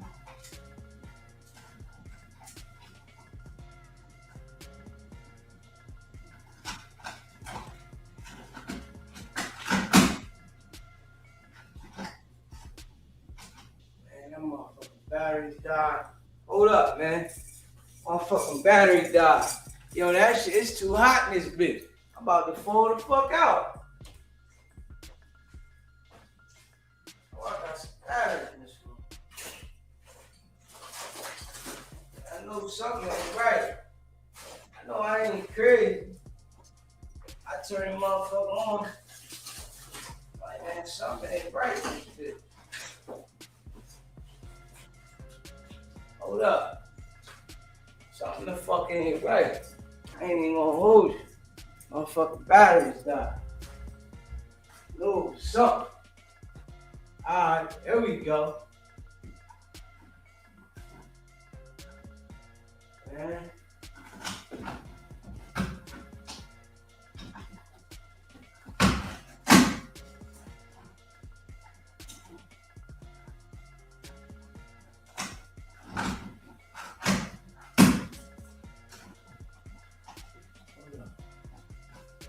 Now figure that shit out.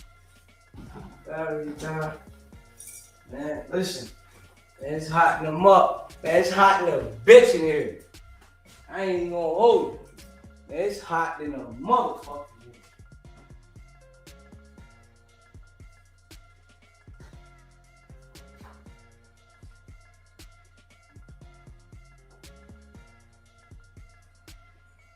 Man, it's too hot in here. It's too hot in here. Motherfucking batteries died. I'm trying to at least get that motherfucker to go off. You hear me?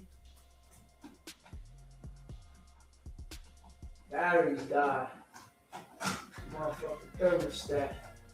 See, I don't like that shit. I ain't even gonna hold you. I don't like that shit. I don't like that shit. That motherfucker come back on again. I'ma disconnect some shit. Fuck that. Oh, man. Man, it's too hot in this motherfucker. I'm hot in the bitch. You hear me? Hey, yo. Man, it's hot in the summer bitch in here. I ain't even gonna hold you. This a fact. It's hot in the summer bitch in here. I'm sitting here wondering why I'm getting so damn hot. I'm like, yo, it's hot in this motherfucker, man. And that shit going up. And that temperature high as a bitch. Motherfucker battery died in the damn thermostat. That motherfucker just kept going up. I gotta change the batteries in the thermostat. This shit getting crazy. Man, it's hot in the bitch in here. Word. Hot in the motherfucker. Yeah, shout out to y'all though, man. Appreciate y'all rocking with your boy. Hit the like button, hit the subscribe button, man. Shout out to y'all. Hit the like button, hit the subscribe button. It's hot in the motherfucker here. It ain't come back on yet. That bitch come back on, I'm gonna take a wire off that motherfucker. You hear me? I'd take a wire off that bitch and go to sleep under the covers. I don't give a fuck if it's chilly or not. You know what I mean? Now, we ain't opening no windows. We ain't doing that. We ain't open no windows. Hell no. Yeah. Next thing you know, I got little bugs running around my shit. As soon as you open the window, now I got something flying in there. I'm like, yo, the fuck is this? The fuck is that? We ain't doing all that. Hell no. We ain't doing that.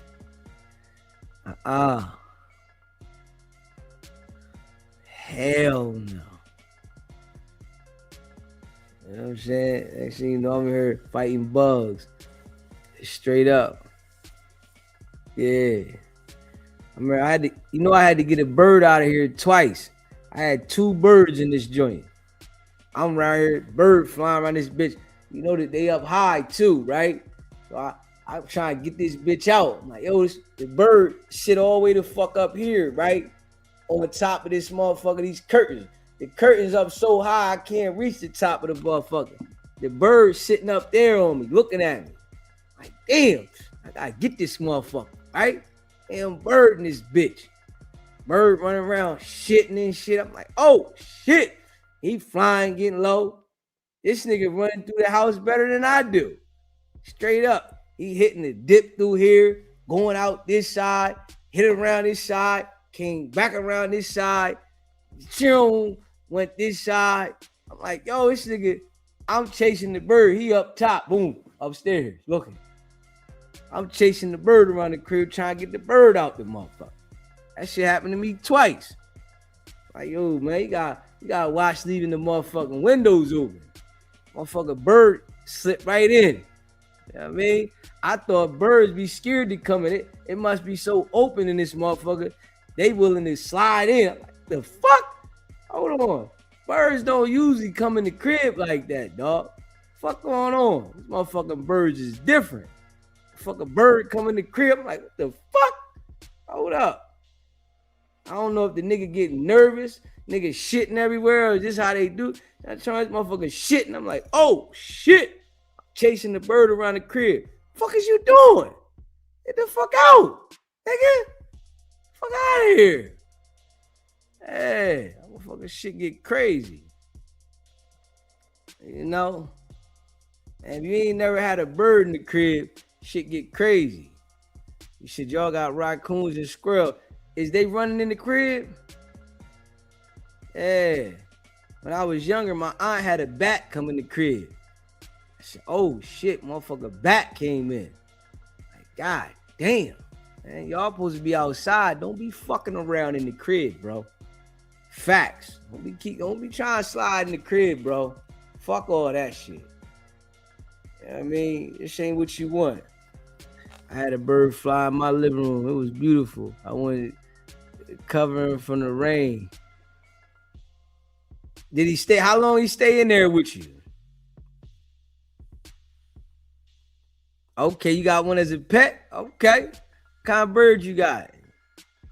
My boy had one of them talking joints. That shit used to say shit, repeat shit. Yeah. You must have felt comfortable on. Man, I don't want no motherfucking bird around this motherfucker. Yeah. I like animals. I just, I ain't got no time for nothing. I mean, I be thinking about getting one sometime, little dog or something. I'm like, man, I don't want no dog around here fucking up my house. Yeah, I already gotta clean this motherfucker myself anyway. I don't need no damn dog running around here. I gotta keep taking the motherfucker out, and he biting shit. I'm ready to whoop his little ass. Yeah, I mean, yo, man, I tell you about, man, get your ass in the cage. Get in the damn cage. Get your ass in the goddamn cage. What the fuck? You ain't fucking with shit. Wear your little ass out. Get the fuck in the cage. Yeah, so I'm like, I'm trying to avoid all that. Yeah. Yeah, tell her go back. She just left the cult. Tell her go back. Yeah, why she leave? They'll take her ass back. We don't want nothing to do with her. Shit. Tell her go right back to the court. Hurry up. They miss her. You know what I'm saying? Bring cookies. Getting the rabbit. I have a cat too. Okay. Yeah, the cat, they'll chase some shit down. You know what I'm saying? The cats will chase some shit down. You know, they quick too. They be on some shit's ass. All right. I think we got the heat off though. Yeah, I think we got the heat off. I gotta change the batteries in that damn thermostat. And y'all know, hey, listen, I got this thermostat, right? That I need to change and put up there, right? It's one I can operate from my phone. I done had this motherfucker about 6 years sitting on the counter.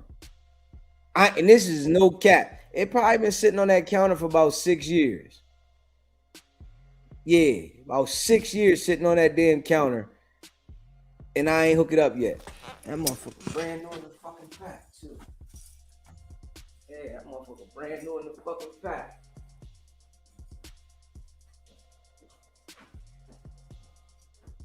Okay. I'm gonna hook this motherfucker up one day, too. Yeah.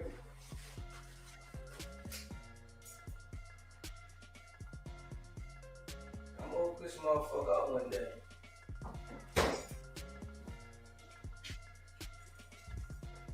I'm hooking this bitch up. I'm gonna hook this bitch up one day. Word. I'm hooking this bitch up one day. This motherfucker been sitting on my motherfucking counter for motherfucking about 6 years. I'm hooking this motherfucker up one day. Man, motherfucker, you know what? I might do it this weekend. Yeah, I might do this weekend. This is the thing, but I'm gonna check on it. I might do it this weekend. You know what I'm saying? I'll hook that bitch up and I can work this motherfucker from my phone. But the one I got up there now, it got batteries in the back of the motherfucker. So the batteries die, the whole motherfucker shut off. I don't like that. You feel me?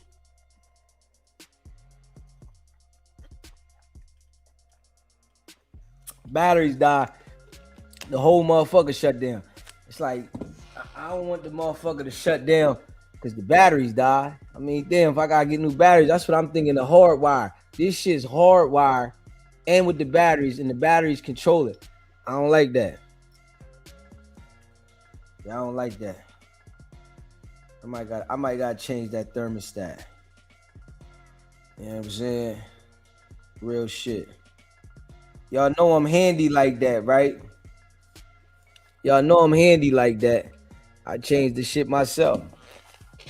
Real rap. I changed the shit myself.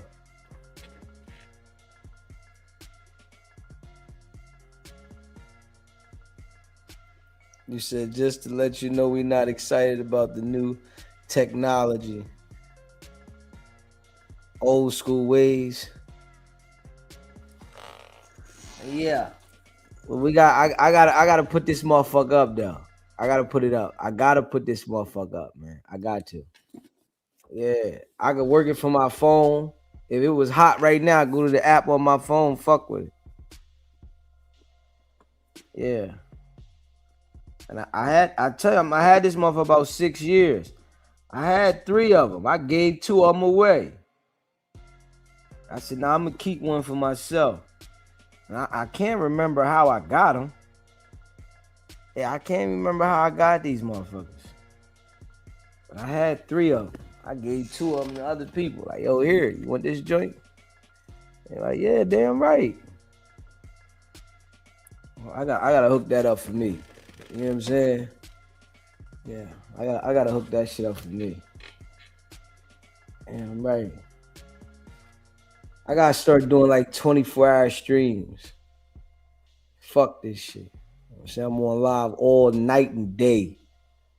You know what I mean? Just on live. I'm just on fucking live. All fucking night and day. Yeah. Yeah, smash that like button too.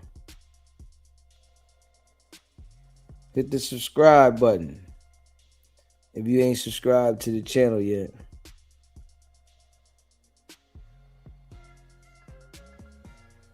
Yeah.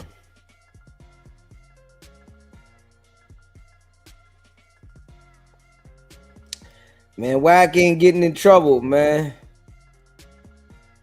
Wack ain't getting in trouble, man. Wack is the police. I done came to realization. Wack ain't getting in trouble. He's the police.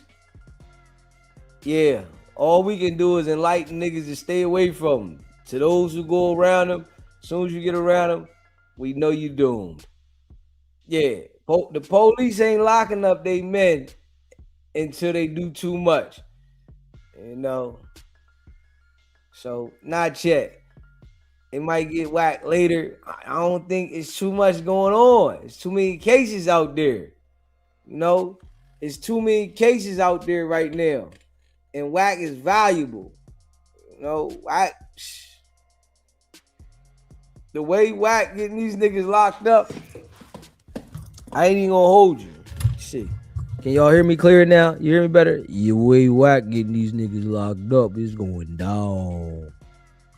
Can you hear me clear? My microphone. Yo. When I talk close to the mic, you hear me better? Is it clear? Or do it sound okay right here? It sound okay right here? Or do it sound better right here? I'm just saying. I got my mic right here. Yeah. I said, yeah, my mic right here. I did an 8-hour stream. We going on 9 on this bitch. Yeah, we going on 9 hours.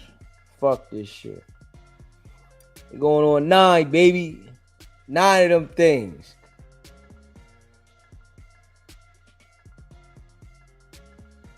You know what I'm saying? We're going 9 of them things, man. My beard growing. My shit growing though. I gotta motherfucking get me some I need to go to the dollar store and get me some grease for my shit, man. I need to get some grease for my beard, man. Yeah. Damn right. Finesse 2 times talking about J. Prince Jr. going to Turkey. Nigga, I'm going too, motherfucker. Shit. What? I'm going too. Get my shit right. Nigga, I'm going to fucking Turkey. I'm bringing my shit back too. I miss my motherfucking waves. My shit used to be 360, motherfucker. I used to have my shit spinning. I used to brush my shit. I used to brush my motherfucking shit 100 times a day. You know what I'm saying? I'm like this all fucking day. Brush my shit right. You know what I'm saying? I used to hit my shit. Have my brush, my shit waved up. All day I'm like this. You know what I'm saying? Like my man from Poetic Justice. Nigga from Poetic Justice. That's all nigga used to do. Whole fucking movie. He like this. Whole fucking movie. Like nigga from Poetic Justice. You know what I'm saying? I used to hit my shit. You know what I mean? Have my shit spinning. I had braids for a long time. And I cut my shit, right? Had my shit spinning. You know, the barber I had at the time, right? Y'all know I do my own shit now, right? The barber I had at the time, I'm telling the nigga, yo, don't hit this part that much. I'm telling the nigga, right? I'm like, yo, don't hit this part that much. The nigga on some bullshit, right? I don't know what the fuck he was going through that day. The nigga hit my shit. I'm like, oh shit, bro. Fuck is you doing? Nigga, I told you don't go that hard right here. My shit ain't never been right since. I had to cut it the fuck off. You know what I mean? I told the nigga, yo, chill, bro. Chill. When you go across this part, right? Go across light. Go across light, nigga. Because I seen it was going down. Basement. The nigga went across my shit right here. It was over. My shit ain't never been right since. You know what I mean? I'm like, yeah, just go ahead and keep it boiled, nigga. It's over. You know, well, I'm going to Turkey though too. Fuck that. I'm going to Turkey to get my shit back. You know what I mean? Get my shit right. I'm going to Turkey, motherfucker. Get my shit right. Yeah, they said Turkey get it right. Adam went over there too. Akon went over there. It's where niggas is going to Turkey, nigga. Y'all gonna know. Listen, when I get to Turkey, right, and I get my shit right, y'all gonna know. I'm gonna have my brush in my hand. I'm like this all fucking day. Okay, nigga, we back. We fucking back. We back. Once I get to Turkey, y'all niggas gonna know. I'm like this all fucking day. I'm trying to hit 1,000 brushes. You know what I'm saying? Have my shit right. I'm running around. You gotta make sure you hit this part too. You know, nigga get lazy on the opposite side. You gotta hit that shit back here too. You feel what I'm saying? Nigga get fucking lazy. Like I hit this motherfucker. You know what I'm saying? Make sure I get my shit right. Yeah. I'll bring my shit back. I got it though. You know what I'm saying? Yeah, we gotta get back to them streams where niggas is waking up in the morning. Like, God damn, DZ, you still on this motherfucker? I'm still on here. Holla at your boy. What's happening? You know what I'm saying? I gotta get back to them. Those was when I was getting it in. You know what I'm saying? I was getting it in then. When I get back to them streets, now it's okay. Now I'm talking that shit. Niggas waking up in the morning, 8, 9. They waking like this. Man, this nigga DZ still on this motherfucker? Yeah, what's happening? What's happening? You know? I gotta get back to them. That was the old school. You know what I'm saying? I gotta bring it back. You know? Niggas scrolling through the shit. They ain't got no choice but to see DZ. Damn! This nigga still going in on whack. Damn right. Back at another segment, nigga. Facts. You know what I'm saying? So we working on that. I'm getting my shit back, man. I'm getting my shit back. I ain't even playing. I'm working on it. I'm working on it. Facts.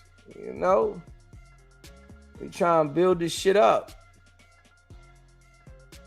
You know what I'm saying? We gotta get back in the algorithm again. You know, whacking them niggas hating on a nigga. They sick. Man, this nigga DZ, man. Whacking his millions. They hating on a nigga. Yeah, that's why I gotta get you seasick. There we go, blue chicken. I gotta get you seasick, baby. I'm hitting this joint.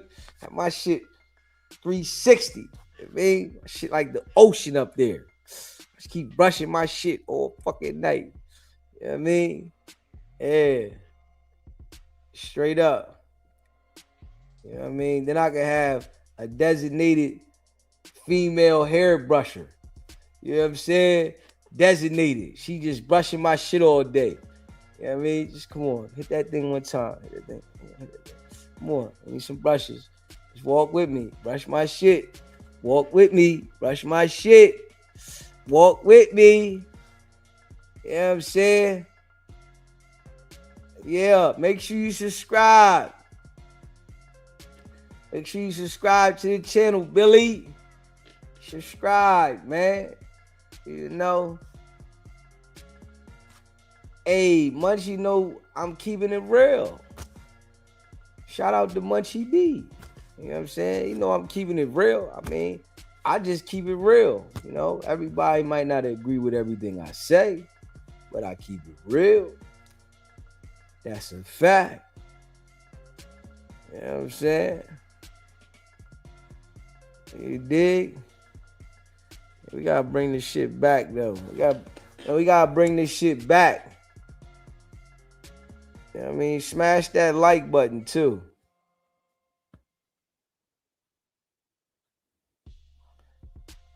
Ain't this something? My man right now. Because I'm in the kitchen listening to DZ. That's what I'm talking about. Trees! That's what I'm talking about, baby. That's what I'm talking about, baby. That's what I'm talking about. You know what I'm saying? Say, yo, just listen to DZ for a second. Just a little bit of DZ. You know what I'm saying? Just a little bit of DZ. Facts. You know what I'm saying? Nah, Trees. I don't smoke, man. I don't smoke, Trees. You know, I had my days. I used to burn, though. I used to burn. I ain't even gonna hold you. Yeah. If I started smoking, you would know. Yeah, you would know if I started smoking. Yup.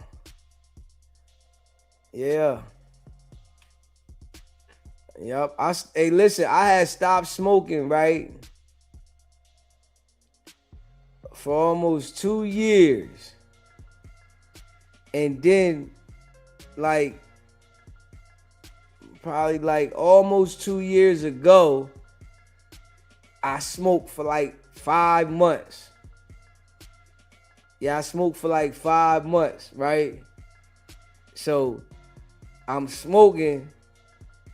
And I said, man, fuck this shit. I'm chilling. Yeah. I'm trying to think, right? If you probably go back and look at some of my lives from 2024, on some of them lives, I smoked. I didn't smoke on the live, but I was smoking then. Some from 2024. You know what I'm saying? I'll be on the live damn near having anxiety. But you wouldn't be able to tell. You know, because I had smoked so much in my life. Even if I felt the anxiety, nobody could never tell. You know what I'm saying? Yeah. Straight up. It was like about 2024. Yeah, I mean. Straight up. Let me see. Yeah, let me see. Hold up.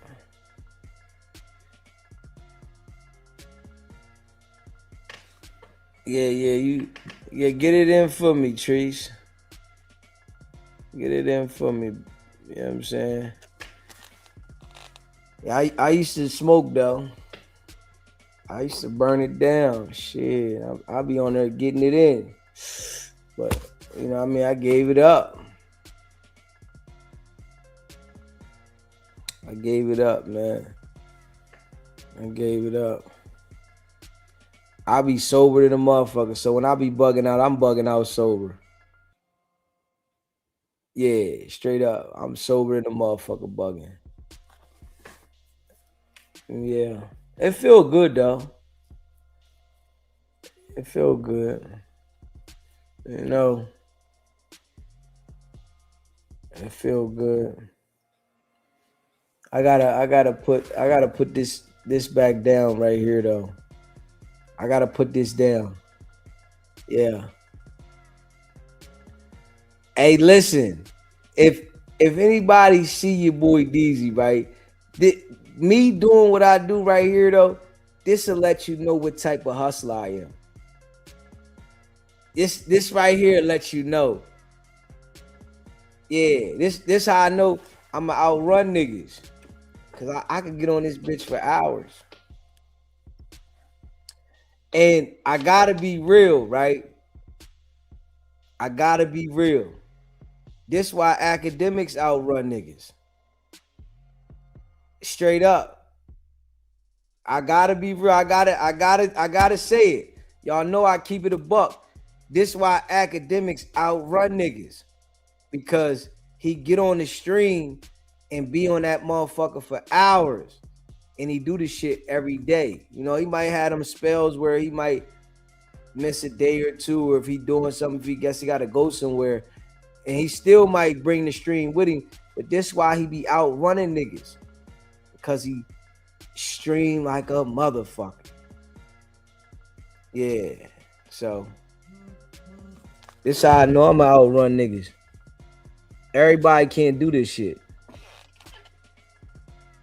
Yeah, everybody can't do this shit.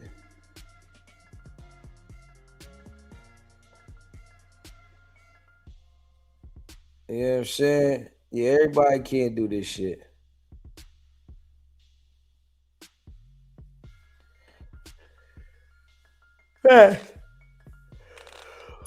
Facts. Hold up. Fuck it. The light about to come up. Yeah.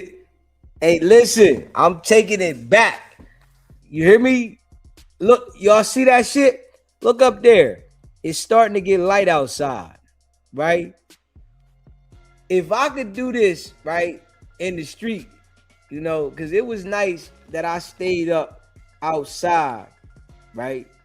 And I watched the niggas going to work in the morning. Straight up. Motherfucker come out and say, hey, you still outside? Damn right. Shit. Ain't nothing in the crib. At all. You feel me? You know what I'm saying? Ain't nothing in the crib. I stayed outside. Niggas is going to work. I'm still out there. So if I could do that, I could do it on here too. You know what I'm saying? Niggas going to work. I'm still outside. Straight up. I'm still outside. I'm just keeping it a buck. Shit, they can do, I can do it too. You know what I'm saying? Real shit. Facts, these 24-hour streams like 24-hour drive through. Someone is always pulling up. You better fucking know it. You better fucking know it. You know what I'm saying? You better know it. That's a fact. Hit that like button.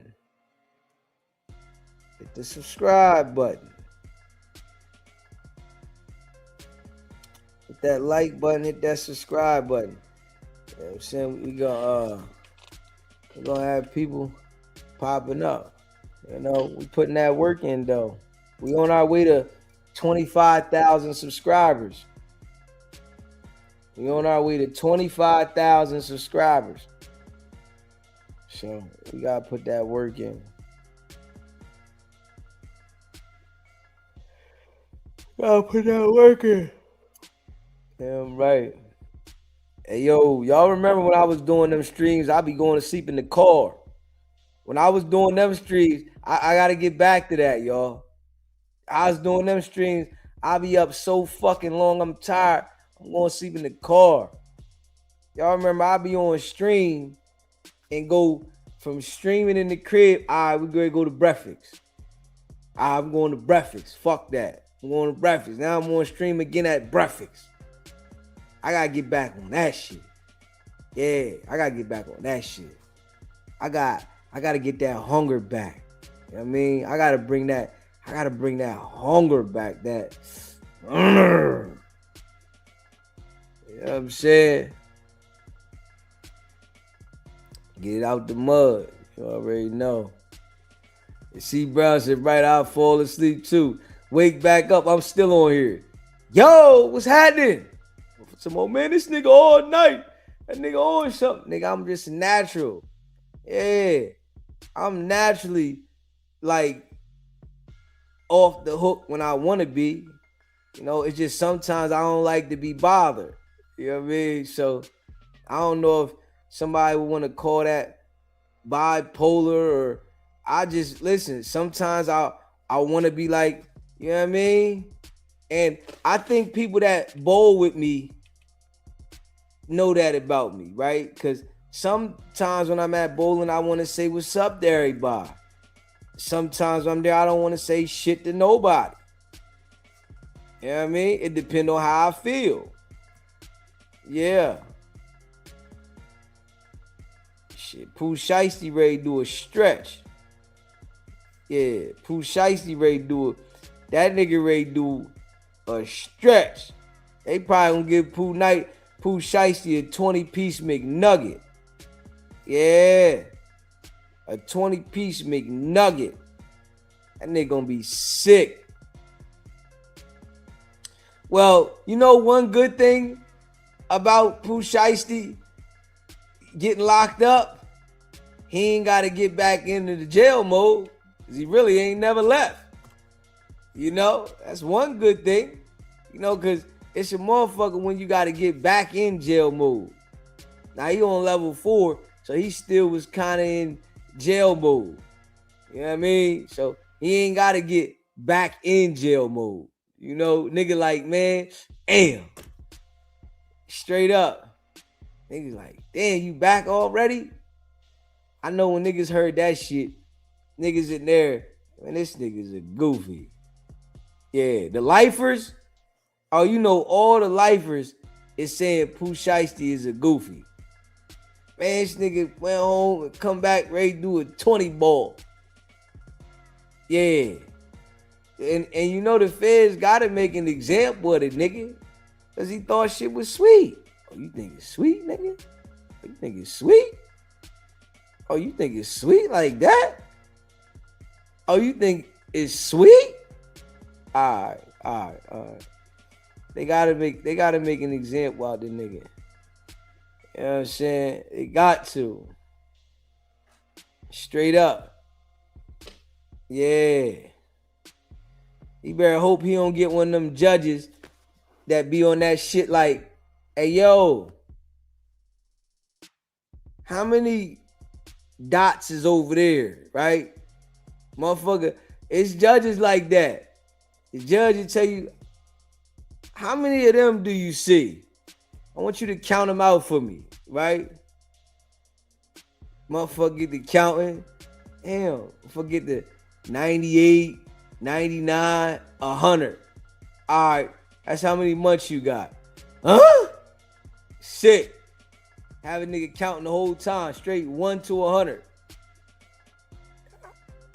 All right, we're gonna give you 100 months. God damn. Fucking with Pooh Shiesty, that nigga gonna get something crazy. They might give Pooh Shiesty 240 months. Straight up, get a nigga 240 months. Nigga gonna be sick. Man, why you fuck with them people, boy? You know what I'm saying? Yeah, you want to fucking with them people. They gonna rock your ass. Yeah. It says it's a holiday. Do people still go sit out front of the stores or they just do it online now? Yeah. Then wasn't it the Good Friday that the sales prices went out, or is that another one? You know what I'm saying? Because people go sit out the stores early in the morning. Oh yeah. Shit. If I was Gucci, man, I would have snitched on him too. Shit. That's what he get. And you don't think you gonna come do no business deal with me and then pull a strap out and I'm gonna act like you ain't. What? Y'all nigga deserve to go to jail. Yeah, Pooh Shiesty deserves to go to jail. Don't backdoor me like that. Let me know we on the street shit. Yeah, let's keep it in the street. Don't try to come do no street shit with my real business. You know what I'm saying? Don't do that. We not mixing that. You know? Only people that, you know, got a company understand that, right? Straight up. You know, we ain't mixing no street business with my company business. Don't come around here playing. Straight up. Okay, Mike, work shift went by. That's what I'm talking about. Yeah. Don't come around here fucking with me. Shit, when I had the car dealership, you better not come up here talking crazy. I knocked the nigga out at the car dealership, then called the police. Fuck you mean? What, I'm supposed to knock you out and don't call the police? You came to my place of business. I knocked this nigga straight the fuck out, then called the police. Hey, man. I just had to knock a nigga the fuck out. You know what I'm saying? I had to knock him the fuck out. Betty bye-bye. Nigga went to sleep. Straight up. That's a fact. You hear me? That's a fact, though. That ain't no cap in that motherfucker. That's a fact. I put the nigga out night, nigga. You want to go night, nigga? You want to go night? You want to go night? Nigga, stop playing with me, boy. You better stop playing with me, boy. You want to go night? Yeah, I put the nigga out, knock nigga straight the fuck out. Oh, it's Black Friday. Yeah, I knocked the nigga out. I had to call the motherfucking cops. I had to. Shit. Oh, I ain't never tell y'all this story, right? This is another time I had to call the cops at the dealership, right? Yeah, I ain't never tell y'all this story. It was one night when I wasn't at the dealership, this girl, she was drinking and she crashed into the cars in the front of the dealership, right? She crashed into the like 3-4 cars in the front of the dealership, coming around this corner flying, smashed them. I get to the dealership, right? Open up in the morning. I see the cars all hit, right? I'm like, yo, what the fuck? Damn. So I go back and look at the cameras and shit, right? And when I look at the cameras, I see the car that hit the motherfucker. It was a van. So my cousin went around the corner and was walking around to see if he could see the car. He like, yo, I spotted the car around the corner, right? Okay, that's good shit. So I go around, look at the car. He like, yeah, this is the car. Look at the camera and shit, right? And like the next day, you know what I'm saying? I'm trying to watch for the car to move and shit. The car goes to the tire shop around the corner. My people hit me, say, yo, they in the tire shop right here. I come around there, yo, man, what's up?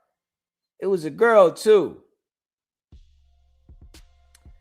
I'm like, yo, you hit them cars around the corner the other night? She like, nah. I'm like, yes, you did. I got it on camera. She like, nah. I'm like, man, listen, man. No, my insurance, you know, your insurance gonna have to cover this shit. Damn right, shit. I had to make a report about that shit. When it come to business, this ain't no street shit. Just keeping it a buck.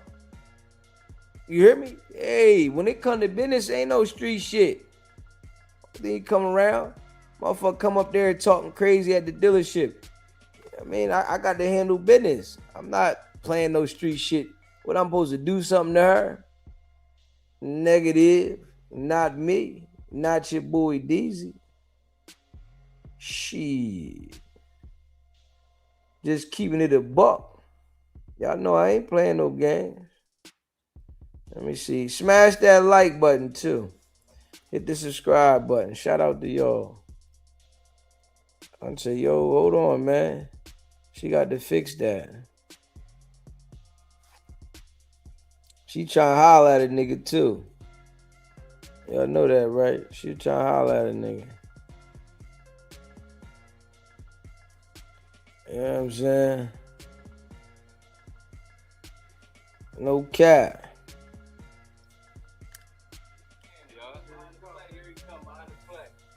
I'm trying to tell you.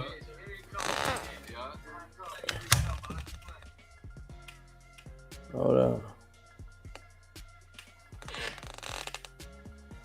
Put a nigga out. I had to call the police in this episode. I ain't even gonna cap.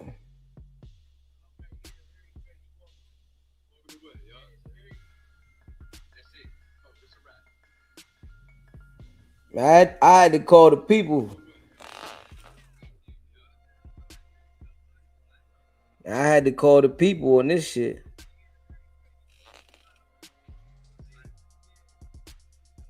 I had to call the police.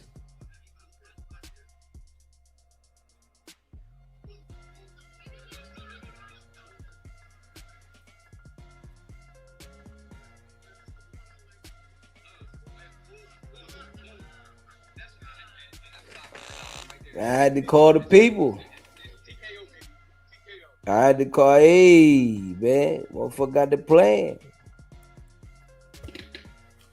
No cap. You know what I'm saying? Business is business. Yeah. Man, we on stream all day, all night. Yeah, I gotta, I'm gonna put these couple clips, you know what I'm saying? And it is what it is. Went hard in the paint. Shout out to all y'all that be rocking with the channel, man. If you haven't subscribed to the channel yet, make sure you subscribe to the channel. If you haven't hit that like button yet, make sure you hit that like button. Yeah, shout out to y'all.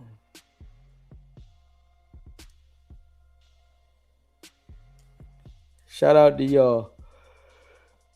Oh, shout out to y'all. I can lay right on the couch and go to sleep. I'm still on stream. Y'all hear me on this motherfucker snoring like a motherfucker. Yeah. I be on here snoring like a bitch. Gun. Fact. No cap. Yeah, this motherfucker snoring like a motherfucker. You hear me? You hear me? I be on here snoring like a motherfucker, y'all. Mm-hmm.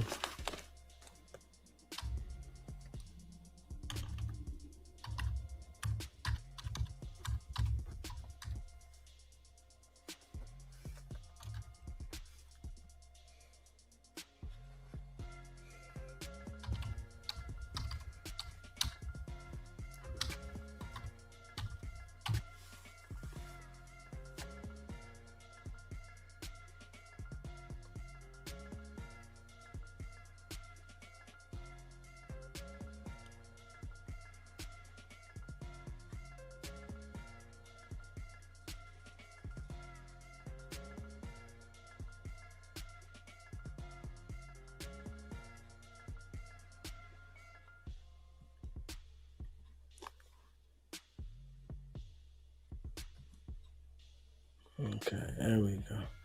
I wonder why I couldn't see this shit earlier. Hey, I wonder why I couldn't see this shit earlier though. Alright, now I can see it now. But I wonder why I could not see this shit earlier.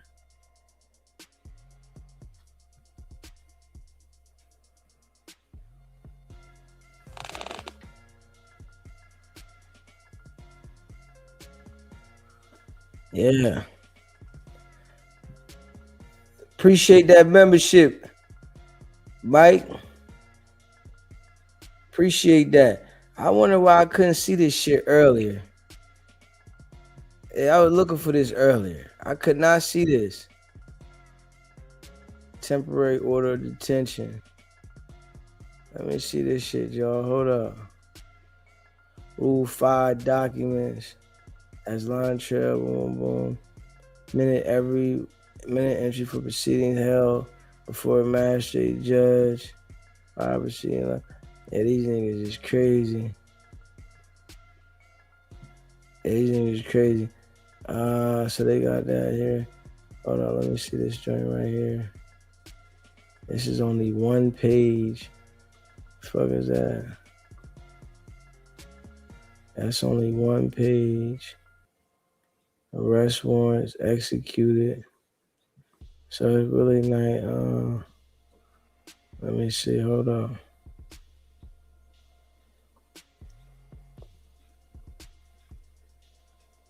It's just only one page though.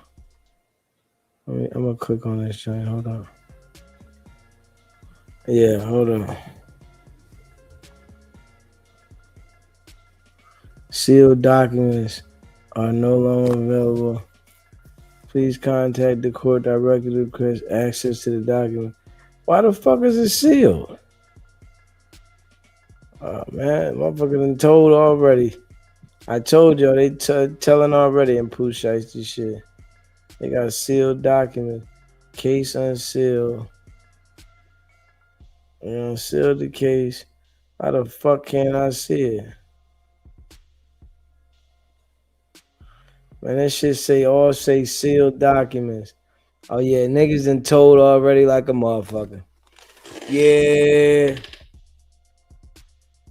They done told already. I'm telling you, niggas on Pooh Shiesty squad telling already. Everything's sealed already. I'm looking at this shit. I'm clicking this shit. This shit say sealed documents. Niggas is telling already. Everything I clicked, that motherfucker says sealed. Except this right here. It's the only thing ain't sealed. Where it says order of temporary detention pending hearing pursuant to Bail Reform Act. They ain't get a nigga no bail. April 3rd. So, what's the day? This nigga go to court today at 2 p.m. Yeah. Pooh Shiesty go to court today at 2 o'clock for a bail hearing, pending detention. Nigga, they what? Bail Reform Act. They not letting you out. It says pending this hearing, the defendant shall be held in custody by the U.S. Marshals and produced for the hearing. Yeah, that judge ain't giving them niggas no damn bail. But it's only 1, 2, 3, 4, 5. But it's only 5 people on here. Hold up. Yeah, smash that like button though. Hit that subscribe button. Hold up. Let me see something here. So, hold up. Let me look at something. Let me see if the... Hold up. Hold up. They already know Pooh Shiesty hell. So this is for his dad, Big 30. Let me see. Hold on. Smash that like button.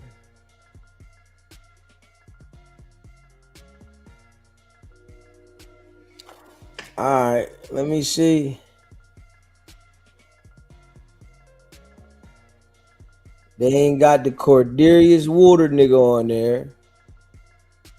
Right? Let me see. They ain't got Pooh Shiesty name on here. They know he ain't getting no bail. So it's these 5 niggas that's going for bail. They got 5 niggas going for bail. A bail hearing today at 2 o'clock. 5 niggas. Pooh Shiesty dad, Big 30, Darian McDaniel, Corday Johnson, and Marion Gibson. So what's that? All right, so that's 5 niggas on there. Pooh Shiesty ain't on there. Cordelius Waters ain't on there.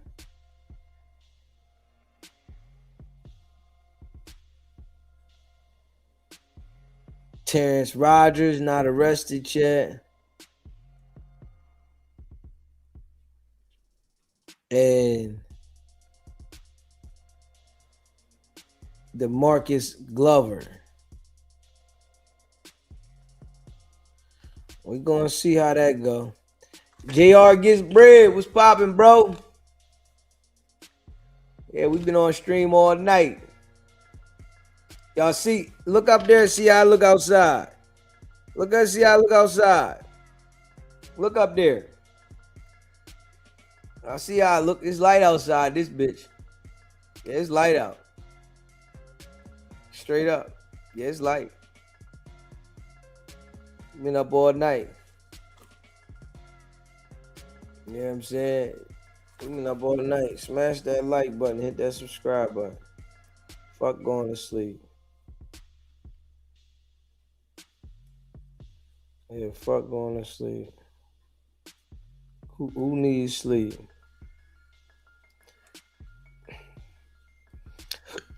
Who needs sleep? Like, come on, man. Who needs to go to sleep?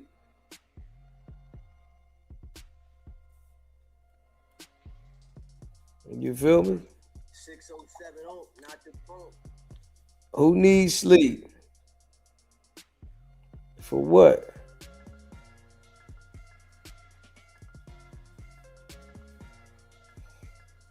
You know what I'm saying?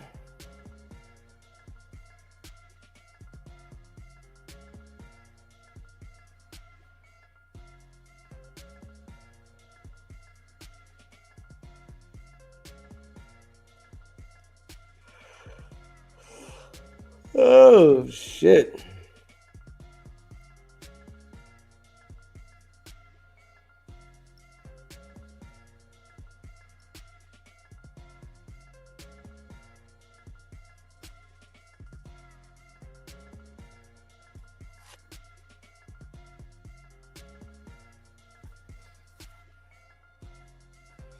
Ballet.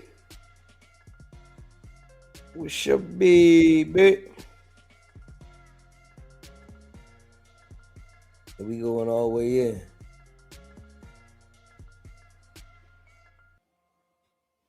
We going all the way in.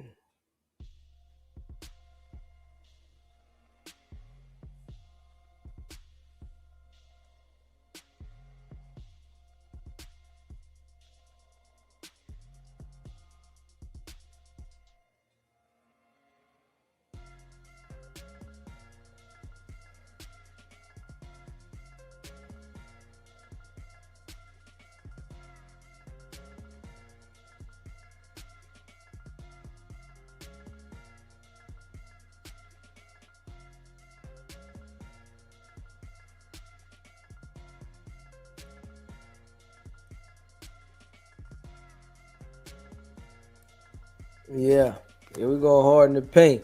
It's 11:45 a.m. here. Go to bed. It's 11:45 a.m. there. Oh, y'all ain't that far off on the time then. Y'all not that far off on the time. Okay. Yeah, it's 6:46. So yeah, only 5-hour difference. And ballet, where you at again? Where you at again? Got to take care of yourself. Y'all know we going hard in the paint. Oh yeah, I'm going to sleep in a little bit. Damn right, I'm going to go to sleep in a little bit. You in Scotland? Damn right, I gotta come visit Scotland. Yeah, I gotta come visit Scotland. Yes, I do. Yeah. Scotland.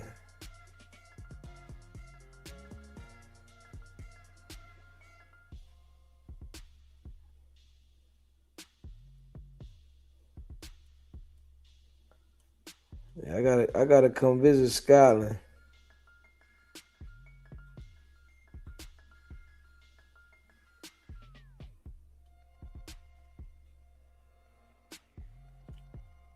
Looks real nice there. Looks real nice there. All season in one day. Yeah, look real nice there. Real nice there. It might be just a tourist area. Yeah. You better know, Gucci told. You better know it. You motherfucking robbed him with legal business. He got to tell. You got to be a fool to have legal business and want to go get street get back. That shit don't add up. That's a fact. If you got legal business and you want to get street get back, just go to jail. Fuck it. Just go sit in the jail. You know what I'm saying? Go out front of the prison and do some crazy shit. Yeah. It ain't gonna work.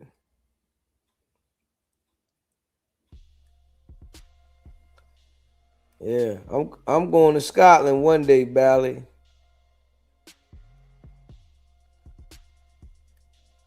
Yeah, I'm going to Scotland. Is the cost of living high in Scotland? Tell me.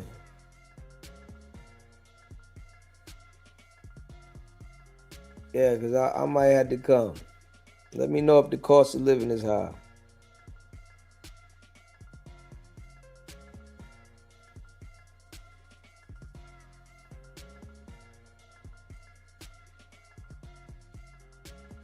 Is it a lot of crime there?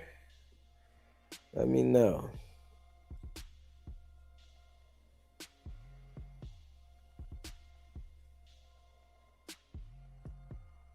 Let me know. Is there a lot of crime there?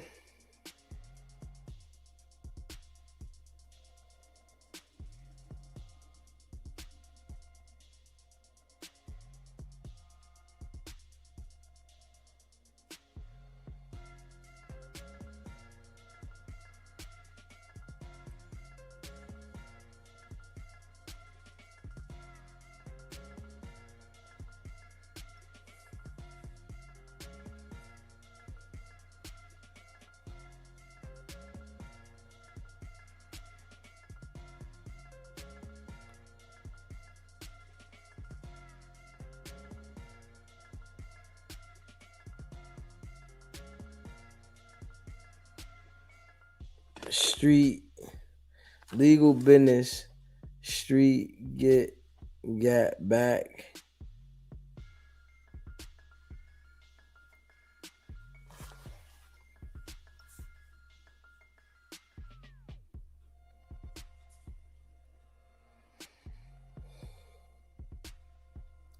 I am tired.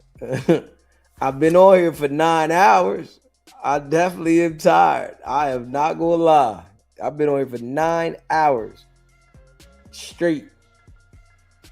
I've been on here 9 hours straight. Yeah, I am tired. I'm about to go to sleep. You know I am. I'm getting off live in a couple minutes.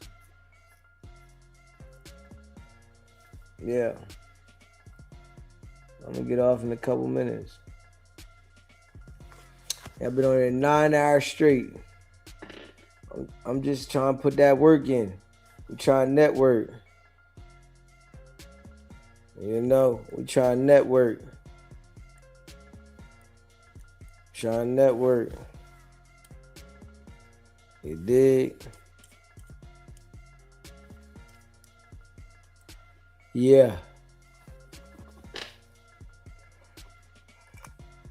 That's what I'm talking about, JR. Just getting ready for work. Yeah, I was just talking about that. People that went to sleep and they getting up, I'm getting ready for work. You see how light it is now. It's always light out there now. You know what I'm saying? It's light now. Shit didn't, you know what I mean? Came up. Damn right, I'm tired. Shit, I'm gonna be knocked out when I do go to sleep. Be gone. Facts. Y'all be gone.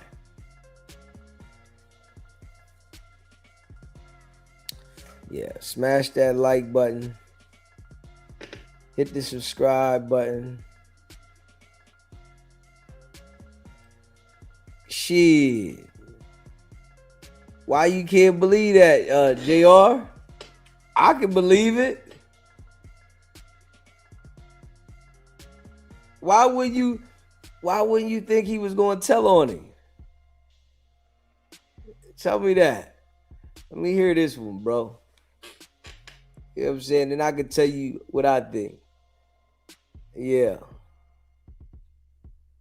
Yeah. I knew he was supposed to tell on him.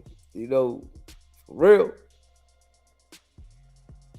Yeah, he was supposed to. You can't mix street business with legal business. You'll never win. When it come to legal business, the streets don't got nothing to do with that. Yeah. You know what I'm saying? He had to tell on him.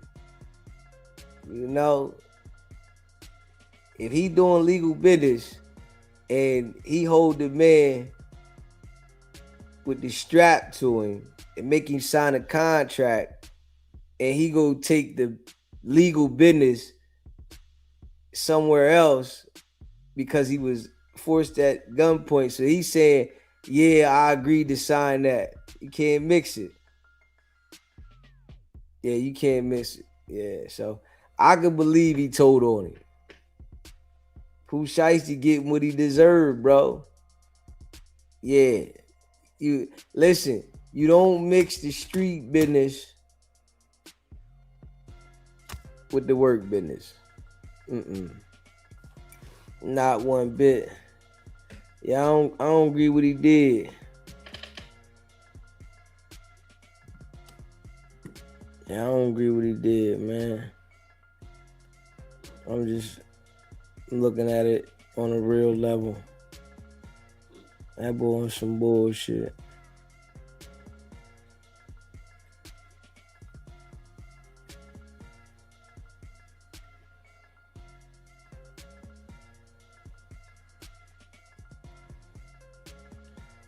You already know QCP was telling Gucci, man, you gotta go ahead and you gotta make this statement. You probably got the courage from QCP, man. You got to, bro. This is business. This ain't the streets. Yeah. Ain't no way I'm allowing you to play with my legal business with street shit. I'm not doing it. Yeah, I'm not doing it.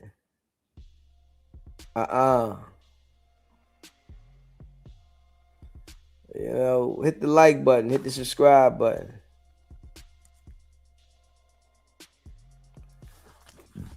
Yeah, hit the like button, the subscribe button, man.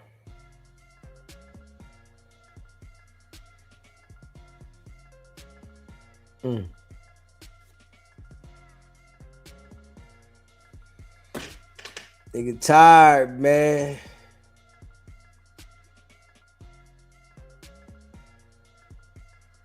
I'm ready to nod out, go to sleep, man.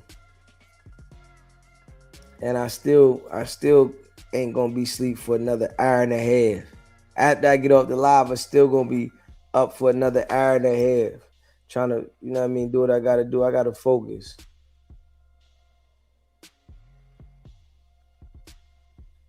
Yeah.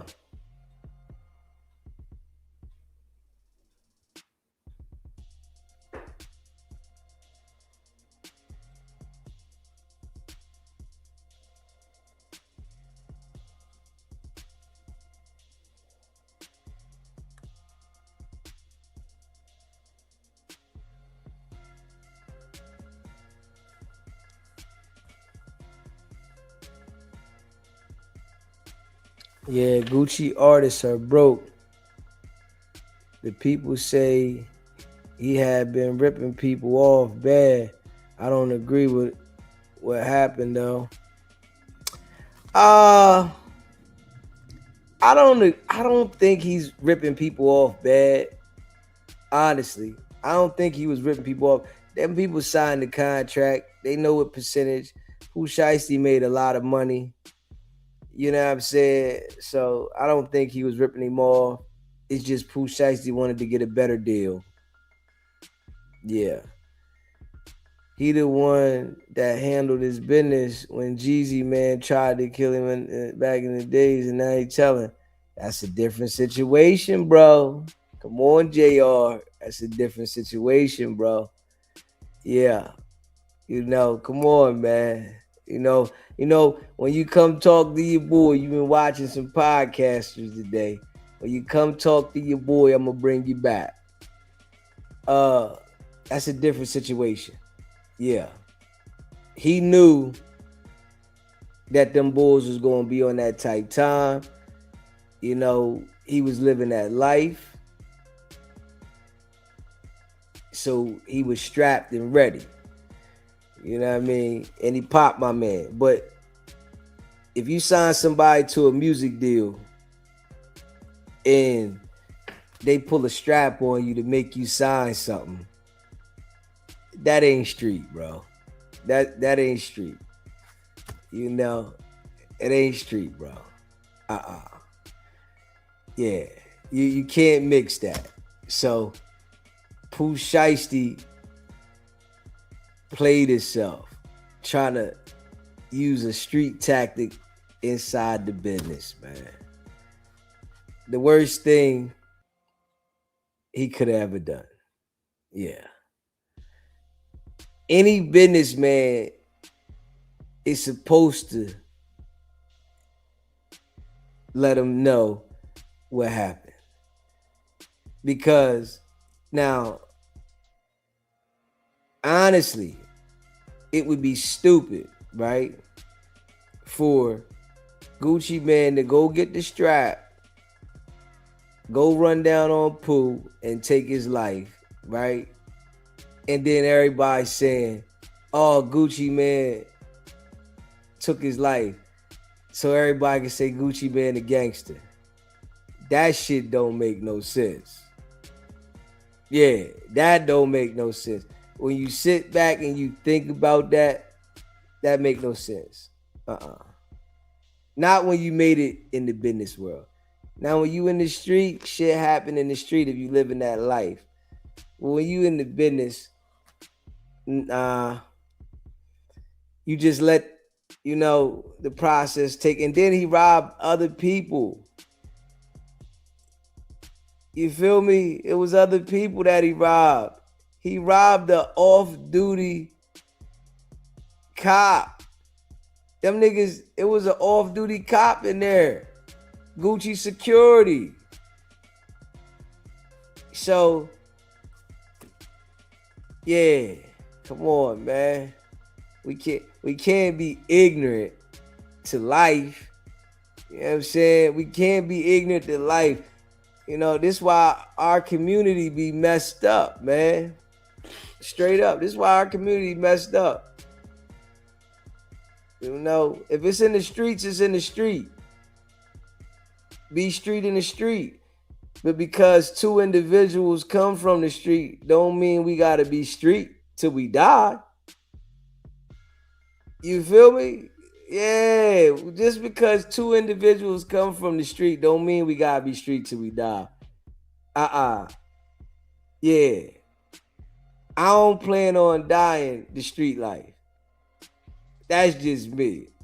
I did a lot of years in the street, been through a lot of shit, but I just don't plan on dying by the street code. That's just me. I plan on elevating, But what I do notice, it's exciting for other people to watch the street shit because it's like a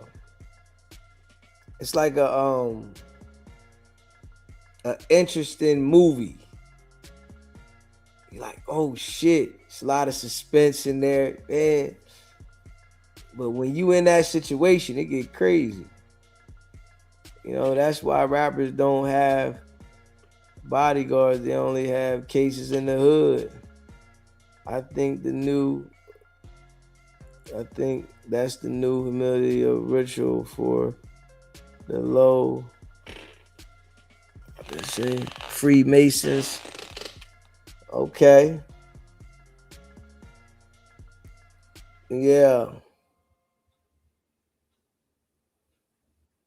Yeah.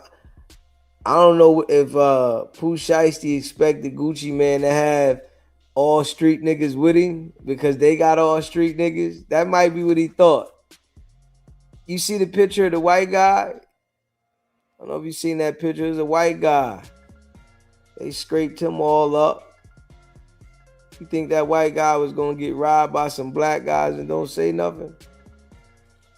You know, I'll be damned if a nigga put the strap and force me to sign something and then take the documents somewhere. These are legal documents now. Legal. These are legal documents. Contracts are legal documents. Straight up. You sign a contract, oh yeah, this legal right here. So to take the contract, a legal document that you got him to sign with the strap to him, and then that's like I'm saying I signed that. I can't mix that though. I can't mix that. Yeah, I can't mix it. I can't mix it. Yeah, I can't mix it. I can't mix that. Not at all. Yeah, you right, but I just never thought it would be Gucci. Gucci handled his business like a G, but you're right though. Yeah, man. You know, in the studio, listen, in the studio back then, different situation. He was running around with the strap. He was ready. Yeah, gotta be ready in case one of these niggas try me in the studio. But, you know, he ran around doing crazy shit. So maybe they thought that if they did some crazy shit to him, he was gonna keep it in the street. You know, business ain't done with straps around unless the product has a stamp. Not when the product makes art. Yeah, like that shit that Pooh Shiesty did was crazy.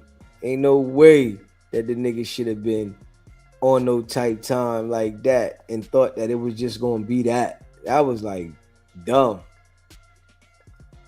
That's worth millions. That's some real paper. Yeah. So we not gonna be ignorant. There's who will be the ignoring to know that we are parole and all home monitor to go out to town and rob somebody. You know they special. Yeah, them niggas is special. The whole team. Yeah. I already expected Gucci to say something though as soon as I heard what happened. Yeah, as soon as I heard what happened, I expected Gucci to say something like, oh yeah, that nigga gonna tell. Why wouldn't he? Oh, y'all niggas, y'all doing that? Oh, that's what y'all on? Huh? That's what y'all on? That shit get crazy.